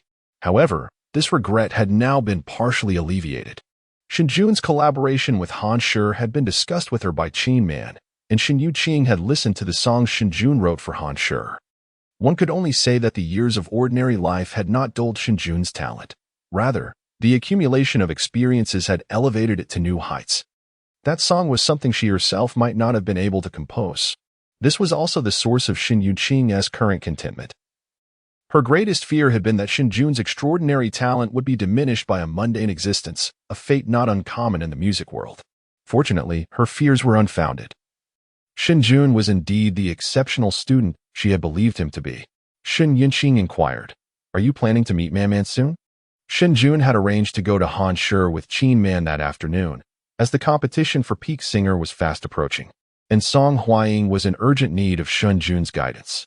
Shen Jun nodded, and Shen Yuqing sighed, saying, "Man's parents passed away early, and she has shouldered the responsibility of a large company on her own, enduring much hardship. I have watched this with a heavy heart, worrying daily.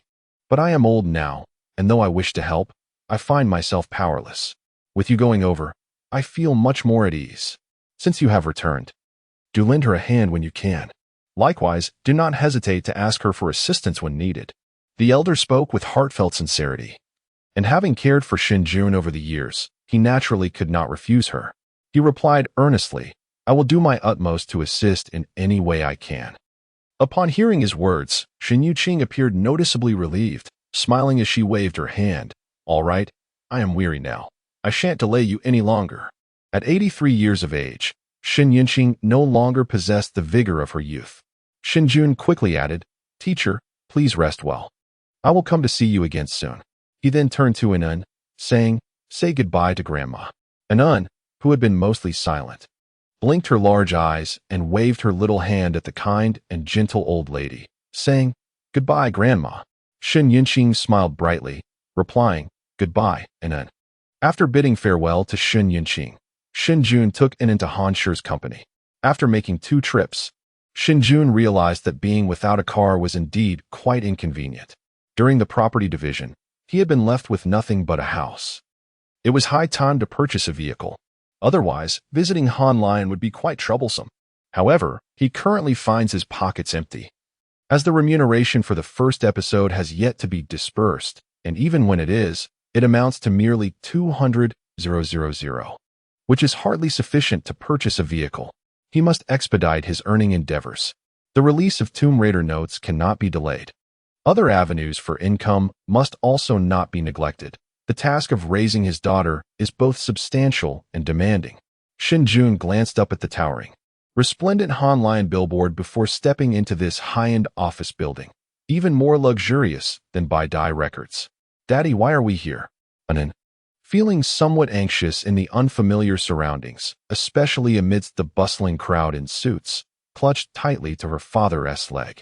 We are here to find the beautiful lady we met before. Anun appeared somewhat bewildered. Beautiful lady? Before Shen Jun could utter another word, the sound of clicking high heels approached from behind them. Anun turned around, her eyes lighting up with delight as she exclaimed, Beautiful sister. It was indeed Qin Man, elegantly clad in a formal outfit and black stockings. When Shen Jun was nearing, he had sent Qin Man a message. She had just arrived at the company and had been waiting downstairs for a while. Within the office, Qin Man exuded a commanding presence. Passers-by greeted her with lowered heads, calling out, President Qin. Qin Man nodded and proceeded towards Shen Jun.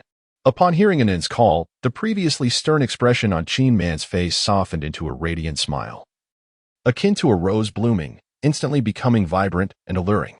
Darling Anun. As Qin Man approached, Anun had already scampered over, and Qin Man took hold of her small hand. Qinjia, sorry to keep you waiting, Shen Jun remarked. Qin Man smiled casually, saying, I just arrived as well. Let us go. I'll take you upstairs. As she spoke, she led Anun towards the elevator, with Shen Jun following closely behind. Once the 3 entered the elevator, the previously quiet lobby erupted with hushed discussions. Who is this man? Their relationship with President Qin seems rather special. As the head of Han Lion, Qin Man, possessing both stunning physique and beauty, naturally attracted considerable attention, not to mention Shen Jun's remarkable handsomeness.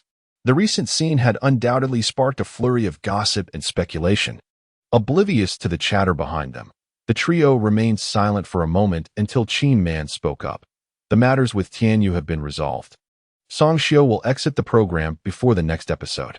Shen Jun had already learned this from Wang Lei and replied, Thank you, Qinjia. Qin Man nodded, saying, No need for thanks. I will rely on you for the singer's affairs. Sister Huaying is currently in the recording studio practicing, so I will take you there directly. Chapter 59. The hasty years. At that moment, in the Han Lion recording studio, Song Huaying furrowed her brow as she listened to the playback. After the song concluded, she let out a long sigh. It still feels slightly off. Song Huaying felt a sense of defeat ever since she received this song. She had been practicing tirelessly day and night. This song was indeed very suitable for her, and at times, she felt as though it had been written specifically for her, resonating deeply and comfortably. However, despite this connection and comfort, she always sensed that her rendition lacked a certain essence, especially while listening to this particular piece. the feeling became even more pronounced. In theory, a demo is merely a simple showcase by the creator and cannot be compared to the final version of the performance. The differences in recording quality, arrangement completeness, and the singer's proficiency are vast. The final rendition is bound to excel. However, Song Hwaying felt that what she heard could surpass her own performance. Of course, this is an exaggerated statement. Yet, it is indeed more melodious than her own rendition, with a more professional and nuanced handling of details. In a prestigious competition like Peak Singer, such details are pivotal in determining success or failure. Naturally, Song Hwaying would not overlook these nuances, yet despite her diligent practice, she found herself at a loss. Consequently, her frustration only grew. The recording engineer remarked, "Sister Hwaying, you've sung beautifully. I believe this song surpasses your previous works." "Indeed, Hwaying, don't be too hard on yourself. You've performed wonderfully, and progressing to the semifinals should pose no problem." Her agent comforted her from the side. It was indeed commendable. Yet, there is always room for improvement. Gritting her teeth, Song Hwaying thought that if she hadn't encountered a higher standard, she might have settled for her current state. But having glimpsed a broader vista, how could she be content? Moreover, her ambition had never been merely to reach the semifinals. Her singular goal was to vie for the title in the finals. Now that the opportunity was at hand, she was determined to seize it. After taking a sip of water to steady herself, Song Hwaying inhaled deeply, preparing to return to the studio for further practice. Just as she rose, the recording studio doors swung open, and Chin Man entered, accompanied by the inquisitive Inan. Although Zhao Wani's company also operated in the music industry, she disdained bringing Inan along, deeming it troublesome. Thus Inan seldom encountered such scenes. Her eyes sparkled with curiosity. The staff in the studio greeted Chin Man promptly, their gazes subsequently fixating on the little girl holding her hand. Song Hwaying exchanged a glance with her agent. After years of partnership, they understood each other's thoughts without uttering a word. The agent inquired, "Is this President Chin's daughter?" Song Hwaying replied, "Surely not. Isn't President Chin still unmarried?" At that moment, Shen Jun, who had been following Chin Man and Inan, also stepped into the recording studio, his height of over 6 feet making him quite conspicuous. Everyone's attention was immediately drawn to him, their expressions momentarily stunned. The reason for their astonishment was the striking handsomeness of the young man who had entered. Sharp brows, captivating eyes, a straight nose, thin lips, and defined features. He was breathtaking at first glance. One might mistake him for a celebrity. However, after the initial surprise, Song Hwaying's eyes lit up as she excitedly and tentatively asked, "And who might this be?" Chin Man introduced, "Shen Jun, the composer of your song." "Indeed, it's you." Realizing she had not mistaken him, Song Hwaying's excitement surged as she stepped forward and grasped Shen Jun's arm, exclaiming, "Teacher Shen Jun, you've finally arrived. I have a few questions I would like to discuss with you." As she spoke, she took Shen Jun's hand, eager to begin vocal practice. However, Shen Jun remained silent, casting a glance at Chin Man, who offered him a reassuring look. "Don't worry, I'll keep an eye on Inan." For an ordinary person, encountering a top-tier singer would undoubtedly be exhilarating, let alone being personally engaged by one. Yet Shen Jun maintained his composure. Having encountered individuals of all calibers in his past life, to him, even a legendary singer would pale in comparison to Inan. With Chin Man's encouragement, Shen Jun finally nodded and said, "You sing first." Song Hwaying, deeply focused on her practice, paid little attention to these subtleties. But the others in the recording studio began to notice. The manager furrowed his brow slightly as Song Hwaying entered the studio. A poignant melody soon filled her headphones. In that hurried year, how many times did we say goodbye only to prolong it? Indeed, the very first song Shen Jun had written for Song Hwaying was the widely acclaimed In That Hasty Year, a classic that had once garnered numerous awards. This song, upon its release, shattered multiple records in the Chinese music industry. Having resonated for over a decade, it remained wildly popular online, reinvigorated each year. A divine melody that nearly brought Fei Wong to ruin. Undeniably, In That Hasty Year stands as an iconic piece, a hallmark of Fei Wong's later career. When Shen Jun first heard Song Hwaying's voice, this song was the first that sprang to mind. Ultimately, It was the version he chose to finalize, though it was not Fei Wang's original rendition, but rather the adapted version sung by Gu Juji during his participation in Singer. While In That Hasty Year is splendid, Shen Jun had to consider a pragmatic concern: competition. Song Huaying, though reminiscent of Fei Wang, could not solely rely on her vocal prowess to dominate. She required techniques and emotions more suited for competitive performance. Gu Juji's rendition of In That Hasty Year was the most fitting choice. Although Gu Juji had faced defeat at that time, contending against Han Hong's The Dawn was an insurmountable challenge. Nonetheless, his rendition did not signify a failure. Rather, it was exceptional. Despite his loss, Gu Juji's version of In That Hasty Year dominated music platforms for months, achieving unprecedented success. It secured the top spot on the Hot Songs chart, a position that remained unshakable. From its release, the song's popularity never waned, and even before Shen Jun's reincarnation, Gu Juji's version of In That Hasty Year remained a viral hit on Douyin, reviving in popularity time and again. Some even suggested that Gu Juji's rendition surpassed the original. In the rankings of song popularity from the first 8 seasons of the show, Gu Juji's In That Hasty Year held the 4th position, trailing only behind Angela Chang's Diao. Its popularity reached astounding levels, with Douyin views soaring to staggering numbers. The song about a deceased wife's memories was nearly universally recognized. These statistics undeniably attest to the song's remarkable impact, solidifying its status as a classic. In the past, numerous professional musicians commented on Gu Juji's The Fleeting Years, asserting that his technique and emotional depth had reached the pinnacle of the industry. Yet his timbre lacked the distinctiveness of Fei Wang, which ultimately led to a narrow defeat. Now, however, Song Huaying, an exceptionally prominent singer, possesses not only Gu Juji's vocal prowess and emotional expression, but also a hint of Fei Wang's tonal characteristics.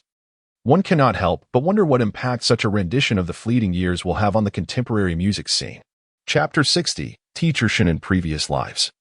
Various music bloggers and critics had thoroughly analyzed Fei Wang's vocal skills and techniques, a study that Shen Jun had also undertaken. Coupled with his considerable expertise, Shen Jun had ascended to heights far beyond those of Song Huaying in his past life. In this life, he graduated from a prestigious music academy, excelling in both theoretical knowledge and practical skills, making it a breeze for him to guide Song Huaying. After listening to her sing just once, Shen Jun immediately identified over 10 issues.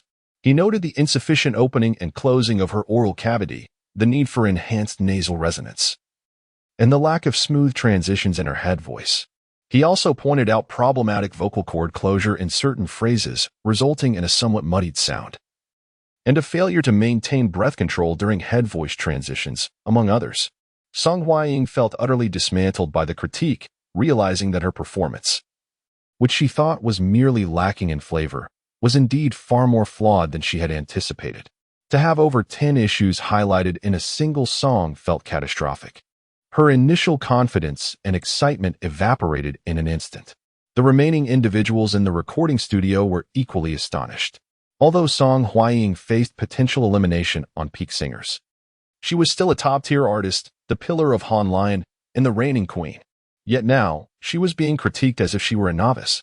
Qin Man, somewhat perplexed, found Shen Jun's observations to be quite reasonable, yet she questioned whether Song Huaying's abilities truly warranted such criticism. However, recalling her grandmother's trust in Shen Jun and his consistent ability to challenge her perceptions, Qin Man, despite her doubts, remained silent. While Qin Man maintained her composure, Song Huaying's manager could no longer hold back her frustration. In any other context, Song Huaying's status as a super A-list singer would place her in the role of educator. Yet today, she found herself being taught by someone so much younger. The manager furrowed her brow and questioned, "What you're saying is quite extreme. I assent it?" Huaying sang beautifully. "I found it quite pleasing." Shen Jun cast a sidelong glance at the manager and then at the others present. Qin Man and the recording engineer wore expressions of disbelief. After regaining her composure, Song Huaying also frowned slightly, clearly harboring some skepticism. After all, she was a super A-list singer, while Shen Jun was a newcomer in the music industry without any notable works to his name, a difficult position to inspire confidence. In light of the situation, Shen Jun refrained from lengthy explanations and directly addressed Song Huaying. "Allow me to sing it once. Just listen." There was no need for excessive words. If they were unconvinced, he would simply let his expertise speak for itself. After speaking, Shen Jun directly entered the inner room of the recording studio. Each studio is divided into two sections, the inner room for recording and the outer room for monitoring. Shen Jun stood before the microphone in the inner room. The individuals in the outer room exchanged glances, and several of them promptly donned their monitoring headphones. Intrigued by Shen Jun's confidence and eager to ascertain if she truly lived up to her reputation, the recording engineer initiated the accompaniment, and as the prelude played, Shen Jun's voice began to resonate softly. Due to the inherent limitations of male vocal resonance, which typically lacks the brightness of female voices, only a select few with exceptional talent can achieve such heights, like the renowned Zhou Shen in a past life.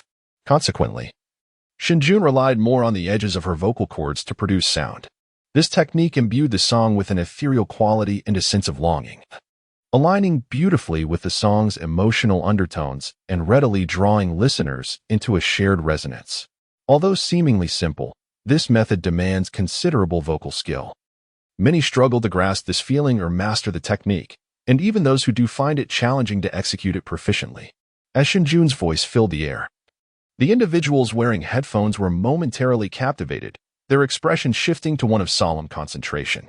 Song Huaying, a professional singer with decades of experience in the music industry, immediately discerned the caliber of Shen Jun's vocal prowess, remarkably strong, indeed suitable for her standing in the industry.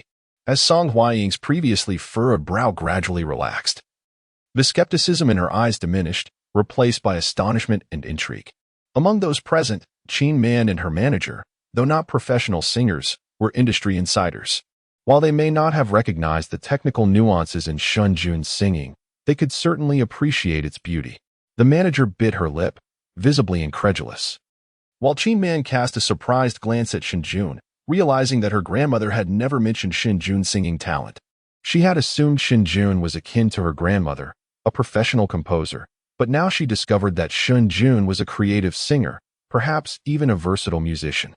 Unbeknownst to Shen Jun, who was immersed in her performance, she had not sung in a long time since her arrival in this world. It had been ages since she held a microphone. As her voice echoed back to her through the headphones, she felt her once quiet heart stir with a sudden intensity. Memories of grand stages from her past life began to materialize before her eyes, lights, cheers, and applause. As the song concluded, the individuals in the outer room appeared dazed and astonished, taking deep breaths and exchanging incredulous glances.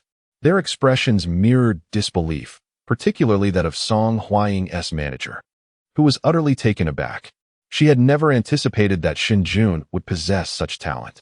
Initially, upon hearing Shen Jun point out over a dozen issues in Huaying's performance, the manager had assumed Shen Jun was either feigning knowledge or attempting to show off. The idea of someone critiquing a top-tier singer was almost laughable. To everyone's astonishment, Shen Jun entered and began to sing without offering a single explanation.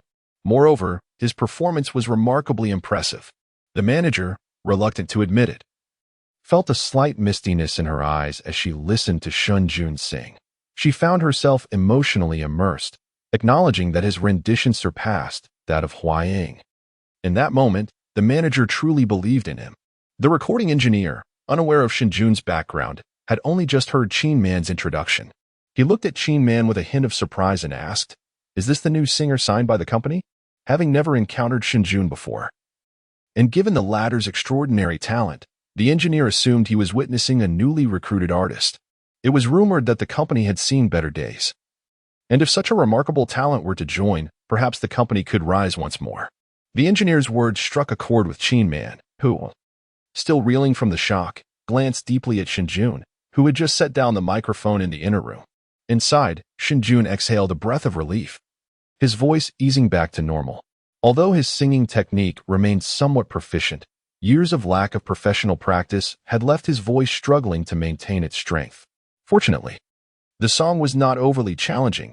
Had it required him to hit high notes, he would have faltered. After regaining his composure, Shen Jun stepped out of the inner room. As soon as he emerged, his little daughter excitedly rushed over, hugging his leg and exclaiming, "Daddy, You're amazing," with adults listening intently in it. Unable to contain her excitement, had managed to snag a monitoring headset and had listened to the entire performance, her sparkling eyes filled with admiration. No father could withstand such adoration from his daughter, and Shen Jun couldn't suppress a smile that crept onto his face. Song Hua-ying and the manager took a couple of steps forward, their expressions a mix of awkwardness and exhilaration. "Teacher Shun." After Shen Jun finished singing, the attitudes of everyone in the recording studio underwent a complete transformation. Before the performance, Shen Jun was merely referred to as Shen Jun or Little Shen. Afterward, he had ascended to the esteemed title of Teacher Shun, with both Song Hua-ying and the manager addressing him reverently, as if they were about to exalt him. Shen Jun smoothly began to guide Song Hua-ying, while Anan was playfully whisked away to the office by Qin Man, who remarked that Shen Jun's little cotton-padded jacket was starting to show signs of wear. Under Shen Jun's guidance, Song Hua-ying's singing skills progressed remarkably, as Shen Jun not only identified her issues but also demonstrated solutions personally. It was akin to having the meal served directly to her mouth, and Song Hua-ying, not being foolish, learned rapidly. The semifinals of Peak Singer were scheduled for July 10th, just 3 days away. During this time, Shen Jun commenced a monotonous routine of writing tune-rating notes while simultaneously mentoring Song Hua-ying. In the interim, Uncle Tang responded to him, and they exchanged contact information. Uncle Tang expressed great interest in Shen Jun's composition Sung Liu Qi Ming, praising it enthusiastically and candidly stating that he had watched the segment where Shen Jun taught and in countless times. That scene fulfilled all his fantasies regarding pastoral life and the delightful integration of education and entertainment. Uncle Tang was highly appreciative of the awakening of rhymes and expressed his desire for Shen Jun to compile the entire work. He might even assist Shen Jun in its operation and promotion. Uncle Tang candidly remarked that the awakening of rhymes is exceptionally suitable for young students, being both simple and easily comprehensible. However, it encompasses ancient poetry and rhythmic patterns that are quite scholarly, making it an excellent candidate for educational material. Reflecting on this, Shen Jun recalled that in his previous life, the awakening of rhymes had indeed been utilized as a textbook. Throughout their conversation, Shen Jun also learned of Uncle Tang's aspiration, or rather, his life's ambition, to promote traditional culture and revive ancient poetry within modern society. Uncle Tang is a genuine scholar, and Shen Jun has always held great respect for such intellectuals. Furthermore, by facilitating the operation and promotion of the awakening of rhymes, Uncle Tang would ultimately reap the benefits as well. Thus, Shen Jun nodded in agreement. However, he was currently occupied with the Grave Robbers Chronicles and Harry Potter, leaving him with little spare time, so he could only ask Uncle Tang to wait. Uncle Tang readily accepted. After all, he had waited many years already, so a few more days would pose no issue. When July 9th arrived, the kindergarten's transitional class commenced, and after a few days of being a mischievous little tyrant, Shen Anan was escorted to school by Shen Jun.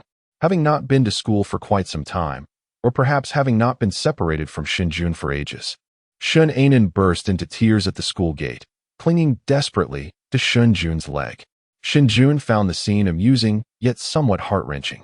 What further exasperated him was that, on the day of the opening, the atmosphere at the school entrance was initially joyful, but with Shen Anan's wail, chaos ensued. One by one, the children began to cry. As if the sorrow were contagious, when one cried, another followed, and soon everyone was in tears.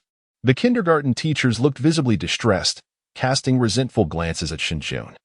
Had he not been so handsome, he might have been subjected to countless threats from the teachers. Feeling awkward, Shen Jun hastily handed Anan over to Teacher Li and, with a heavy heart, fled the kindergarten. Upon returning, Shen Jun sent the 30,000 words of the Grave Robbers Chronicles he had written over the past 2 days to Wang Lei. And then he headed to Hanshi Music to continue guiding Song Hua-ying in her singing practice. After more than 2 days of instruction, Song Hua-ying had nearly mastered the song, her grasp of the techniques and emotional nuances significantly refined compared to just 2 days prior. According to the recording teacher, her performance was now on par with Shen Jun's. The confidence that had previously been shaken in Song Hua-ying was gradually restored, her eyes shining with renewed determination. She was eagerly awaiting the airing of Peak Singer to redeem herself. The broadcast was set for tomorrow evening.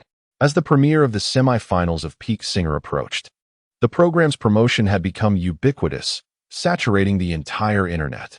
Even the previous scandals involving Song Xiao and Tianyu had been overshadowed. As the only extraordinary variety show of this year, Peak Singer has become the flagship program of Oriental TV, which has dedicated its utmost promotional efforts to this endeavor. Oriental TV aims to shatter the records of domestic variety shows and establish an unprecedented milestone. At the same time, the network aspires to firmly secure its position as the leading provincial television station. Over the years, Hunan TV and Oriental TV have been in fierce competition, each striving for supremacy.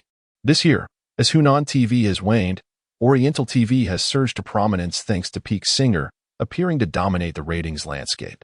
However, unexpectedly, this month, Hunan TV's new family reality show Where Are We Going, Dad? Emerged and instantly shattered records for reality shows. The online buzz surrounding it has even begun to rival that of Peak Singer. It is noteworthy that Where Are We Going, Dad? Has only aired one episode, while Peak Singer has already showcased 4. If the current trend continues, it may not be long before Where Are We Going, Dad? Catches up to the popularity of Peak Singer. Naturally, Oriental TV is anxious, especially considering that the number of episodes for Where Are We Going, Dad? Remains uncertain, while Peak Singer has only 3 episodes left. Thus, Oriental TV must solidify its position before the show concludes, ensuring Hunan TV remains firmly beneath it. Moreover, it seeks to reach heights that Hunan TV cannot hope to attain. Therefore, Oriental TV has truly spared no expense, mobilizing all available resources for promotion and marketing. This has caused the 5th episode of Peak Singer, even before its airing, to become a sensation across the internet. Discussions surrounding the participating singers have erupted, particularly focusing on the guests and the songs they are set to perform, which have become hot topics of conversation. Among them, Song Huaying stands out. As a top-tier singer facing potential elimination, her situation is inherently captivating and had already sparked significant discourse following the previous episode. With the impending airing of the 5th episode, the related topics have surged to trending status. Everyone is aware that Song Huaying and her backing company, Enlightenment, will not easily concede defeat. They will undoubtedly fight fiercely to ensure her victory. In this episode, Song Huaying will surely give her all, even to the point of risking everything. Moreover, the recent frenzy surrounding Hanlian's aggressive song selection has garnered considerable attention, making it clear that they are in a state of urgency. Hence, when the production team announced the song selection information for Song Huaying, many netizens eagerly rushed to check it out. Everyone was curious to see what song she would perform and what surprise Hanlian had prepared for her. However, when all the netizens viewed the song selection details, they were taken aback, their eyes widening in astonishment. The information revealed, Song, in a rush that year, lyricist, Shen Jun, composer, Shen Jun, performer, Song Huaying. Chapter 62. Children's musician Shen Jun? Who is Shen Jun? This encapsulates the multitude of questions that arise in one's mind upon encountering information about the song. As a fierce contest among top-tier artists, the attention from netizens is overwhelming, with many speculating that Song Huaying must have prepared a secret weapon for a final showdown. The fervent song requests from Hanlian Company further corroborate this assumption. Consequently, many believe that Song Huaying's upcoming song must have been crafted with substantial financial investment or extensive resources, collaborating with only the most elite musicians to avoid elimination. There is considerable conjecture online regarding the premier musicians engaged by Hanlian. Some suggest it is the composer Qi Shu, with whom Song Huaying has a history of collaboration. Others propose that Hanlian has enlisted another renowned composer, Teacher Su, known as the hit songmaker. Additionally, some speculate that Hanlian may have managed to persuade Teacher Shen Yuqing. It is well known within the industry that Hanlian's president, Qin Man, shares a close relationship with Shen Yuqing, a fact that is no secret. In the early days of Hanlian, Shen even penned numerous songs for them. As Hanlian rose to prominence and Shen retired from the scene, he gradually faded from public view. With the current crisis facing Hanlian, many have recalled this esteemed figure, and this speculation has garnered widespread agreement. After all, The competitive pressure in peak singers is immense, with all 7 regular guests being industry heavyweights, the least of whom is a leading artist. Moreover, the 2 guest singers slated for this episode are also top tier, possessing stage experience and vocal prowess that rival Song Hua-ying's. The likelihood of her elimination is alarmingly high. Furthermore, the first 4 episodes have demonstrated that while Song Hua-ying is not lacking in quality songs, good music alone cannot save her. To secure her advancement, simply having great songs is insufficient. Only a classic can potentially rescue her.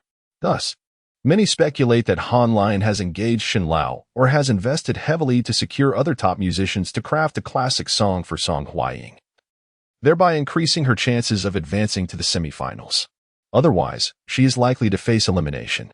However, no one could have anticipated that the song Song Hua-ying ultimately prepared was not composed by any of the rumored musicians, but rather by a name entirely unfamiliar to them.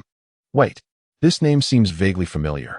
Some netizens suddenly recalled that although they had never heard of Shen Jun in the music industry, they had encountered it elsewhere on the reality show Where Are We Going, Dad?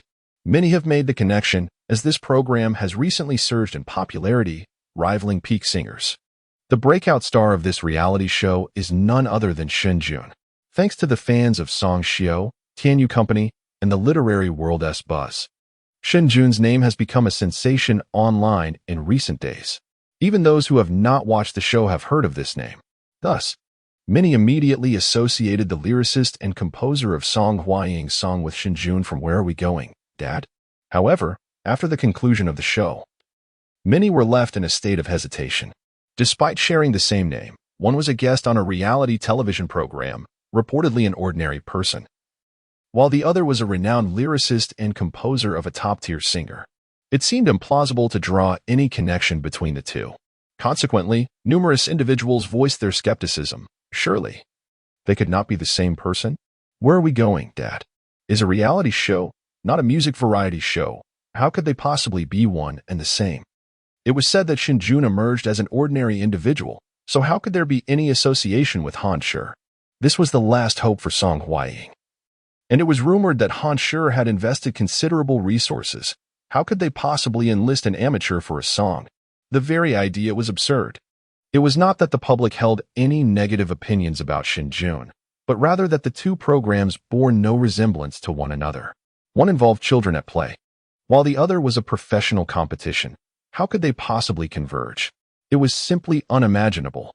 Moreover, as countless netizens pointed out, this particular program was crucial to Song Hua-ying's survival. If she were to lose, she would be eliminated. The repercussions would be significant, not just for her, but for the entire Han Shi as well. Han Shi lacked neither funds nor connections. Why would they seek to collaborate with an outsider? Absurd. Yet, amidst the fervent discussions online, someone suddenly remarked, upon further reflection, it is not entirely impossible. The Shen Jun featured in Where Are We Going, Dad? Has a clear background. Having graduated from the prestigious Shanghai Conservatory of Music, one of the foremost music academies in the country. Thus, Shen Jun cannot be dismissed as an amateur. She is indeed a professional. Moreover, a crucial detail emerges. Shen Jun's university mentor is none other than the esteemed Shen Lao, Shen Yunqing. When Shen Jun found herself embroiled in a public relations crisis, Shen Lao notably spoke out in her defense, indicating a relationship that transcended the ordinary. Additionally, Han Shi's president, Qin Man, is the granddaughter of Shen Lao, suggesting a potential connection between them. Rumors circulated that the recent upheaval involving Tianyu media bore the fingerprints of Han Shi. Thus, it is quite plausible that both Shen Jun refer to the same individual. There are many astute observers online, and numerous individuals have noted certain details. Upon such analysis, the possibility becomes quite tangible. Furthermore, Shen Jun's compositions are indeed melodious. Some internet users chimed in, yet immediately after this assertion, many expressed their confusion. Songs? What songs? I have never heard of any songs written by Shen Jun. Have I missed something? I have also never come across her music. Following the explosive popularity of Where Are We Going, Dad? In the ensuing public discourse, Shen Jun garnered a considerable following. As the topic of Song Hua-ying's singing gained momentum, intertwining with Shen Jun, many of her fans clicked to investigate. Observing the queries from netizens, a fan promptly shared two links.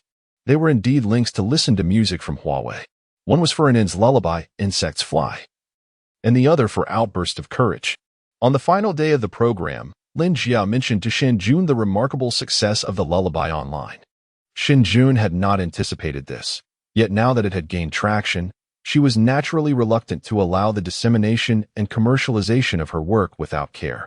Thus, the Honline company was entrusted to liaise with the uploader and Huel, ensuring the copyright of these two songs was assigned to Shen Jun, and subsequently re-uploading the pure enjoyment versions. Presently, these two songs, buoyed by fervent public discourse and commendable quality, have ascended to the top of the Huel platform's popular song chart. Insect Flies firmly holds the first position, while Courage Erupts occupies the second. This remarkable achievement has even sparked considerable discussion within the music industry, albeit initially overshadowed by negative rumors surrounding Song Xiao.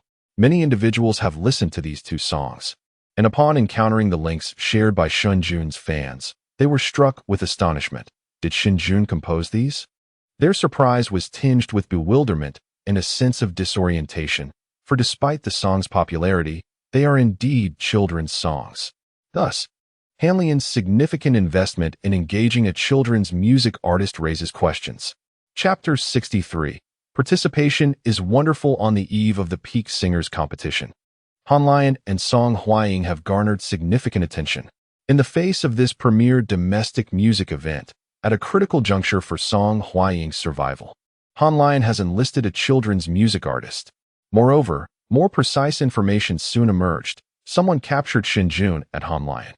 Those who have watched the program are well aware of Shen Jun's striking appearance, which stands out even amidst Hanlian's roster of attractive individuals.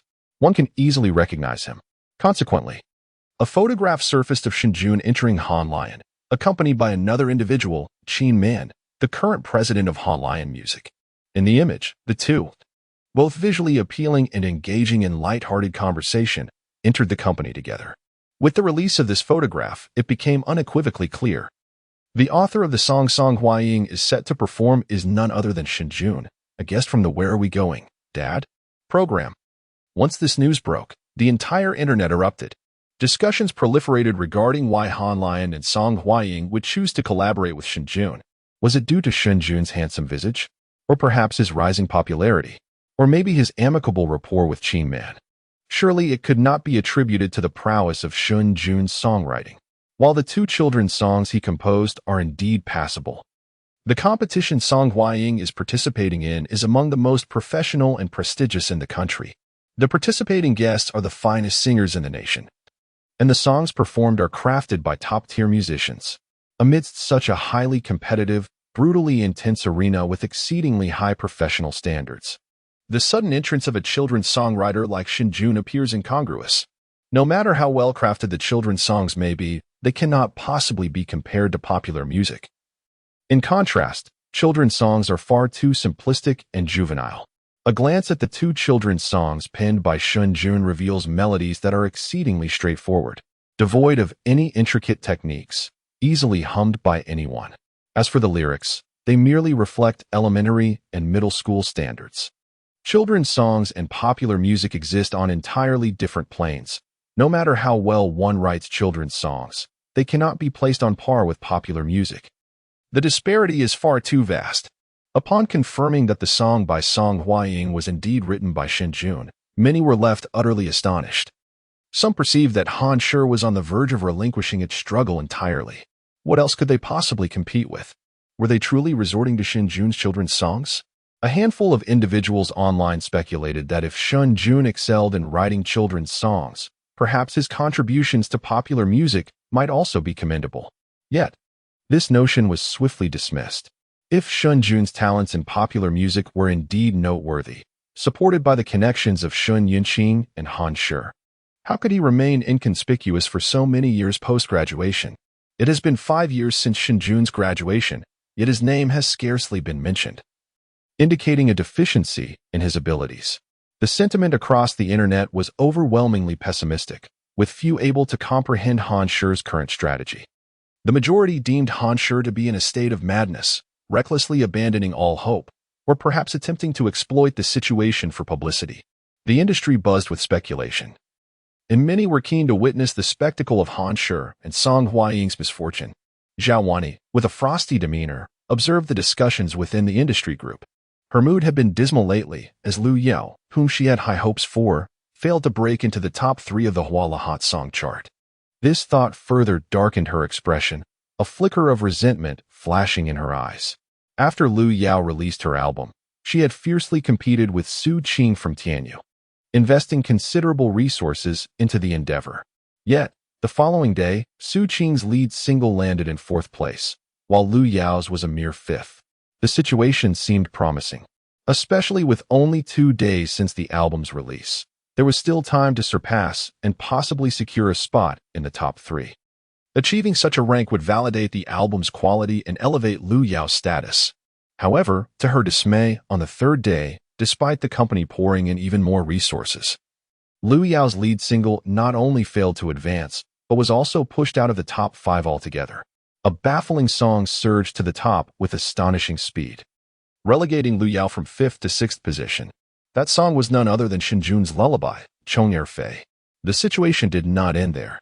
Enraged, Zhao Wani reprimanded her staff and insisted on further investment to regain a position in the top 5, yet success eluded them. It wasn't until Tianyu encountered a scandal and Su Qing's various misdeeds were exposed that Lu Yao, positioned 6th, finally ascended into the top 5.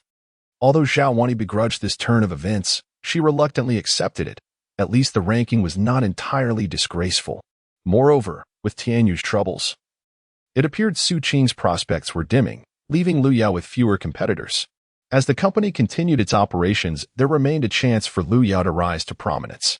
Just as Zhao Wani had comforted herself with this thought, she was soon informed by her subordinates that Lu Yao's ranking had once again slipped out of the top 5. Upon investigation, she discovered yet another inexplicable song had surged into the top 5, ousting Lu Yao. This song was titled Courage Explosion, penned and composed by Shen Jun, and performed by Shen Anan. Upon receiving this information, Zhao Wani felt a resounding buzz in her head, her face turning pale. Had it not been for the presence of employees at that moment, she might have lost her composure and smashed her computer in a fit of rage. Fury surged within her. It was Shen Jun once again. Was Shen Jun intent on opposing her at every turn? How had he managed to survive the manipulations of Tianyu and the literary world? Even after so many days, Zhao Wani had yet to quell her anger. The mere thought of Shen Jun sent her spiraling into emotional turmoil. To make matters worse, Shen Jun's 2 songs now occupied the top 2 spots on the charts, overshadowing Baidai's efforts entirely. Zhao Wani found herself unable to sleep soundly, even suffering from insomnia. Today, upon seeing Shen Jun collaborating with Han Shi, and Song Huaying's participation in a singing competition seemingly based on Shen Jun's compositions, Zhao Wani was acutely aware of the professional intensity of peak singers. When peak singers had initially sought participants from the industry, Baidai had not even been deemed worthy to compete. Even if they had been allowed to participate, they would likely have been eliminated in the first round. Thus, when Zhao Wani learned that Song Huaying's competition song was penned by Shen Jun, her first reaction was disbelief. Was Han Shi out of their mind to recruit Shen Jun? Her second reaction was a fervent hope that they would fail miserably, tarnishing Shen Jun's reputation and rendering him unable to survive in the industry. Seeing online comments praising Shen Jun's children's songs and suggesting that his popular music might also be commendable elicited nothing but scoffs from Zhao Wani. While she remained neutral about Shen Jun's domestic skills, the notion that he was a talented songwriter was utterly laughable.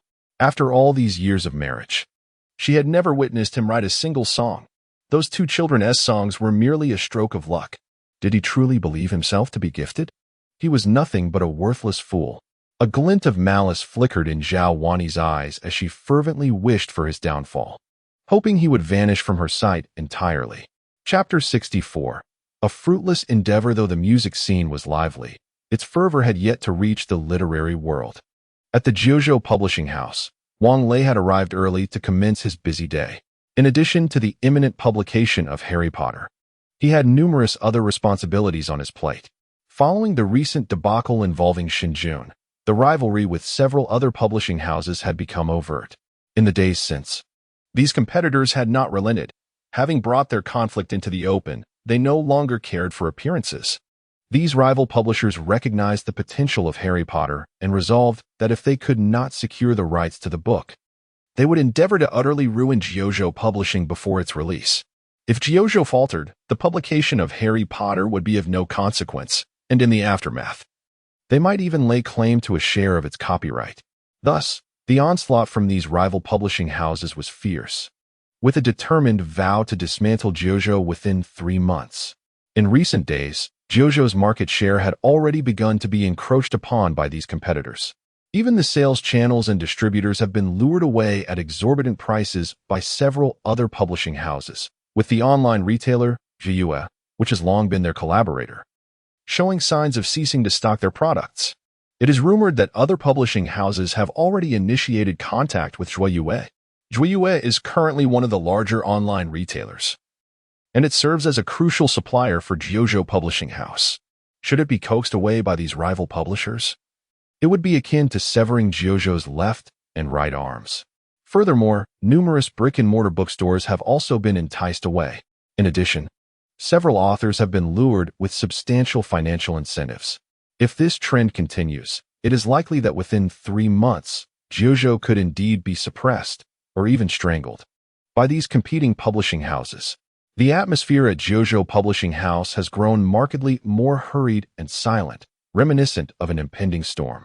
Currently, nearly everyone within the publishing house is incessantly occupied, either competing with other publishers for author signings or exploring new sales channels. Wang Lei, the chief editor, toiled throughout the morning, only managing to catch his breath at noon. His responsibilities have become increasingly burdensome, as many authors have been poached by other publishers offering enticing sums. The urgent need for authors has become palpable. Without authors, there can be no content, and without content, there can be no publications. If Jiuzhou withstands the external tempest, yet finds its internal resources depleted, the outcome will surely be dire. In the literary world, content must always take precedence. However, finding talented authors is no simple task. Literature is profoundly reliant on innate talent, which the average person cannot easily cultivate. At times, their editorial department might take 1 or 2 months to secure a single promising author. Moreover, attracting mature, commercially viable authors who possess exceptional artistry and consistent performance can take a year to achieve just a few. This is particularly true as they rely on online platforms, while some publishers or magazines, dependent on traditional submissions, are nearing collapse. Thus, Wang Lei is exceedingly troubled. Rubbing his aching temples, he let out a deep sigh. With about 10 minutes left before lunch, he pondered for a moment and picked up his phone to check. As staring at the computer had begun to make his head spin, numerous individuals were attempting to contact him, and he began to respond in order. Midway through his replies, he noticed a message from Shen Jun, which was quite simple. Devoid of text, it contained only a file. The file was titled The Grave Robber's Notes. Upon seeing this folder sent by Shen Jun, Wang Lei paused for a moment, and after a few seconds, he realized that this was Shen Jun's new book. When Shen Jun had mentioned the new book to him, he had subsequently forgotten, mainly because he had not anticipated that Shen Jun would indeed complete a new work so swiftly. Since it had been sent, he felt it imperative to take a look. Given the turbulent circumstances surrounding Jiuzhou, it was crucial that Shen Jun, as an author, not falter. If the writing proved satisfactory, he would confer with the magazine department to arrange for its publication. Conversely, if it were disappointingly subpar, an impulsive attempt, he would need to contemplate a tactful way to decline Shen Jun's submission. The pressure was mounting. After some reflection, Wang Lei casually clicked on the file that Shen Jun had sent him. Blood corpse. Upon encountering these 2 words, Wang Lei furrowed his brows. He quickly scanned the text and noted the appearance of terms such as earth husband, Woyang shovel, and underground. Stunned, Wang Lei exited the document and glanced at the file name again, murmuring in disbelief, Tomb Raiding Notes? A story about tomb raiding? Is this a supernatural novel? His expression was one of perplexity, as he had anticipated that the new book from Shen Jun would resemble a Western magical tale akin to Harry Potter. After all, Shen Jun had demonstrated a profound understanding of Western worldviews and knowledge through Harry Potter, suggesting that writing a Western novel would come more naturally to him. Unexpectedly, The new manuscript he received was a narrative rooted in Chinese folklore, and moreover, a supernatural tale. This realization deepened the lines of disappointment on Wang Lei's face, causing the last remnants of curiosity in his eyes to vanish. In his understanding, supernatural novels had become exceedingly niche in the domestic market, even more so than the already obscure genre of science fiction. As far as Wang Lei knew, science fiction still had a struggling magazine to support it, albeit on the brink of collapse. In contrast, supernatural stories lacked a dedicated publishing house nationwide, as they risked crossing sensitive boundaries and, crucially, garnered little readership. These tales were often relegated to the back pages of magazines or used as filler content, merely to pad the layout. There seemed to be no potential in this genre, which only served to heighten Wang Lei's disappointment.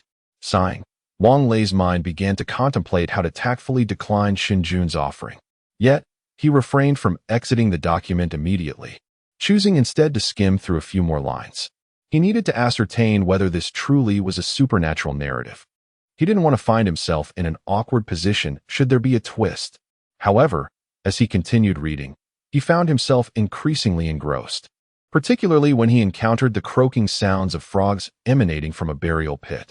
His gaze sharpened, and an air of tension enveloped him as he witnessed San Yizi pulling on a rope, only to realize that he was unable to hoist the individual from the pit, as if something within were resisting him. What could that possibly be? What else could lurk within a tomb? Could his father, second brother, and granduncle be in peril? A flurry of thoughts raced through Wang Lei's mind, and he found himself unwittingly immersed in the tale, sitting up straighter in his seat, when he observed San Yizi confront a blood-red entity. A shiver coursed through his body, especially when, at the conclusion of the first chapter, San Yizi faced a lifeless, enormous grotesque visage staring back at him. Wang Lei felt a chill run down his spine. What kind of monstrous apparition was this? His heart raced, yet curiosity surged within him, compelling him to read on with eager anticipation. Chapter 65. This is incredible. The perspective in the second chapter shifted to 50 years later, and the slightly lighter narrative brought a sigh of relief from Wang Lei. However, the hook from the first chapter continued to itch at his mind, drawing him to turn the pages one after another, especially with the impending plot of descending into the tomb, accompanied by a myriad of bizarre and magical mechanisms and creatures within the crypt. Wang Lei found himself utterly captivated. As each peculiar event within the tomb was triggered and the pages of the narrative turned, he became completely engrossed in the tale, traversing the enigmatic and mysterious world of the tomb alongside the protagonist. Even during the lunch break, he remained oblivious to the passage of time. When his colleagues returned after their meal, they discovered that Wang Lei had not gone to eat. Clutching his phone, he seemed oblivious to everything around him, his expression grave and brows furrowed, as if the device in his hand contained some terrifying secret. His demeanor piqued the curiosity of several colleagues. What is Brother Wang looking at? One wondered. I can't shake the feeling that his complexion isn't quite right, another remarked. It does seem off, came the murmured agreement. After a brief discussion without any clear conclusion, one colleague entered the office, intent on calling out to Wang Lei. Engrossed in his reading, Wang Lei was completely unaware of the approaching footsteps. Just at that moment in the story, a small green hand rested upon the protagonist's shoulder, and the eerie, terrifying ambience created throughout the book enveloped him. Immersed in the narrative, Wang Lei felt a chill surge from his feet to his brain, causing a momentary panic within him. However, just as he was about to continue reading, he suddenly felt a weight on his shoulder. Instantly, his scalp prickled, and his pupils dilated. Like the protagonist in the story, he turned to see a hand resting upon him. What the? He gasped, letting out a startled scream, springing from his office chair as if propelled by an unseen force. His reaction startled the colleague who had entered, causing the hand on Wang Lei's shoulder to tremble. What the? The simultaneous screams echoed throughout the entire Jiuzhou publishing house, startling colleagues who had just returned from lunch, prompting them to rush to Wang Lei's office.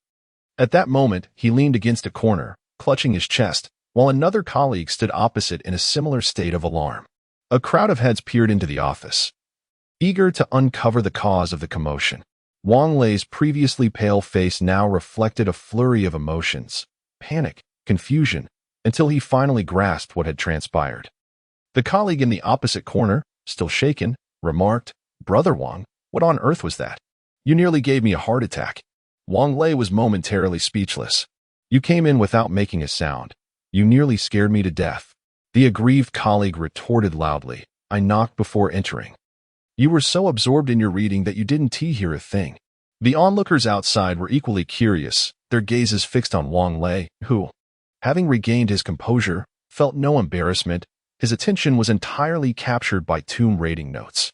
Recalling the thrilling plot he had just encountered, Wang Lei's expression shifted to one of excitement. He was ready to retract his earlier statements. This was not merely an impulsive choice, but a classic work that rivaled Harry Potter in its brilliance. Even compared to Harry Potter, Wang Lei has a greater affinity for the Grave Robbers Chronicles, which is steeped in the rich tapestry of Huaxia culture, and indeed, the narrative is rather chilling. As for the notion that supernatural tales lack a market, after perusing this particular story, Wang Lei can only assert that some existences are meant to be shattered. With his extensive experience in the industry, he is convinced that the Grave Robbers Chronicles is destined to be another sensational hit. It has been years since he has been so engrossed in a story. This narrative is extraordinary and must be published. He mused that the JoJo magazine could soar to new heights with this tale. With that thought, Wang Lei tossed a brief remark to the onlookers outside, declaring he had matters to attend to, before hastily exiting the office, racing towards the magazine department. The crowd outside the office, witnessing Wang Lei's animated demeanor and actions, was filled with anxiety and curiosity, their appetites whetted by his enthusiasm. What on earth has Brother Wang encountered? It was precisely the lunch break, and JoJo Publishing enjoyed an hour and a half of respite. So other departments had finished their meals and were returning to rest. Lu Changbua, the chief editor of the JoJo magazine, was facing considerable pressure, as the publishing house was under siege from several rival firms, and the magazine department was struggling. Moreover, JoJo magazine is a bi-monthly publication, with an issue released every half month, and as the deadline approached for the upcoming issue, many authors had been lured away. This left Lu Changbua quite distressed. He had been busy soliciting manuscripts, even guiding authors through revisions personally, and working late into the night had become the norm. In just a few days, he had visibly worn himself thin. After finishing lunch, Lu Changbua returned, feeling quite overwhelmed, and was about to take a brief nap to recharge for the afternoon. However, just as he laid his head down on the desk, a loud shout pierced the air. "Editor Lu!" Lu Changbua jumped, startled into alertness. Other employees also rose in irritation, and they witnessed Wang Lei rushing into Lu Changbua's office in a flurry. Lu Changbua and Wang Lei were old acquaintances, having been part of JoJo's founding team. Seeing Wang Lei in such a hurry caused him to feel a pang of concern, prompting him to inquire, "What's the matter, old Wang?" Wang Lei, lacking time to print, directly transferred the document that Shen Jun had sent him to Lu Changbua, exclaiming with excitement, "I've come across an exceptionally good manuscript. Take a look." Upon hearing this, Lu Changbua's fatigue dissipated. He was in dire need of submissions, and if there was indeed a quality manuscript, who could afford to sleep? He promptly opened the document Wang Lei had sent. However, upon reading the title and the introductory content, Lu Changbua's expression mirrored Wang Lei's. Revealing a frown, "Old Wang, is this a supernatural story?" Wang Lei, aware of Lu Changbua's apprehension, calmly gestured dismissively, "Just read on. This story is different." Lu Changbua held a degree of trust in Wang Lei, and after a slight pursing of his lips, he continued to read, as the office gradually fell silent. After a while, Lu Changbua suddenly looked up, his expression tinged with urgency. "What happens next? Why is it cut off?" Wang Lei couldn't help but chuckle at Lu Changbua's reaction. If he had not been startled, he would likely have been just like Lu Changbua, for this story is truly exceptional. The plot is rife with twists and turns, and the suspense is palpable. The depiction of the tomb robbing process is both mysterious and authentic, making one feel as though they are witnessing it firsthand. After finishing, he found himself yearning to delve deeper into the narrative. As he sat there, his mind raced with thoughts. Could there truly exist such a group of individuals in this world? He pondered the unfolding plot, while Wang Lei too was eager to know what came next. However, Shen Jun had only shared this much, prompting a wry smile from Wang Lei as he remarked, The author has yet to complete it. He initially penned 20,000 words for you to review, to ascertain its viability. Just as Wang Lei finished speaking, Lu Changbo waved his hand emphatically and declared, "Absolutely, how could it not work? This is fantastic. Quickly, sign him a contract. If all is well, we can publish it this issue." As Lu Changbo spoke, his excitement grew. "Our magazine is in dire need of works like this, Lao Wang. You have truly delivered a timely boon. With this piece, I am eager to see how other publishing houses respond and who will ultimately prevail in this competition." Chapter 66. Adjusting the accompaniment. Although Lu Changbo expressed no concerns, both of them prudently decided to have other editors conduct a cross-review. The final consensus was overwhelmingly positive, indicating high quality. Should it be published? It holds tremendous potential for success. This news was both timely and crucial for Jiuzhou, as they found themselves besieged, with market shares continuously eroding. The outside world was keenly observing Jiuzhou's response. If they could release a blockbuster story now, it would serve as an invigorating shot in the arm for everyone. Consequently, this matter even reached the upper echelons of Jiuzhou, where the leadership was astounded after reading Shen Jun's tomb robbery notes. Many expressed admiration for Shen Jun's literary prowess, praising his adeptness at weaving Western magic and his mastery of Chinese folklore. Shen Jun's status within Jiuzhou soared, even prompting the president to instruct Wang Lei to cultivate a good relationship with Shen Jun, assuring that any reasonable request would be met. The signing of tomb robbery notes was elevated to the highest tier within the industry. When Shen Jun received the signing notification from Wang Lei, he felt little surprise. After all, this was tomb robbery notes, a work that no perceptive editor could overlook. As for the remuneration for the contract, Shen Jun had no particular demands, save for one stipulation: the copyright must not be relinquished. Shen Jun was acutely aware of the future profit potential of tomb robbery notes. Whether in print or through film and television adaptations, it would undoubtedly be a hit, particularly with regard to the film and television rights. Shen Jun was determined to retain control. This was a veritable goldmine, second only to Harry Potter. In the future, with Harry Potter in one hand and tomb robbery notes in the other, Shen Jun could lead a life of comfort, ensuring ample dowry for an end. Naturally, Jiuzhou was somewhat reluctant about this, as they too recognized the future profitability of this copyright and would prefer not to miss out. However, the present circumstances are quite abnormal, and facing adversities from all sides, should there be a falling out with Shen Jun, it would be an utter loss for Jiuzhou. Thus, in response to Shen Jun's demands, Jiuzhou had no choice but to acquiesce. They proceeded to draft a covenant stipulating that should Shen Jun wish to publish a book in the future, Jiuzhou Publishing House would be given priority consideration. Shen Jun naturally had no objections. The two parties swiftly signed an electronic contract, and soon after, Jiuzhou began preparing for the magazine's publication. This issue is set to be released on July 16th, just a few days away. On the following day, July 10th, it marked the second day of Shen Jun's transition to kindergarten. After a day of adjustment, the little imp finally adapted to the rhythm of school. And on this second day, there were no tears shed. Before leaving, Shen Jun, somewhat apprehensive, cautioned, "Don't run around after school. Wait at school for Aunt Qin Man to take you to Grandma Shen's house." This evening marks the premiere of the 5th episode of Peak Singer. Although Song Huaying had thoroughly mastered the song, she still felt a twinge of uncertainty. In the afternoon, during the rehearsal, Shen Jun planned to accompany her to the Eastern television station. Initially, he contemplated whether to request a leave of absence for Inen to accompany them to the studio. However, upon learning from Qin Man that old Shen was missing Inen, she offered to pick her up after school and take her to old Shen's home.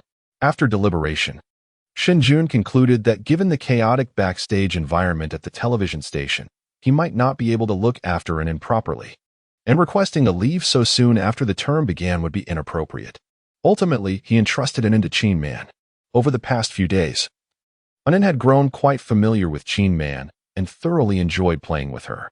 Qin Man's office was exceptionally spacious and filled with delightful treasures, akin to a vast trove awaiting exploration. Thus, upon hearing Shen Jun's words, Inen's eyes sparkled. "Got it, Daddy," she exclaimed, bounding into the kindergarten. Completely shedding the tears, and snot from the previous day. Shen Jun sighed behind her, reflecting on how he had pondered if Unin was perhaps a bit too pampered. Yet today, her transformation left him feeling somewhat disheartened. Peak Singer officially premiered at 7 o'clock in the evening, aiming to showcase the professionalism of the competition through a live broadcast, without any audio enhancements or lip-syncing. To be candid, this truly tested the singer's abilities. Many in the music industry would falter on stage.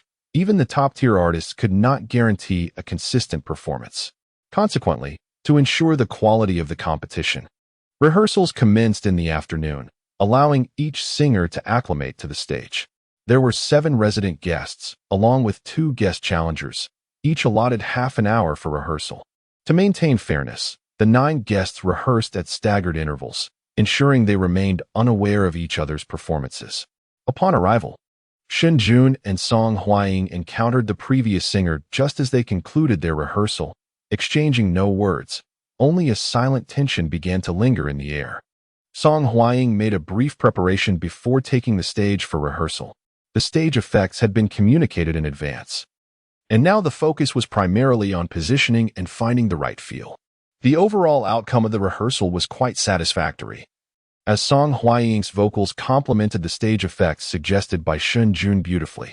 However, Shen Jun discerned a troubling issue, which Song Huaying also noticed.